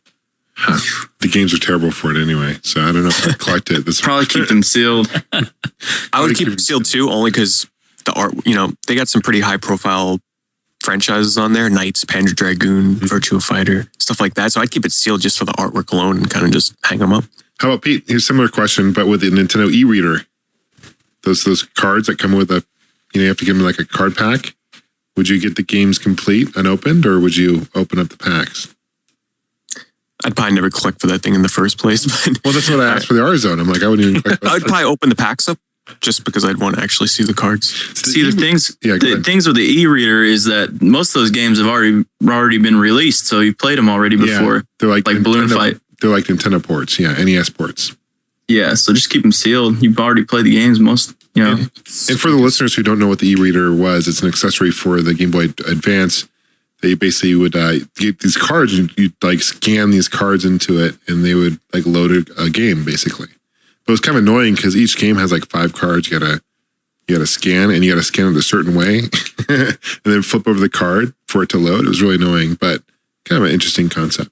So how does that work? Was it almost like a Q code on there where the code was translated into something visual and then you would scan it? Yeah, it's kind of like a barcode, kind of. Okay. Like a long barcode, and you just scan it and would read it, and then you have to, there's barcodes on both ends of it. And then there was like a collector's card, so there's like an image, whatever, if you're playing like, tennis, it had a trivia about the game or information about the game. So it was more for collecting purposes, and then they'd have this game on it for it too. And they came in packs, like a baseball card packs, Huh. So kind of interesting. Sometimes when Nintendo is kind of wacky, I will say. Did you guys hear this week that the Wii U is reportedly not as powerful as even the current Xbox 360 or PlayStation 3? No, I didn't hear that. Yeah, I mean it's rumor at this point, but it's going around to enough of the big news sites that, I wonder if they're going. I wonder if they're going to go that route. Sometimes they do, right? They underpower their consoles or their handhelds because it's cheaper, or I guess it's probably because it's cheaper, right? I mean, come on, Nintendo can't be this dumb. They're going to be a generation behind in the new generation. The fuck? Yeah, I heard the sources on that weren't very reliable. Like that's what I heard, but who knows? Well, at the very least, it has to be in HD, don't you think? I mean, oh yeah, it has to be in HD. Has to be. Has to be. Yeah, I know I've said it before, but I hope the Wii doesn't stink because they have to call it the PU. Oh God. Well, that's not the only type of news that the rumors have come out recently. And Jason, since you were looking into that with the Wii, you may have heard the rumors going around with the PS4. Have you guys heard about these rumors? Yeah, a little bit. Yeah, a little bit. I heard them a couple of days ago. They're talking about, let's see, and I just pulling up an article because I watched actually a video about it. They're talking about, it's rumored that AMD is going to be doing the graphics chip and the CPU behind it. Let's see, what else here? They also are talking like that it will not be backwards compatible with the PS3 games. Let's see, what else on here? Gosh, there was a bunch of other stuff that was like super, super important. Well, there's always that rumor that the next generation consoles will require an internet connection to even launch your games. That was it. Yeah. And because there's also a rumor that the next Xbox will. The thing is that, I don't know about you guys, but I mean, I have Comcast cable and it's decent. I've had it for many years, but it occasionally goes down. And I remember one time, this is a couple of years ago, my internet went down and I went to launch one of my Xbox Live Arcade games that I had bought, and it was in demo mode and there was no getting around it. I don't remember what game it was. I want to say it was Doom, or I forget what game it was. Maybe it was Shadow Complex, but it was as though I didn't buy it. And I just don't know if I'm ready for that type of experience. For instance, in my man cave down here, where I have all my old consoles, I mean, there's no internet down here. There's no reason to. I kind of like that, I don't know. What are your guys' thoughts? No, I agree. I think it's kind of lame that you have to be dependent on an internet service to play your game. Because there's some markets that don't have really good, reliable internet. So those people can get screwed. The thing that I see is that, I mean, if they do, have to where you put the game in and it's linked to, your online profile or, a database somewhere that your console's registered to, or a username, password type of a thing, to where, you're the only one that's able to play it.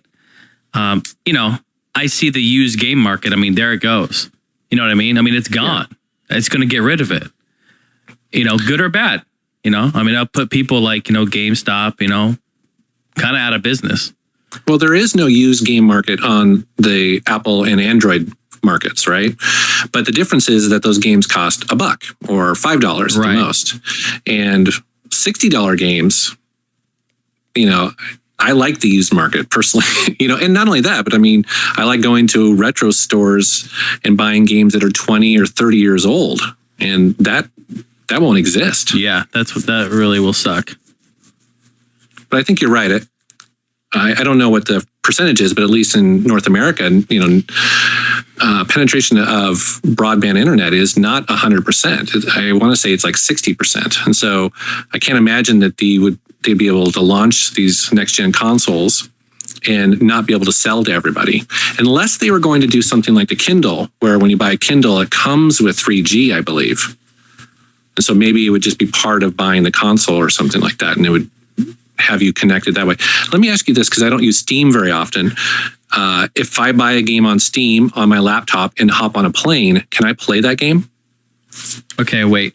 That's okay.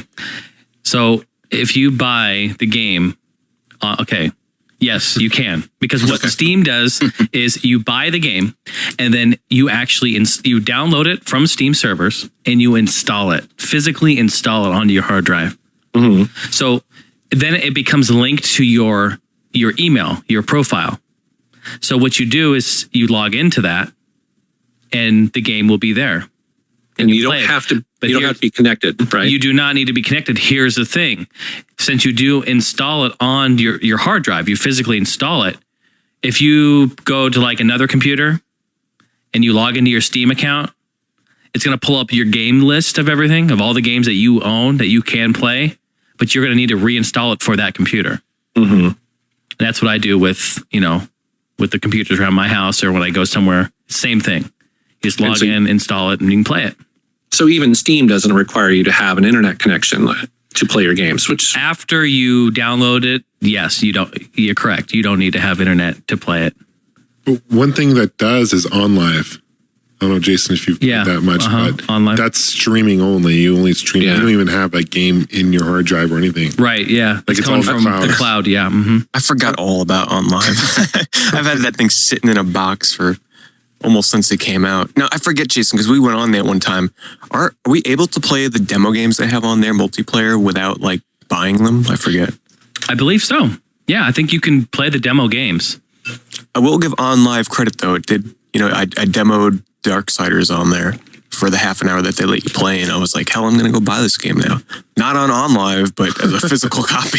So in a way, it kind of works as like a free demo unit, I guess, to play. More than what a demo would normally let you play on Xbox Live. I completely agree with you, Pete. I'll be honest with you.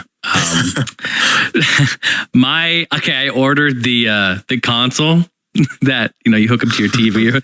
It's still fucking box sealed. I don't even have it open. Well, it's just gonna be the fucking worst symptoms.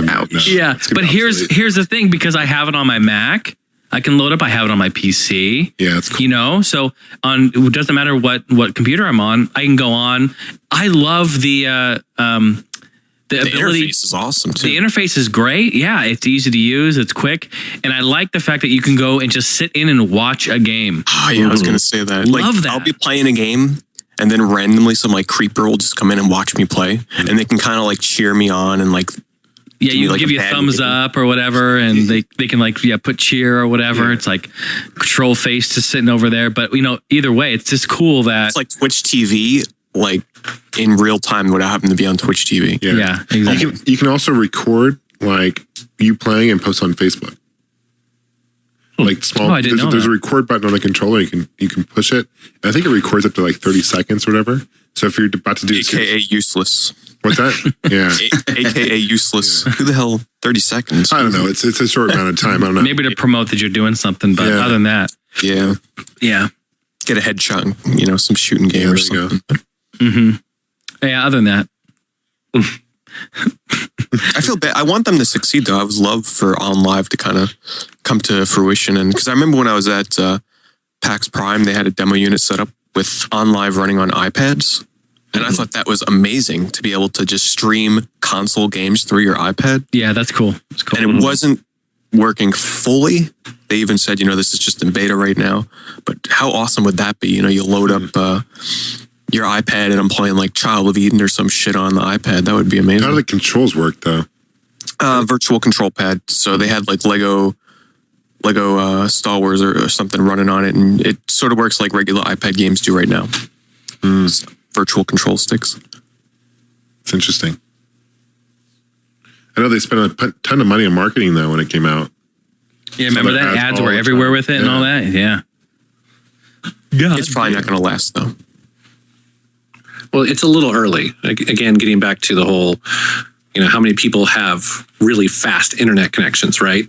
I don't know. And not only that, but data caps. And that's one of the things that I run into because I don't have cable television, but I watch Netflix, and Comcast shows me my data cap every month. And between that and uploading YouTube videos, I get pretty close to it as is. It's kind of amazing, actually. So I can't imagine going to a system where games that I played all day long were streamed over the internet. They're not ready for it. Well, the problem I have with OnLive is like when I was playing the games online, it kind of bothers me if the games don't look exactly like their console counterpart because there's artifacting and there's a little bit of pixelization. Yeah, you can definitely see the compression. You can see it. Definitely. And some games I was playing, there'd be like a delay lag with the input on the controls I was using. So that is what drove me nuts. That's what made me stop using it. Yeah, it sounds like Netflix depending on your connection, you would get better or worse quality. Like on your gameplay, it might be better or worse. Yeah, because I've heard some people say, they have nothing like that whatsoever. So, but they probably have like top tier freaking internet service, I do know I played one game with you, Pete, that I'll never play again because you freaking... Oh, is that Mad Balls? What the hell was it? You freaking told me to come in and play because, you want to have fun and you're not good at it, but you end up fucking owning me. Because you do, you are good at it. You do play it every day. Wait, what game is pissing it? me off. Yeah, it was like Mad Balls or something. Mad Balls. That game. Is that based on the cartoon? It's based on those like old ass, those cartoons. Mad Balls toys or whatever. Come on, That's what it's Jason, based come on. in and play Mad Balls with me. So I did. Never again, Pete. I do that. I know. Did you guys end up getting on Wrecked last night? I did. I play that game every night. Are we going here with this? Because we're going. I have mixed feelings about that game. I'll be honest with you. I don't want to trash it too bad, but I don't know. Any game that makes me laugh out loud every time I play it online, I don't care. Money well spent.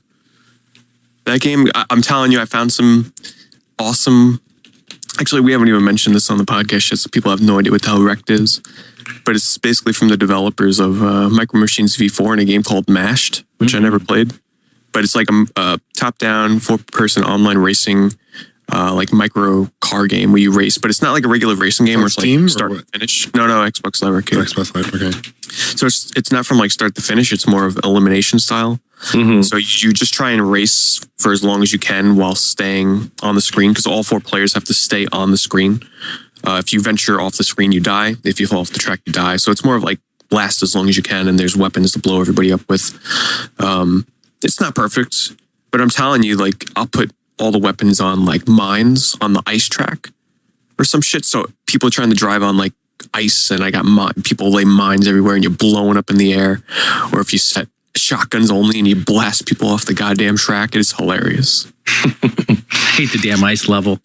Oh, that's my favorite level. It sounds pretty cool. It's an awesome game. I like it. It has, well, I think for me, because I'm coming from Micro Machines V4, which in my opinion is the better game, because it doesn't have the camera issues. Also, the levels are a little bit more interesting. But Wrecked, I don't know what's the deal with that boost. It's really frustrating to have to sit there and shit. Yeah, that is irritating. I played against a guy the other night, and I was playing with Games of War, and we played against this guy.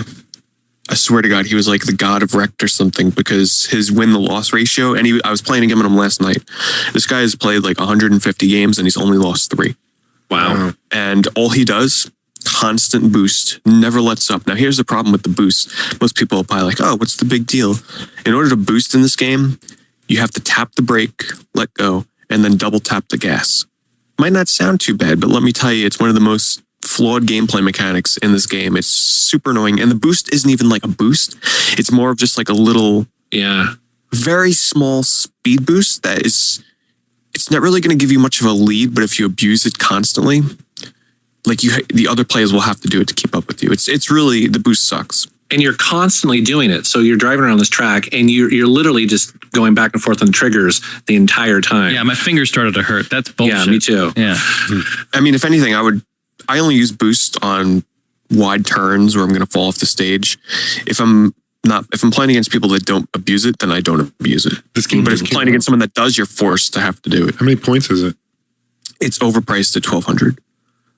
You get 6 tracks, and here's the bullshit. They released day 1 map pack of 2 extra maps for an extra 400 points, which I'm not buying. Wow. Really? No way. Wow. Yeah. That's so stupid. God. I hate that. Come on. So they divide up the multiplayer, people who have and have not, huh?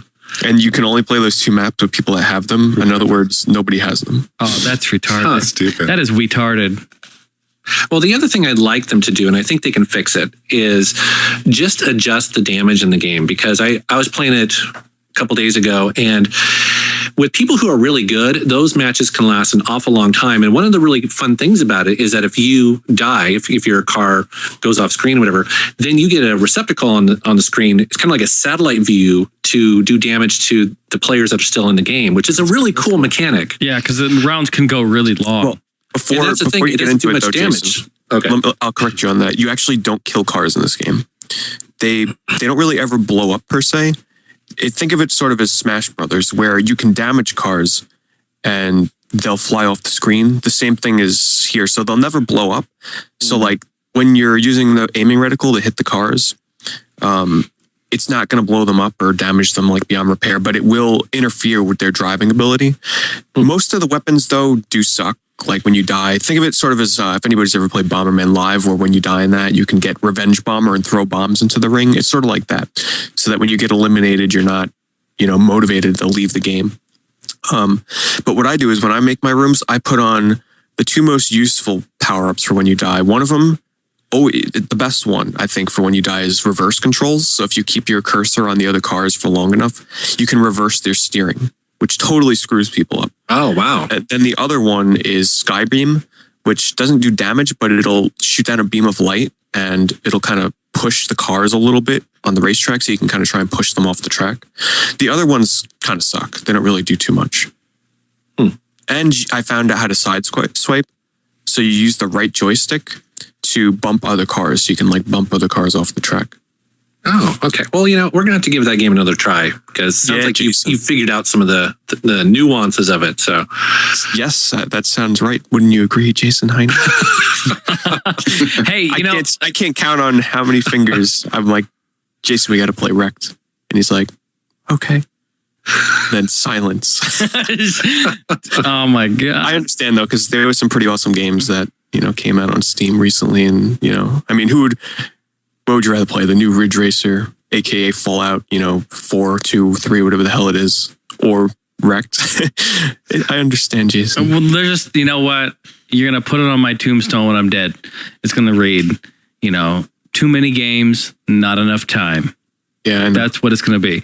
But no, we'll play it again, and that's cool hearing all that, because I played it just that one night with you guys, and we were trying to figure it out still. Like we didn't understand the whole boost mechanic, and we didn't. And I still hate it. I hope they like patched or I don't know. They're not going to. When we play, we can just say, okay, no boost. No boost. Yeah. Like I'm cool with that. I'll tell you though, there are times we do have to boost on like ice levels when you're going around a turn.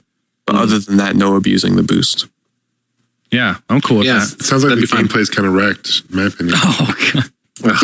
No, yeah, I don't want to put this in people's heads. This game is far from perfect. There's a lot of problems, but it's just one of those games where, despite its problems, I still have a blast with it. Online. Yeah, no, it's good too. And you know what? And I agree with you too, Jason. I agree. I think Micro Machines V4 is the best like Micro Machines game out. And when it comes to little RC racing games, that game is fantastic. It really is. Oh, because I haven't played that to compare it to. Did Codemasters make the Micro Machine games, or yeah, and they still do? Yeah. Codemasters was behind a lot of them. Yeah, I don't know if all of them, but I know a lot of them at least. Yeah, and that game is just a gem. I was really surprised and actually, Pete, I mean, you'd feel right at home with it. You would, yeah. Yeah, because it has an exact same mechanic where there's sort of like this wall of doom that's following everybody. The cool thing about it is that there's just, I don't know how many cars there are to unlock, but it just seems like there's hundreds of cars to unlock. I think there's like 900 and some odd cars. See, but yeah, here's the thing. These kind of games I feel are perfect for online. Mm-hmm. So I think going from Wrecked to like a non-online version of it, but even though the gameplay is going to be improved, like I just love these types of games online with real people. Yeah, I'm with you on that too. Yep. I agree with you guys. But hey, Micro Machines V4 though, you get that multi-tap going, 4-player local. Doesn't get any better than that. It's awesome. Huh. It really is. I've done that many, many times. Cool. Yeah, good stuff. We'll have to do that at PAX Prime or something. Oh yeah, that'd be awesome. For sure. So we'll play it tonight, okay, Pete? Gosh, Pete. He's yelling at me. Okay. Speaking of PAX Prime, I'm actually going to be at PAX Prime this year, so looking forward to see you guys. Sweet. All the way from the shitty state of Oklahoma, I'm going to make my way up there. Nice, dude. You'll like it. It's so awesome. I'll tell you, like going the first time I went to PAX East, so overwhelming, so awesome. And PAX Prime is just like, it's a lot more overwhelming than East, but that's just because the convention hall is a lot bigger and more messier and more people. It's going to be worse for me because like literally where I'm from, we have nothing. Like literally, I've never been to a Best Buy. I'm not even joking. I've never been to like any big events or anything like that. We have no conventions, no nothing down here, so it's gonna probably be crazy. Yeah, but I also heard you got the best Goodwills in the country, so I don't know if that makes up for it. Maybe. So are you gonna do a road trip? No, I'm gonna fly. Okay. My car can't make it. Pete, I was going to ask you if you've set up any interviews at PAX East. I haven't, and I'll tell you why, because all the like emails and stuff that I got that's like, set up an interview with this company. They're like, okay, pick like an hour, whichever hour you want. And most of these companies, I just honestly don't give a crap about. It's like, come play our new iPad game for an hour. Come play our new Korean MMORPG for an hour. It's like, I'm not interested. Yeah, I set up interview. The ones I did want to do was with Rockstar and Max Payne 3. And what happened with that? What's that? What did they get back to you? Yeah, I got an interview set up. Oh, nice. And then Borderlands 2. Oh. So now you have to be with them for an hour. How long do they take? No, just whatever. They're just. I just jizzed in my pants a little bit. My bad. Yeah, I think they just block it out. Block it out. Yeah. Yeah. So I would definitely get back to him, and there's like an after party on Friday at like 9 to 2 in the morning. It's open bar. Yay. So I'm going to be going to that too. But you know what also happens Friday night? What's that? It's a Kid Icarus Uprising tournament held by Nintendo in the handheld lounge. Oh, I'd rather have open bar. I'm getting ready. I'm getting ready to bring my whole setup with my MDS stand. And just you can find him in the club. They're only accepting 64 players though. So speaking of Kid Icarus, I actually picked that up this week. Yeah, same. It's pretty good. I like it, Pete. Although, how you guys liking the controls? Okay, it's kind of weird. I mean, I see why they provide you the stand for sure, but I do have a GameStopper story, but it's kind of a positive one. If not allowed on this show, not allowed on the show. No, so I picked it up at GameStop, and Blake, who's one of the employees at the local GameStop I work that I go to quite a bit, he's like, I mentioned like I don't have a stylus. He's like, oh well, and he opened up the drawer and he pulled out a stylus for me. He hooked me up with a stylus. So that was kind of nice of him. So that was kind of cool. But no, it's a good game. It kind of takes a while. I like flying than on the ground. I think everybody does. Yeah. Yeah, the flying sections are awesome. It actually reminds me a lot of Sin and Punishment on the Wii, because that used a very similar control style where you can move and aim at the same time. Mm-hmm. So it's not like Panzer Dragoon or something, even though it's similar in style, but you can move your reticle as you're moving, which takes a little bit of getting used to. I was really impressed with like the voice work and stuff too. Yeah, the writing's hilarious. Yeah. Did you hop online yet at all? No. I just get prepared for chaos. What about you? Come back, you hop online with that yet? No, I haven't even played it yet, honestly. I've just opened it. I haven't had time because I've been so busy with school. So it's sitting there looking at me, wanting me to play it. I mean, I've been dabbling in it here and there for the past week. Not as much as the first week I had it, God. But the online is just so awesome in that game. It's so over the top. It's going to be overwhelming when you first jump into your first online match. I'm just warning you now. Just get ready to be I'm 100%. I'm not even lying. And you can get back to me on this. Your first online match, depending on the map, you're going to get blasted with like 1 to 3 giant pink lasers right at the start. And let me know. It's unbelievable. Like, it's fun. Cool. What else have you guys been playing? Jason, I know Mr. Heine's got a laundry list, or a mini laundry list, he said, of games. Yeah, I do. You know what I've been playing recently, you guys? Hey, a Sierra title. Whoa. Hey, yo, Sierra. Okay, make me guess. Yeah, you get to guess. Okay, so, hold on. 2005. Ooh. Not supported anymore. Tribes. No. Good guess.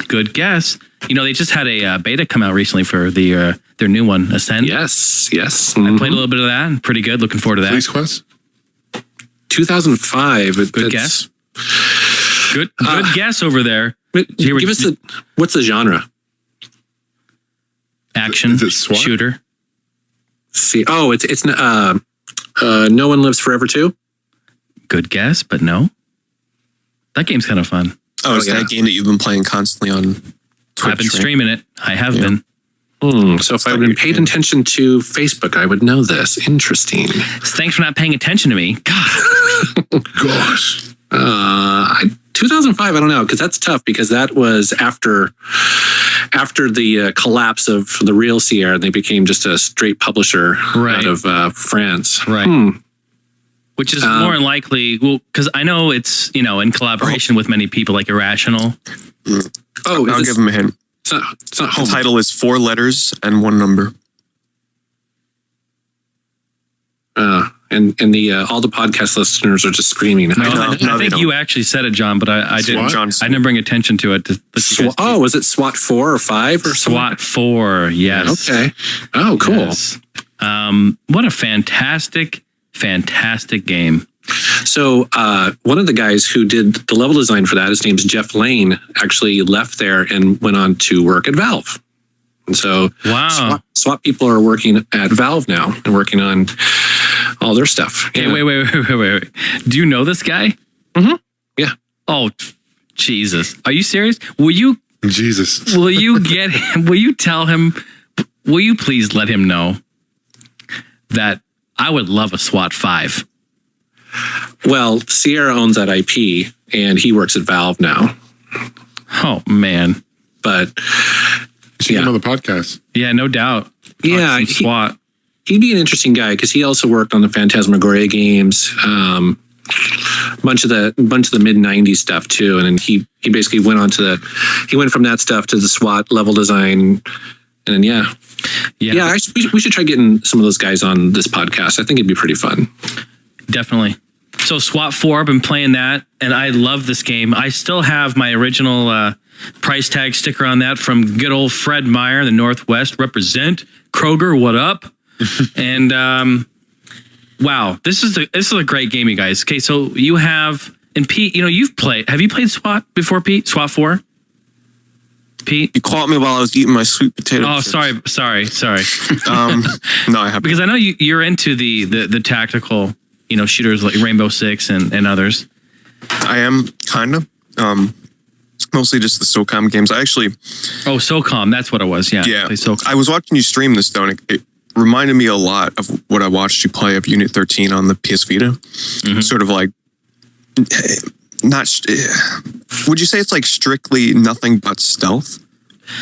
Yeah. Or is it? Yeah, I really would. You know what it is? It's not like a run and gun. It's definitely very tactical.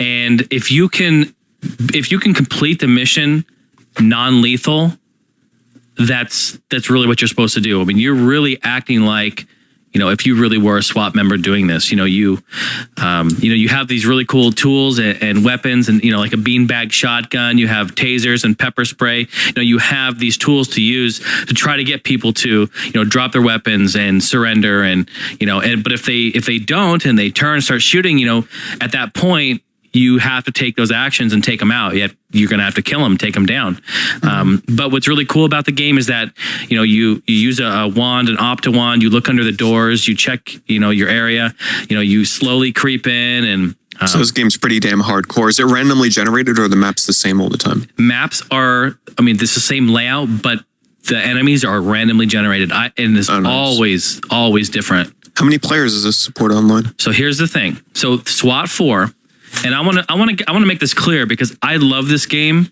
and I know a lot of people are probably going to go out and maybe get it or look into it. It can do 5-player co-op, and they also released an expansion pack a year later, and I just got it from Amazon because I never had it. I just got it, and the expansion was like $2.50. It was like $6 total with shipping, and it's called the Sketchkov Syndicate. Okay.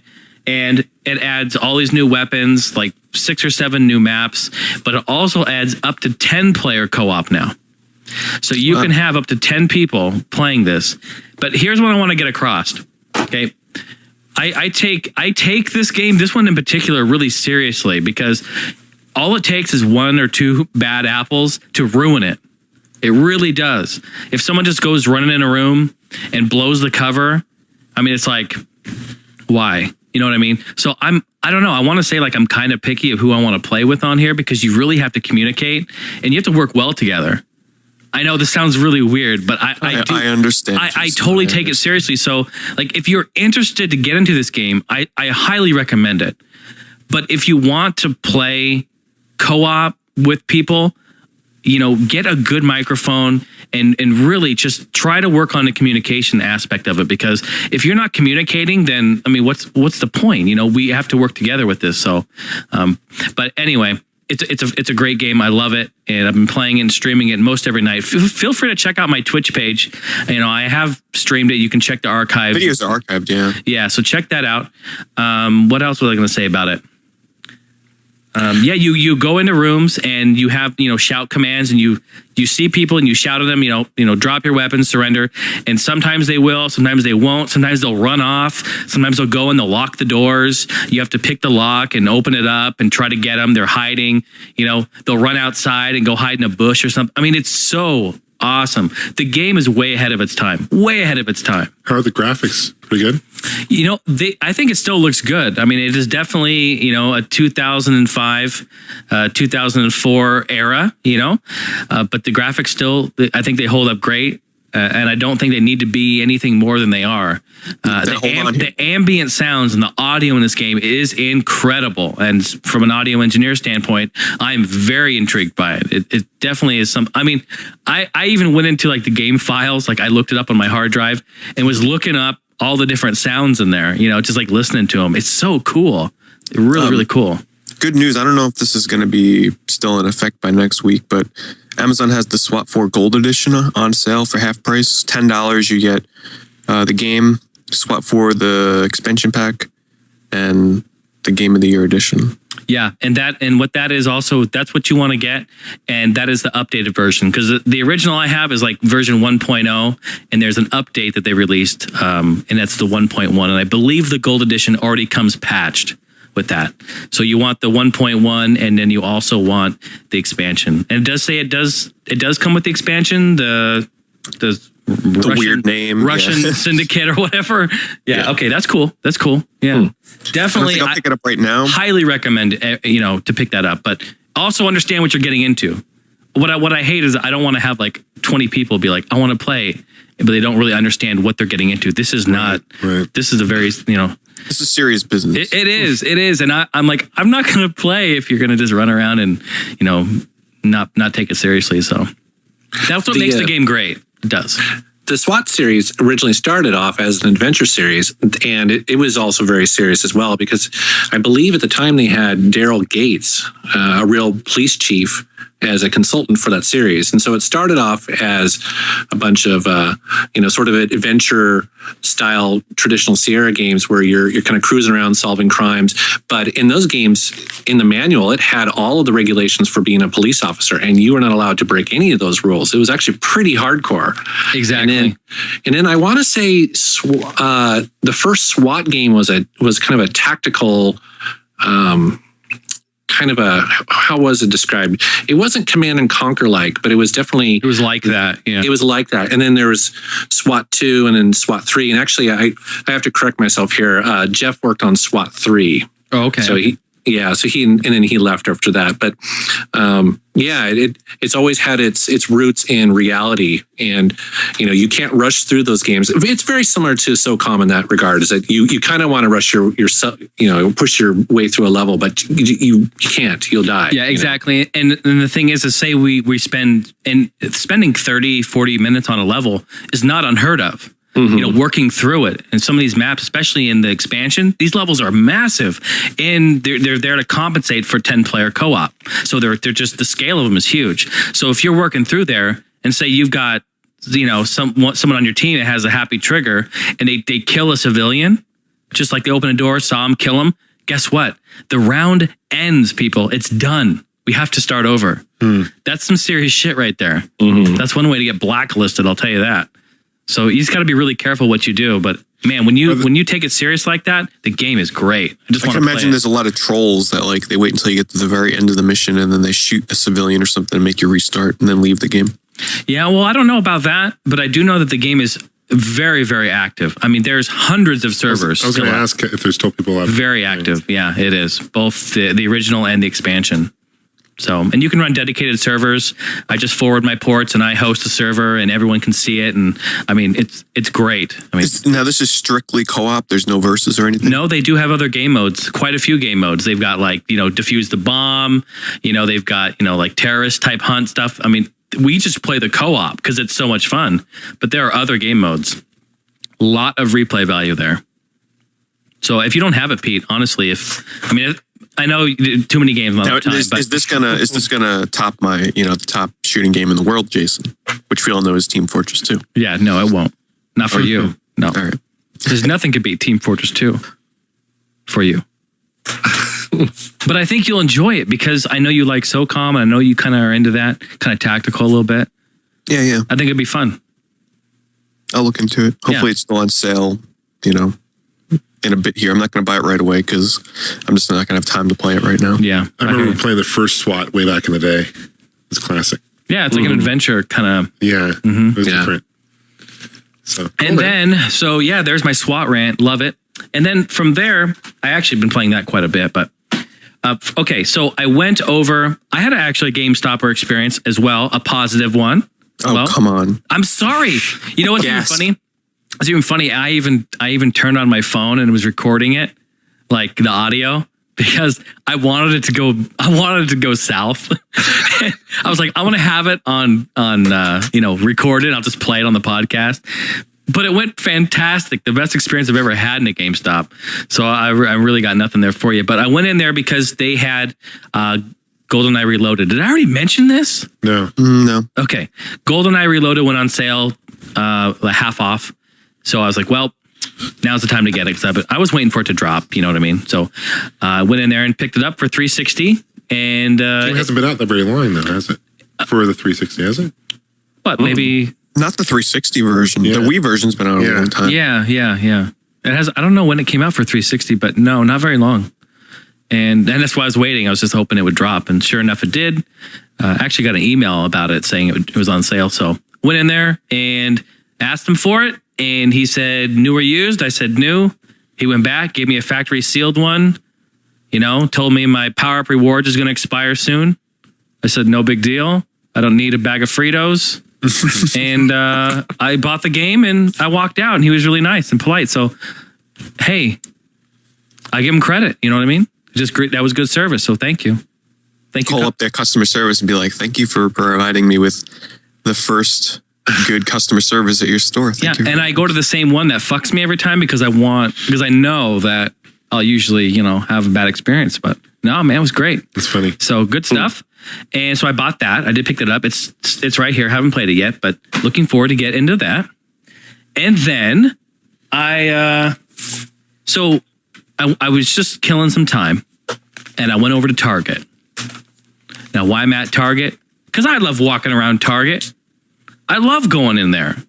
Do you guys love going in Target? Yeah. Or is it just me? Yeah. I love walking around, going through the little electronic section. I go through the little iPod section, check out all the little cases for the phones, check out all the TVs on the wall, go sit in a few couches, and of course there's a lot of hot women in there too, that's no joke. So, but I walked through there and I saw a thing on there that said, buy two, get one, all video games. I'm like, no. What do you mean buy two, get one? I got a list of games I need. That's a great way to get one for free. If I'm going to buy them anyway, right? Right. So also noticed the 3DS as of last week, it was on sale for $145 at Target. The 3DS. So I was like, man, they're just dropping the price. So anyway, I went in and I picked up a few games because I can't help it. Can't say no. I picked up Mario Party 9. Did it have to be for the same system or just no? I got 3 games, 3 different systems. Wow! So I picked up Mario Party 9, and have any of you guys played that? You guys aren't even into Mario Party. You guys hate it. I don't play the more recent. The old Mario Parties on the 64. Yeah. Yeah. Okay. I'm the only Mario Party guy here. Okay, well, and I've been kind of listening to the community about this, and people have really mixed reviews on this. Like it's totally different, and and I'm interested to see exactly what how much they butchered it or whatnot. But I love the Mario Party franchise. Always have. My favorite is 4 and 8, but they're great games. So I got that. I picked that up, and then the second game I picked up Mod Nation Racers for PS3, and I haven't played that. Pete, did you play that? Have you played that? I was a bit disappointed. Yeah, I have it on PS3. Oh, do you? Okay. Yeah, I mean, the problems I had with it was the controls. I just wasn't feeling it. It didn't feel like a kart racer should. The controls were a little overly complex. The controls were a little slippery. It was having frame rate issues when I was racing online because the tracks people create was just causing slowdown, and just it felt off to me. I wasn't a big fan of the style and the design of the characters and everything in the game. It just wasn't what I expected. This is one of those games that, when it came out, I saw it and I thought, that's a cool game I'd like to check out. But I put it off, never got into it. And then it went on sale, you know what I mean? And yeah, okay. Well, I'll see how I feel about that. Some people really enjoy it. Yeah. So maybe you'll like it. Was that sale for any game? I mean, it's hard. Any game, new or slut games? It said any game, $19.99. No, any game, $9.99 to $59.99. So in my book, that's like every game they got. Yeah, that's every game. Yeah. So Gamester's grabbing his car keys, isn't he? Yeah, he's actually just left. He's like half out the door. He's out the door. How long's that going on for? Is that go over? I'm not sure. 2 hours, man. 2 hours. Yeah, it ended the hour I was there. Right. So I picked up Mario Party 9. I picked up Mod Nation Racers. And then, so the free game I got, anyone want to guess? John, did you already see it? I'm gonna give you a hint. A hint. Yes. Oh, always a hint. If you were stranded on an island. It's a you better not say 64 it. classic. It is for. Okay, yeah, that's the hint then. Huh? What was that? Up Star Fox on 3DS? You bastard. You bastard. I picked up Star Fox 64 3D for the 3DS. Nice. Yeah. And that was free. That one was free. So have you had a chance to try that one yet? No, I have not. It's funny because I've had mine forever too, and I still haven't played it. It's still. Have they added levels or no? It's just the same game. Same game, right? It's pretty much the same game. Just looks better. They took out the online multiplayer, which was stupid, and just left local multiplayer with the video or the video chat in it, which I don't understand why you would need video chat if you're sitting right next to the person you're playing with. It's pretty stupid, but the game looks really good. Play the Zonus level, the one that's raining. It looks amazing in 3D. Cool. I can't wait. Yep, I can't wait. I love that game. Love the Star Fox series, all of them. And then lastly, I've got just 3 more, guys. 3 more. I'm trying to rival Pete's time here with the game. So then I went over to and I think we all love this section. I know I do. I look forward to it every time. The little budget game section. Oh, I thought you were going to say the lingerie section. I was not going to talk about that. I tried on a few things. They looked great. So I went over to the budget area, the $9.99, the $14.99, greatest hits area. You know what I'm talking about. And I saw a game for Wii called Battle Rage Mech Conflict. Yep. I don't know. That's gonna hurt. It's like some mech. Who makes it? Game for Wii. Yeah. What is it? Destineer? I have no idea. But it looks like it uses the Havoc engine. Renderware, Havoc engine. I don't know. It looks decent. But, come on, guys. $9.99. Fuck it. Put it in the pile. And then how about I picked up another one. $9.99. Monster Jam Urban Assault. Monster Truck Racing. Sunday. We'll sell you the whole seat, but you'll only need the edge. Done by Activision. For $9.99. I've got like 15 of these games for Wii, but I don't give a shit. I really do. These monster games, these monster truck ones, there's like probably 10 in existence. Do you have the very first? Do you have the very first? You remember when the Wii launched? It came out with Excite Truck, and then it also launched one other racing game. Yeah, it came with a steering wheel, and that game is like cell shaded and shit. Yeah, do you have that one? And I bought the one that even has the. At the time, it was like, oh my god, it comes with a wheel. It has a wheel, a black. It was done by Ubisoft. Yeah, that game is supposed to be terrible. Oh, it's terrible. Terrible. It's horrible. But I bought it because it's like, oh, there's a wheel there. Wow. What is this thing? You put the controller in it. Whoa, wow. I was so caught up in the Wii launch. I almost bought that. I almost bought that Tony Hawk downhill jam game. And I almost bought the Rampage game. That's, that's what happens with, you get launchitis with this shit. Yeah. Well, you're one of those guys who just, Oh, no, I held off, believe me. Yeah, because you usually clean up at launch. You just, everything. I just get overly excited for new systems. Oh, Barbie's bareback horseback riding. I'll take it, buy it. And then the last game on, I talked to you, Mr. Metal Jesus about a Sierra title, doing a little connection there. I also picked something else up and I thought of you totally. And, there's a lot of sections, Johnny, lingerie section, you said, and all this other thing, but they also have the music section. CDs. Did you pick up some Swedish death metal? Sonny, we have those CDs that you put into your player. They still sell CDs? CDs. Where's my cassette player? It's amazing they still sell CDs. Yeah, it is. Eventually they won't. But I picked up an awesome album. And give me a hint. It's right in your genre of music that you really like. Okay. And what year? This came out in 2012. Oh. And I will say that it's a greatest hits compilation. Oh, okay. Well, that could be anything then. Is it 80s hair metal or is it? I will say it's out of the 80s.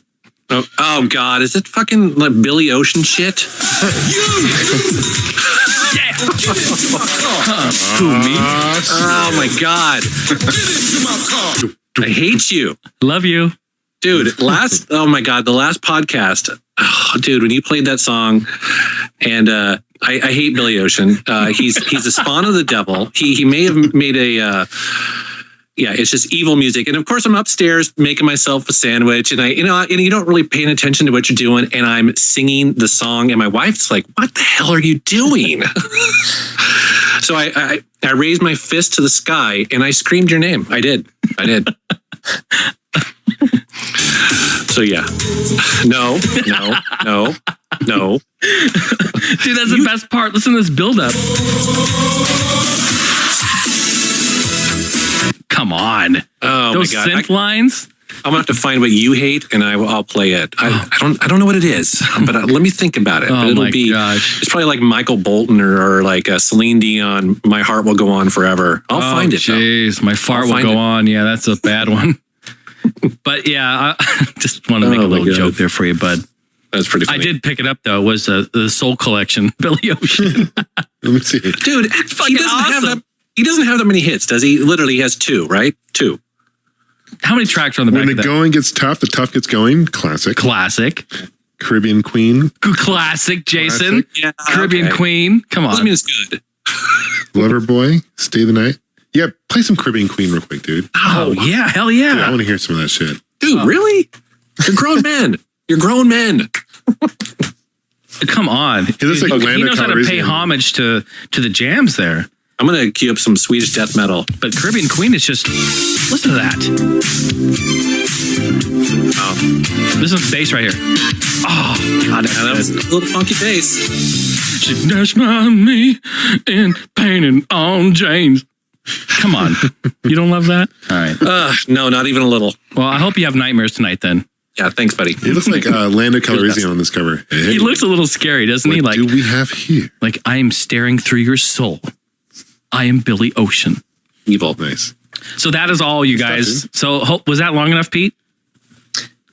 I would say so. Okay, good. Not even close. Not even close to.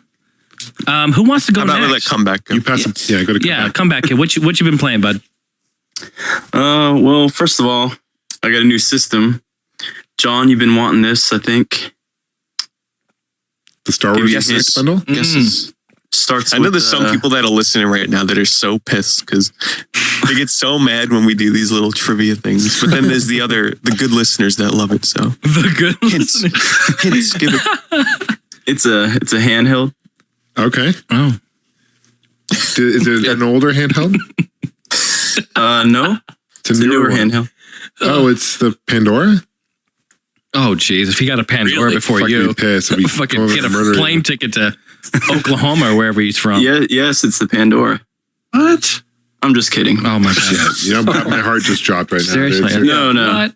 Wait, so it's a new handheld that John's been wanting? I'm just kidding. No. Oh, No, okay. it's not a handheld. Here's the hint. Yeah, it's a Star Wars Connect bundle. Oh, nice. I picked it up too today. Yeah, I got I got the new Xbox today. Yeah. Because I've been wanting one. My 20 gig Xbox is like completely out of room.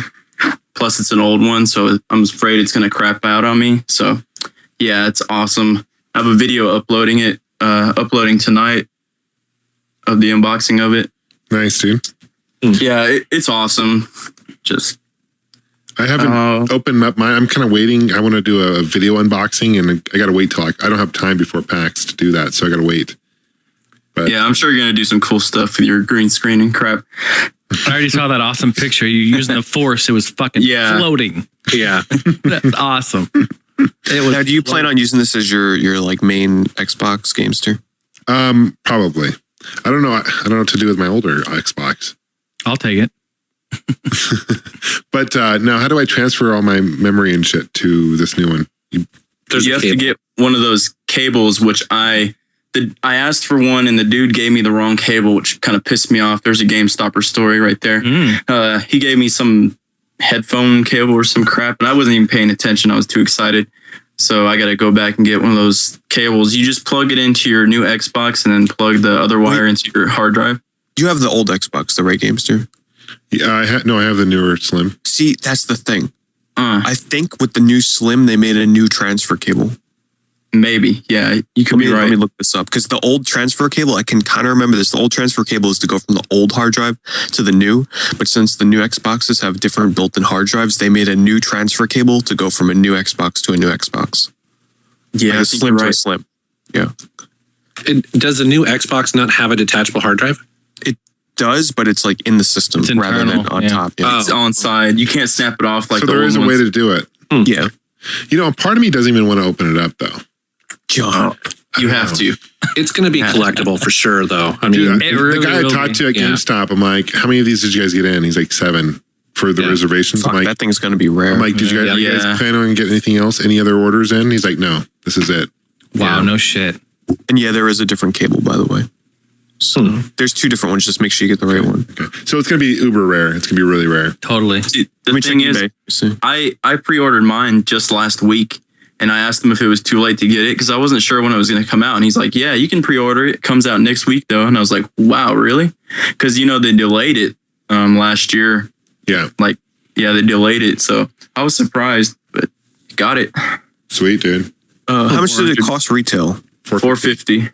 Okay. Yeah, they're ending on eBay. No one's buying them on eBay because I guess they're just readily available in stores right now. But they're marking them up about $100 and no one's buying them. But that is something give it a month or 2. Yeah, that'll be something that'll be worth something down the road. But don't forget, John, like how many other people are. Well, then again, I can't say that because not many other people would buy a Connect bundle like this and keep it sealed for collector's reasons. So you know, if I were you, I'm going to open it because I'm going to do a review on it, so I have to open it. But yeah, I guess so. But no, still having a complete mint that'll still be worth a lot. Yeah. There's no like real thing keeping it sealed because you just flap open the cardboard. There's no like stickers or seal. Okay, yeah, there is a sticker, but I mean it's just like a little green sticker. Yeah. So you can. Yeah. How's the game itself? I haven't played it. You just turning it on and off, right? Yeah, basically. Speaking of songs, Jason, can you do me a favor? Yeah. What do you need? Go onto my Facebook page real quick. Some guy posted. There's a section in the game that's kind of like Dance Central. You guys hear about this? Mm-hmm. Yeah. Have you guys heard the song that's for it though? No. It's a play on. It's so hilarious. Hold on. I'm getting in here. It's on your Facebook page. Yeah.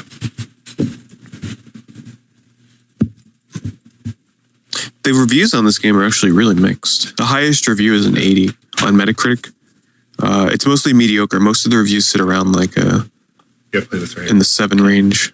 Now, this is a Connect only game, right? Right. Okay, here it is, guys. This is listen to the lyrics. It's freaking hilarious. And this is the whole setting is in Carbonite. You're Han Solo. You're dancing. It's like Dance Central, essentially. You can fast forward a little bit.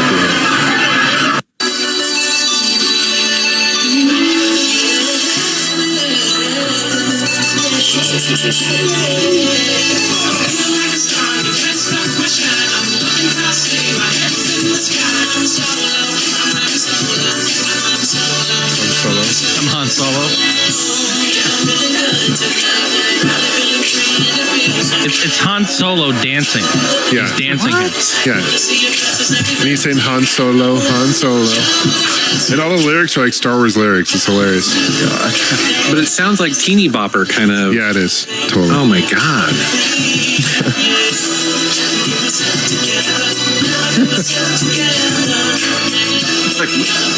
Yeah, it's come quite a ways from the Cantina band that we're used to. Yeah, right? In the Star Wars I'm opening Cantina. it right now. Yeah, that's awesome. Yeah, I'm excited to actually play the game, though. It's going to be fun. Yeah. I would never have been able to get it if I didn't get tax money back. Yeah, it's a spendy same. piece. Yeah. Spendy piece. Yep. Well, I've also been playing Techno Kitten Adventure on the iPhone. Nice. Probably also available on the iPad. Works really well. It's only $1. Very fun. Now, is You it haven't the played- same like 3 or 4 songs that they have in the console version? Yeah. This is the second Techno Kitten Adventure with the exclamation mark. Okay. I believe there's maybe 2 more levels. I could be wrong because there's like you have to buy extra levels. Yeah. So it's pretty much the same thing, but it's only $1. And it has leaderboards, online leaderboards, which the console one didn't have, if I remember correctly. Yeah, it didn't. Yeah, so pick that up if you have an iPad. I don't even think it kept like, local leaderboard. I think it was just like you got to remember what your high score was. Yeah, this one saves your high score. So,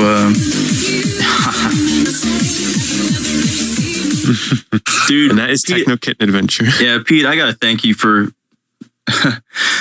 helping me find that game because I think it was last year, the original Techno Kitten Adventure. I like freaked out when I turned the game on. I seen you streaming it one night. Yeah, best game on the live indie games. So good, so good. But just to put it in perspective for people, you're flying a cat on a jetpack down this like Isometric shit. like it's just, and then the I can't even describe it. It's insane.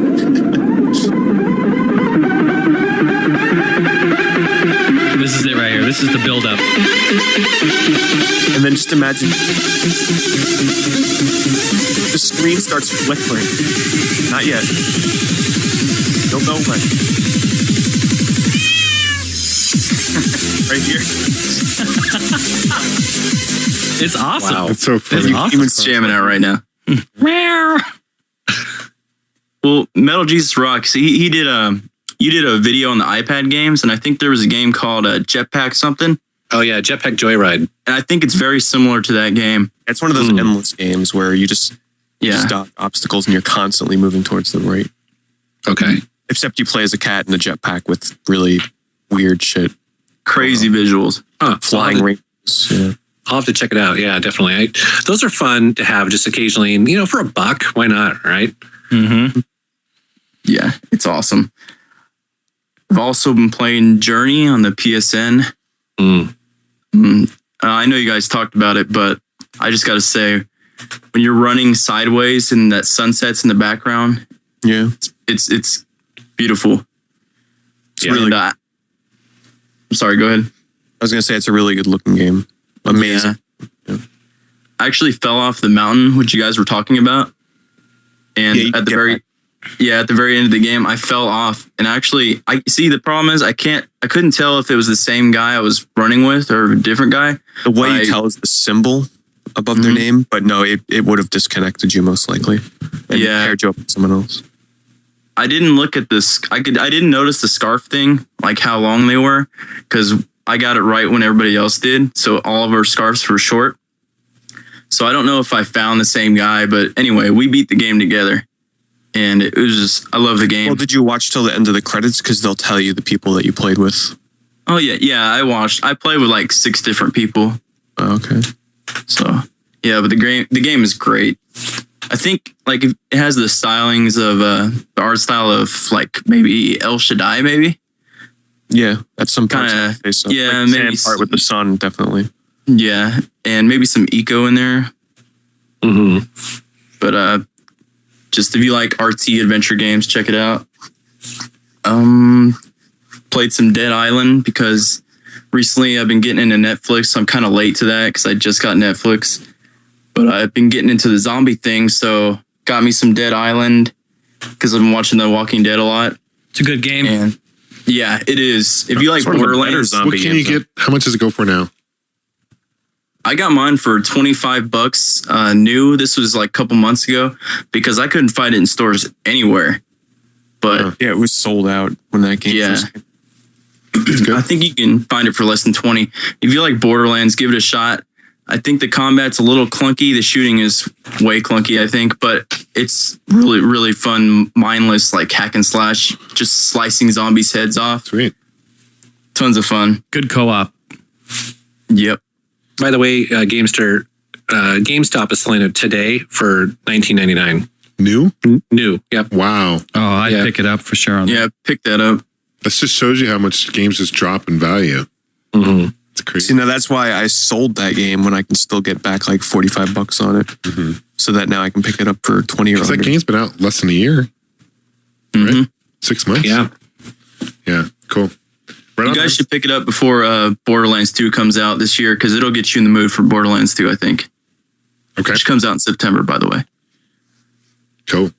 Played some Sonic and Sega All-Stars Racing. Yeah. Very fun. I think everybody and their mother has that game now. Hope so. Yeah, I just got it because everybody was talking about playing it, so I had to get it. And it's probably my second favorite kart racer behind Mario Kart 64. Yeah, it's really that good. And I can't wait for the sequel. Whatever that weapon is where they like turn you upside down. Doesn't faze me. Fucking bullshit. Pete the Pro. Doesn't faze me. That's a good one. That's a good one. Cool. What else, man? Should play some online on that. Yeah. Halo Reach, of course. That's like my Battlefield, like what Jason plays. That's Battlefield to me, basically. Except I don't get money every time I mention it. Wait, what is it you're playing? Oh, Jesus. Halo Reach. Oh, Reach, yeah. Yeah. I like Halo better than Battlefield and Call of Duty because it's less realistic. You know, if I wanted realistic shooters, I'd join the army or something. But or you could just, like them all. No big deal. Yeah. I like being able to just run and gun and jetpack, throw plasmas on tanks and laser beam somebody in the head. Unrealistic shooters like that. I guess you don't like more co-op shooters, right? Because like Halo games, you can kind of just go off and do your own thing. But whereas with Battlefield, you kind of have to cooperate. It's two different styles of shooters, I guess you can say.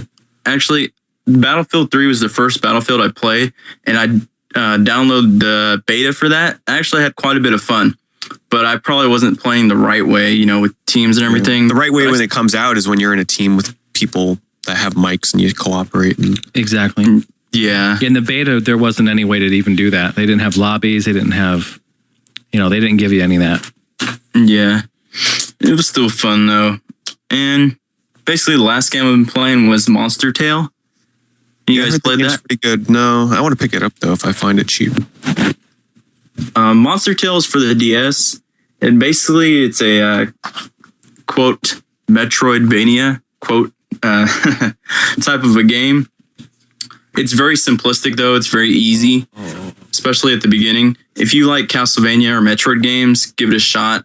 And if you're a beginner to Castlevania or Metroid games, give it a shot. It's kind of got a Pokemon esque element to the game, once you train your Pokemon or monster. And you can level him up, and he fights for you. Very fun. Don't you take items and throw them into the bottom screen to kind of evolve him too? Yeah, it's kind of like got that Henry Hatsworth. Have you ever played that? Mm-hmm. In which you there's not a puzzle element at the bottom, but every enemy you defeat on the top screen drops food and stuff on the bottom screen, and he'll eat it and he'll level up. So Speaking of Henry Hatsworth, by the way. Uh-oh. I mean, I'll just do it real fast so you can finish, but it excited me. The developers of Henry Hatsworth are working on that new Mickey Mouse game coming to the 3DS. The Power of Illusion or whatever the hell it is. So I'm anticipating a new 2D side-scrolling Mickey Mouse game by the developers of Henry Hatsworth. That sounds Sorry, great. I just had to say that. That sounds great, man, because I loved Henry Hatsworth. And anything the developers want to make, I'll definitely buy.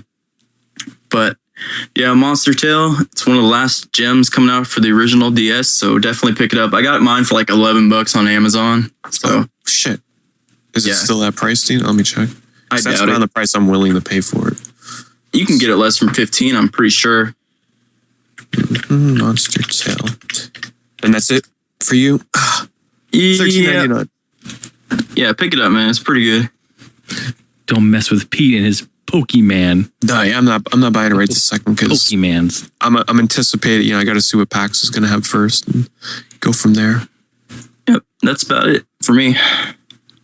Cool. Right on. How about we pass it off to Mr. Metal Jesus?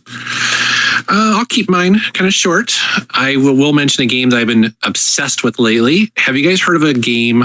It's a mobile game called Draw Something. Does that sound familiar? Yeah, a friend of mine just showed it to me recently. This game, it's a casual game, but it has all the addiction of. You're just seeing this all over the place. People on my friends list have been playing this lately. Essentially what it is, it's an iPad game, and I think there's an iPhone version of it, and there's also Android, I believe. And it's Pictionary with the world. And so what you do is you can either hook up with your friends on Facebook or via email, or you can just randomly connect to anybody in the world, and you play a game of Pictionary. And that sounds kind of boring, but it's fascinating because when you're drawing, so essentially what happens is it brings up this screen that says, do you want, easy, medium, or hard picture to draw? And you have to draw an object. So let's say you're going to go for the hard one, and it'll be maybe a werewolf, and that's worth more coins that you can spend on better upgrades, better pens, better colors, and things like that. But the cool thing about the game is that it's recording you while you're drawing your picture. And then you basically send it off to the person, and they watch on theirs whenever they get it. They can be offline. It can be 2 days later, and they watch you draw your picture and try to guess what you're drawing. And it's really cool because you can kind of get into the mind of the person who is drawing it, because you see them erasing stuff, and they can write messages to you. There's definitely a really strong social aspect to it, and it's surprisingly fun, even if you're not like a great artist, because I certainly am not, but you have a lot of fun playing this game. Yeah, I just downloaded it. I'm totally addicted to it. As a matter of fact, if you want to play me, my username is Metal Jesus Rocks. Just send me and we'll play a game. And like I said, you earn coins to spend on more colors. And that's actually really important, because one of the words I had to draw when I first got the game was Avengers. And it's hard to draw the Avengers without green, because I needed to draw the Hulk, right? Mm-hmm. So collecting coins is a big part of the game, and it's super fun. It's a simple concept, but it works really well.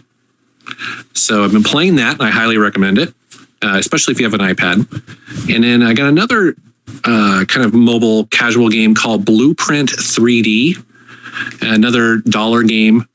And essentially what it is, it's a puzzle game, and it involves blueprints. And so they'll have a blueprint of, let's say, like a television or a car or maybe the Eiffel Tower or whatever, but it's drawn, blueprint style on a 2D plane.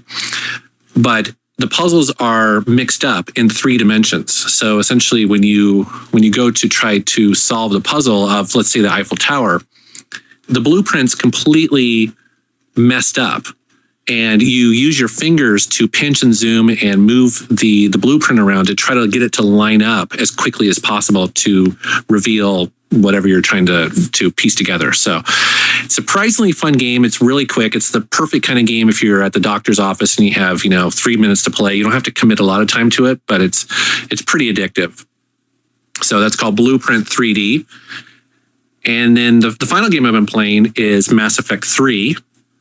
and I'm about 17 hours into that game. My wife finished it, and I'm kind of slowing down on it a little bit because so many people are upset with the ending. I'm kind of hoping that by the time I get there, there'll be some sort of updated ending for me to watch.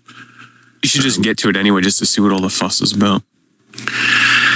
Yeah, I know, but then I don't know, but I feel like if there's going to be some better ending coming, because I've invested for 3 games, right? I don't know. I definitely have mixed emotions about it. So I'm kind of slowing down on that. And so once they announced they're going to release this new ending, it kind of took the wind out of my sails a little bit. So I don't know. I definitely want to finish it. My wife finished it and she had no problem with the ending. She said it wasn't great, but it wasn't as bad as people say, of course. So anyways, as far as the game goes, I absolutely love it. I'm playing it as evil as you can possibly be. As a matter of fact, my shepherd has glowing red eyes. Mm-hmm. The skin is cracked on the face, and like evil red stuff is oozing through. It's just gnarly.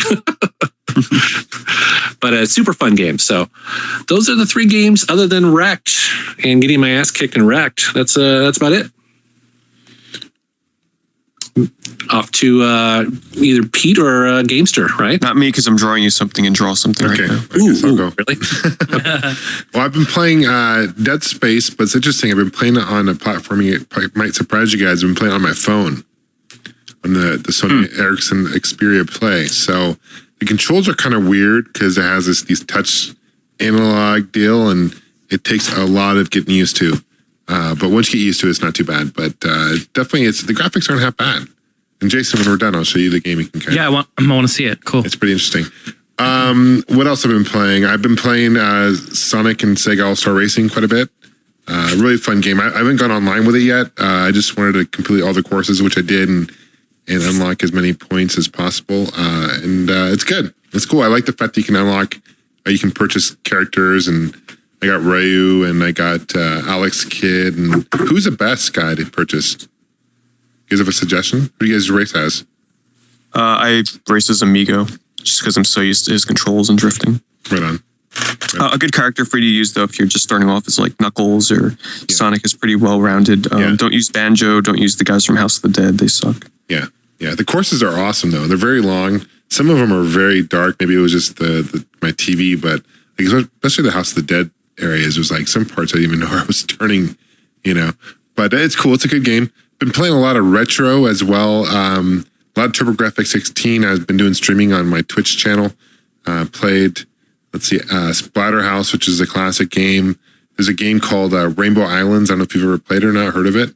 It's part of the Bubble Bobble series. Bobble, yeah. It's really interesting. You throw these rainbows, and for some reason, when you throw these rainbows, food appears. It's almost like a platformer, right? It's like Bubble Bobble, where you have stages and stuff, and you're supposed to destroy your enemies and stuff like that. So the graphics are really good. So it's a really fun game.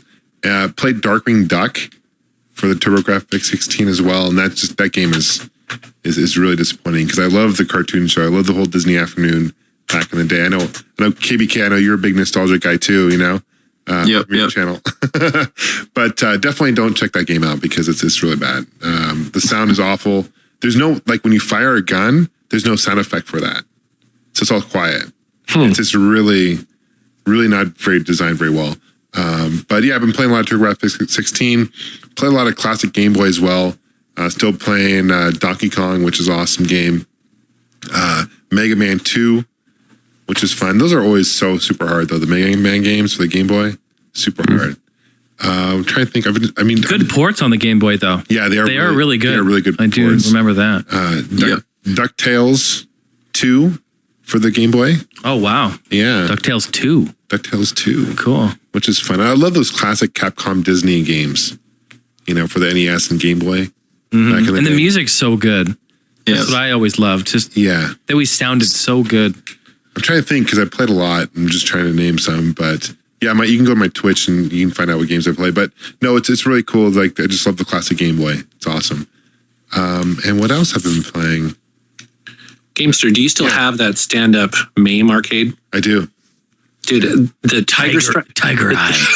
Yeah, that just totally looks like a Bon Jovi, album or something. I went over to his house the other day. Yeah, Jason came over and we played some pinball. I love it I've been playing some pinball emulation on it too. That's why I use it for mainly, is my pinball emulation, because they've got some really cool emulators for pinball machines, which is cool because the way it's set up, you have these 2 buttons for the flippers, and it plays really well. I know Jason was playing Star Wars, and there's a lot of tables that are like fan created, which is really cool.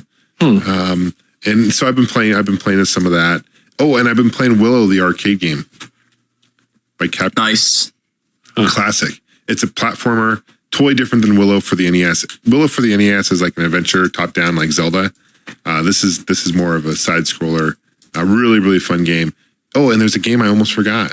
I know Jason forgot to mention this too, that we've been playing. It's I lent it to Jason so he could. Oh shit! How could I forget? Dude, okay, so I spent a lot of time playing it, John. I know Jason spent many nights and moons playing this game. Oh God. So when I was in Vegas last week, this guy hooks me up with this game. And I almost didn't believe him at first. He's like, dude, I got this copy of this game. You won't believe it. And I'll give you guys a hint. Let's do this real quick. Let's play this game. Yeah, let's play the game. Let's play this game. It's a mod. Okay, someone really modded this game. It's for the original Xbox. And it's a game. I don't know what you're going to say here, because any little thing you do, dude, it's going to give it away. It's a game that when you play it, you kind of play it for a purpose. You don't really play it for the gameplay, but you play it for the visuals. And you really hope that you're really hoping that someone would mod this to a point where, like, wow, this is something that we think we've all dreamed. What is mod? Is this that nude or the bouncy BMX game? No, it's not BMX Triple X. No. You're on the right path. You're on the right. It's on the original Xbox. It involves boobies, right? Correct. Let's just put it out there. You're getting warm. Yeah. Is it the volleyball game? Yes. Someone modded the Dead or Alive beach volleyball nude edition. Nude edition. So they're all really naked. And you can see like everything.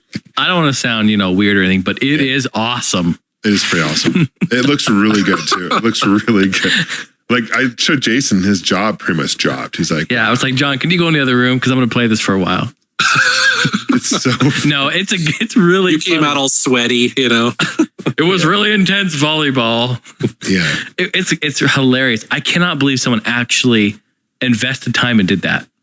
Yeah. Oh, I can. Hello. I mean, remember all the nude Laura Crofts back in the day? How people would imagine her. That's true. And John got it in Vegas. He got it in Vegas. Of course, City of Sin. Yeah, City of Sin, yeah.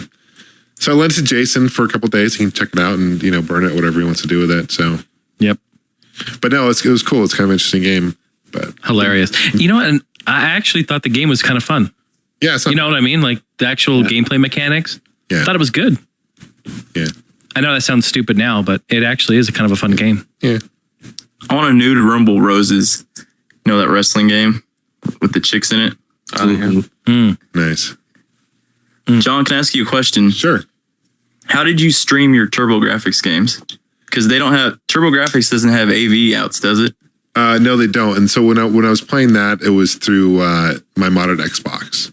Because that's the easiest way for me to stream those games. Because I have a lot of those games anyway, but it's like you said, it's a pain in the butt when they have an RF out, and it's just much easier the menu to change your games than it is to okay, let me go through my library of games in the other room, and so it's just much easier, more convenient that way. So that's how I do it. So that's actually a good tip for just doing reviews of TurboGrafx games in general. That's interesting.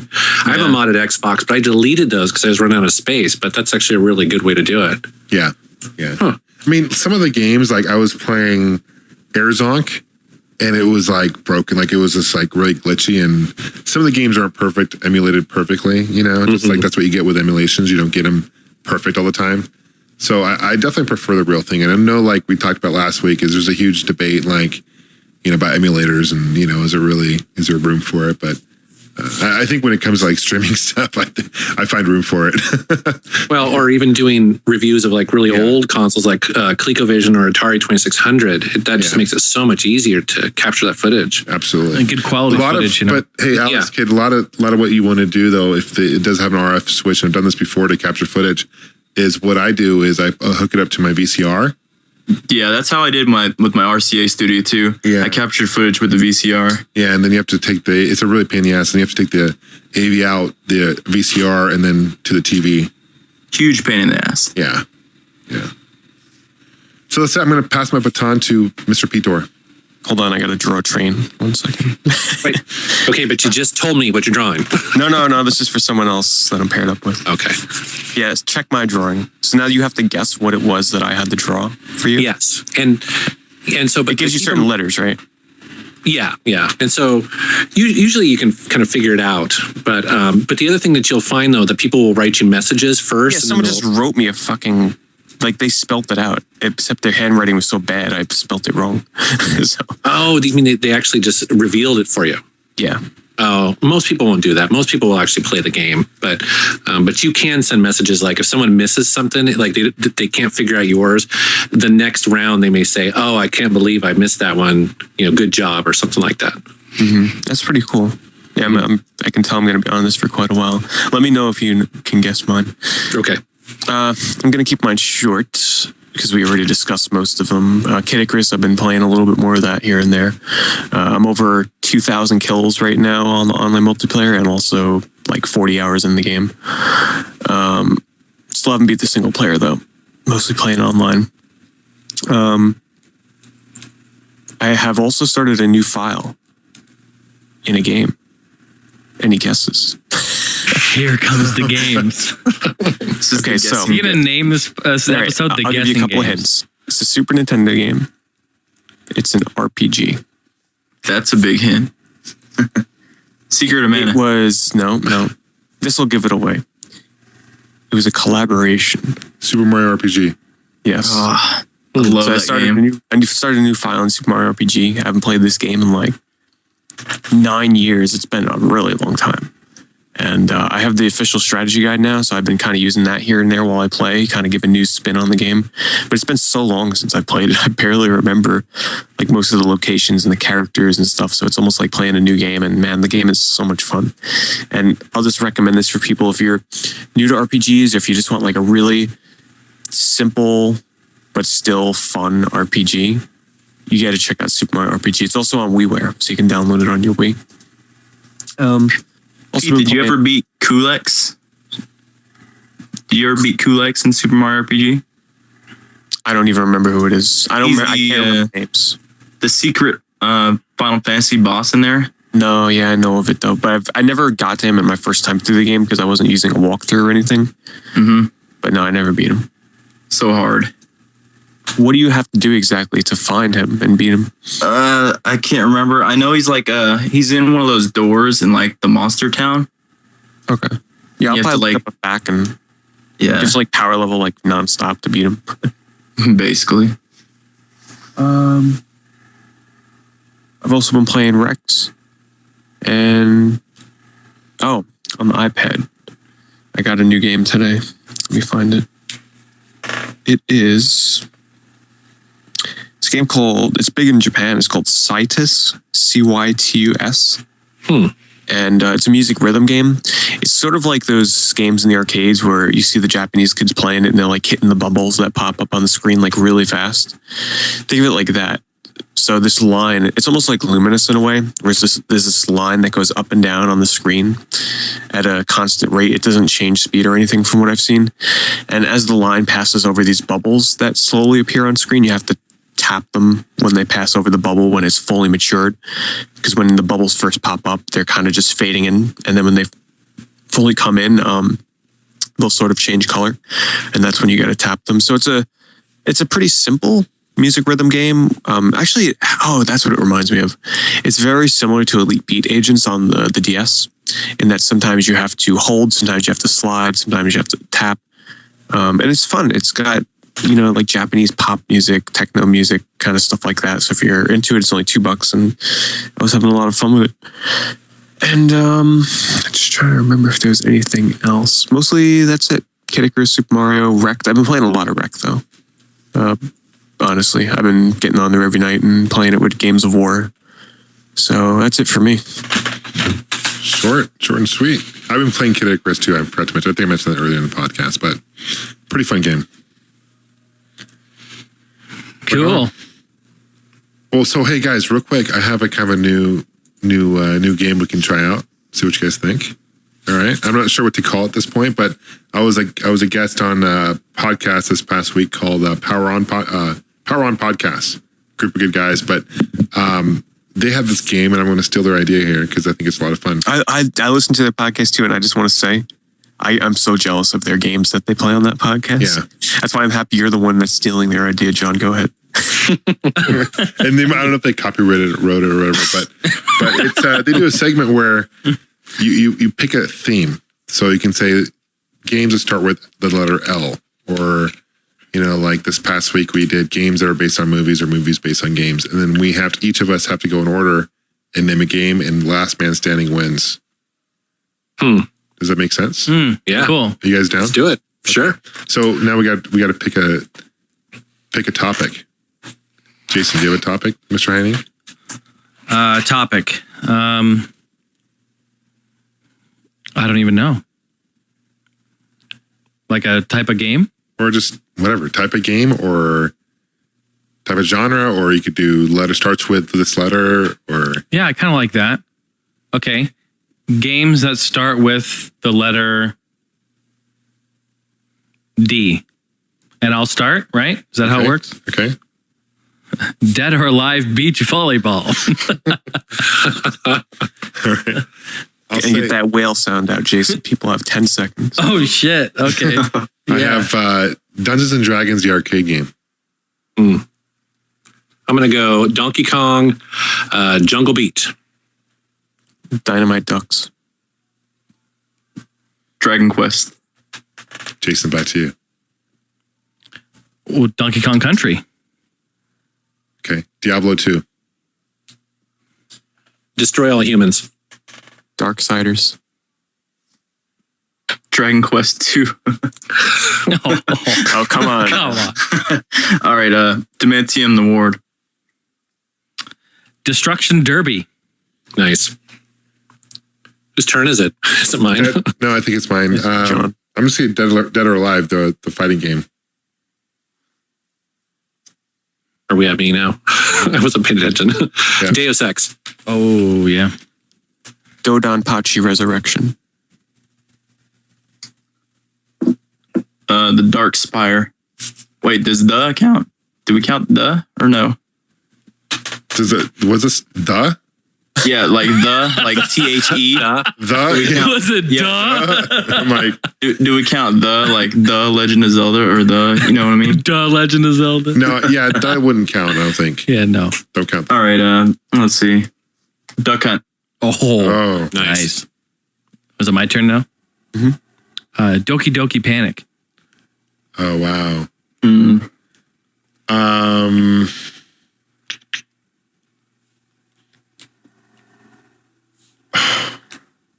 Look around the room. Huh? Look around the room. I don't know. Luckily, we're not no, DuckTales. Oh, yeah. Yes. Nice. Is it me? Mm-hmm. Devil's Crush. Dead Space. Did someone already say Dark Souls? No, you just skipped KBK. Oh, did I? No, you're... Oh, I'm trying to think. Shit. DuckTales 2. All right, no more number sequels after Yeah, that. no more sequels, yeah. We'll let you pass this time. All right, The Darkness. Okay. Dark Souls?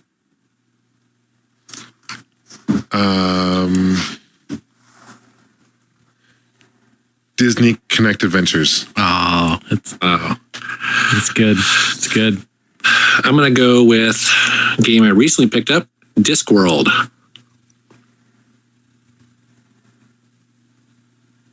Divinity 2 Eco Draconis. Show off. What was that? It's a game on 360. Double Dragon. Nice. Demon Crest. It's hard. I don't know. I'm going to tap out. I'm tapping out. I'm going to go with a classic. Has anyone said Doom yet? Doom. It's good. Nope. Dungeon Explorer. Hey, now no looking up on the fucking computer, guys. I'm not. None of this keyboard clippity-clop going on. We'll be here all freaking night. Yeah. I have a pad of paper and I'm trying to write stuff, but come on. Defender. Oh, good one. KBK, you just took mine. Discs of Tron. Nice. It's a good one. Is it me? Yep.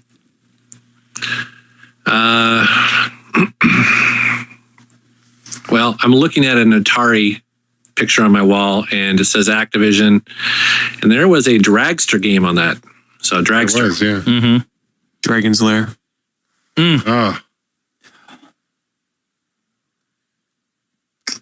Dash Galaxy and the Alien Asylum.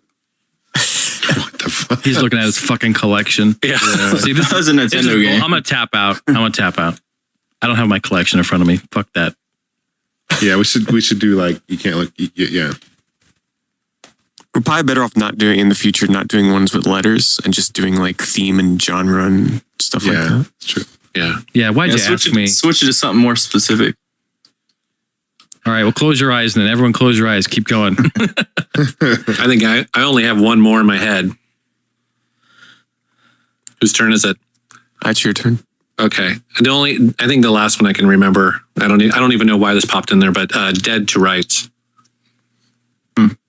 Diddy Kong Racing 64.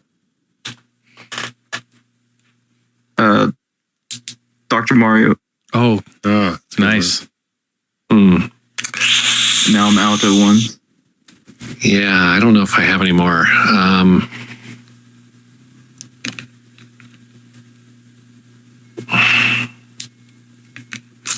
Yeah, I think I'm out.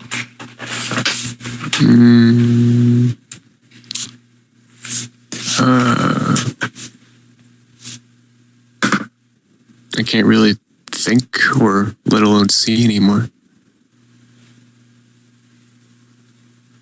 I think I'm out. All right, KBK can win it if you have one right here. I'll use what I said earlier in the podcast. Deion Sanders baseball. Nice. And get the golf clap. That was cool. Yeah, I think that would be fun in the future. Like, say, an idea I had would be video game mascots, mascot characters. Yeah. Also, covers of games would be fun if we had to, because that way it'd be harder to cheat. Like, try to remember something about specific covers or something, you know? Yeah, so Power On Podcast. Thank you for the idea. Don't want to Yeah, no, that's cool. Yeah, I love that idea. Fun. Well, guys, it's been real. It has been real. Yes. Now, next week, John, are you going to be here? Do you know? I think I am. It depends on when I land. I'm flying in home on Tuesday, so it kind of depends. Okay. I'll let you go. I'll let you know. We'll miss you, man.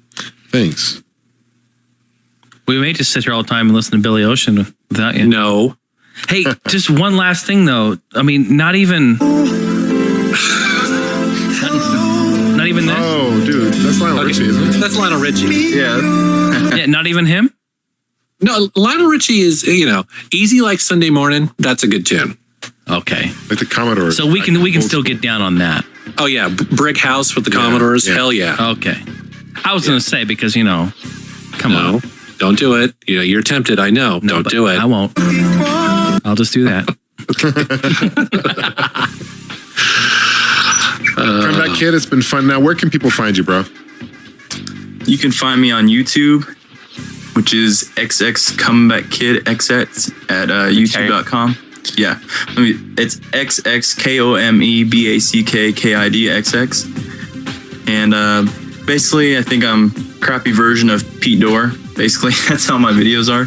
If you watch Pete's earlier stuff, I think my videos are kind of like that. So, yeah, you can find me on YouTube. I also have a second channel, which is called XX Flashback Kid. That's similar to John's Nostalgiaholic channel. It's a fun channel, man. I enjoy it. Yeah, I really like that channel. I like that. Yeah. Talk about nostalgic stuff like TV shows. And you can also find me on Twitter and Facebook. All those links are on my channel. So, and you're subscribe. You're a big part of the forums, and we appreciate that, man. So, yeah, I'm also on Pete's Game Room Forum as one of the moderators, one of the founding members, banning trolls since 2009. Yay. But yeah, check me out, subscribe if you like, and yeah. Cool. Good times, gentlemen. All right. Thanks for having me on. And next time we can talk about PAX East, Pete and I. Nice. Looking forward to that. Yeah, totally. Yeah. All right, guys. Have a good night, you guys. too. Thanks for listening. Peace. Bye. Bye-bye. Later.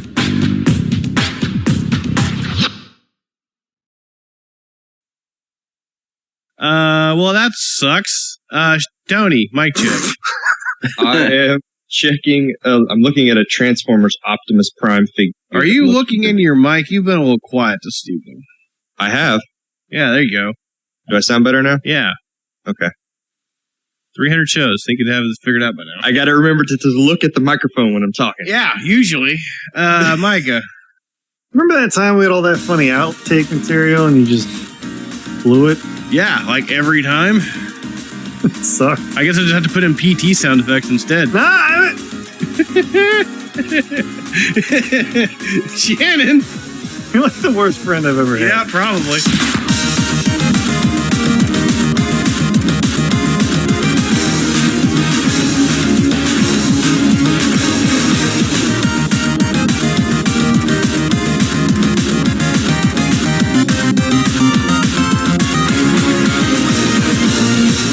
Howdy, everybody. Welcome to episode 289 of the Nintendo Oki Podcast for Monday, November the 16th, 2015. I am your host, Tony, and joining me, as he does every week, we've got Shelby. Yo, what is up, Tony?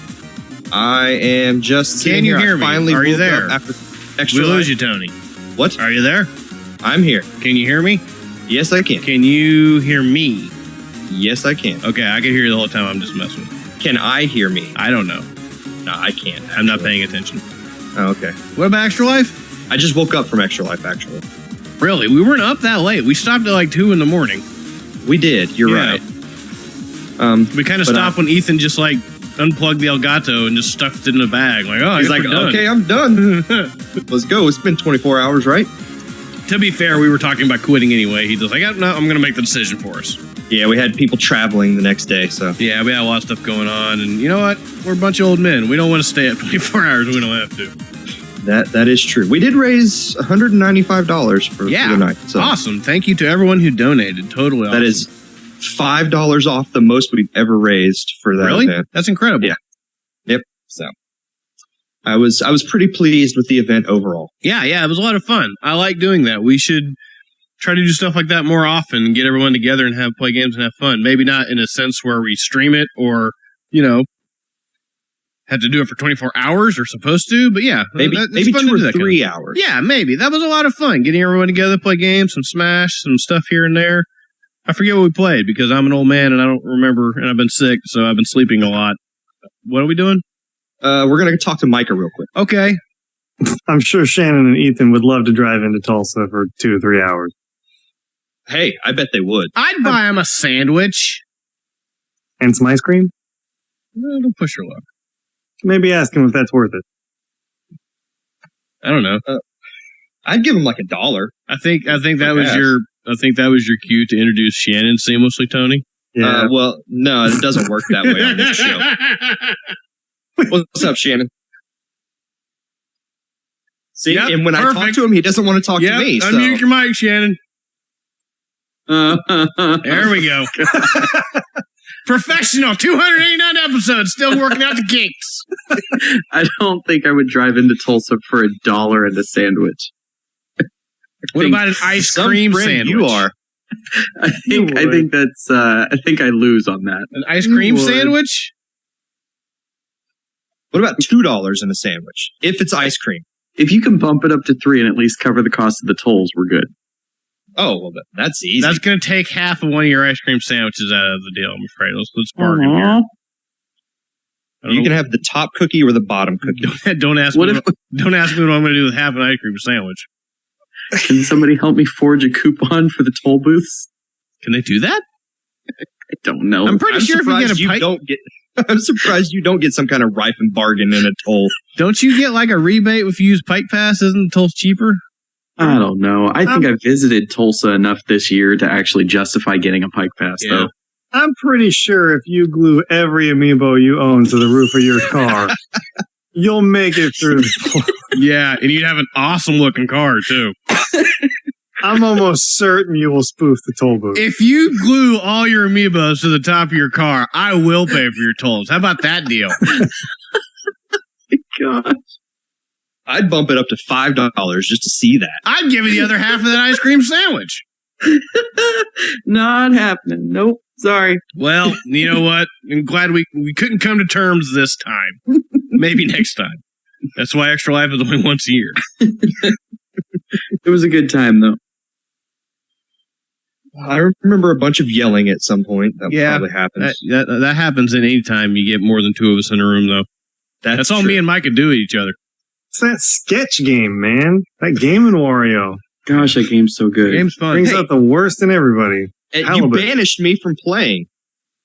Because you play with like 5 little kids that don't have their motor skills fully developed. Some of them. And so they can't draw very well, so you're really good at guessing. I understand that squiggle the 2-year-old is doing is a halibut. I drew 2 lines. You said chopsticks, and you were right. How is that possible? They were crossed in an X shape. So you know what? So was the letter X. I could have been writing the word xylophone. You don't know. But you're not supposed to use words, even though we use words a lot. You were the first one to write words, I'd like to point out. That is true. I was. I'm not above a little bending the rules. I don't know. Are there actual rules to sketch other than don't just write the word that you're supposed to be drawing? Don't even the only rule when it's not your turn. Oh, that happened too. When you're not actually on the When game. you're not playing, you're not supposed to guess. And so the person who says, yes, you got it right. Wait, who got it right? Oh, none of the people playing the game. The only rule in my mind when it comes to sketch is yell halibut before Micah can. Yeah, this is how punches start getting thrown. Do you want to stay friends? Not really. I'm surprised it lasted this long, honestly. All right, we could talk about Game & Wario for the rest of the night because it was that much fun. But let's take a quick break right now. We'll come back and we will talk about some of the other games that we played this week.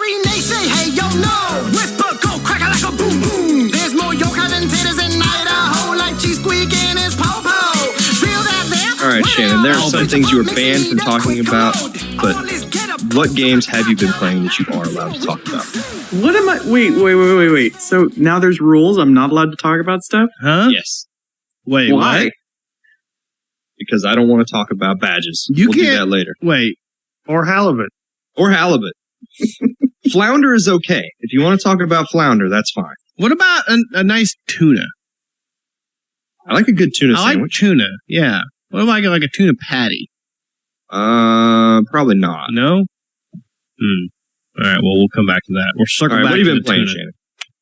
I played a lot of Rocket League this week. I don't know if I've had a chance to talk about that on the podcast yet. That game is wonderful. Yes, Man. yes, it is. Car soccer, who'd have thought it would work? I will never be on the level of those pro-level Rocket League players, which make that game incredible to watch. But that game is fun. I find myself practicing a lot at just trying to get my car to fly. I think that's pretty entertaining.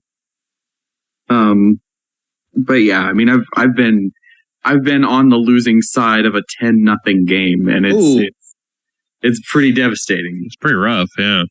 Yeah, it's like those moments where people are doing just nonsense, and you see somebody banking off of a wall, launching themselves from halfway across the pitch to just completely slam that ball in a goal. It's You see, amazing. by the time I got to where I was down 6-0, I'd just be driving around the walls anyway, because at that point, I'm not going to do anything helpful. I found quite a few times where I was just sitting in the goal and just waiting for the opportunity to just defend, and still not doing a very good job because I can't get myself to the right angle to actually block a shot. So, I don't know. A lot more playing and a lot more practicing on that. Hopefully, what I would like to do is I'd like to get like a Nintendo Oki team together at some point, and we need to play that together. So we could lose every match? We could, if we all played our part.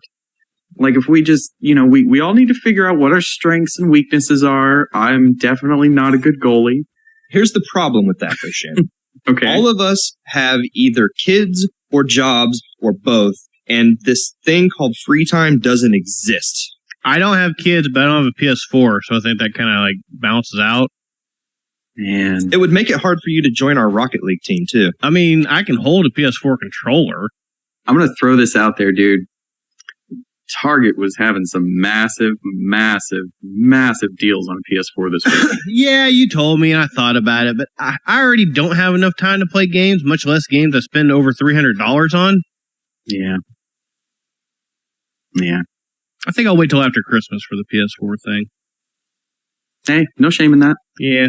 Or you could just skip straight to the PS5. Well, like Christmas is coming up. I got to redo my car tag. The end of the year is a little dicey for me. I need to kind of like watch what's going on in the bank account since. I can understand that. Plus, I got to import this thing Gravity Rush thing. This is got to have this priorities. Yeah. Let's see. Keeping on the PS4 train, I played the prototype for Indivisible. This is the Lab Zero Games side-scrolling action RPG game that I brought up on the last podcast. Tony, I believe you played this as well? I did play through that demo, and for the longest time, for some reason, I thought that game's title was Indivisible Prototype. Until for some reason you sent a message and it all of a sudden clicked that it was like a beta for a game called Indivisible, which made a whole lot more sense to me after that. No, it's actually the prequel to the game Prototype. Oh. I see. That doesn't really explain anything, actually. Alex Mercer? Is that guy's name? Where'd I pull that name from? I have no idea. That's his name for something. But this game is fantastic, Shannon. Google? Yeah, it's really fun. Demo's what, maybe 20 minutes long, probably? It depends on how far you're going to push it. Alex Mercer is totally the dude from Prototype. How the heck did I know that? You soaked that up somewhere, and it's stuck in your brain. Sorry, I didn't mean to interrupt, but I was really impressed with my ability to remember the name of a character from a third-rate video game from like 5 years ago. That's good memory recall right there. Yep. It is. What is Indivisible, Shannon? This is, imagine old school Prince of Persia platforming. Okay, yes. And then Paper Mario style battles. Yeah. With somewhat of a semi-fighting style element to how you execute your defense and your attacks, which is kind of neat. It's like when your characters come up and you get into a battle, number one, you can either completely avoid a battle just by jumping over the enemies, or you can just going into an enemy begins the battle sequence. Your characters are split up in a diamond formation, the same way that the face buttons are on the controller. So hitting triangle, the character that you have in the triangle slot, he's going to attack. Or when it's your opponent's turn, pushing triangle will block for that character. Each of your characters has a very sort of Final Fantasy style active time battle meter that's filling up, and once those meters fill up, then they're allowed to make their attacks. Yep. And they have 3 different attacks that they can perform outside of specials. You can hold up an attack, down an attack, or just no button, no directional an attack. So there's some element of strategy in that, because I've noticed when I'm targeting one enemy in particular, sometimes if I do my up attack, I may also hit the characters that are around it. So that's there seems to be a lot of planning and plotting that can go into this this fighting system that they have set up, but it's also very quick. I never really had a particular fight outside of the final boss that lasted more than a couple minutes. Mm-hmm. Yeah, exactly. I thought the battle system to me felt really like sort of a mashup of Final Fantasy and Paper Mario, with that active time battle system, and then the ability to block incoming attacks to reduce the amount of damage. Just the active participation in an RPG style battle. It was a really cool sort of combination of systems to me. Yeah, this is a RPG that Micah would appreciate. No menus. Big fan. Yeah, like you didn't have to sit down it took me a while. You eventually in the prototype you get a character that has healing skills, but you don't realize they have healing skills until you start just fooling around with the different attacks that they can do. So it's pretty cool. Yeah. Really, I'm really looking forward to seeing more from this. I hope this game ends up getting made. Yeah, definitely. Also on the PS4 this week, I played about 5 hours of Last of Us Remastered. Love that game. Game's pretty good. Mm-hmm. It's also kind of horrifying, and I had a moment where I put the controller down and said, I'm done. Was it 15 minutes into the game? No. Oh. That's when I put the controller down. I was like, I don't know if I can handle this. Not that anything particular happens 15 minutes in the game, per se. There is... The first hour of that game is pretty intense. Yeah. It really knows how to rope you in with the story, but there was a moment where I'm playing. You guys, if I said the subway with the clickers, would you guys know what I'm talking about? That's like half of that game. Okay. Maybe. I don't know. I just remember being underground and a lot of things. I don't remember that game very well, apparently. I got stuck in one area that should have taken 15 minutes. I got stuck in there for over an hour, and I got really frustrated, and I turned the system off. So, I don't know. The game is really good. It controls really well, but I feel like there's some moments where it doesn't really guide you as to where you're supposed to be going. So, I don't know that that's necessarily a bad thing for a game like that, though. Depends on your perspective. If you're somebody that has limited game time and you really want to, if for somebody that gets frustrated with the game not telling you what to do, some people like wandering around. Sometimes I like wandering around, but I did at times find myself not happy with the way that game played. See, even though I think that game is masterfully made. I don't mind a little bit of that sort of forced exploration, not telling you exactly where to go. I don't want like the glowing arrow on the ground telling you exactly where to go or anything like that. More like I'm in this tunnel, everything's dark, everything looks the same, I'm about to die. Oh my gosh, I need a save point, please, please, please. Yeah, mine was more like I'm trapped in this subway area, and there's all of these things that I can't really defend myself against, and I don't know where I'm supposed to be going. So it was exploring, like it got to a point where I'm in that subway, and the only option out that I saw was to stealth kill every clicker and use all of my shanks.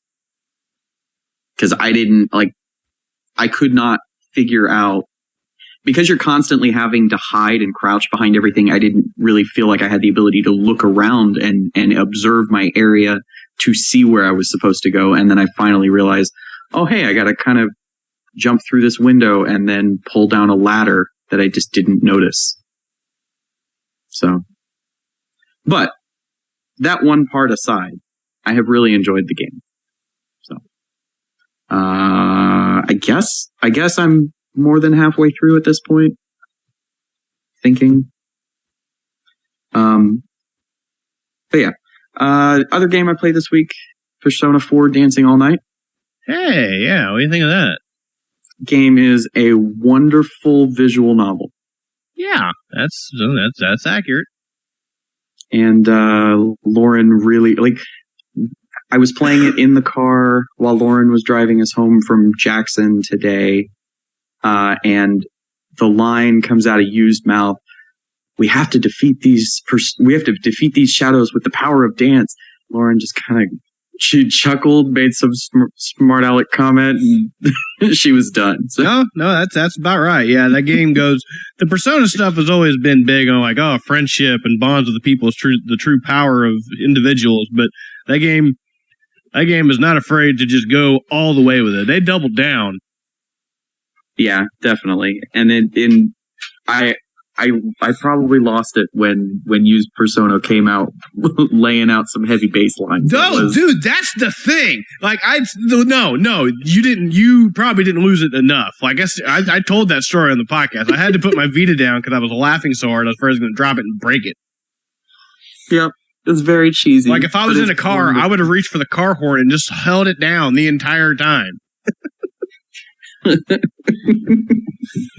was pretty good. It was pretty awesome, and I look forward to spending a lot more time with that. Yeah, I'll be interested to see what your take on that story was, because they got got very repetitive for me after a while, and By the time I was done, I walked away with it. It was fine, and it ended strong, certainly, but I feel like there was a lot of fat they could have trimmed in that if they wanted to. So I'd be interested to see what another person's perspective is that hasn't been, I don't know. You're not as well versed in the Persona lore as I am, I would say, I guess, not to try to sound snooty or anything. No, you're completely right. My understanding of Persona 4 universe is the animation. I've played tidbits of the game here and there, but never played the game fully. Just watched the anime. One thing I do really appreciate about the way that the story is being laid out is you are an outsider looking in and getting Margaret's retelling of the story, which is pretty cool. Yeah, I'll refrain from commenting on that. Well, Okay. no, I will. Wish that really panned out better. That doesn't really ever seem to go anywhere, honestly. Oh. Yeah. Okay. Yeah, it's just kind of a device to drive the story, which didn't really need to exist in the first place. I thought maybe that was going to go somewhere. Spoilers, it doesn't. Oh. I don't feel bad telling you that because, I mean, I'm telling you something doesn't happen. I guess that's a spoiler. No, just as that's anything okay. else. That kind of, I mean, because that's kind of where my head was going. I'm Yeah. like, okay, so is there a purpose to the way that each chapter opens and closes with Margaret? Not at all. You would think there would be, and I kind of thought maybe that's where it was going, that there was going to be an overarching tie-in to all this stuff, but no, just nowhere. I think it's just an excuse for them to show off that dope velvet room that's just like disco balled and speakered out. Yeah. Man. It's pretty cool. Yeah. Oh, man. Yeah, that's all I've been playing this week, though. Means I got to hit a button. What are you buying? Let's see. I was able to score big time on Lego Dimensions. So I picked up the starter kit, the Portal 2 level pack, and the Doctor Who level pack. Did you we went to Toys R Us together and everything Lego Dimensions was on sale. Is that what you jumped on? No, Target was having a buy two, get one free sale on all their video games. Okay. Amazon was doing a promotion where the Lego Dimensions starter kit was down to, I think, $70. And then the Gamer Club Unlocked deal takes 20% off of everything. So you have Target price match, and the buy two, get one worked on the level packs. So price matching, buy two, get one. Down to $70. Sheesh. How much does that thing retail? MSRP? 80? It's 100. I think it's 100. 100. Whew, man, these things are getting expensive. I never bought one of those starter packs, so I guess I just didn't know. It's definitely the most expensive of the three main Toys to Life games out there. The other ones I think are all $70, but this one is 100. Okay, you're paying a premium for the Lego brand. Yeah, as you do. Lego licensing isn't cheap. Yeah. Picked up Yokai Watch. Uh-oh. Yeah, this is how the world ends. Yeah, this is how it ends. Yeah, that show's pretty awesome. That'll be the next portable. I also got all the Animal Crossing. Oh, man. What do you mean? Now, hold on. You said you've gotten all the Animal Crossing in the past. I can only believe that when you say you got all the Animal Crossing, means you got all the actual Animal Crossing amiibo, not the cards, because you already have all those, of course. All the actual amiibo. The real amiibo. Okay, so Animal Crossing Amiibo Festival came out, for those that didn't know. We'll talk about that in a second. We'll circle back around to that one. Okay. Animal Crossing Amiibo Festival comes with Isabelle and Digby. Isabelle in her winter outfit, I feel I should point out. Yeah, that's worth pointing out. Isabelle in winter outfit and Digby. And it comes with 3 exclusive Amiibo cards. Everybody loves Digby, right, Micah? Oh, yeah. Comes with 3 exclusive Amiibo cards that you can only get in that bundle. Are these Amiibo cards for Series 1 or Series 2? They're not numbered. They're unseriesed? They're unseriesed. And on the back of the card, instead of just having the Amiibo logo, it has the Animal Crossing Amiibo Festival logo in addition. That mean they're going to make a whole series of Amiibo Festival? I hope not. First hit's free. First one's always free. We can talk more about or the first $60 hit being free on a different subject later. But okay. That thing has struck a nerve. Let's see. Okay, so Tom Nook was also an amiibo released this week. Okay. So was Cyrus, Reese, and KK Slider. KK or DJ KK? KK Slider. This Okay. is KK right. sitting on a stump with a guitar. Okay, you said KK Slider. My bad. Yeah, and we also have Mabel. So when I say I got all the Animal Crossing, if it came out alongside Amiibo Festival, I've got it. So, okay, circling back around to Amiibo Festival, what is that game? I don't know. It's Mario Party with Animal Crossing. So when they showed it at E3, they were showing the board game Mario Party-esque thing, but they also sit on that stream multiple times, at least twice, like, oh, there's more to this game than just this. What is the more to this game? Is there more to this game? Maybe, I don't know. If there is, they haven't shown it. Do you have to touch the amiibo to the gamepad to go? No. But the cards and the figures do unlock in-game content and playable characters. You say that like you're in pain. It hurts. I really don't want to talk about this. This is how you normally speak after you've eaten a whole box of Count Chocula, Micah. Yeah, well, I don't want to talk about amiibos ever. well, like, okay. Micah, I am done. So maybe now's your chance to talk about Amiibo. As our good friend Lang said, I want off this ride when it comes to Amiibos. I want to be done. I've been saying that for months, dude. It hurts. Remember when you bought me a Golden Mario and pulled me back in? No. Yeah. That didn't happen. That totally happened. Why Happy would I do birthday. That? We got back from Japan. Here's your misery in one little convenient gold idol package. I set an alarm to get up tomorrow to go get the stupid Mega Yarn Yoshi. Oh.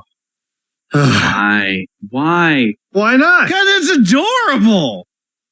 But it doesn't do anything. You know what? So? Neither do cats. People buy those. That's true. I watched a video this week about Lamar Wilson opening up one of those things and testing it out with all these games, and it just registers as a regular Yoshi. Who's Lamar Wilson? Sure, I already have like 6 Yoshi things. Is that the dude from Reading Rainbow? You know how many Marios I have? It doesn't matter. 7. Last I counted. Like amiibos in existence that are Mario. I think it's around 7. I don't know. That's probably not an accurate number. How many do I have? Are we done talking about amiibos? Probably not. No. Sure, it'll come up again in a second. Yeah. It'll come up again later in the news. Let's talk about something constructive. Like the end of the world? Or that. Well, Shannon's got another thing on his list here. I was told I'm not allowed to talk about it. You might as well go ahead, Shane. Does this have anything to do with underneath Tony's name? It says shame in digital form. Yes. Just want to point that out. All right, we talked about the first hit being free, right? Mm-hmm. Well, Nintendo knows this best of all. First one's always free. Mm-hmm.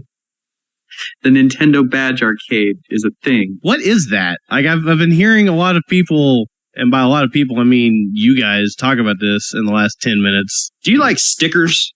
I love stickers. That is basically what they are. Do I actually stickers for your 3DS? Wait, virtual stickers? Where's the fun in that? I can't stick them on like somebody's car.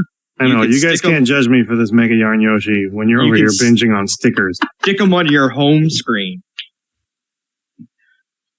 On your 3DS menu. This is what it's come to, Shelby. It's a UFO catcher that you pay real money for, and you get. Okay, slow down. Slow down. You guys are losing me.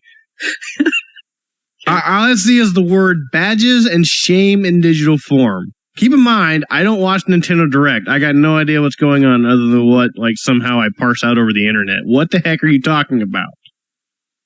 Shannon was on the right track. It is a virtual UFO catcher that Nintendo released this week. For what system? For the 3DS. Okay. It's free. You can download it. Okay. It's free to start, as Nintendo likes to say. It is free to start. That is their way to phrase things. I just unknowingly made the Reggie hand emotion when I said that too. Seeping in. And what you do is for $1, you can get 5 plays and you use your little crane to collect badges that you can then use to decorate your 3DS home screen. So you download this game for free. For free. How much can you play for free? They give you 5 plays for free. You get 5 plays for free. After those 5 plays, you have to pay $1 for 5 more plays. Yes. 20 cents a pop. 20 cents a pop. I'm going to tell you, you don't have to pay money for this at all because there is a training crane game that if you clear out that crane screen every day, you get free play. You get 1 free play. So you got to play in this practice area to get 20 cents worth of play in the real area. Yes. Yeah, and you get to do that once a day. Once a day. There's not like a thing like, oh, it's the next day. You get 5 new plays today. No. You just get to do this practice thing every day, which earns you 1 if you do the practice thing right. Yes. How long does it take to do the practice thing? Like 5 minutes at most. Can you fail the practice thing? Yes, you can actually. You can fail it by not getting enough badges to earn your free play for the day. So just because you get the practice thing don't mean you get your 20 cents worth. Yeah, you're not guaranteed a free play. Whew, okay. Wow. On top of that, your paid plays you can completely fail on. You can have that $1 go, and if you are just not successful at whatever crane game you end up picking, because there are multiple machines to choose from, if you're not successful, that's $1 down the drain with nothing to show for it. Okay, so this is like a real crane game. You put in money. You're not necessarily guaranteed a piece of candy or your little plush toy or whatever. Exactly. So what you're getting are what now? You're getting these badges that you can then use to decorate your 3DS's home screen. Yep.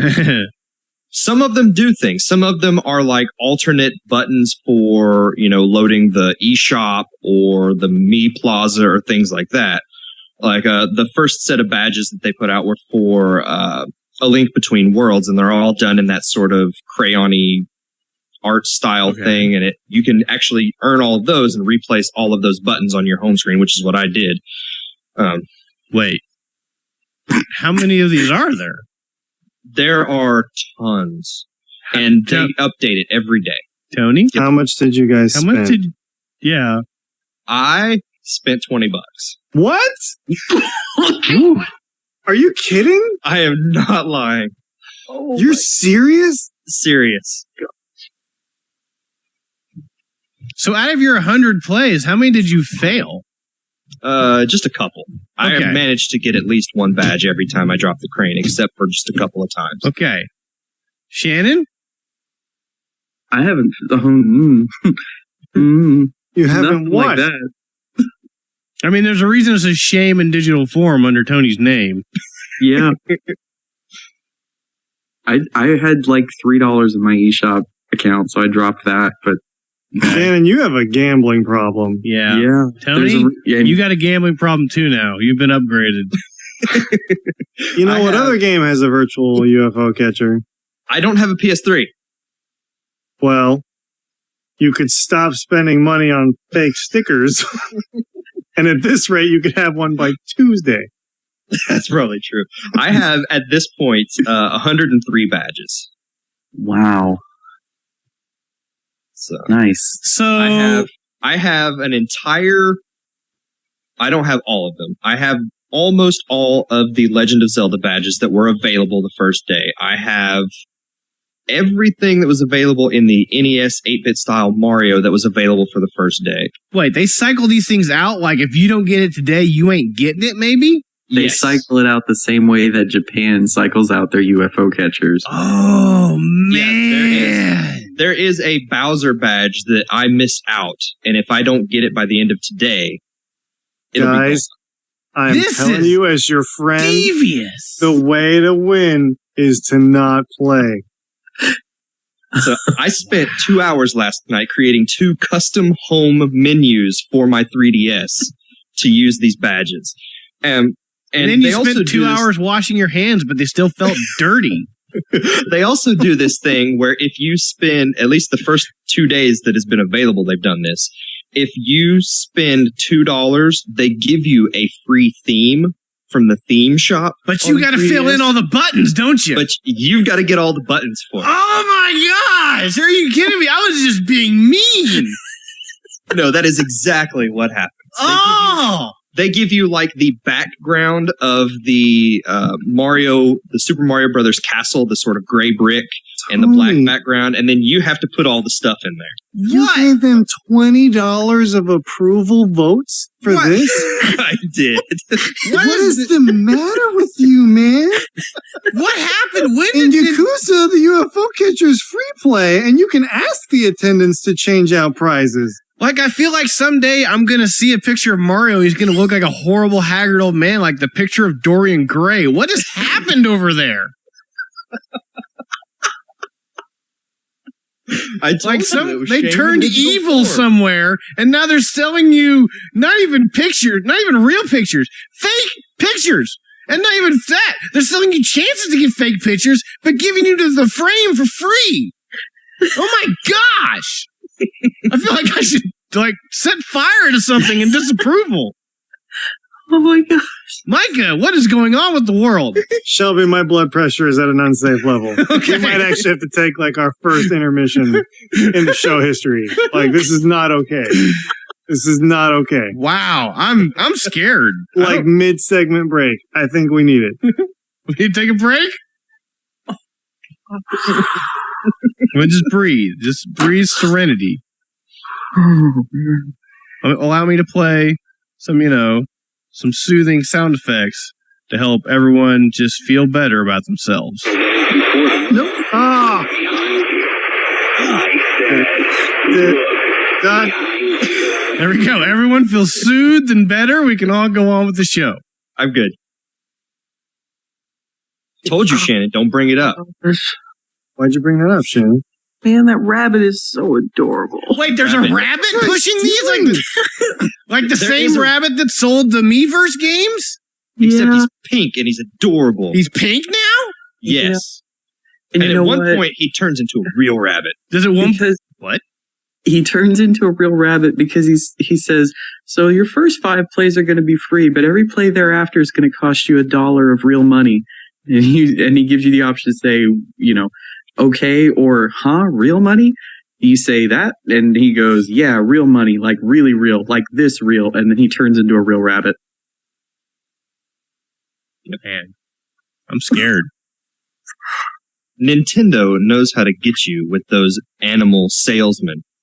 Man, that is so straight up predatory, dude. You are victims, and I am sorry for your well-being. I'm not sorry for you. We need to talk. I feel pity for you. That's what I do. Oh my gosh. Told you it was shame in digital form. Yeah. So that stupid Bowser you missed isn't coming back? I don't know if I would assume at some point they'll cycle those badges back in. So now you have to play every day. And Tony. keep giving them money every day. No, because I will just use the free play every day to try to get him. Tony, he might not be there ever again. He may not. That may be true. I may have an incomplete Mario Brothers NES badge collection. I shouldn't say this out loud, but what if at some point they just sell that sticker on the eShop for like $5? Don't give them any ideas. Like Joe. They haven't already thought of that? That rabbit knows, dude. Tony, you can get 5 more tries at that Bowser for $1.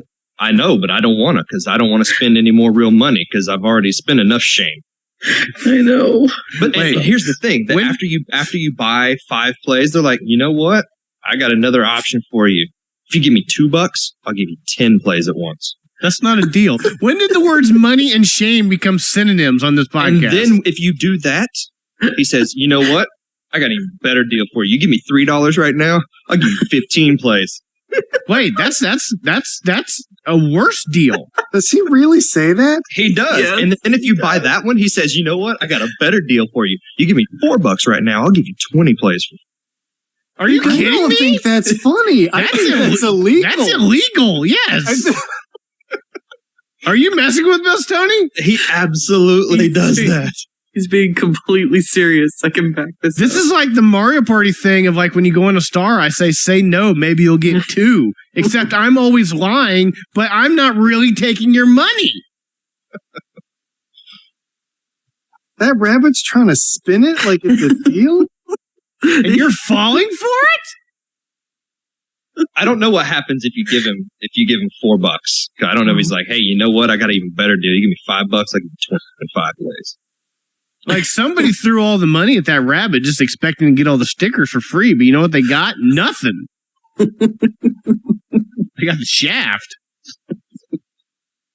Yeah. Just, man, oh, it's so good. This is not good. This is what's going to end up being our iOS game. They're going to make something like this where you can put little Mario backgrounds and icons on your home screen. Mario badges are your Smurf berries? Is that what you're telling me? It won't surprise me. Man, I feel like we should. I don't know. I don't feel good about this podcast anymore. This is supposed to be a good time family show. No. You want you want feel good happy time? Go play Nintendo Badge Arcade. No, I'm pretty sure I'm never going to play that after hearing this. I feel kind of disgusted. I'm a little bit queasy. All right. Is that it, Shannon? Yeah, that's Please. All right, Micah. Man, I thought I was playing the game that was going to end the world, but I can't top that. Nintendo Badge Arcade is going to be what ends the world. Yeah. Hey, I started Yokai Watch, but that ain't got nothing on Nintendo Badge Arcade. Yeah, at least they're trying to take over the world in secrecy, like, behind the shadows. Yeah. Yeah. They're up front with taking your money. Yeah. You were pretty wrapped up in Yokai when we were doing Extra Life. How are you liking it? It's fantastic. Oh, gosh. I know. This is what happens. This is at 2. 5 minutes into that, it all made sense. I absolutely understand why this game is so popular. So you guys know, when Shelby and I were lucky enough to go to Japan in May, we saw Yokai Watch everywhere. Everywhere. I mean everywhere. It was on the toilet paper. Yep. It would be in your hotel room. I saw a car banner advertising cars with Yokai Watch characters next to them. On every vending machine, every toy store, everywhere. Absolutely everywhere. So when we heard that the game was coming out this year, we knew there was impending doom, and it would be the end of the world as we knew it. Yep. And it all makes sense. The game's fantastic. I totally see why it's so popular. Do you guys know what a yokai is? No. So it's a creature from Japanese folklore. I guess by definition, it's kind of like a spirit or a ghost or a phantom, but Nintendo is very clear in their definition that they are simply yokai. They are not ghosts. They are not monsters. They are their own type of thing. But in the folklore, they're things like, Oni and Kappa and Tengu and foxes, that nine-tailed fox. Yeah. Stuff like that. So those are kind of some of the common yokai we know. So in Yokai Watch, this is a kind of an adventure game with some pretty strong RPG elements, made by Level 5, being published by Nintendo. And you're this kid named Nate who is going through a lot of different adventures. There's a lot of different stuff going on with the game's story, but ultimately you are collecting these yokai. I guess the gist of it is, Shannon, let me put it in a term I think you'll get. Take Attack of the Friday Monsters, a Tokyo Tale. Okay. Take the charming city of that and the conversations between the kids and wonderful music and great scenery, and then take kind of some of the gameplay mechanics of Ni no Kuni. Okay.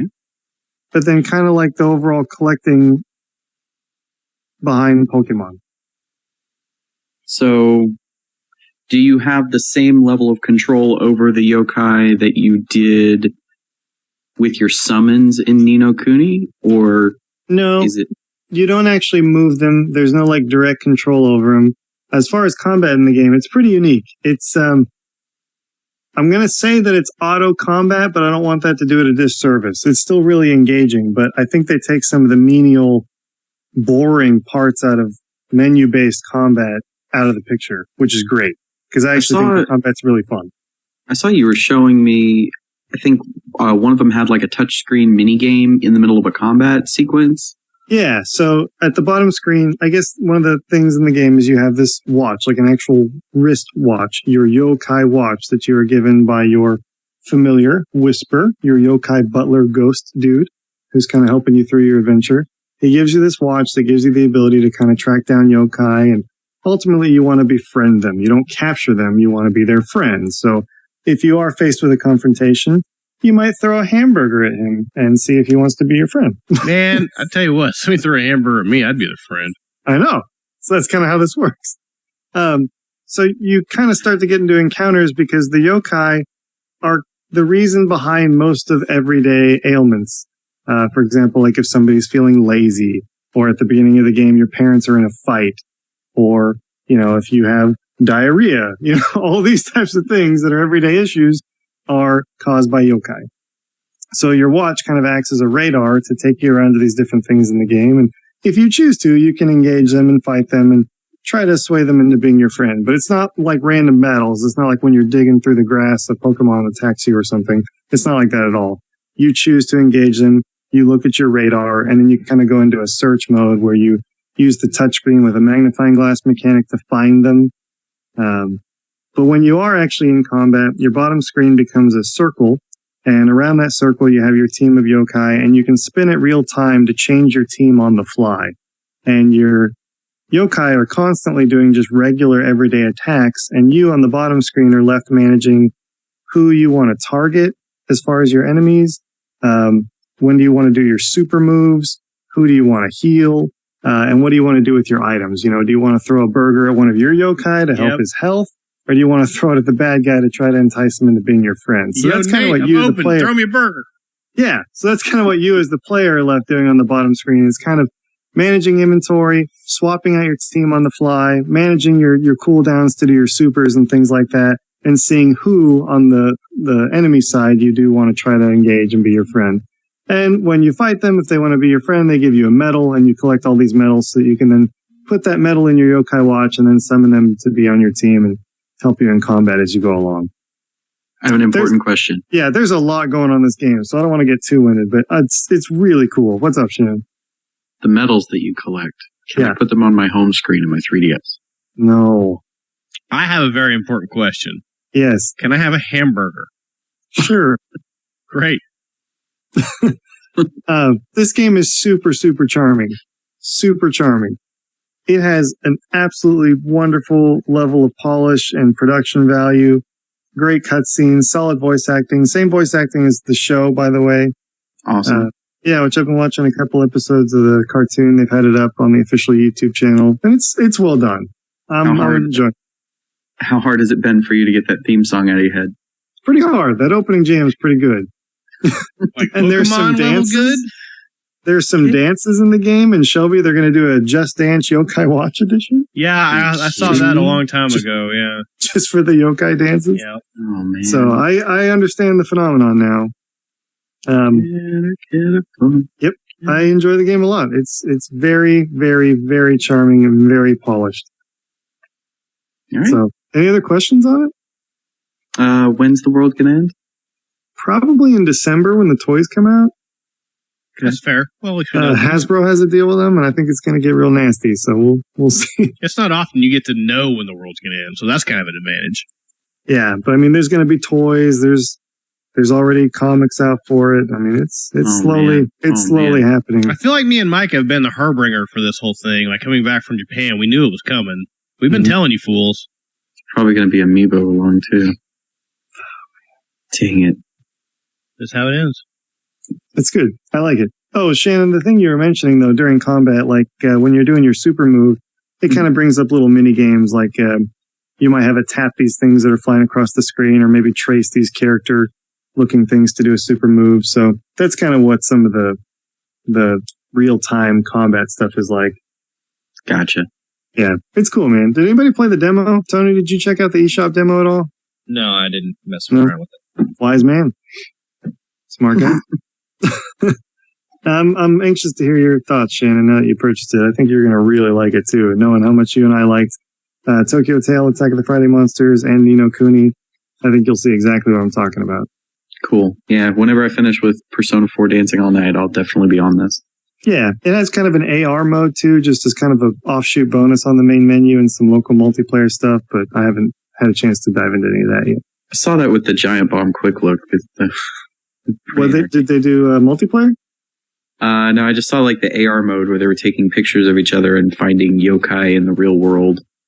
Oh, augmented reality stuff? Dang, that's out of everything. Maybe I'll check that out soon. Yeah, good game. I'm definitely going to keep playing that. I really enjoy it.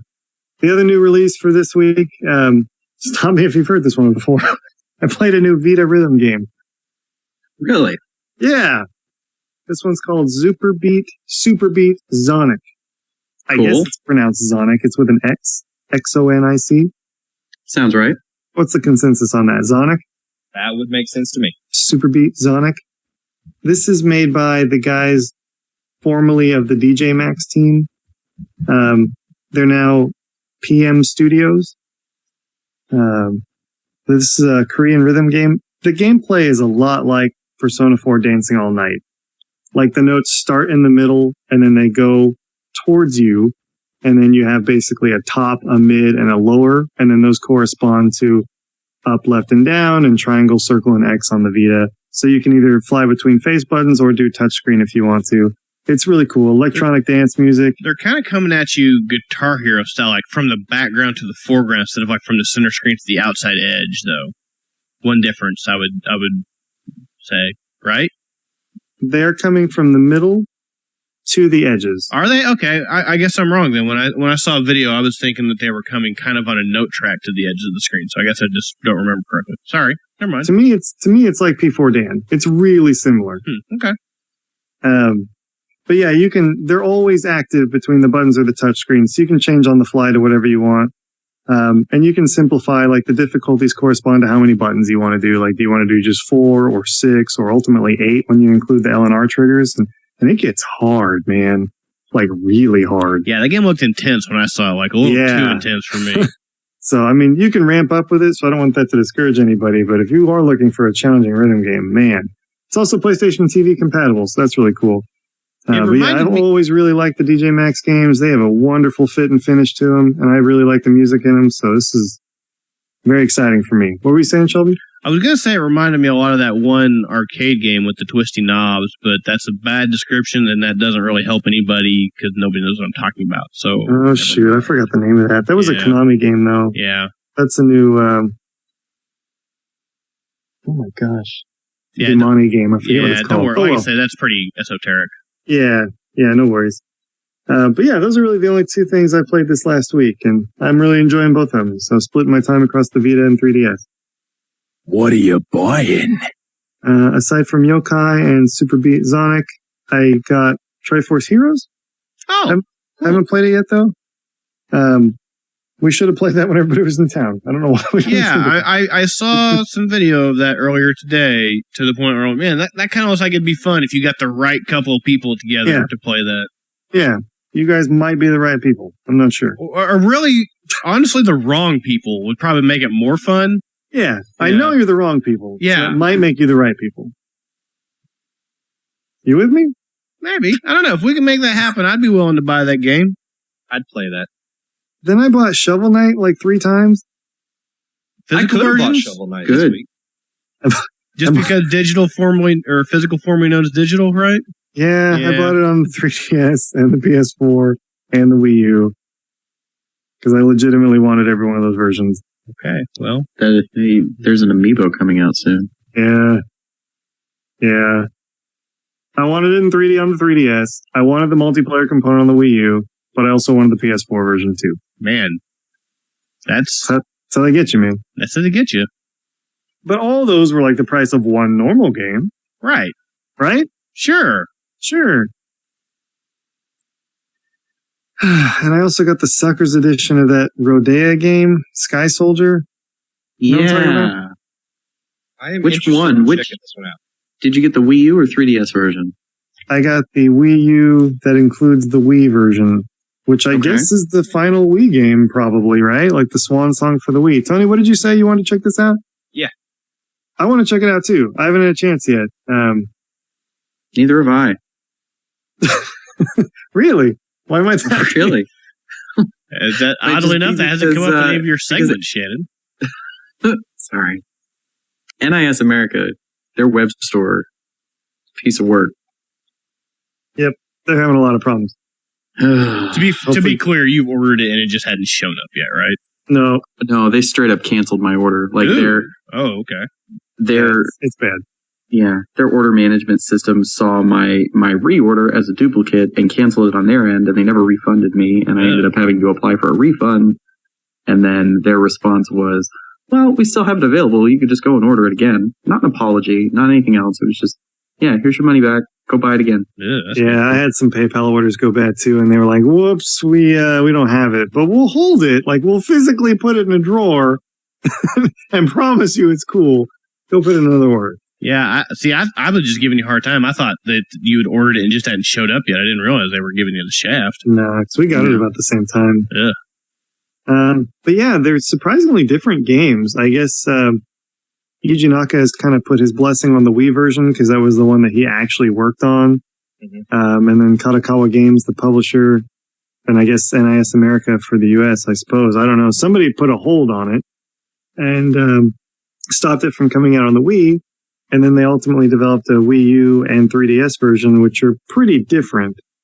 And seemingly inferior from what people are saying online. But I'm excited to try them both and kind of get a feel for it. But the Wii one seems to be kind of the original vision, and it has multiplayer behind it and supposedly more colorful, better visuals too. So we'll see what that's all about. Kind of more in the spirit of like Nights in the Dreams type stuff, the Wii version. So we'll see. Was that it? Yeah, I think so. Shelby. What's going on with you, man? I don't know. So I've beat 2 video games this week. Really? Nice. Yeah, that's what happens when you're sick and you can't really leave the house for a couple of days. I beat Mariko on Street Fighter again. That was kind of cool. Oh, really? Sweet. Yeah. My Japanese teacher threw down and I had to show her who's boss. Like on phones? No. That's another thing that's kept me busy this week. My host brothers from Japan actually came to Tulsa to stay with us this week, and we kind of had like a USA versus Japan tournament in Street Fighter 4. Awesome. Yeah. Sweet. Who won? USA.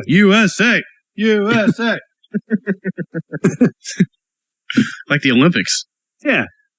You played Yakuza? Yeah. Excuse me. So I finished the first Yakuza game. Sweet. That game's cool. Good. It is dated. Certainly it is not as well refined as the later installments in the series. But the story is just as good as any of the others. The English voice acting maybe isn't the best, but it's kind of comical in places, and I don't think it detracts from, kind of what's going on in the story. Not that I didn't already know what the story was from reminiscing when I played Yakuza 3. Yeah, still fun. I still had fun with that game. I'm looking forward to going and playing 2. Was gonna start that this week, but who knows when Yakuza 5 is coming out? So I don't want to get any into minute the now. one. Yeah, Any minute it could now. be out right now. We don't know. Yeah. Man, I hope we get that remake. Yeah. One remake. Yeah, it'd be cool. I've also beat Chibi Robo Ziplash as much as I can, I should say. So this, I've been talking about this a little bit on the show, and I've been kind of working my way through it. Now that I'm done, and I'll get into that in a second, the game's fine. It's all right. It just moves really slow. If it wasn't a Chibi Robo game, I probably wouldn't have stuck with it, honestly. So, I don't know. I kind of... Is it because the pace of the game is so slow? It's just really hard. Like, I just want to go, and it's just the game doesn't quite move that fast. There's some stuff in between. There's some stuff in between levels that just kind of slows the pace of it. And there are times when the game is kind of asking you to do stuff that the controls aren't really up to doing. Like, there'll be some things where you got to move fast, and you got to hit these marks, and it's kind of easy to mess it up because the pace is so slow, and it takes your character so long to do some of these things. But it's fine. I read online somebody was saying, "Oh, this is the best platformer in years." Like, nah, not really. But it's fine. It's okay. The reason I say finished the game, and by the way, the final boss fight and that is pretty cool. If anybody doesn't care, I'll just tell you kind of what happens. It's not like the story is huge in this thing or anything. Is it Bowser? So just quick tune out for anybody that doesn't want to hear. 3, 2, 1. The ending of this game is basically Pacific Rim. Like it's Chibi Robo and a giant Chibi Robo robot fighting a giant alien robot in the middle of the ocean, just punching each other in the face. And again, doesn't really respond all that well. Moves pretty sluggish, but it was kind of a cool moment. So the reason I feel like I haven't finished that game is because I've discovered that there is a 7th world on top of the 6 that I played through that you can only gain access to with the amiibo, which I have. So I know what you're saying, Shelby. Why don't you just use your amiibo to access that? I don't own a new 3DS, nor do I own the NFC thing for the normal 3DS. So I just can't do it. Yeah, do you want me to bring that adapter Thursday? I don't know. Like it kind of rubs me the wrong way that is like locked behind not only the amiibo paywall, but then another paywall to have some sort of reader. You know, that's like another $20 on top of that, right? Yep, that's kind of crappy. I'm not really too happy about that. It's Nintendo, man. Yeah, I don't know how I feel about this. Like, I have the amiibo, I have the game. There are better things to spend $20 on. Yeah, that's kind of my thing. Tony. Whoa. Terrible person. Yeah. Like, I thought, like, well, if this thing's $5, okay, I'll pick it up. Maybe I'll get $5 worth out of it. But yeah, $20, no thank you. Yeah, maybe I'll pick that thing up later on a sale in like 2 years. But at the same time, the game isn't necessarily all that great for me to really want to play more of it. So I was kind of done with it when I was done. So whatever. Chibi Robo. It's that reminds me, though, there is another Chibi Robo game. I never finished Photo Finder because I couldn't take any pictures in that game because I don't have any light in my house. But I've since found a lamp in my house, so maybe now I can use that lamp to light things up to take pictures. So I'm going to circle back around to that one, I think. Excuse me, a little congested. Dumped a lot of time into Project Mirai as well. Been working my way through that. It's a Migu game, playing it. Been playing the touch mode stuff a lot, just kind of working my way through that. That's fun. Yeah. I've unlocked hard on everything now, so now I'm going to go through and play all the hard mode touch stuff and the hard mode button stuff. I'm getting better at the buttons, kind of starting to get the hang of, the buttons being in a different place than what I would expect. But yeah, that game's fun. Just like the other project, Diva stuff, I don't really see a lot of merit in the Tamagotchi Vocaloid stuff. I mean, it's kind of cute, but I don't know, it seems kind of throwaway to me. Always kind of has been. I go to those games for the rhythm game part of it, not necessarily for the Tamagotchi stuff. I found it was kind of enjoyable especially when characters would have a birthday or something, and you don't really have much of a purpose to actually take care of them or feed them or anything, but you do have to switch them out to go buy all the outfits. Yeah, and that's the kind of thing. It seems like there's more to the Tamagotchi stuff with this one than the other Project Diva games, so it seems like there's more to it, but it's still not really enough to be engaging for me to really want to mess with it, other than just oh, hey, this is kind of cute. And plus, if you feed them a piece of cake, it takes them 30 seconds to eat it, and I can't skip it. I don't want to watch this. That's because they want you to take pictures and ogle your Vocaloids while they're eating cake. That's kind of gross. We're just gonna move on. Okay, the hottest of hot news. I'm gonna break a news story here, Tony. Okay. There's a new puzzle out for street passing. And wait, that's still a thing? Yeah, apparently they hadn't do that. They hadn't put one out for a long time. It's a yokai. It's a yokai watch puzzle, Micah. No. No. Oh man. So I got all the pieces for that. I mean, I got all the pieces I can. Freaking people in Tulsa. Nobody's got any pink pieces yet.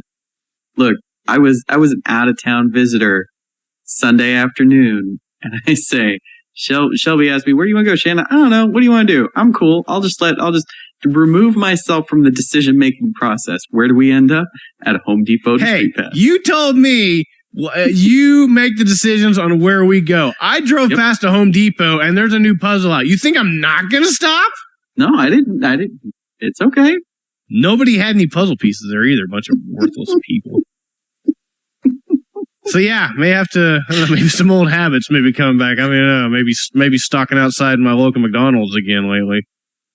Luckily, there's a Home Depot next to the campus, so maybe every Thursday, maybe stopping by. Yeah, but it takes a while for those pink pieces to get around, so we'll see what happens there. That's kind of all I've been playing. What are you buying? So I got those Mii Fighter amiibos. Went and picked those up at Toys R Us since they were an exclusive. They're pretty cool. I mean, we're getting close to the end of this Smash Brothers thing. No, we're not. That's what I thought. We'll get to that later. Got the Mewtwo amiibo too. He showed up today. So yeah, it's like there's only Falco, Roy, Lucas, and Ryu are the only ones left. And there'll never be any more. So they say. And also, I picked up a used copy of a DS game, Inuyasha, Secret of the Divine Jewel. I already had this game before, but I only had the cart. So this one I picked up at Thrill House, a local game store here in town. I got the manual and the art and everything with it, so I completed that set. So now I just have an extra copy of the game sitting around here I need to figure out what I'm going to do with. But, yeah. I don't know. Is everyone there? Yep. I'm still here. Oh, I thought the call dropped or something. Anyway, got that game. So that's a thing. Anyone want a copy of an Inuyasha game? I would probably be interested. Yeah, maybe we should talk, Tony. But that's all for me. Not really a whole lot going on. I feel like at some point I'm going to spend my money on a lot of toys because I started watching Love Live, the School Idol project earlier this week. No. And not only are there 9 SH Figure Arts figures in matching outfits, but I've discovered this evening that there are Figmas of them all in their just normal schoolgirl outfits. So what are you doing to yourself, man? This could go bad. I've been putting off watching the show for a while, but I have some friends that keep saying, "Oh, it's really cute. You should watch it." I'm like, okay. So some friends? Yeah. Sometimes people's friends cause them to spend money. I need you to do me a favor. What? Don't. Never mind. I don't even really want to go there. Yeah, I probably should. Is this Ethan's fault? No. Terry's the one that's been telling me about this show. Oh, great. Yeah. Does she know what she's really telling you to do? I don't know. Probably not. And NIS America actually has the rights for distribution on Love Live. It doesn't help. What? Oh, okay. Well, it doesn't help that Tiffany's been sending me pictures of like Yokai Watch Gundams. I don't know. I have terrible friends. Tony. What's up? Why don't you Does tell me? Yokai Watch Gundams? We should move on. Tony, tell me about what you... Quick, Tony, tell me what you've been playing. Call of Duty Black Ops 3. What? Whoa. How do you play that? Right, you have a PS4. I know. You have a PS4. I have. I don't really know how to describe a Call of Duty game anymore. They haven't changed that much since 1912 when the first one came out. Right. They reused the animation for the cutscene. No, I don't Kevin think so. It's a new game. Kevin Spacey in this one? No. Detective Stabler from Law and Order is in this one. Who's that? I don't remember. Christopher Maloney. I don't know who that is either. Still not helping. Okay. But it's a real dude. I'm just going to imagine it is a real dude. Oscar Mayer because his last name sounds like baloney. Yeah, I was playing through the game and like 15 minutes into it, I ride up this elevator and standing at the top is Detective Stabler from Law and Order. I'm like, when did I switch games? Because I thought I was playing Call of Duty. It's What's really new? cool. Do you have like power armor? Like what's the hook? Yeah, do you have like mobility like Advanced Warfighter or whatever like the last game was You called? are more cyborg than person at this point. All right, I can get into that. Actually, at one point, there's one cutscene that is just incredibly brutal, and after this cutscene happens... Wait, are you RoboCop? Huh? Are you RoboCop?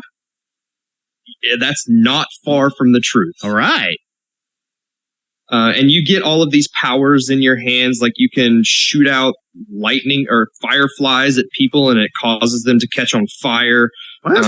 I don't think that's how fireflies really work. I don't Like think that's the real bugs? You shoot the real bugs? No, they're like these nanobot things that you shoot out That's cause even people better. To catch on fire. There are robotic enemies that come at you and you've got these other powers in your like cybernetics that you can cause them to catch on fire. And there's a lot of fire in this game. Are you talking about Call of Duty? I am talking about Call of Duty. Man, I have been out of it for a while. I don't know what happened. Call of Duty used to be about you were a military guy with a gun and you shot the bad guy. No, this is all about this takes place in the year like 2065, I think is okay. When this one takes place. And it is very much, you are part of a very small team of people, like 2 or 3 guys at most at any one time that I've been on the battlefield. And you're taking on these huge armies of people, and it is all about the cybernetics and the technology in your body that helps you perform on the battlefield rather than, squads and things like that. Are you telling me you have nanobots in you in a Call of Duty game? Yes. Does a guy named Revolver Ocelot show up at any point? Not that I have seen. You might want to keep an eye out. But the... is this game Frog Fractions 2? I don't think so. I have to ask that about every game at this point. It could be, but you never I don't know. It's just going to come out of nowhere. We're not going to know it. There is one of the cast members from, I think, Battlestar Galactica, the new one, the blonde chick that was in the show, is like one of the people in this. And is that the name of the show? All that? Yeah, Battlestar Galactica. That one chick. That is actually what it's called, I think. Man, they're really reaching. So I dig Call of Duty story modes. I will generally play all of them for that part of the game. When it comes to the multiplayer, don't ask me anything about how the multiplayer's changed, how it's gotten better, because I don't play the multiplayer enough to know anything about it. I know that the first match that I was in, I posted a video on our YouTube channel about it. My kill to death ratio was 6 kills, 23 deaths, I think. I am awful at online shooters. I don't play them. So this is the new hotness Call of Duty, right? This is the one that just came out this month. Yes. All right. Is this for review, or did you just pick this up? No, Activision sent this to us. Okay, I was curious about that. Yeah, because it doesn't seem like you were not the guy to jump into the new Call of Duty just to play their 6-hour story campaign. No, I usually wait till the next year when the game is right. Yeah, usually you're a year behind, so that's what kind of threw me. I played a little bit of the zombie mode. That's that's the one multiplayer thing that I do sort of have fun with. Just barricading yourself into places and shooting zombies in the head, because that's what you do in Call of Duty zombie mode. So yeah, I'm going to play a lot of that this week. Hopefully I'll have the review up sometime. But yeah, Call of Duty's not my biggest thing. I will play it and enjoy the campaign, but I can't talk about the multiplayer in any sort of in-depth fashion. Yeah, but even still, you've played like every Call of Duty almost. Every single one. Yeah, you know what's going on with the mechanics, whether you play the multiplayer or not. Yeah. So I'll talk a little bit about that probably more next week. The other thing I've been playing, just messing around with, free-to-play Trivial Pursuit on iPod, because I like trivia games, and I can play 6 to 12 questions against another person for 3 minutes and then never touch it for 4 days. Wait. And then come back to it. Is this Frog Fractions too? I think actually it is. Okay, well, good. Finally. We discovered what Frog Fractions is. It is Trivial Pursuit and Friends on iOS. And who knew Milton Bradley was behind it all? So, yeah. Did Milton Bradley make Trivial Pursuit? I don't even know. It costs a lot of money to make a game, so you got to get that corporation in there. But that is it for me this week. All right. I got to do this. We already know. What are you buying? You already know. I'm not going to talk about it again. It's good. I don't want to know. And that's it. So let's take a quick break. We will come back and we will talk about the Nintendo Direct that happened this week.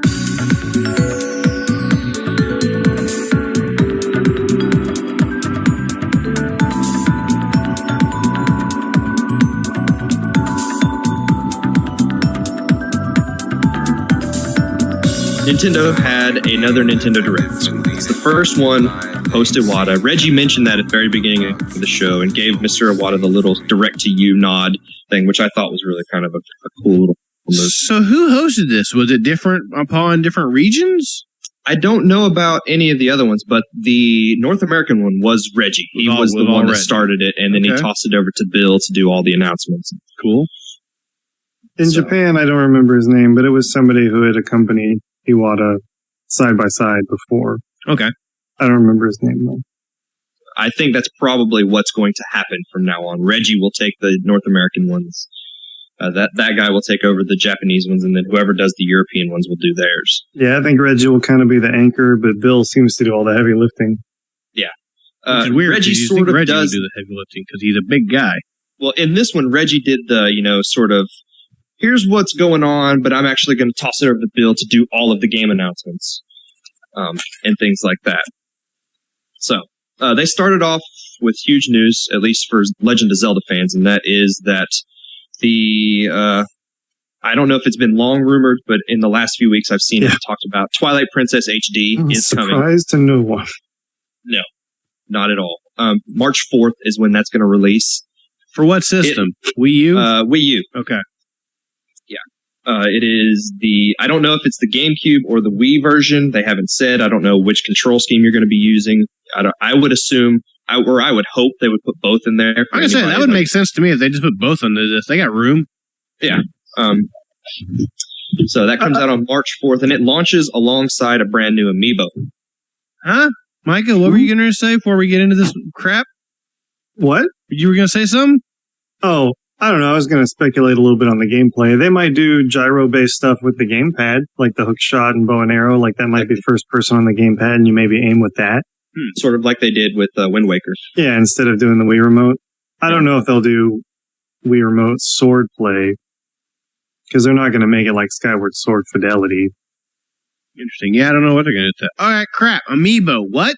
A brand new amiibo is launching alongside the game, Wolf Link. Has it got Midna riding him? It has Midna on his back. Dang it looks pretty awesome. That sounds it pretty does good. look really cool. And It's I want way to bigger get than it. the base. I don't It's want more huge. amiibo. Yeah, and all of the Zelda franchise amiibo that are currently available will have some compatibility with Twilight Princess. They weren't talking about that in this. And then that the Wolf Link amiibo will have data that will transfer to the new Zelda game that comes out next year. Which Reggie said multiple times is coming out on the Wii U. Yes. He said that multiple times. That doesn't mean it's not coming out on NX. Now more than ever, I think they're going to Twilight Princess this game. Yeah. It seems to me that that's what they're going to do with that as well. Yeah. They're not going to do it. So, yes. March 4th, Twilight Princess HD. I will play that game all over again.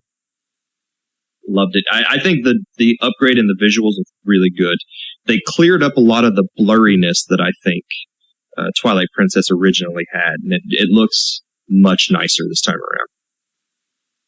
around. They announced. I hope they streamline some of those. Sorry, go ahead. Well, there's plenty of stuff in that game that needs work. But I hope they give us the GameCube version of the game with Link being left-handed and everything being the way it's supposed to be. But I don't know. We'll see.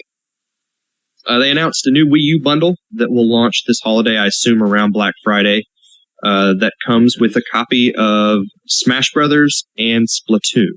Oh, wow. How much is it? $250, I think. Yeah, How it's $250. big is the internal storage on it?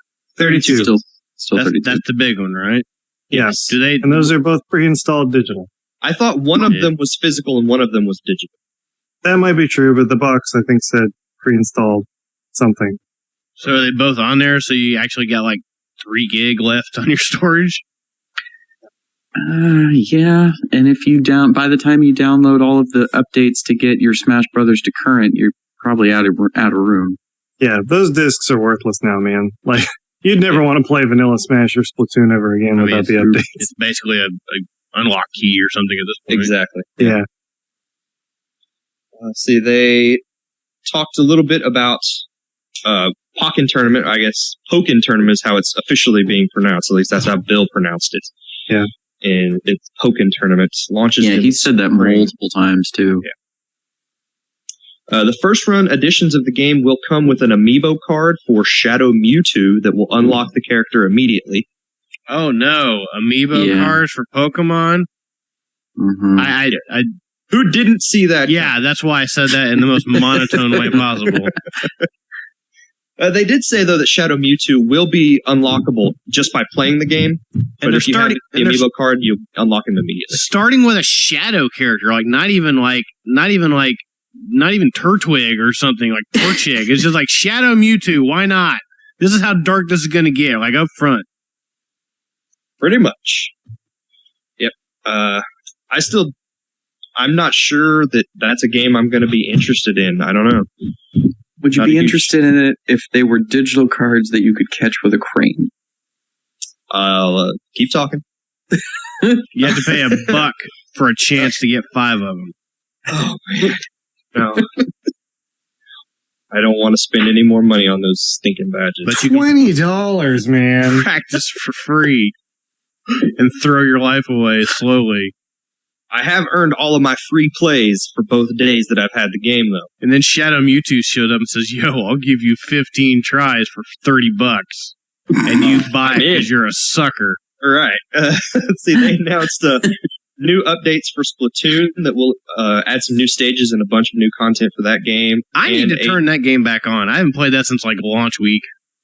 And also a new update for Super Mario Maker that will make the search functionality much more in depth. Oh, cool. Okay, that's been a long time coming. Cool. Yeah, they're also giving it like a web app that you can now use to search, and then I think he said you favorite stuff signed into your Nintendo ID. Yeah. And it shows up on a separate list when you turn the game on. All right, that's cool. Yeah. Sounds great, Shelby. It has all the filtering stuff you could want. Yeah, awesome. Auto run, music based. I'm sure difficulty. Whichever game you want, like if you want Mario World, Mario 3, whatever. I feel like that bunch of different tags. You can just kind of line up your own queue, and then you have a new tab in the actual game now. I feel like that would have been built into the game, but I feel like that game got completely overhauled from the time they announced it to the time they sold it. They're like, we'll patch you and search stuff later. Yeah. Then they announced a bunch of release dates. So Star Fox Zero, they announced launches on April 22nd. What year? 2016. Are you sure? That's what they said. Okay. We talked about Amiibo Crossing, or Amiibo Crossing? Yeah. Whoa! Animal Crossing Amiibo Festival, which launched this week. Comes bundled with the 2 figures and the 3 Amiibo cards. Mario Tennis Ultra Smash launches on November 20th. Huh, okay. With online play, which is kind of cool. Still reluctant about that game. I don't know. Mario Tennis? Yeah. I was not a fan of the 3DS game. Yeah, Tony didn't like the 3DS one. I never even tried it because of that. I need to, but the footage I saw of that game looked a little janky. I'm going to wait and see how that one pans out before I jump into that. They can jump now. The 3DS one plays okay. It just is very light on content. And it was way too easy. Yeah. I did not enjoy that game very That's what I much. like about Power Tennis. That game got hard. Yeah, it did. You put it on ace difficulty. Yeah, they didn't mess around. The GameCube era was like the perfect era for those Mario sports games. All of those were good. Mario Strikers, Mario Golf, Mario Tennis. Yeah. I enjoyed all of those. They announced Pokemon Red, Blue, and Yellow will launch for the 3DS Virtual Console on February 27th. Oh, Virtual Console, right. Yeah. I'm so happy about this. The original Game Boy games, and they are updating it to allow you to use the wireless functionality for trading and battling. I thought they had just run out of things, and they're like, fine, screw it, let's just start over. Red, blue, and yellow, that's what we're calling these new ones. No, these are the original Game Boy games. Okay, that makes sense. I'm really happy about this. The only thing I wish, the only thing that would make this better is if I had the ability to take my save data from my yellow cartridge and move it to this digital game. Yeah, that's not happening. Yeah. I know it's never going to happen, but a guy can dream, can't he? I mean, they could probably sell you some $20 peripheral that works for one thing one time. I would pay it because everybody would pay it. Yeah, so they really should do that. Every time I turn on that cartridge, I'm always terrified about the battery being dead. It's going to happen. I know it is. I mean, we can replace the battery, but in the process of doing that, you're going to probably lose your data. Yep. Hyrule Warriors Legends launches on March 25th. Huh? Oh, that's the Hyrule Warriors on 3DS, right? Yes. Okay, where you can be the boat and just hit people with a stick. Pretty much. Yeah. So happy. They also talked about 2 new characters. Oh, man. One of them is Skull Kid. Oh, man. He wasn't already No, there was a Skull Kid outfit in Hyrule Warriors for one of the characters. Ah, okay. Can you just get to the important one? And then a new character who's named Linkle, which is not a female Link, as much as people want to say it. It is a completely different character who apparently will have dialogue and talk. So it is not just a female version of Link. It's a female named Linkle. Yes. She uses a crossbow as her primary weapon. Is it a female Link, basically? Basically, Okay, yes. for all intents and linkleses, it's Yeah. That wasn't even funny. I don't even know why I said that. That was terrible. And Link's crossbow training finally paid off because that's going to be her primary weapon. Yeah, hey man, you want to talk Link's crossbow training? I am an expert. That's the only Zelda game I've ever beaten. I'm ashamed You shouldn't of myself. say that out loud. Yep, I Yeah. shouldn't at all. I shouldn't be proud of that. What are you squealing about, Shannon? Linkle. We almost made a whole show without you weeping into the microphone. Almost. We can't get that. I need to see a picture of this Linkle. That's a Linkle. goofy name. Yeah, I need to see a Linkle. picture. I'm going to type Linkle into Google. Say search Type in off. Linkle Hyrule Warriors. Not Linkette, not a Linksha, not whatever. Linkle. Linkle. She's dual wielding crossbows, Shelby. Aw, she's kind of cute. Linkle. What Linkle? That's a dumb name. Is that like canon? Yes. I'm taking it seriously. The more we say it out loud, the more I struggle with it. Linkle. Yes, that is not absolutely Linkette. happening. And Bill Trennan didn't crack, dude. Like, he said it. He Linkle? said it with confidence. He's like, yeah, Linkle. How does that make sense? You just add "ol" to the end of something, and it makes. What if it was Wallinkle? What would that be? Would that be evil female Link? Is that how this works now? Wario? Wario? Seriously, Linkle, like, anything's better. Linkensha, Linkia, Linkania, And like anything. I will have to have that game just so that I can get the new playable characters on the Wii U version, but I will play it again. That's what I was going to ask you. Are these characters all showing up on the Wii U version? You will be able to transfer all of these characters from the 3DS version over to the Wii U version. But you got to have the 3DS version to do it? Yes. Oh, I didn't catch that. So I can get Linkle in HD. Yep. But I got to have the 3DS version of a game I didn't play on Wii U. Exactly. That I paid full price for. I played it for like 2 hours. I can do every other Zelda game, except for Link's crossbow training. I totally nailed that one. I shouldn't say that out loud. We played Four Swords for more than 2 hours. Yeah, I feel like I'd kind of beat that one. I can cop out, but I don't know. I didn't do all the playing on that one. Maybe Triforce Heroes would be the first Zelda game I beat. I say that about every Zelda game that comes out, but it never happens. Mario and Luigi Paper Jam launches on January 22nd. Paper Jam? I feel like I knew nothing about this before the Nintendo Direct. They've talked about this a few times. And this is the first Mario and Luigi game that I'm not terribly excited for. Isn't this a cross between This is Mario and Luigi and Paper Mario shoved together. Like, this should be your jam, Tony. It should be, but it just seems weird to me. Shelby. I really What'd I liked say? those franchises being separate from each other, with one being on a console, one being on a handheld. I thought it gave Nintendo sort of a nice branch for their RPG series to keep them separate and to give both the handhelds and the console something like that. I didn't do that on purpose, Mike. Can we take a minute to applaud Tony's ability to just completely shut you out? I didn't do that on purpose. That just happened. You're not that clever. No, This I'm should not, be your I'm not that Paper smart. Jam, No, Tony. yeah. If I said that on purpose, I would have giggled to myself afterwards. Because I can't. Because I laugh at my own jokes. I'm a hack. It will have amiibo support. Great. Oh, Are they going to sell paper versions of the characters on paper cards and then they're paper on the stand? No, they are not. It's not going to be Mario and Luigi amiibo. It's going to be, the characters that are available now. You can use those to unlock character cards in the game that give you bonuses in battle. When do I get a Linkle amiibo? Dang it. That's weird. When me and Micah say the same thing, it freaks me out. It's totally going to happen. You know it will. Amiibical? Halibut. And then Linkle will be playable in the new Zelda game. Watch. Yokai Watch? What? No, not Yokai Watch. Oh, okay. I got scared. Fire Emblem Fates Birthright and Fire Emblem Fates Conquest launch on February 19th. Are they doing the Pokemon thing where they're like splitting it into two and pretty soon They are going to be doing the Pokemon thing. Okay, yes. so what are the two titles? Pokemon. I'm not. There's no Pokemon in Fire Emblem.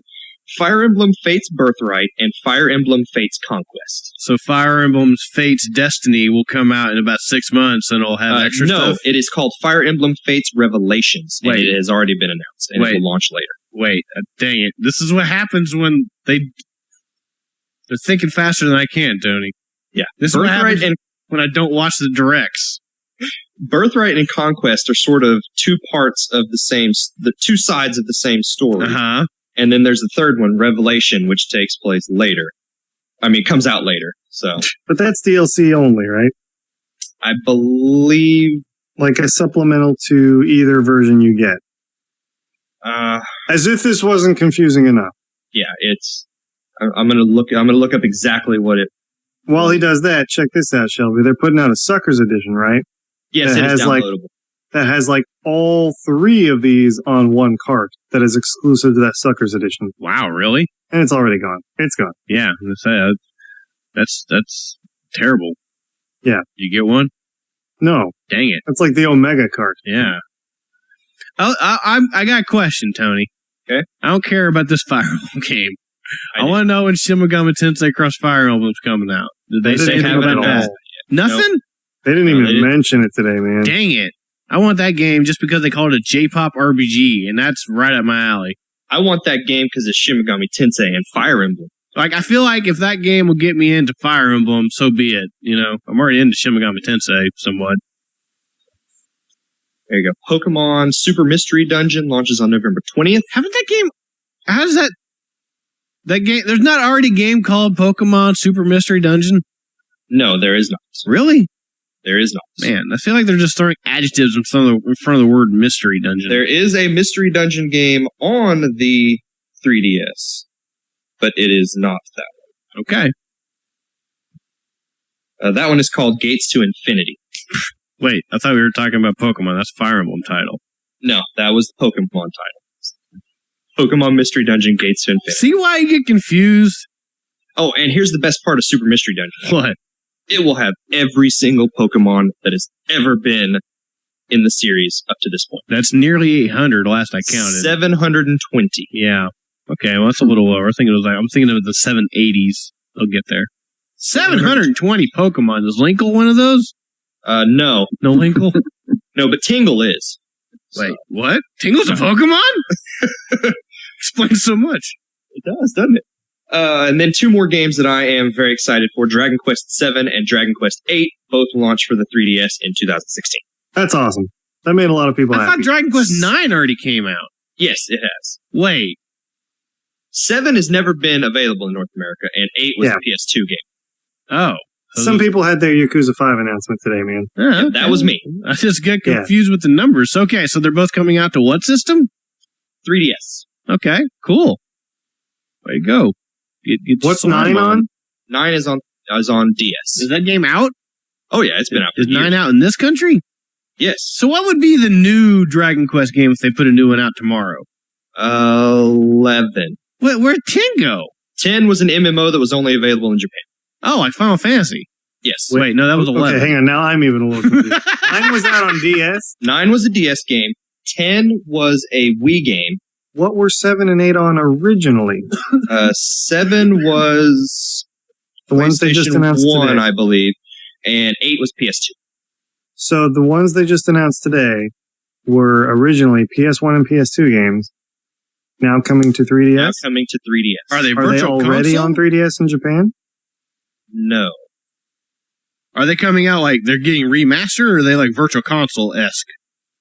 They seem custom fit for 3DS. Yeah. Okay.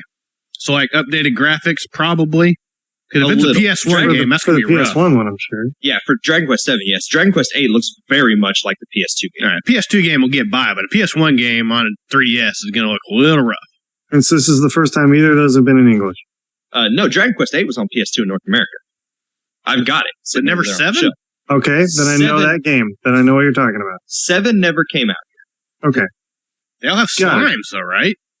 Yes.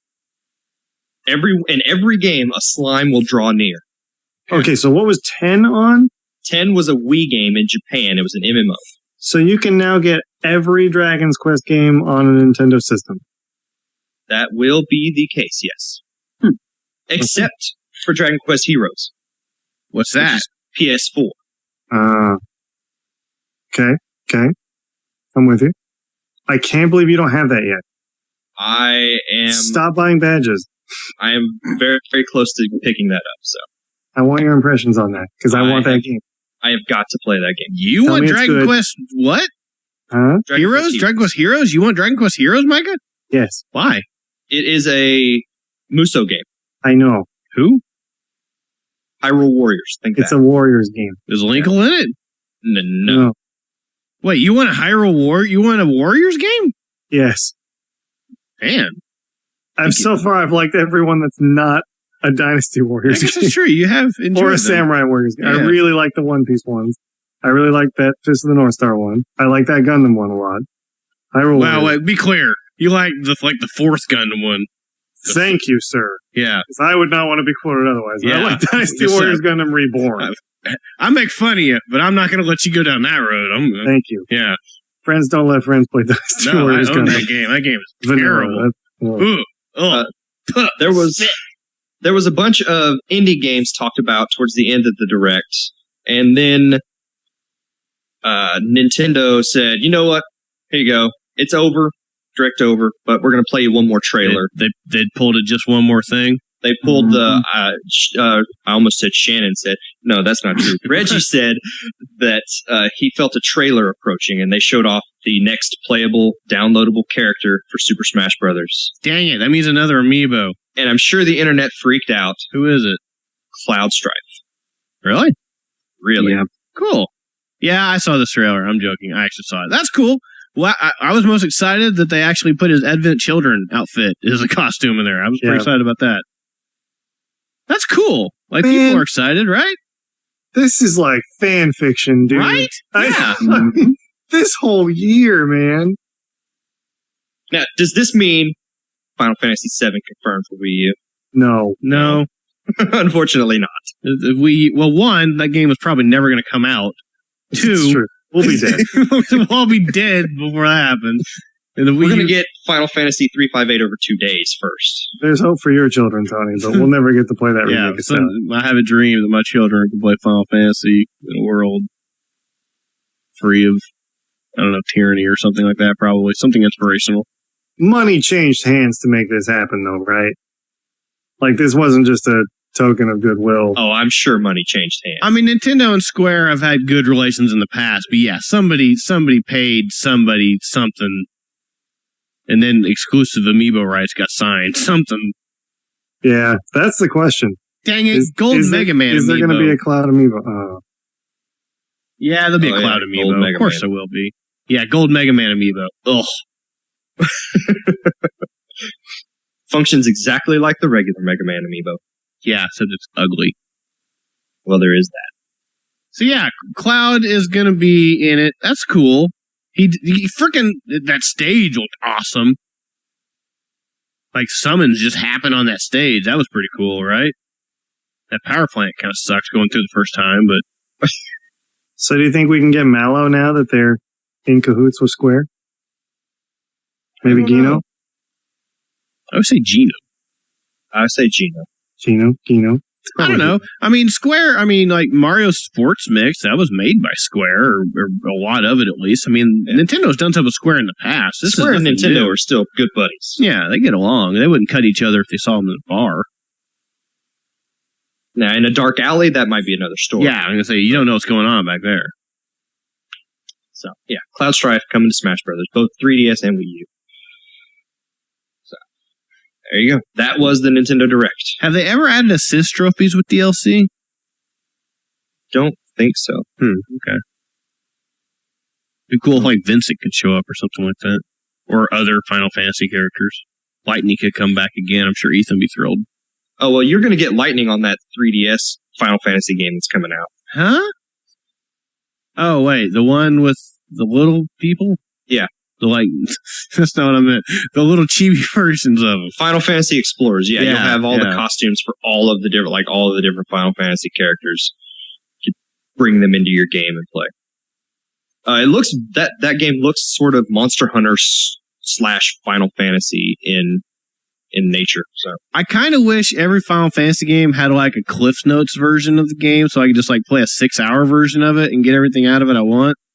That'd probably be far better. Like Square could do that. I mean, they need money bad. They could just like take every one of their game and edit it down to like a 6-8 hour experience. It'd be like one summon. So there you go. What's going on with this Indivisible news, Shannon? Okay, Indivisible got an extension to Indiegogo, which I didn't even know was a thing that could happen. I didn't know you could do that. Yeah, they've had a steady income of contributions over the last 30 days. Yeah, because today is the final day technically for their original Indiegogo project. I'm just going to read you the email that I got. We are practically speechless, backers. We hit 900,000 this evening, and thanks to your spectacular show of support, we have officially put in the request to Indiegogo for a full 20-day extension. What? An extension? Yes, we are committed to doing everything we can to help this campaign succeed, and considering the momentum we've seen over the past few days, extending it seems like our best option. Getting this extension was a hard-won battle, but we need to keep the pace if we're going to get Indivisible made, so let's go. There won't be any more extensions beyond this one. The new Indiegogo end date is December 1st at 11:59 p.m. Pacific. So, yeah. I thought that art style looked familiar when I first booted the game up. I didn't realize it was made by the same people that made Skullgirls. Yep. This is Lab Zero. They made wonderful Skullgirls, and hopefully we'll be making more on Indivisible, because right now they are just under 1 million. I think when I looked at it earlier today, they were at 980,000. Yeah, they are currently at 994. Awesome. And they're trying to get 1.5 million. Hey, I am a backer in there for the physical tier, so I would love to see a PS4 version of Indivisible sitting on my shelf in a year or so. That'd be really cool. Mm-hmm. So go check out that Indiegogo page. And if you've got a PS4, don't wait, download that prototype, because it is fantastic. Or I think they have a prototype for Mac and PC as well. I think so, yeah. All right, so that is it for the news. So let's move on to listener feedback for this week. We've got a couple questions. First one comes from Chris via Facebook, who says, if Fallout's eligible, I'm curious to know everyone's take on it. I've yet to play it. Getting my copy on Monday. I don't mind spoilers if it slips. Also, if you're playing Black Ops 3, just your opinion on that. So, anybody playing Fallout? I'm not. Nope. No. Not anything against the game. I don't know. I tried playing Fallout 3, didn't get very far. I love the heck out of Morrowind, and have kind of never really played Skyrim or Oblivion. I played more of Elder Scrolls 2, probably. I tried to love Morrowind. I'm still stuck on a fence. Yeah, those games kind of have some jank. That's been a topic I've seen going around a lot. People talking about the Bethesda world game jank. That's kind of a thing. I don't know. Those games are huge, and it's hard to bug test. So you either make a huge game that's buggy, or you make a smaller game that's not as buggy, and people love the openness of those games. So Bethesda's kind of the only game in town for something that big. Yeah, that's true. I have not played. I've played no more than about an hour of any of those Bethesda games. So I told the Fallout 3 story, right? Like I scaled my character to where like I could do conversations, like everything, like all my skills were like in interactions with people, except where I couldn't use a gun, so I couldn't do anything like anything that I came across in like the open field would just kill me instantly. So I think you've told that story. Done with this game. You can play it however you want, except you can't be killed by ants, you know. You can't talk your way out of every conversation. You can't talk your way out of every encounter. Yeah, that was a bummer. So probably if you're better at the game, you would just don't go into the shopping mall full of guys with rifles. Maybe that's where you don't go. I think Ethan did pick it up though, right? I think so, yes. Yeah, so maybe if he's on the next couple shows, he'll maybe have some impressions. Man, that game's a part-time job, dude. That's a time commitment I could never make. Yeah, when I played Morrowind, it was in college where I had a lot of free time. Before college got real. Yeah, that was fake college. Yeah. The degree-seeking college, that was easy. It was all very hard. And our last one this week comes in from Christian via Facebook. He wants to know, do you have any other games that you're planning on getting before the end of the year? And if so, which ones? He has 5 that he's looking at. Stella Glow, Xenoblade Chronicles, Fast Racing Neo, Sword Art Online, Lost Song, and Legend of Heroes, Trails of Cold Steel. I only know what 2 of those games are. I will definitely be getting Xenoblade, and I am really looking forward to Fast Racing Neo. I don't even know what that is. That is the not F-Zero game from Shinen Multimedia. Okay, what's Stella Glow? That's some kind of RPG that has musical elements to it, I think. What's Legend of Heroes, Trails of Cold Steel? No clue. Okay. It's a new Legend of Heroes game. It's a new RPG, JRPG. Legend of Heroes is a thing? Yeah. Huh. I thought I knew a lot about video games. Apparently I don't. I really want to see Xenoblade Chronicles X. That game is huge, and I wish I could play a game like that. But Tony, you're just going to have to give me the cliff notes, and I'll do my best. Yeah, maybe stream it a little bit. But I am very, very anxious to see that game. I think it looks really cool. I think the art style of that game, the mechs, the draw distance on that stuff, man, just what they're showing, I just think looks awesome. I also am going to get that Sword Art Online game. I'm hoping that maybe some of us could actually take that online and play it together. That never works. Never works. Even the Triforce Heroes talk at the beginning of the show, it's never going to happen. We played 45 minutes of Chronicles of Mastar, or whatever the heck that game's called. Ethan has leveled up since then. He's a new man. That was 6 months ago, and it still hasn't happened. It's never going to happen. The dream is dead, Micah. It's not dead. Earth Defense Force 2 is coming out on the Vita. I'm excited for that. Is that the bug games? Yep. Oh, that new Taiko game's coming out. I'm importing that for Japanese Wii U. The only game I can think... Oh, sorry, you're still going. Oh, I was just going to say it translates to Grand Friends Gathering Strategy. Which, by the way, Shannon, will totally justify all the Animal Crossing Amiibo purchases because you can scan in an Animal Crossing Amiibo into the Taiko Wii U game and unlock an Animal Crossing medley. Oh, tell me that. I don't have a Japanese Wii U. Yet. One way to fix that. It's worth all the pain and trouble. I don't know about that.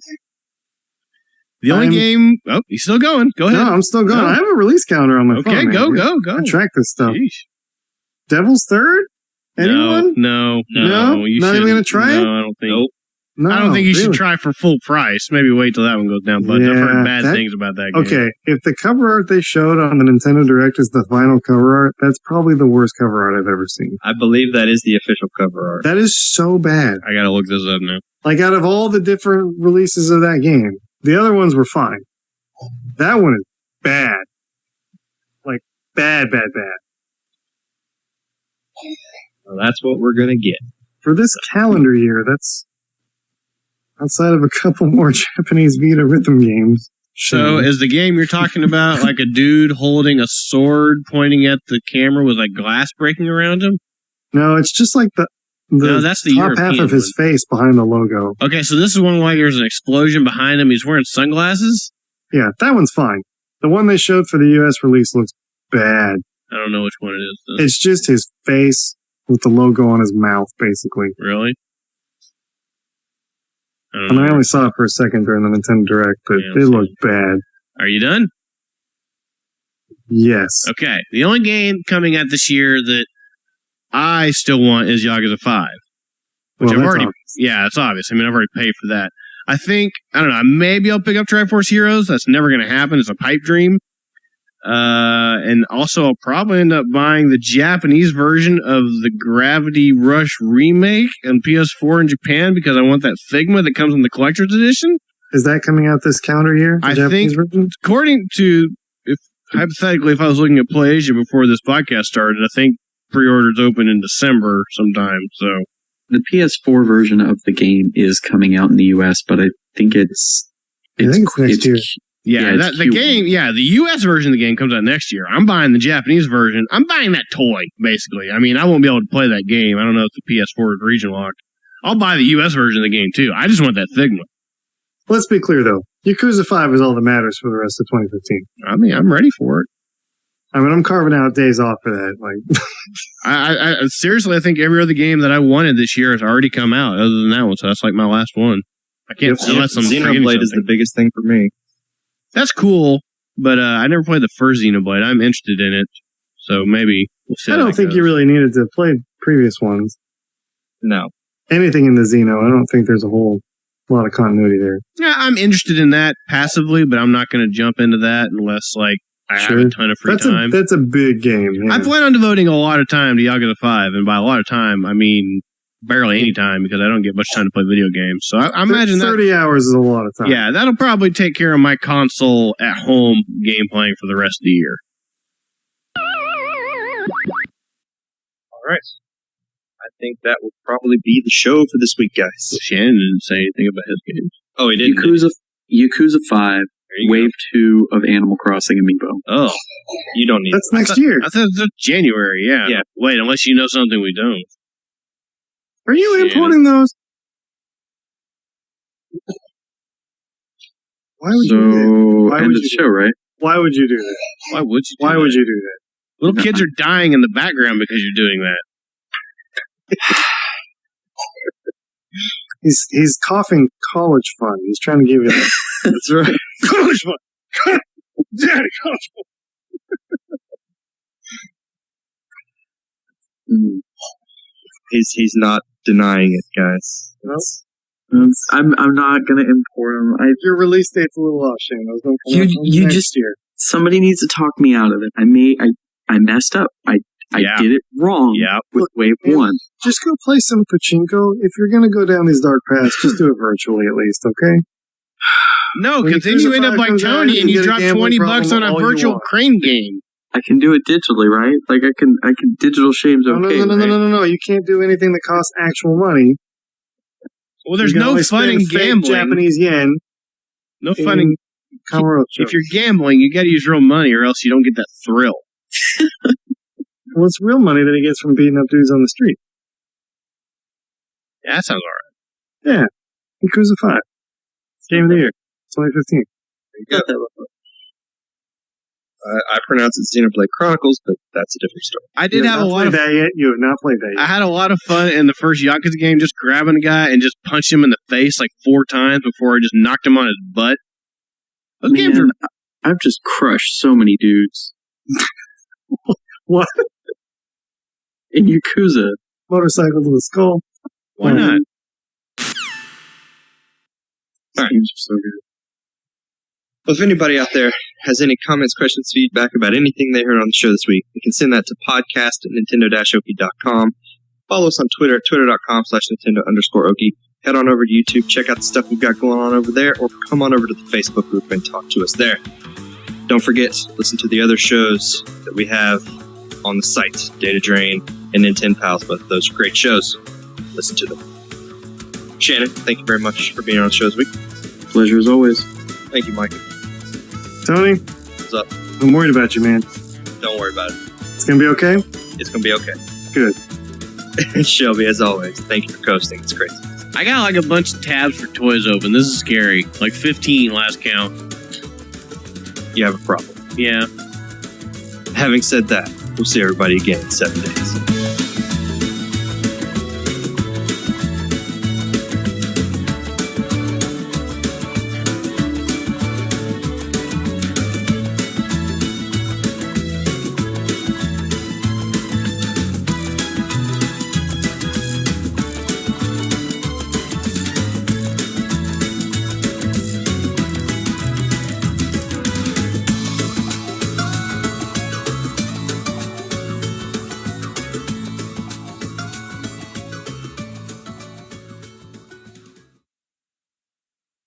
I'm trying to run through a mental checklist of all the junk I played this week. I'm not doing a very good job. That's okay. It'll be a lot easier to remember what I'm buying. Yeah, it'd be a lot easier to figure it out when, we're all badgering you as you try to say it live on the show. That's why I'm trying to type it all now. Guys, this is a really cool site. If you're looking for both retro or modern games, any given time they have anywhere from 5,000 to 6,000 listings. It's a phenomenal deal. Only $1.99 a month. You can add up to 20 listings a month. And for only $7.99 a month, you get unlimited listings. Guys, that's a phenomenal deal. So check out GameGavel.com. Yeah, episode 89 there, Jesus, and it is Tuesday, April 10th. I'm writing this down just in case. Yeah, basically, takes. Welcome. I'm wearing no pants. Yeah, absolutely. Every episode. Yeah. Just imagine me with no pants. All right. Right now. Just do the whole like intro, 2-hour intro, and then the show will be over. Yeah. And this is who we are. Thanks. Goodbye. Yeah. Really. And scene. I like that. I like that idea. I think we should do that. Okay. So do you want me to just go at any time? Sure. Yeah, I'm recording. Okay. Welcome to the All Gen Gamers, a podcast for people in video games of all generations, starring Pete Dorr, Gamester81, Jason Heine, and Metal Jesus Rocks.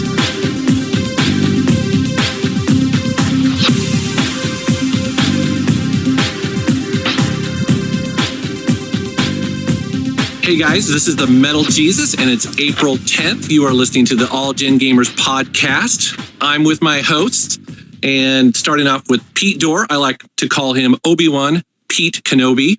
What's it going? How's it going? Come on,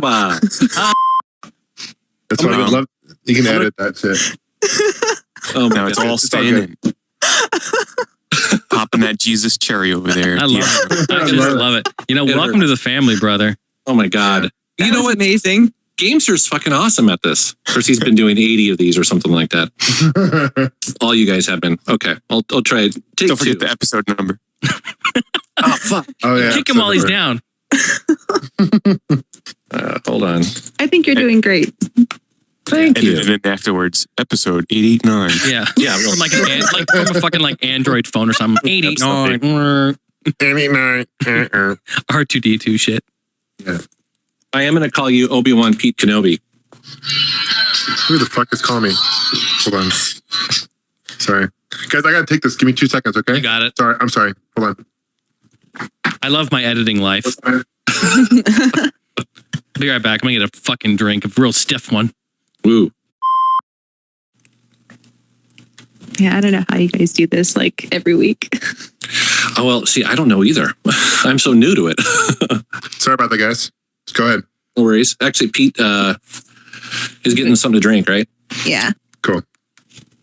All right. So I'm going to do the intro one more time. We'll give it a shot here. Ready? Episode number? Yeah. 89. Hey guys, this is the Metal Jesus, and it's April 10th. This is episode 89 of the All Gen Gamers podcast. I'm here with my host tonight, Pete Dorr. I like to call him Obi-Wan Pete Kenobi. How you doing, Pete? I am doing swell. Excellent. And we have Gamester81, the guy who is trying to collect probably every console known to man. How's it going, John? Good, man. What's going on? Not much. And of course, we have Jason Heine, the audio production engineer, and actually, what I should have introduced you as the biggest Billy Ocean fan on the planet.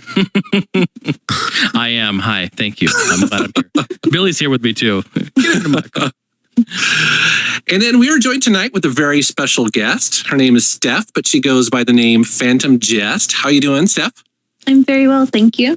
Excellent. And then why don't you tell our listeners a little bit about your gaming history and where they can find you, and if you have a YouTube channel. And also, we need to know what your favorite game is of all time.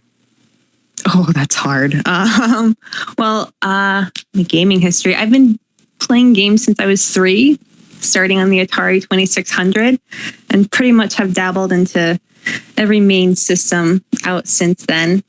I don't really have a YouTube channel, but I lurk on the forums, and I always try to catch your guys' live streams, and I like to support the video game community as a whole. As for my favorite game, I guess for like old school, it'll have to be Galaga. And then I have a soft spot for Legend of Zelda Ocarina of Time. That was like the first epic video game that I beat on my own without the guidebook. So nice. Good choices. It took over a month to beat it. Yeah, very rewarding though at the end of that. Yeah, I loved it. Yeah. Especially if that was your first one to ever do kind of on your own. Yeah. Definitely. Steph, what about Galaga really, what intrigues you about the game? I just love that game. I don't know why. I like the old school I guess shooter type games. That was, and I always find those that cabinet in the arcade.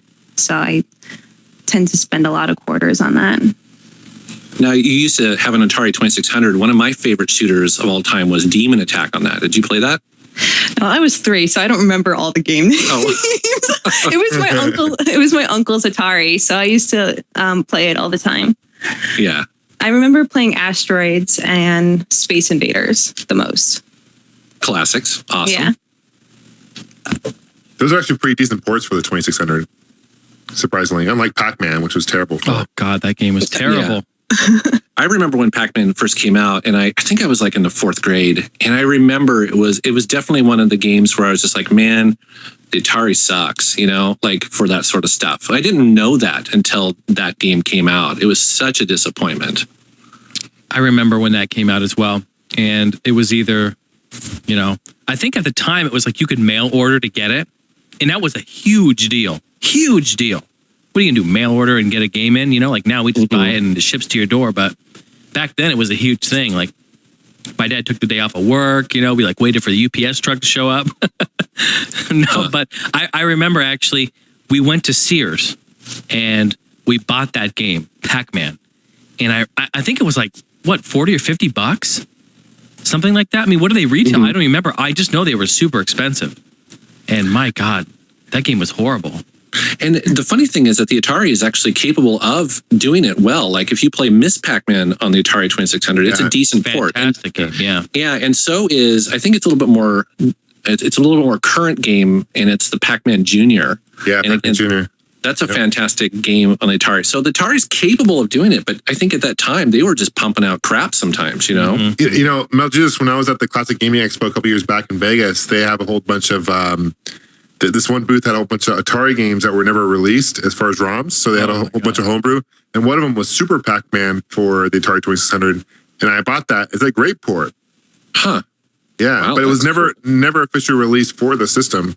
But the graphics are a really decent, really good game. Wow, I like to see that. That's cool. Yeah, that's cool. You should definitely do, well, if you have a bunch of those, you should do a video on that. I'd love to see it. Yeah. Yeah, it's cool because the guy actually, it's a repo cart, so he put like stickers. It looks really like professionally done and stuff. It's really awesome. Yeah.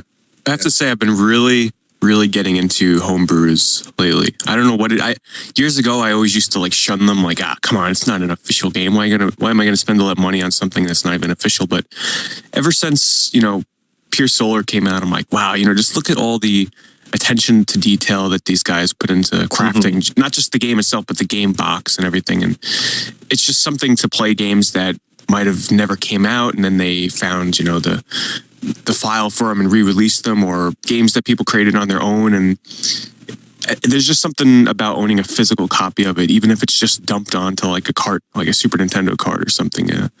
That I've been collecting more and more prototypes and stuff, homebrews lately. And sometimes they're really impressive, like some of these that we mentioned. It's kind of amazing. I think it's because 30 years later, people really know how to program for these systems. There's lots of documentation for getting around some of the limitations of it, with all that experience, just comes some amazing ports that would never have been possible back in the day, I think. Or maybe they would have, but they just didn't put the time in. I've seen some really amazing ColecoVision ports too, where you're like, wow, the ColecoVision was a pretty powerful system. It's definitely cool. Yeah, that's cool. John Hancock actually collects quite a bit of those. He's a big homebrew collector, and pretty much he follows the forums on Atari Age and stuff like that. So it's cool when you go and see his collection because he's just got hundreds of them, and they're all numbered. It's weird to see a game that is like he owns like 1 of 10 copies. It's crazy, Yeah, and it's not like these things aren't worth anything because they're just homebrews. Homebrews get insane amounts of money on eBay when they pop. Like I've seen some Vectrex like homebrews and stuff go up on there, and I'm talking like hundreds of dollars for a Vectrex homebrew. And fairly soon too. You don't have to wait 10 or 15 years. It's if there's a single run, it could be worth that a couple months later. I was just going to say, because some collectors, again, like John, who is a completist, he wants every game for a system, and when a homebrew comes out, he'll pay whatever he needs to pay. Sure. Yeah, I was fortunate enough to get that Halo 2600 first run at Classic Gaming Expo when I was there, and that thing goes for a lot of money. It goes so limited in the production. But I'm kind of excited. I know Jason Heine, you're heading up there with me too this year. Yeah, definitely. So that'll be good times, man. I'm looking forward to it. Didn't have it last year, unfortunately, but yeah, it was good. It's fun. Very cool. Now, you guys just got back from PAX, correct? Yeah. PAX Speaking of conventions. Mm-hmm. So, yeah, Stephanie was there too, and Pete and I were there, yeah. Awesome. So you gotta tell us all about it. I'd love to hear what you guys thought. It's terrible. Fucking sucks. Yeah. I wouldn't have even gone. That's why I never went. No, it was awesome, man. Well, one of the interesting things is that I remember you mentioned this, I think last week, you were kind of curious about E3 and comparing E3. And so out of curiosity today, I was looking up the attendance for last year's E3. And it's only 45,000 people go to that, where PAX is double that or almost double that, isn't it? Yeah, it was. They're expecting about 80 to 85,000 people this weekend. Yeah.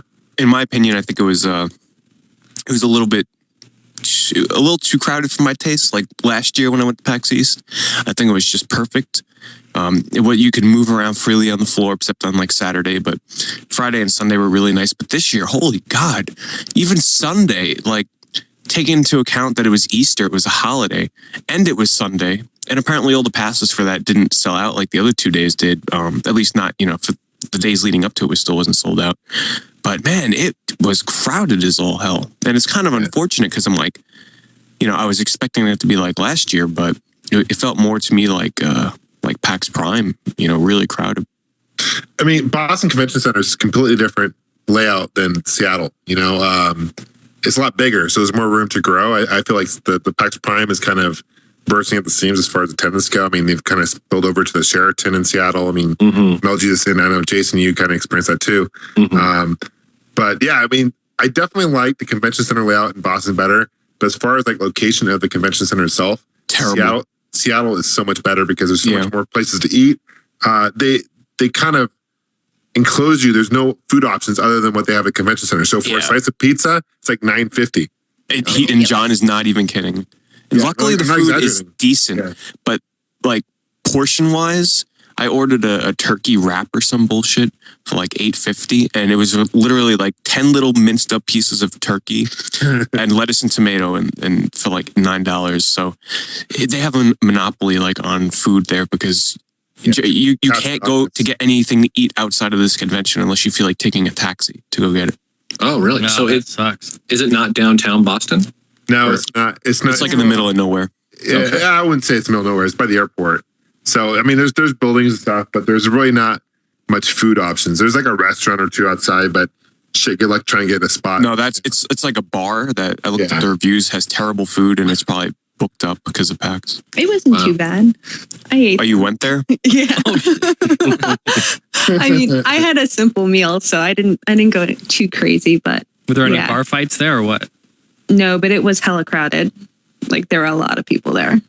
So, Stephanie, I have a question for you. Okay. How come we didn't see you there? I was trying to find you guys, but you had the YouTube meetup at around the same time that the Omeganauts were meeting. I had the Omegathon at 4:00, and we had to meet a bit early for that. Right on. Which explain to people what that is, because it's actually extremely hard to get into that. Yeah. You were very lucky. I know. The Omegathon is essentially like kind of like a battle. It's not with just video games. They have board games too. And I think it's 32 people that you start off with, and you battle in these games and try to compete and get to the final round. And I think in the final round, you win a trip to Germany for like a gaming convention there. Yeah, it's pretty awesome. Now, didn't you have to, when you go to apply for PAX, like you check off a box, it's like, I would like to participate in the Omegathon, right? And then they email you after that. So essentially, let's just say that 80,000 people. Actually, they call you. Oh, they call you. Okay. It was Gabe that called you, and I didn't. What? Okay. I didn't realize it. It was okay. The day it happened, I see a phone number on my phone that I don't know. I usually don't answer those, but out of a whim, I was like, okay, let's just see what this is about. And it's like, hey, it's Gabe from Penny Arcade. I'm like, I thought it was a prank call. I was about to hang up on him. And he's like, you're an Omegonaut. You made it to the Omegathon. And for a split second, I just kind of like went, wait, what? what am I a part of? So it was pretty awesome. He explained what it was, and he's like, just do it. You'll be great at it.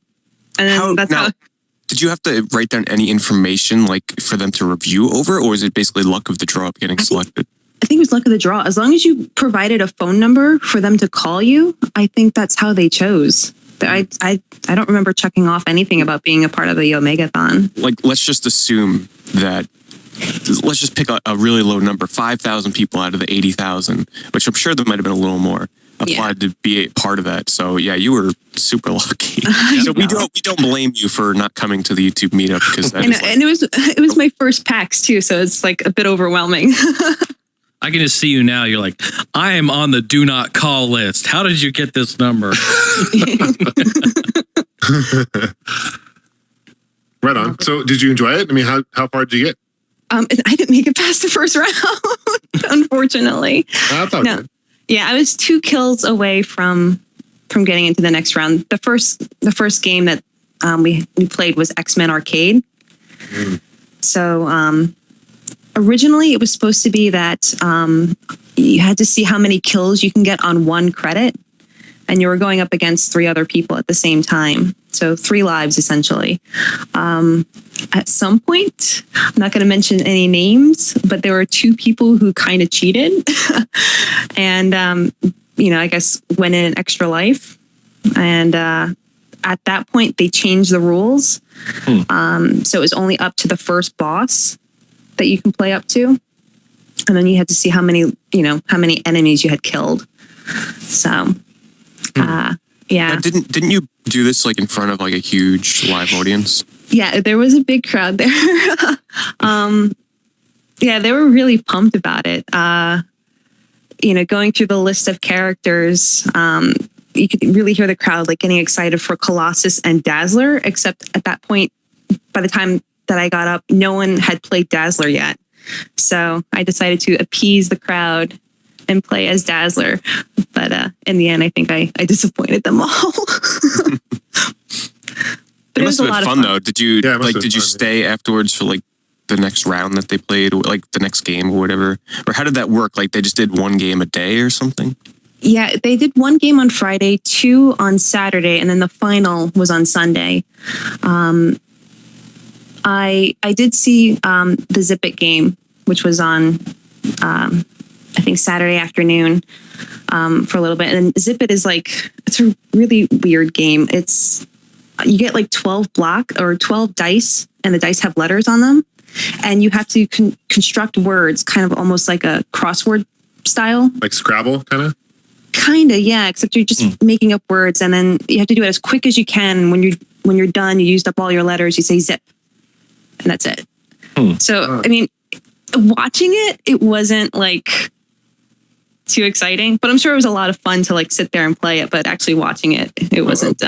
Plus you have all the pressure of people watching you, Yeah. That's huge. So that's cool though. It sounds like you had a good time. Yeah, it was a lot of fun. They gave out Omega Knot shirts, which I got to wear, and a medal that said PAX East 2012. So I didn't go home empty handed. It was a lot of fun. And very cool. Yeah.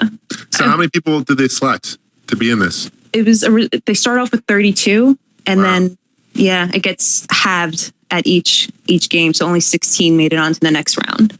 So you had a 1 in 32 chance to go to Germany. Pretty much. Wow, that's cool. I hope I get picked again. I don't know if they. They probably like blacklist you. It's like, I know. She failed. They're like, that's Dazzler. Actually, Steph, go ahead. I'm sorry. Go ahead. Sorry. I was gonna say I actually did have people come up to me and say you're awesome for picking Dazzler and you're number 1 in our hearts. So it was nice. That means you picked the worst character. I don't guess that's what that means. No, I actually liked Dazzler as playing as a character. I thought Nightcrawler would be the worst to play, but it was a lot of fun, and I would love to do it again. I hope I get picked in the future. I think only the runner-ups can go next year to try again. Other than that, I don't know if you get picked again at all in the future. Chances are pretty damn slim, though. I'd say. Yeah, I think so. They weren't all that dazzled. I see what you did there. Oh, boy. So what was that the highlight of your weekend, Steph? What else did you see and like from the convention? Oh my gosh. I got to go down a bit early because I was an Omega Knot. So I got to go into the expo hall before the main crowd could get in there on Friday.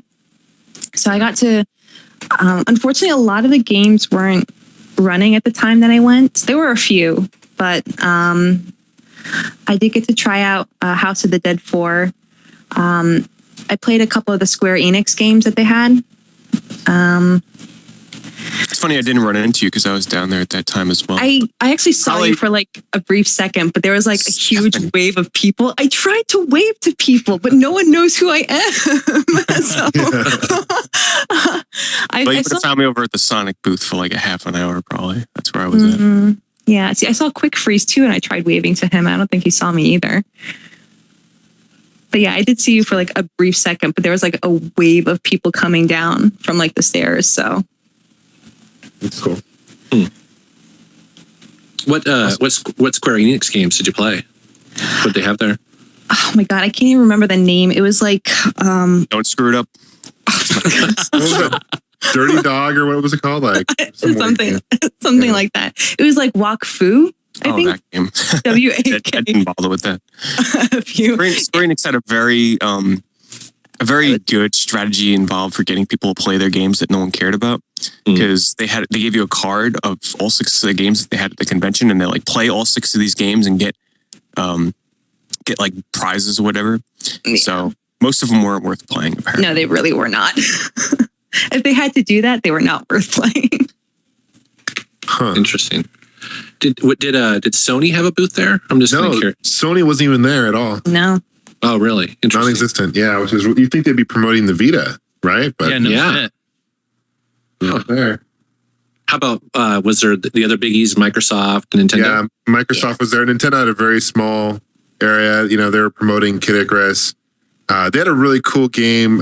Pete helped me out with it. It was like the Spirit Camera. Spirit Camera. Yeah, which is a game coming out by I forget who's coming out with it. Pete, do you remember? I don't remember the company, no. But essentially, it's a spiritual sequel to or tie-in to the Fatal Frame series on the 3DS. Cool. So it actually, yeah, it was pretty good. The way it works is it's on rails. From what I've played, it's on rails, so you don't control the movement of your character directly. It moves very slow, but you're using the gyroscope of the 3DS to move around the camera, so you're moving your entire body around, sort of like Steel Diver in the submarine, like underwater missions where you're shooting the missiles. So it's like it's a pure AR game, but then it also comes with a book. We have to point the 3DS at this book that comes with the game, and it sort of comes to life a bit. That part seems a bit gimmicky, but I really like the AR gyroscope camera portion of it. It was too dark to really play well. My point. I tried it and I was like, it's too dark. Yeah, the book didn't work too well. It was pretty dark. It wouldn't even scan the book because it was so dark. Another cool feature is if you're playing in a room with people, or if you scan a friend's face, like they can appear in the game later on as a ghost, which I thought was pretty funny. So all of a sudden I can turn around and like Gamester's face will be like right there. Dude, I'm always on your ass. What are you talking about? He's always terrifying. Oh my God. Oh, and Nintendo also had Mario Power Tennis, which was a lot of fun. I only played it once because I know I'm buying it anyway, but I can just say that, people that are looking forward to this game, it's everything you would expect. And I was actually really surprised at the mini games that they included. I won't spoil it, but there were a couple of mini games in there that are sort of throwbacks to past Mario games, and they were fun as hell. So I can't wait to get that game. It's going to be online. Do you know, Pete? Yep, 4-player online. Oh, I'm in line for that shit. I can't wait because I'm a big Mario Tennis on the 64 fan. Oh yeah, right here. So looking forward to that. Yeah, and that's about it for Nintendo. I mean, all they really were doing was just promoting the 3DS. Yeah, they didn't have much Wii stuff there, but they were giving out nothing at all. Yeah, they were giving away Kid Icarus AR cards, like a pack of cards for every time you tried it out, and they have a bunch of swag, T-shirts and stuff. And I guess there's like 100 different cards.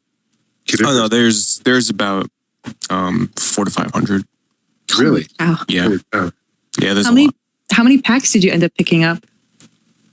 I got a few, but I honestly don't know if I want to get into collecting cards, because the sheer amount of them is just staggering. And all you really do is just line them up in the battle, and the battles are always predetermined, so the outcome is always the same between the same two cards.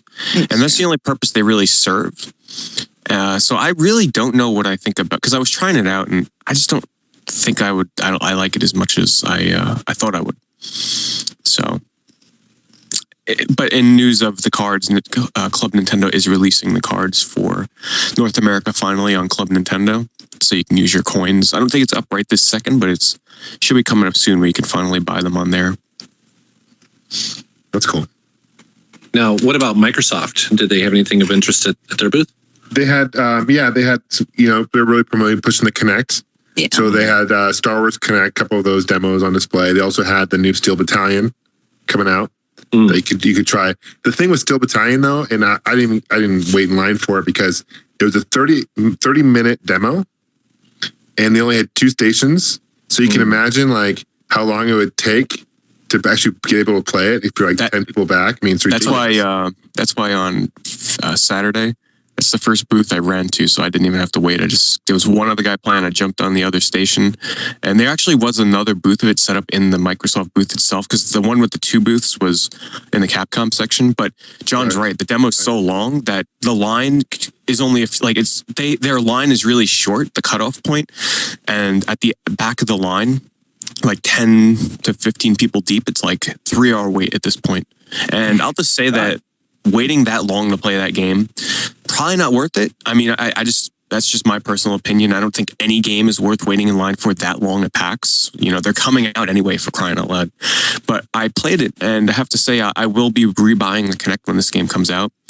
The premise works. When I played it, it was not 100% working the way it should have. I don't know if it was because behind me there were people passing by. I don't know what.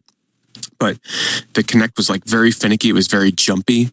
Once it finally readjusted to, I guess, detecting me, it kind of worked, because essentially how you play this game is it's the first Kinect game where you use the controller finally with the Kinect at the same time. So it does play very similar to Steel Battalion on the Xbox, which is a good thing. I was actually pretty surprised on, the look and feel of it. But the part with the Kinect is you use your hands to pull levers. So there's multiple levers on screen, and you have to sort of move your hand just to the right spot to pull these levers down. And there were multiple times where I was pulling the wrong lever, or it was detecting the wrong motion. So you can imagine how frustrating it is when I'm trying to pull down my scope to snipe my enemies out, and instead I'm pulling down the hatch that covers my view of the enemies. So, which happened a few times. Yeah, I noticed that. I'm assuming once I get this game like in a closed setting that's not PAX with a lot of like background stuff going on, and better have it better readjust to myself, that it'll work a lot better. But it worked. I mean, once I started to get the hang of it, it really worked.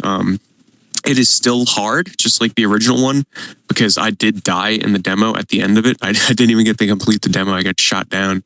And it still has that hidden, it's not like just because it's working on the Kinect doesn't mean it's dumbed down. There's still a lot of strategy involved in that, you want to flank the enemies and go up like the side of the beach instead of going head on. So this is Steel Battalion for any hardcore fans of the series. You're not going to be disappointed with that aspect. And I got a shirt out of it at least. Anyway, it was a fun game. Cool. What was the other game, Pete, that they had? It was kind of the sequel to... Oh, God, help me. It was Crimson Dragon. Yeah, that was one of the first games I jumped on Friday morning, because I'm a huge Panzer Dragoon fan, and I didn't know to this point, because I hadn't really looked into it recently, that it doesn't support the controller. Oh my God. So in order to play this game, you have to stand, and to move your dragon around, you have to do the whole full body movement thing.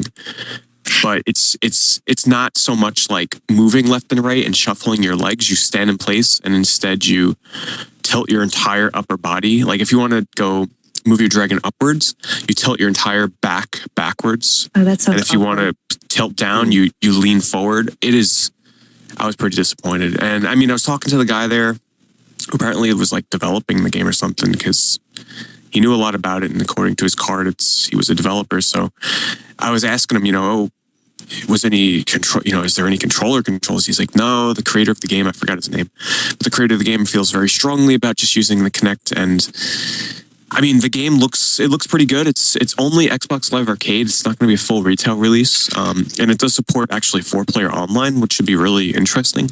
And it works similar to Child of Eden with the Kinect, where you use your hand as the reticle, and to shoot, you sort of like push your hand forward, and if you use your opposite hand, you shoot bullets instead of locking on. And it's pretty interesting. It's going to mirror some of the aspects of Panzer Dragoon Saga, where your dragons sort of like level up depending on what weapons you use and stuff.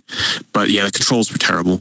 Sad to say. I'm still going to get it because, come on, it's a spiritual sequel to Panzer Dragoon, but I'm not expecting too much. But what I do have to say, the guy did say the game was calibrated to hit his body, so it didn't recalibrate to me. So maybe that had something to do with it. But tad disappointing. Yeah.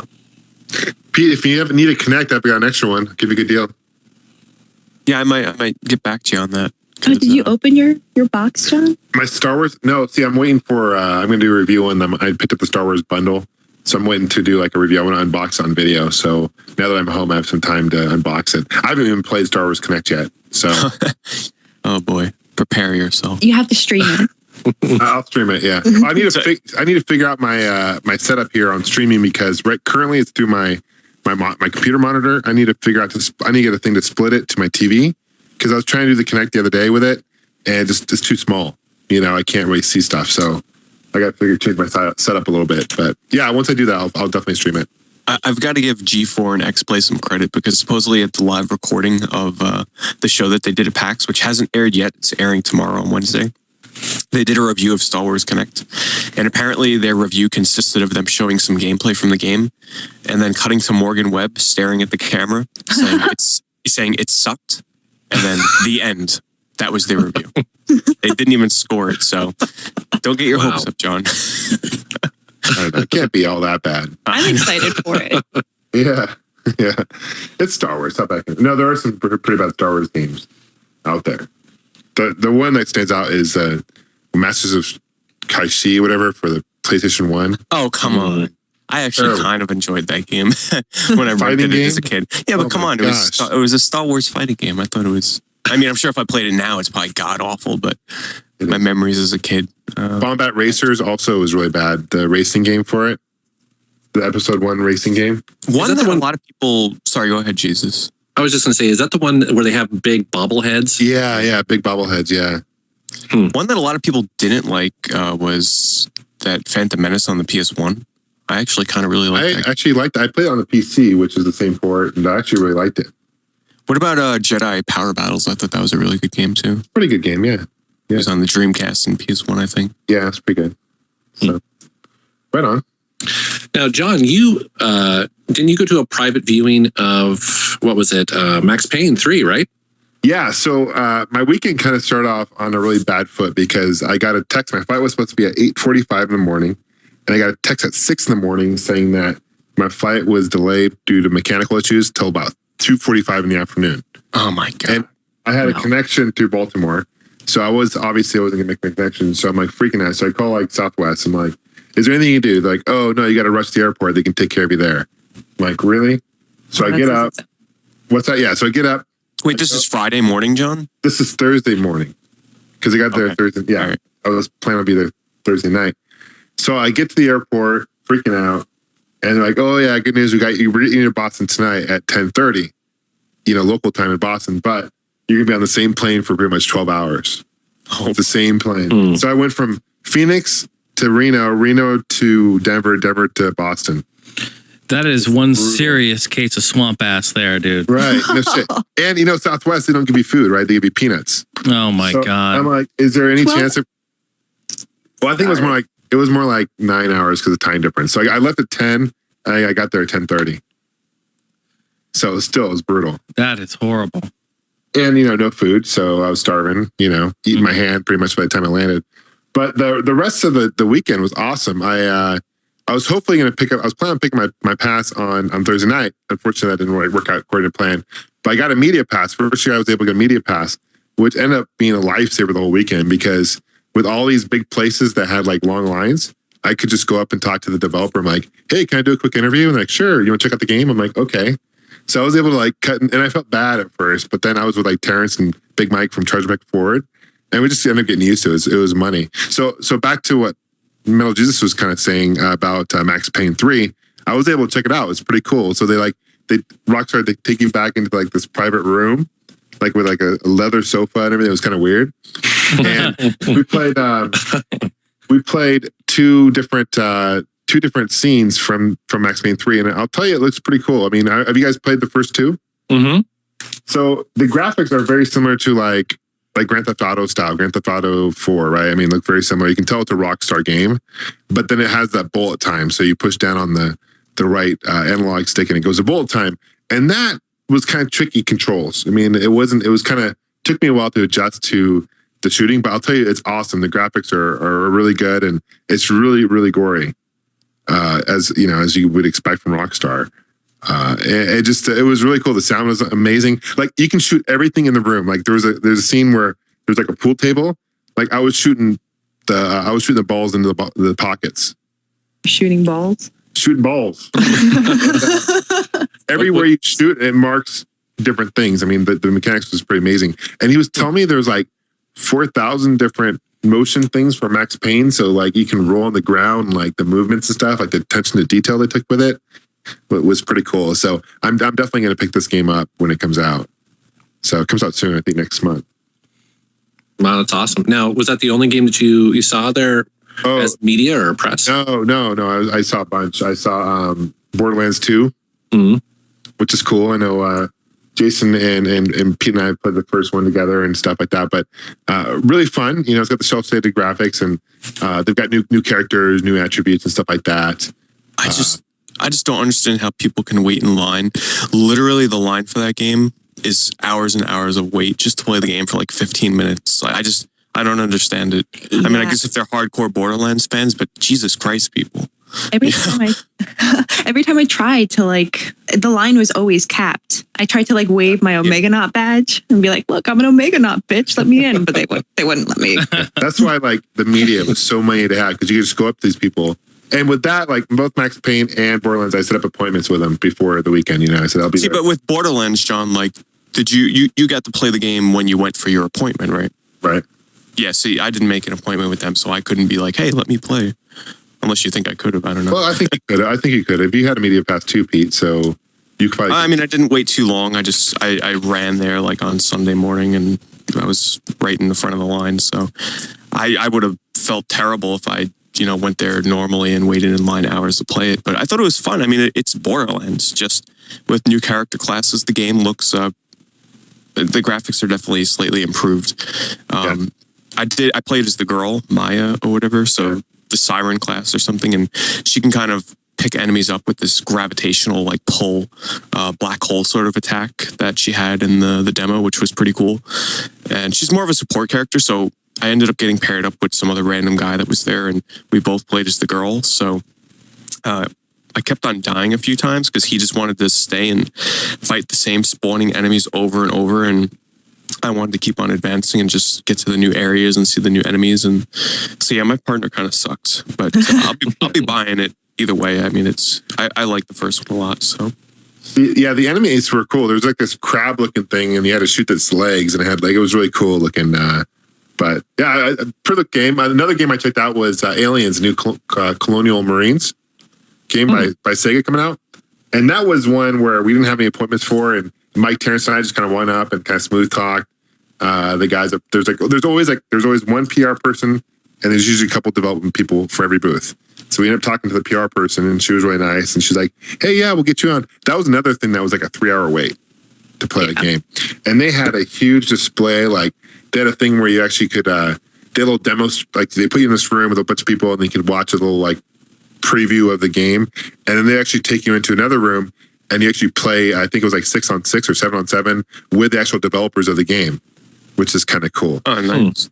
Wait, so someone plays as the aliens? So they play as the aliens, you play as the humans. Right? So they get the fun shit. Yeah. So and so you watch them play, and then you go and then move on to the next room. So aliens there's different pros and cons, right? The aliens can see through walls, can see the heat detection and whatnot. Humans, you have to use that little tool to see, or the device to see what's going on. But the key to that game is you got to kind of stay together. Otherwise, they'll just like pin you out. They'll just kill you, or they'll drop from the ceiling and attack you. And there's this one alien, I forget the name of it, but there's this one guy. He's huge, and he's got this huge shield like on his head, and you can't shoot him from the front. He's very vulnerable from the back. So you have to their strategy is they use that guy to knock down all the humans, and then all the other aliens attack the humans from there. It's pretty cool. It's a really fun game, and I'm really excited for that. I know it's been in development for a long time. So yeah, I'm looking forward to it. I heard, John, though, that the graphics, some people are saying it looks a bit more cartoony than they had hoped it would. Would you say that's true? Did it seem no? Maybe maybe the humans, when they talk and stuff, it wouldn't always match or stuff like that. But no, I mean, the graphics are amazing. And it's taking place, it's canon to the movies, right? So it's part of the movie story. I'm trying to think when it doesn't take place right after Aliens. I think so. Yeah, I think it takes place right after Aliens. Yeah. Yeah. So if you're a big Alien fan, and I was a big Mike, right, from Charles Forward, that guy is a huge Alien fan and Predator fan. He's got tattoos all over his body with aliens. He didn't even need a press pass. He could have just whipped out those tattoos. Right there. Yeah, no doubt. When we were in the room and the guy was like, "Who's a big Alien fan?" He raised his hand. He's like, "Oh yeah, how big of an Alien fan are you?" And he takes off his shirt and shows everyone his tats, and everyone starts applauding. Whoa, because they're huge. They're huge tats. But no, it's good. And I'm trying to think what else. I saw Sonic 4, which I know Pete was going to probably go on to more. But that game probably surprised me the most. Huge, a brand new engine. They redesigned the game from the ground up from episode 1. This is episode 2.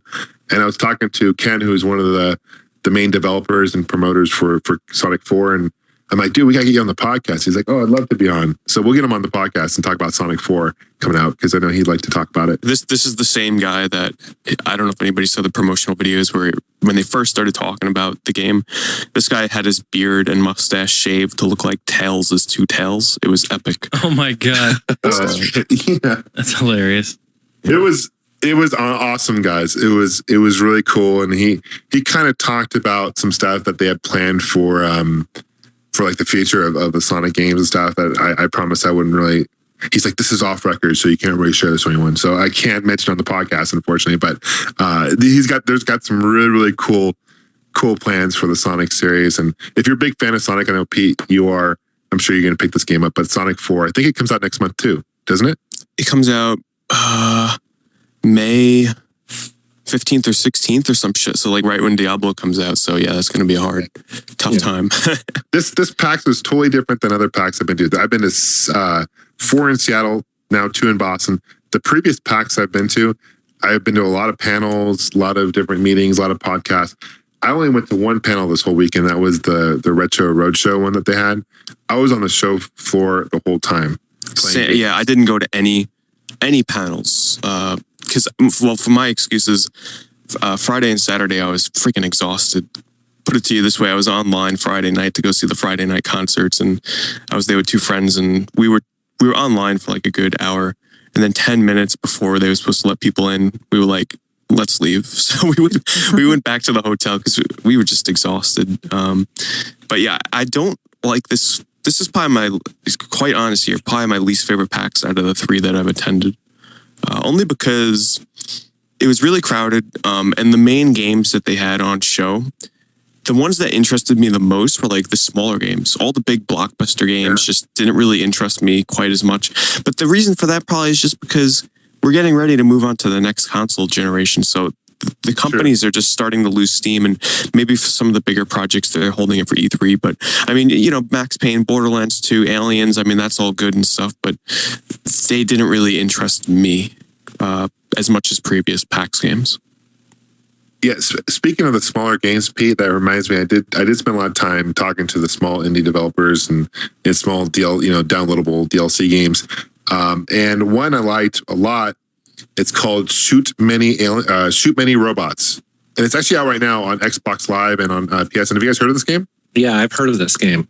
Heard of it. it's really cool, guys. If you're a big fan of like Metal Slug or Contra or any of those side scroller shooters, check this game out. It's cel shaded. Like the guys who developed this game worked on Borderlands 1. So it's got a kind of harkens back to those kind of graphics. But the demo I played was a multiplayer kind of like, all man for himself where you're just shooting robots. But they actually have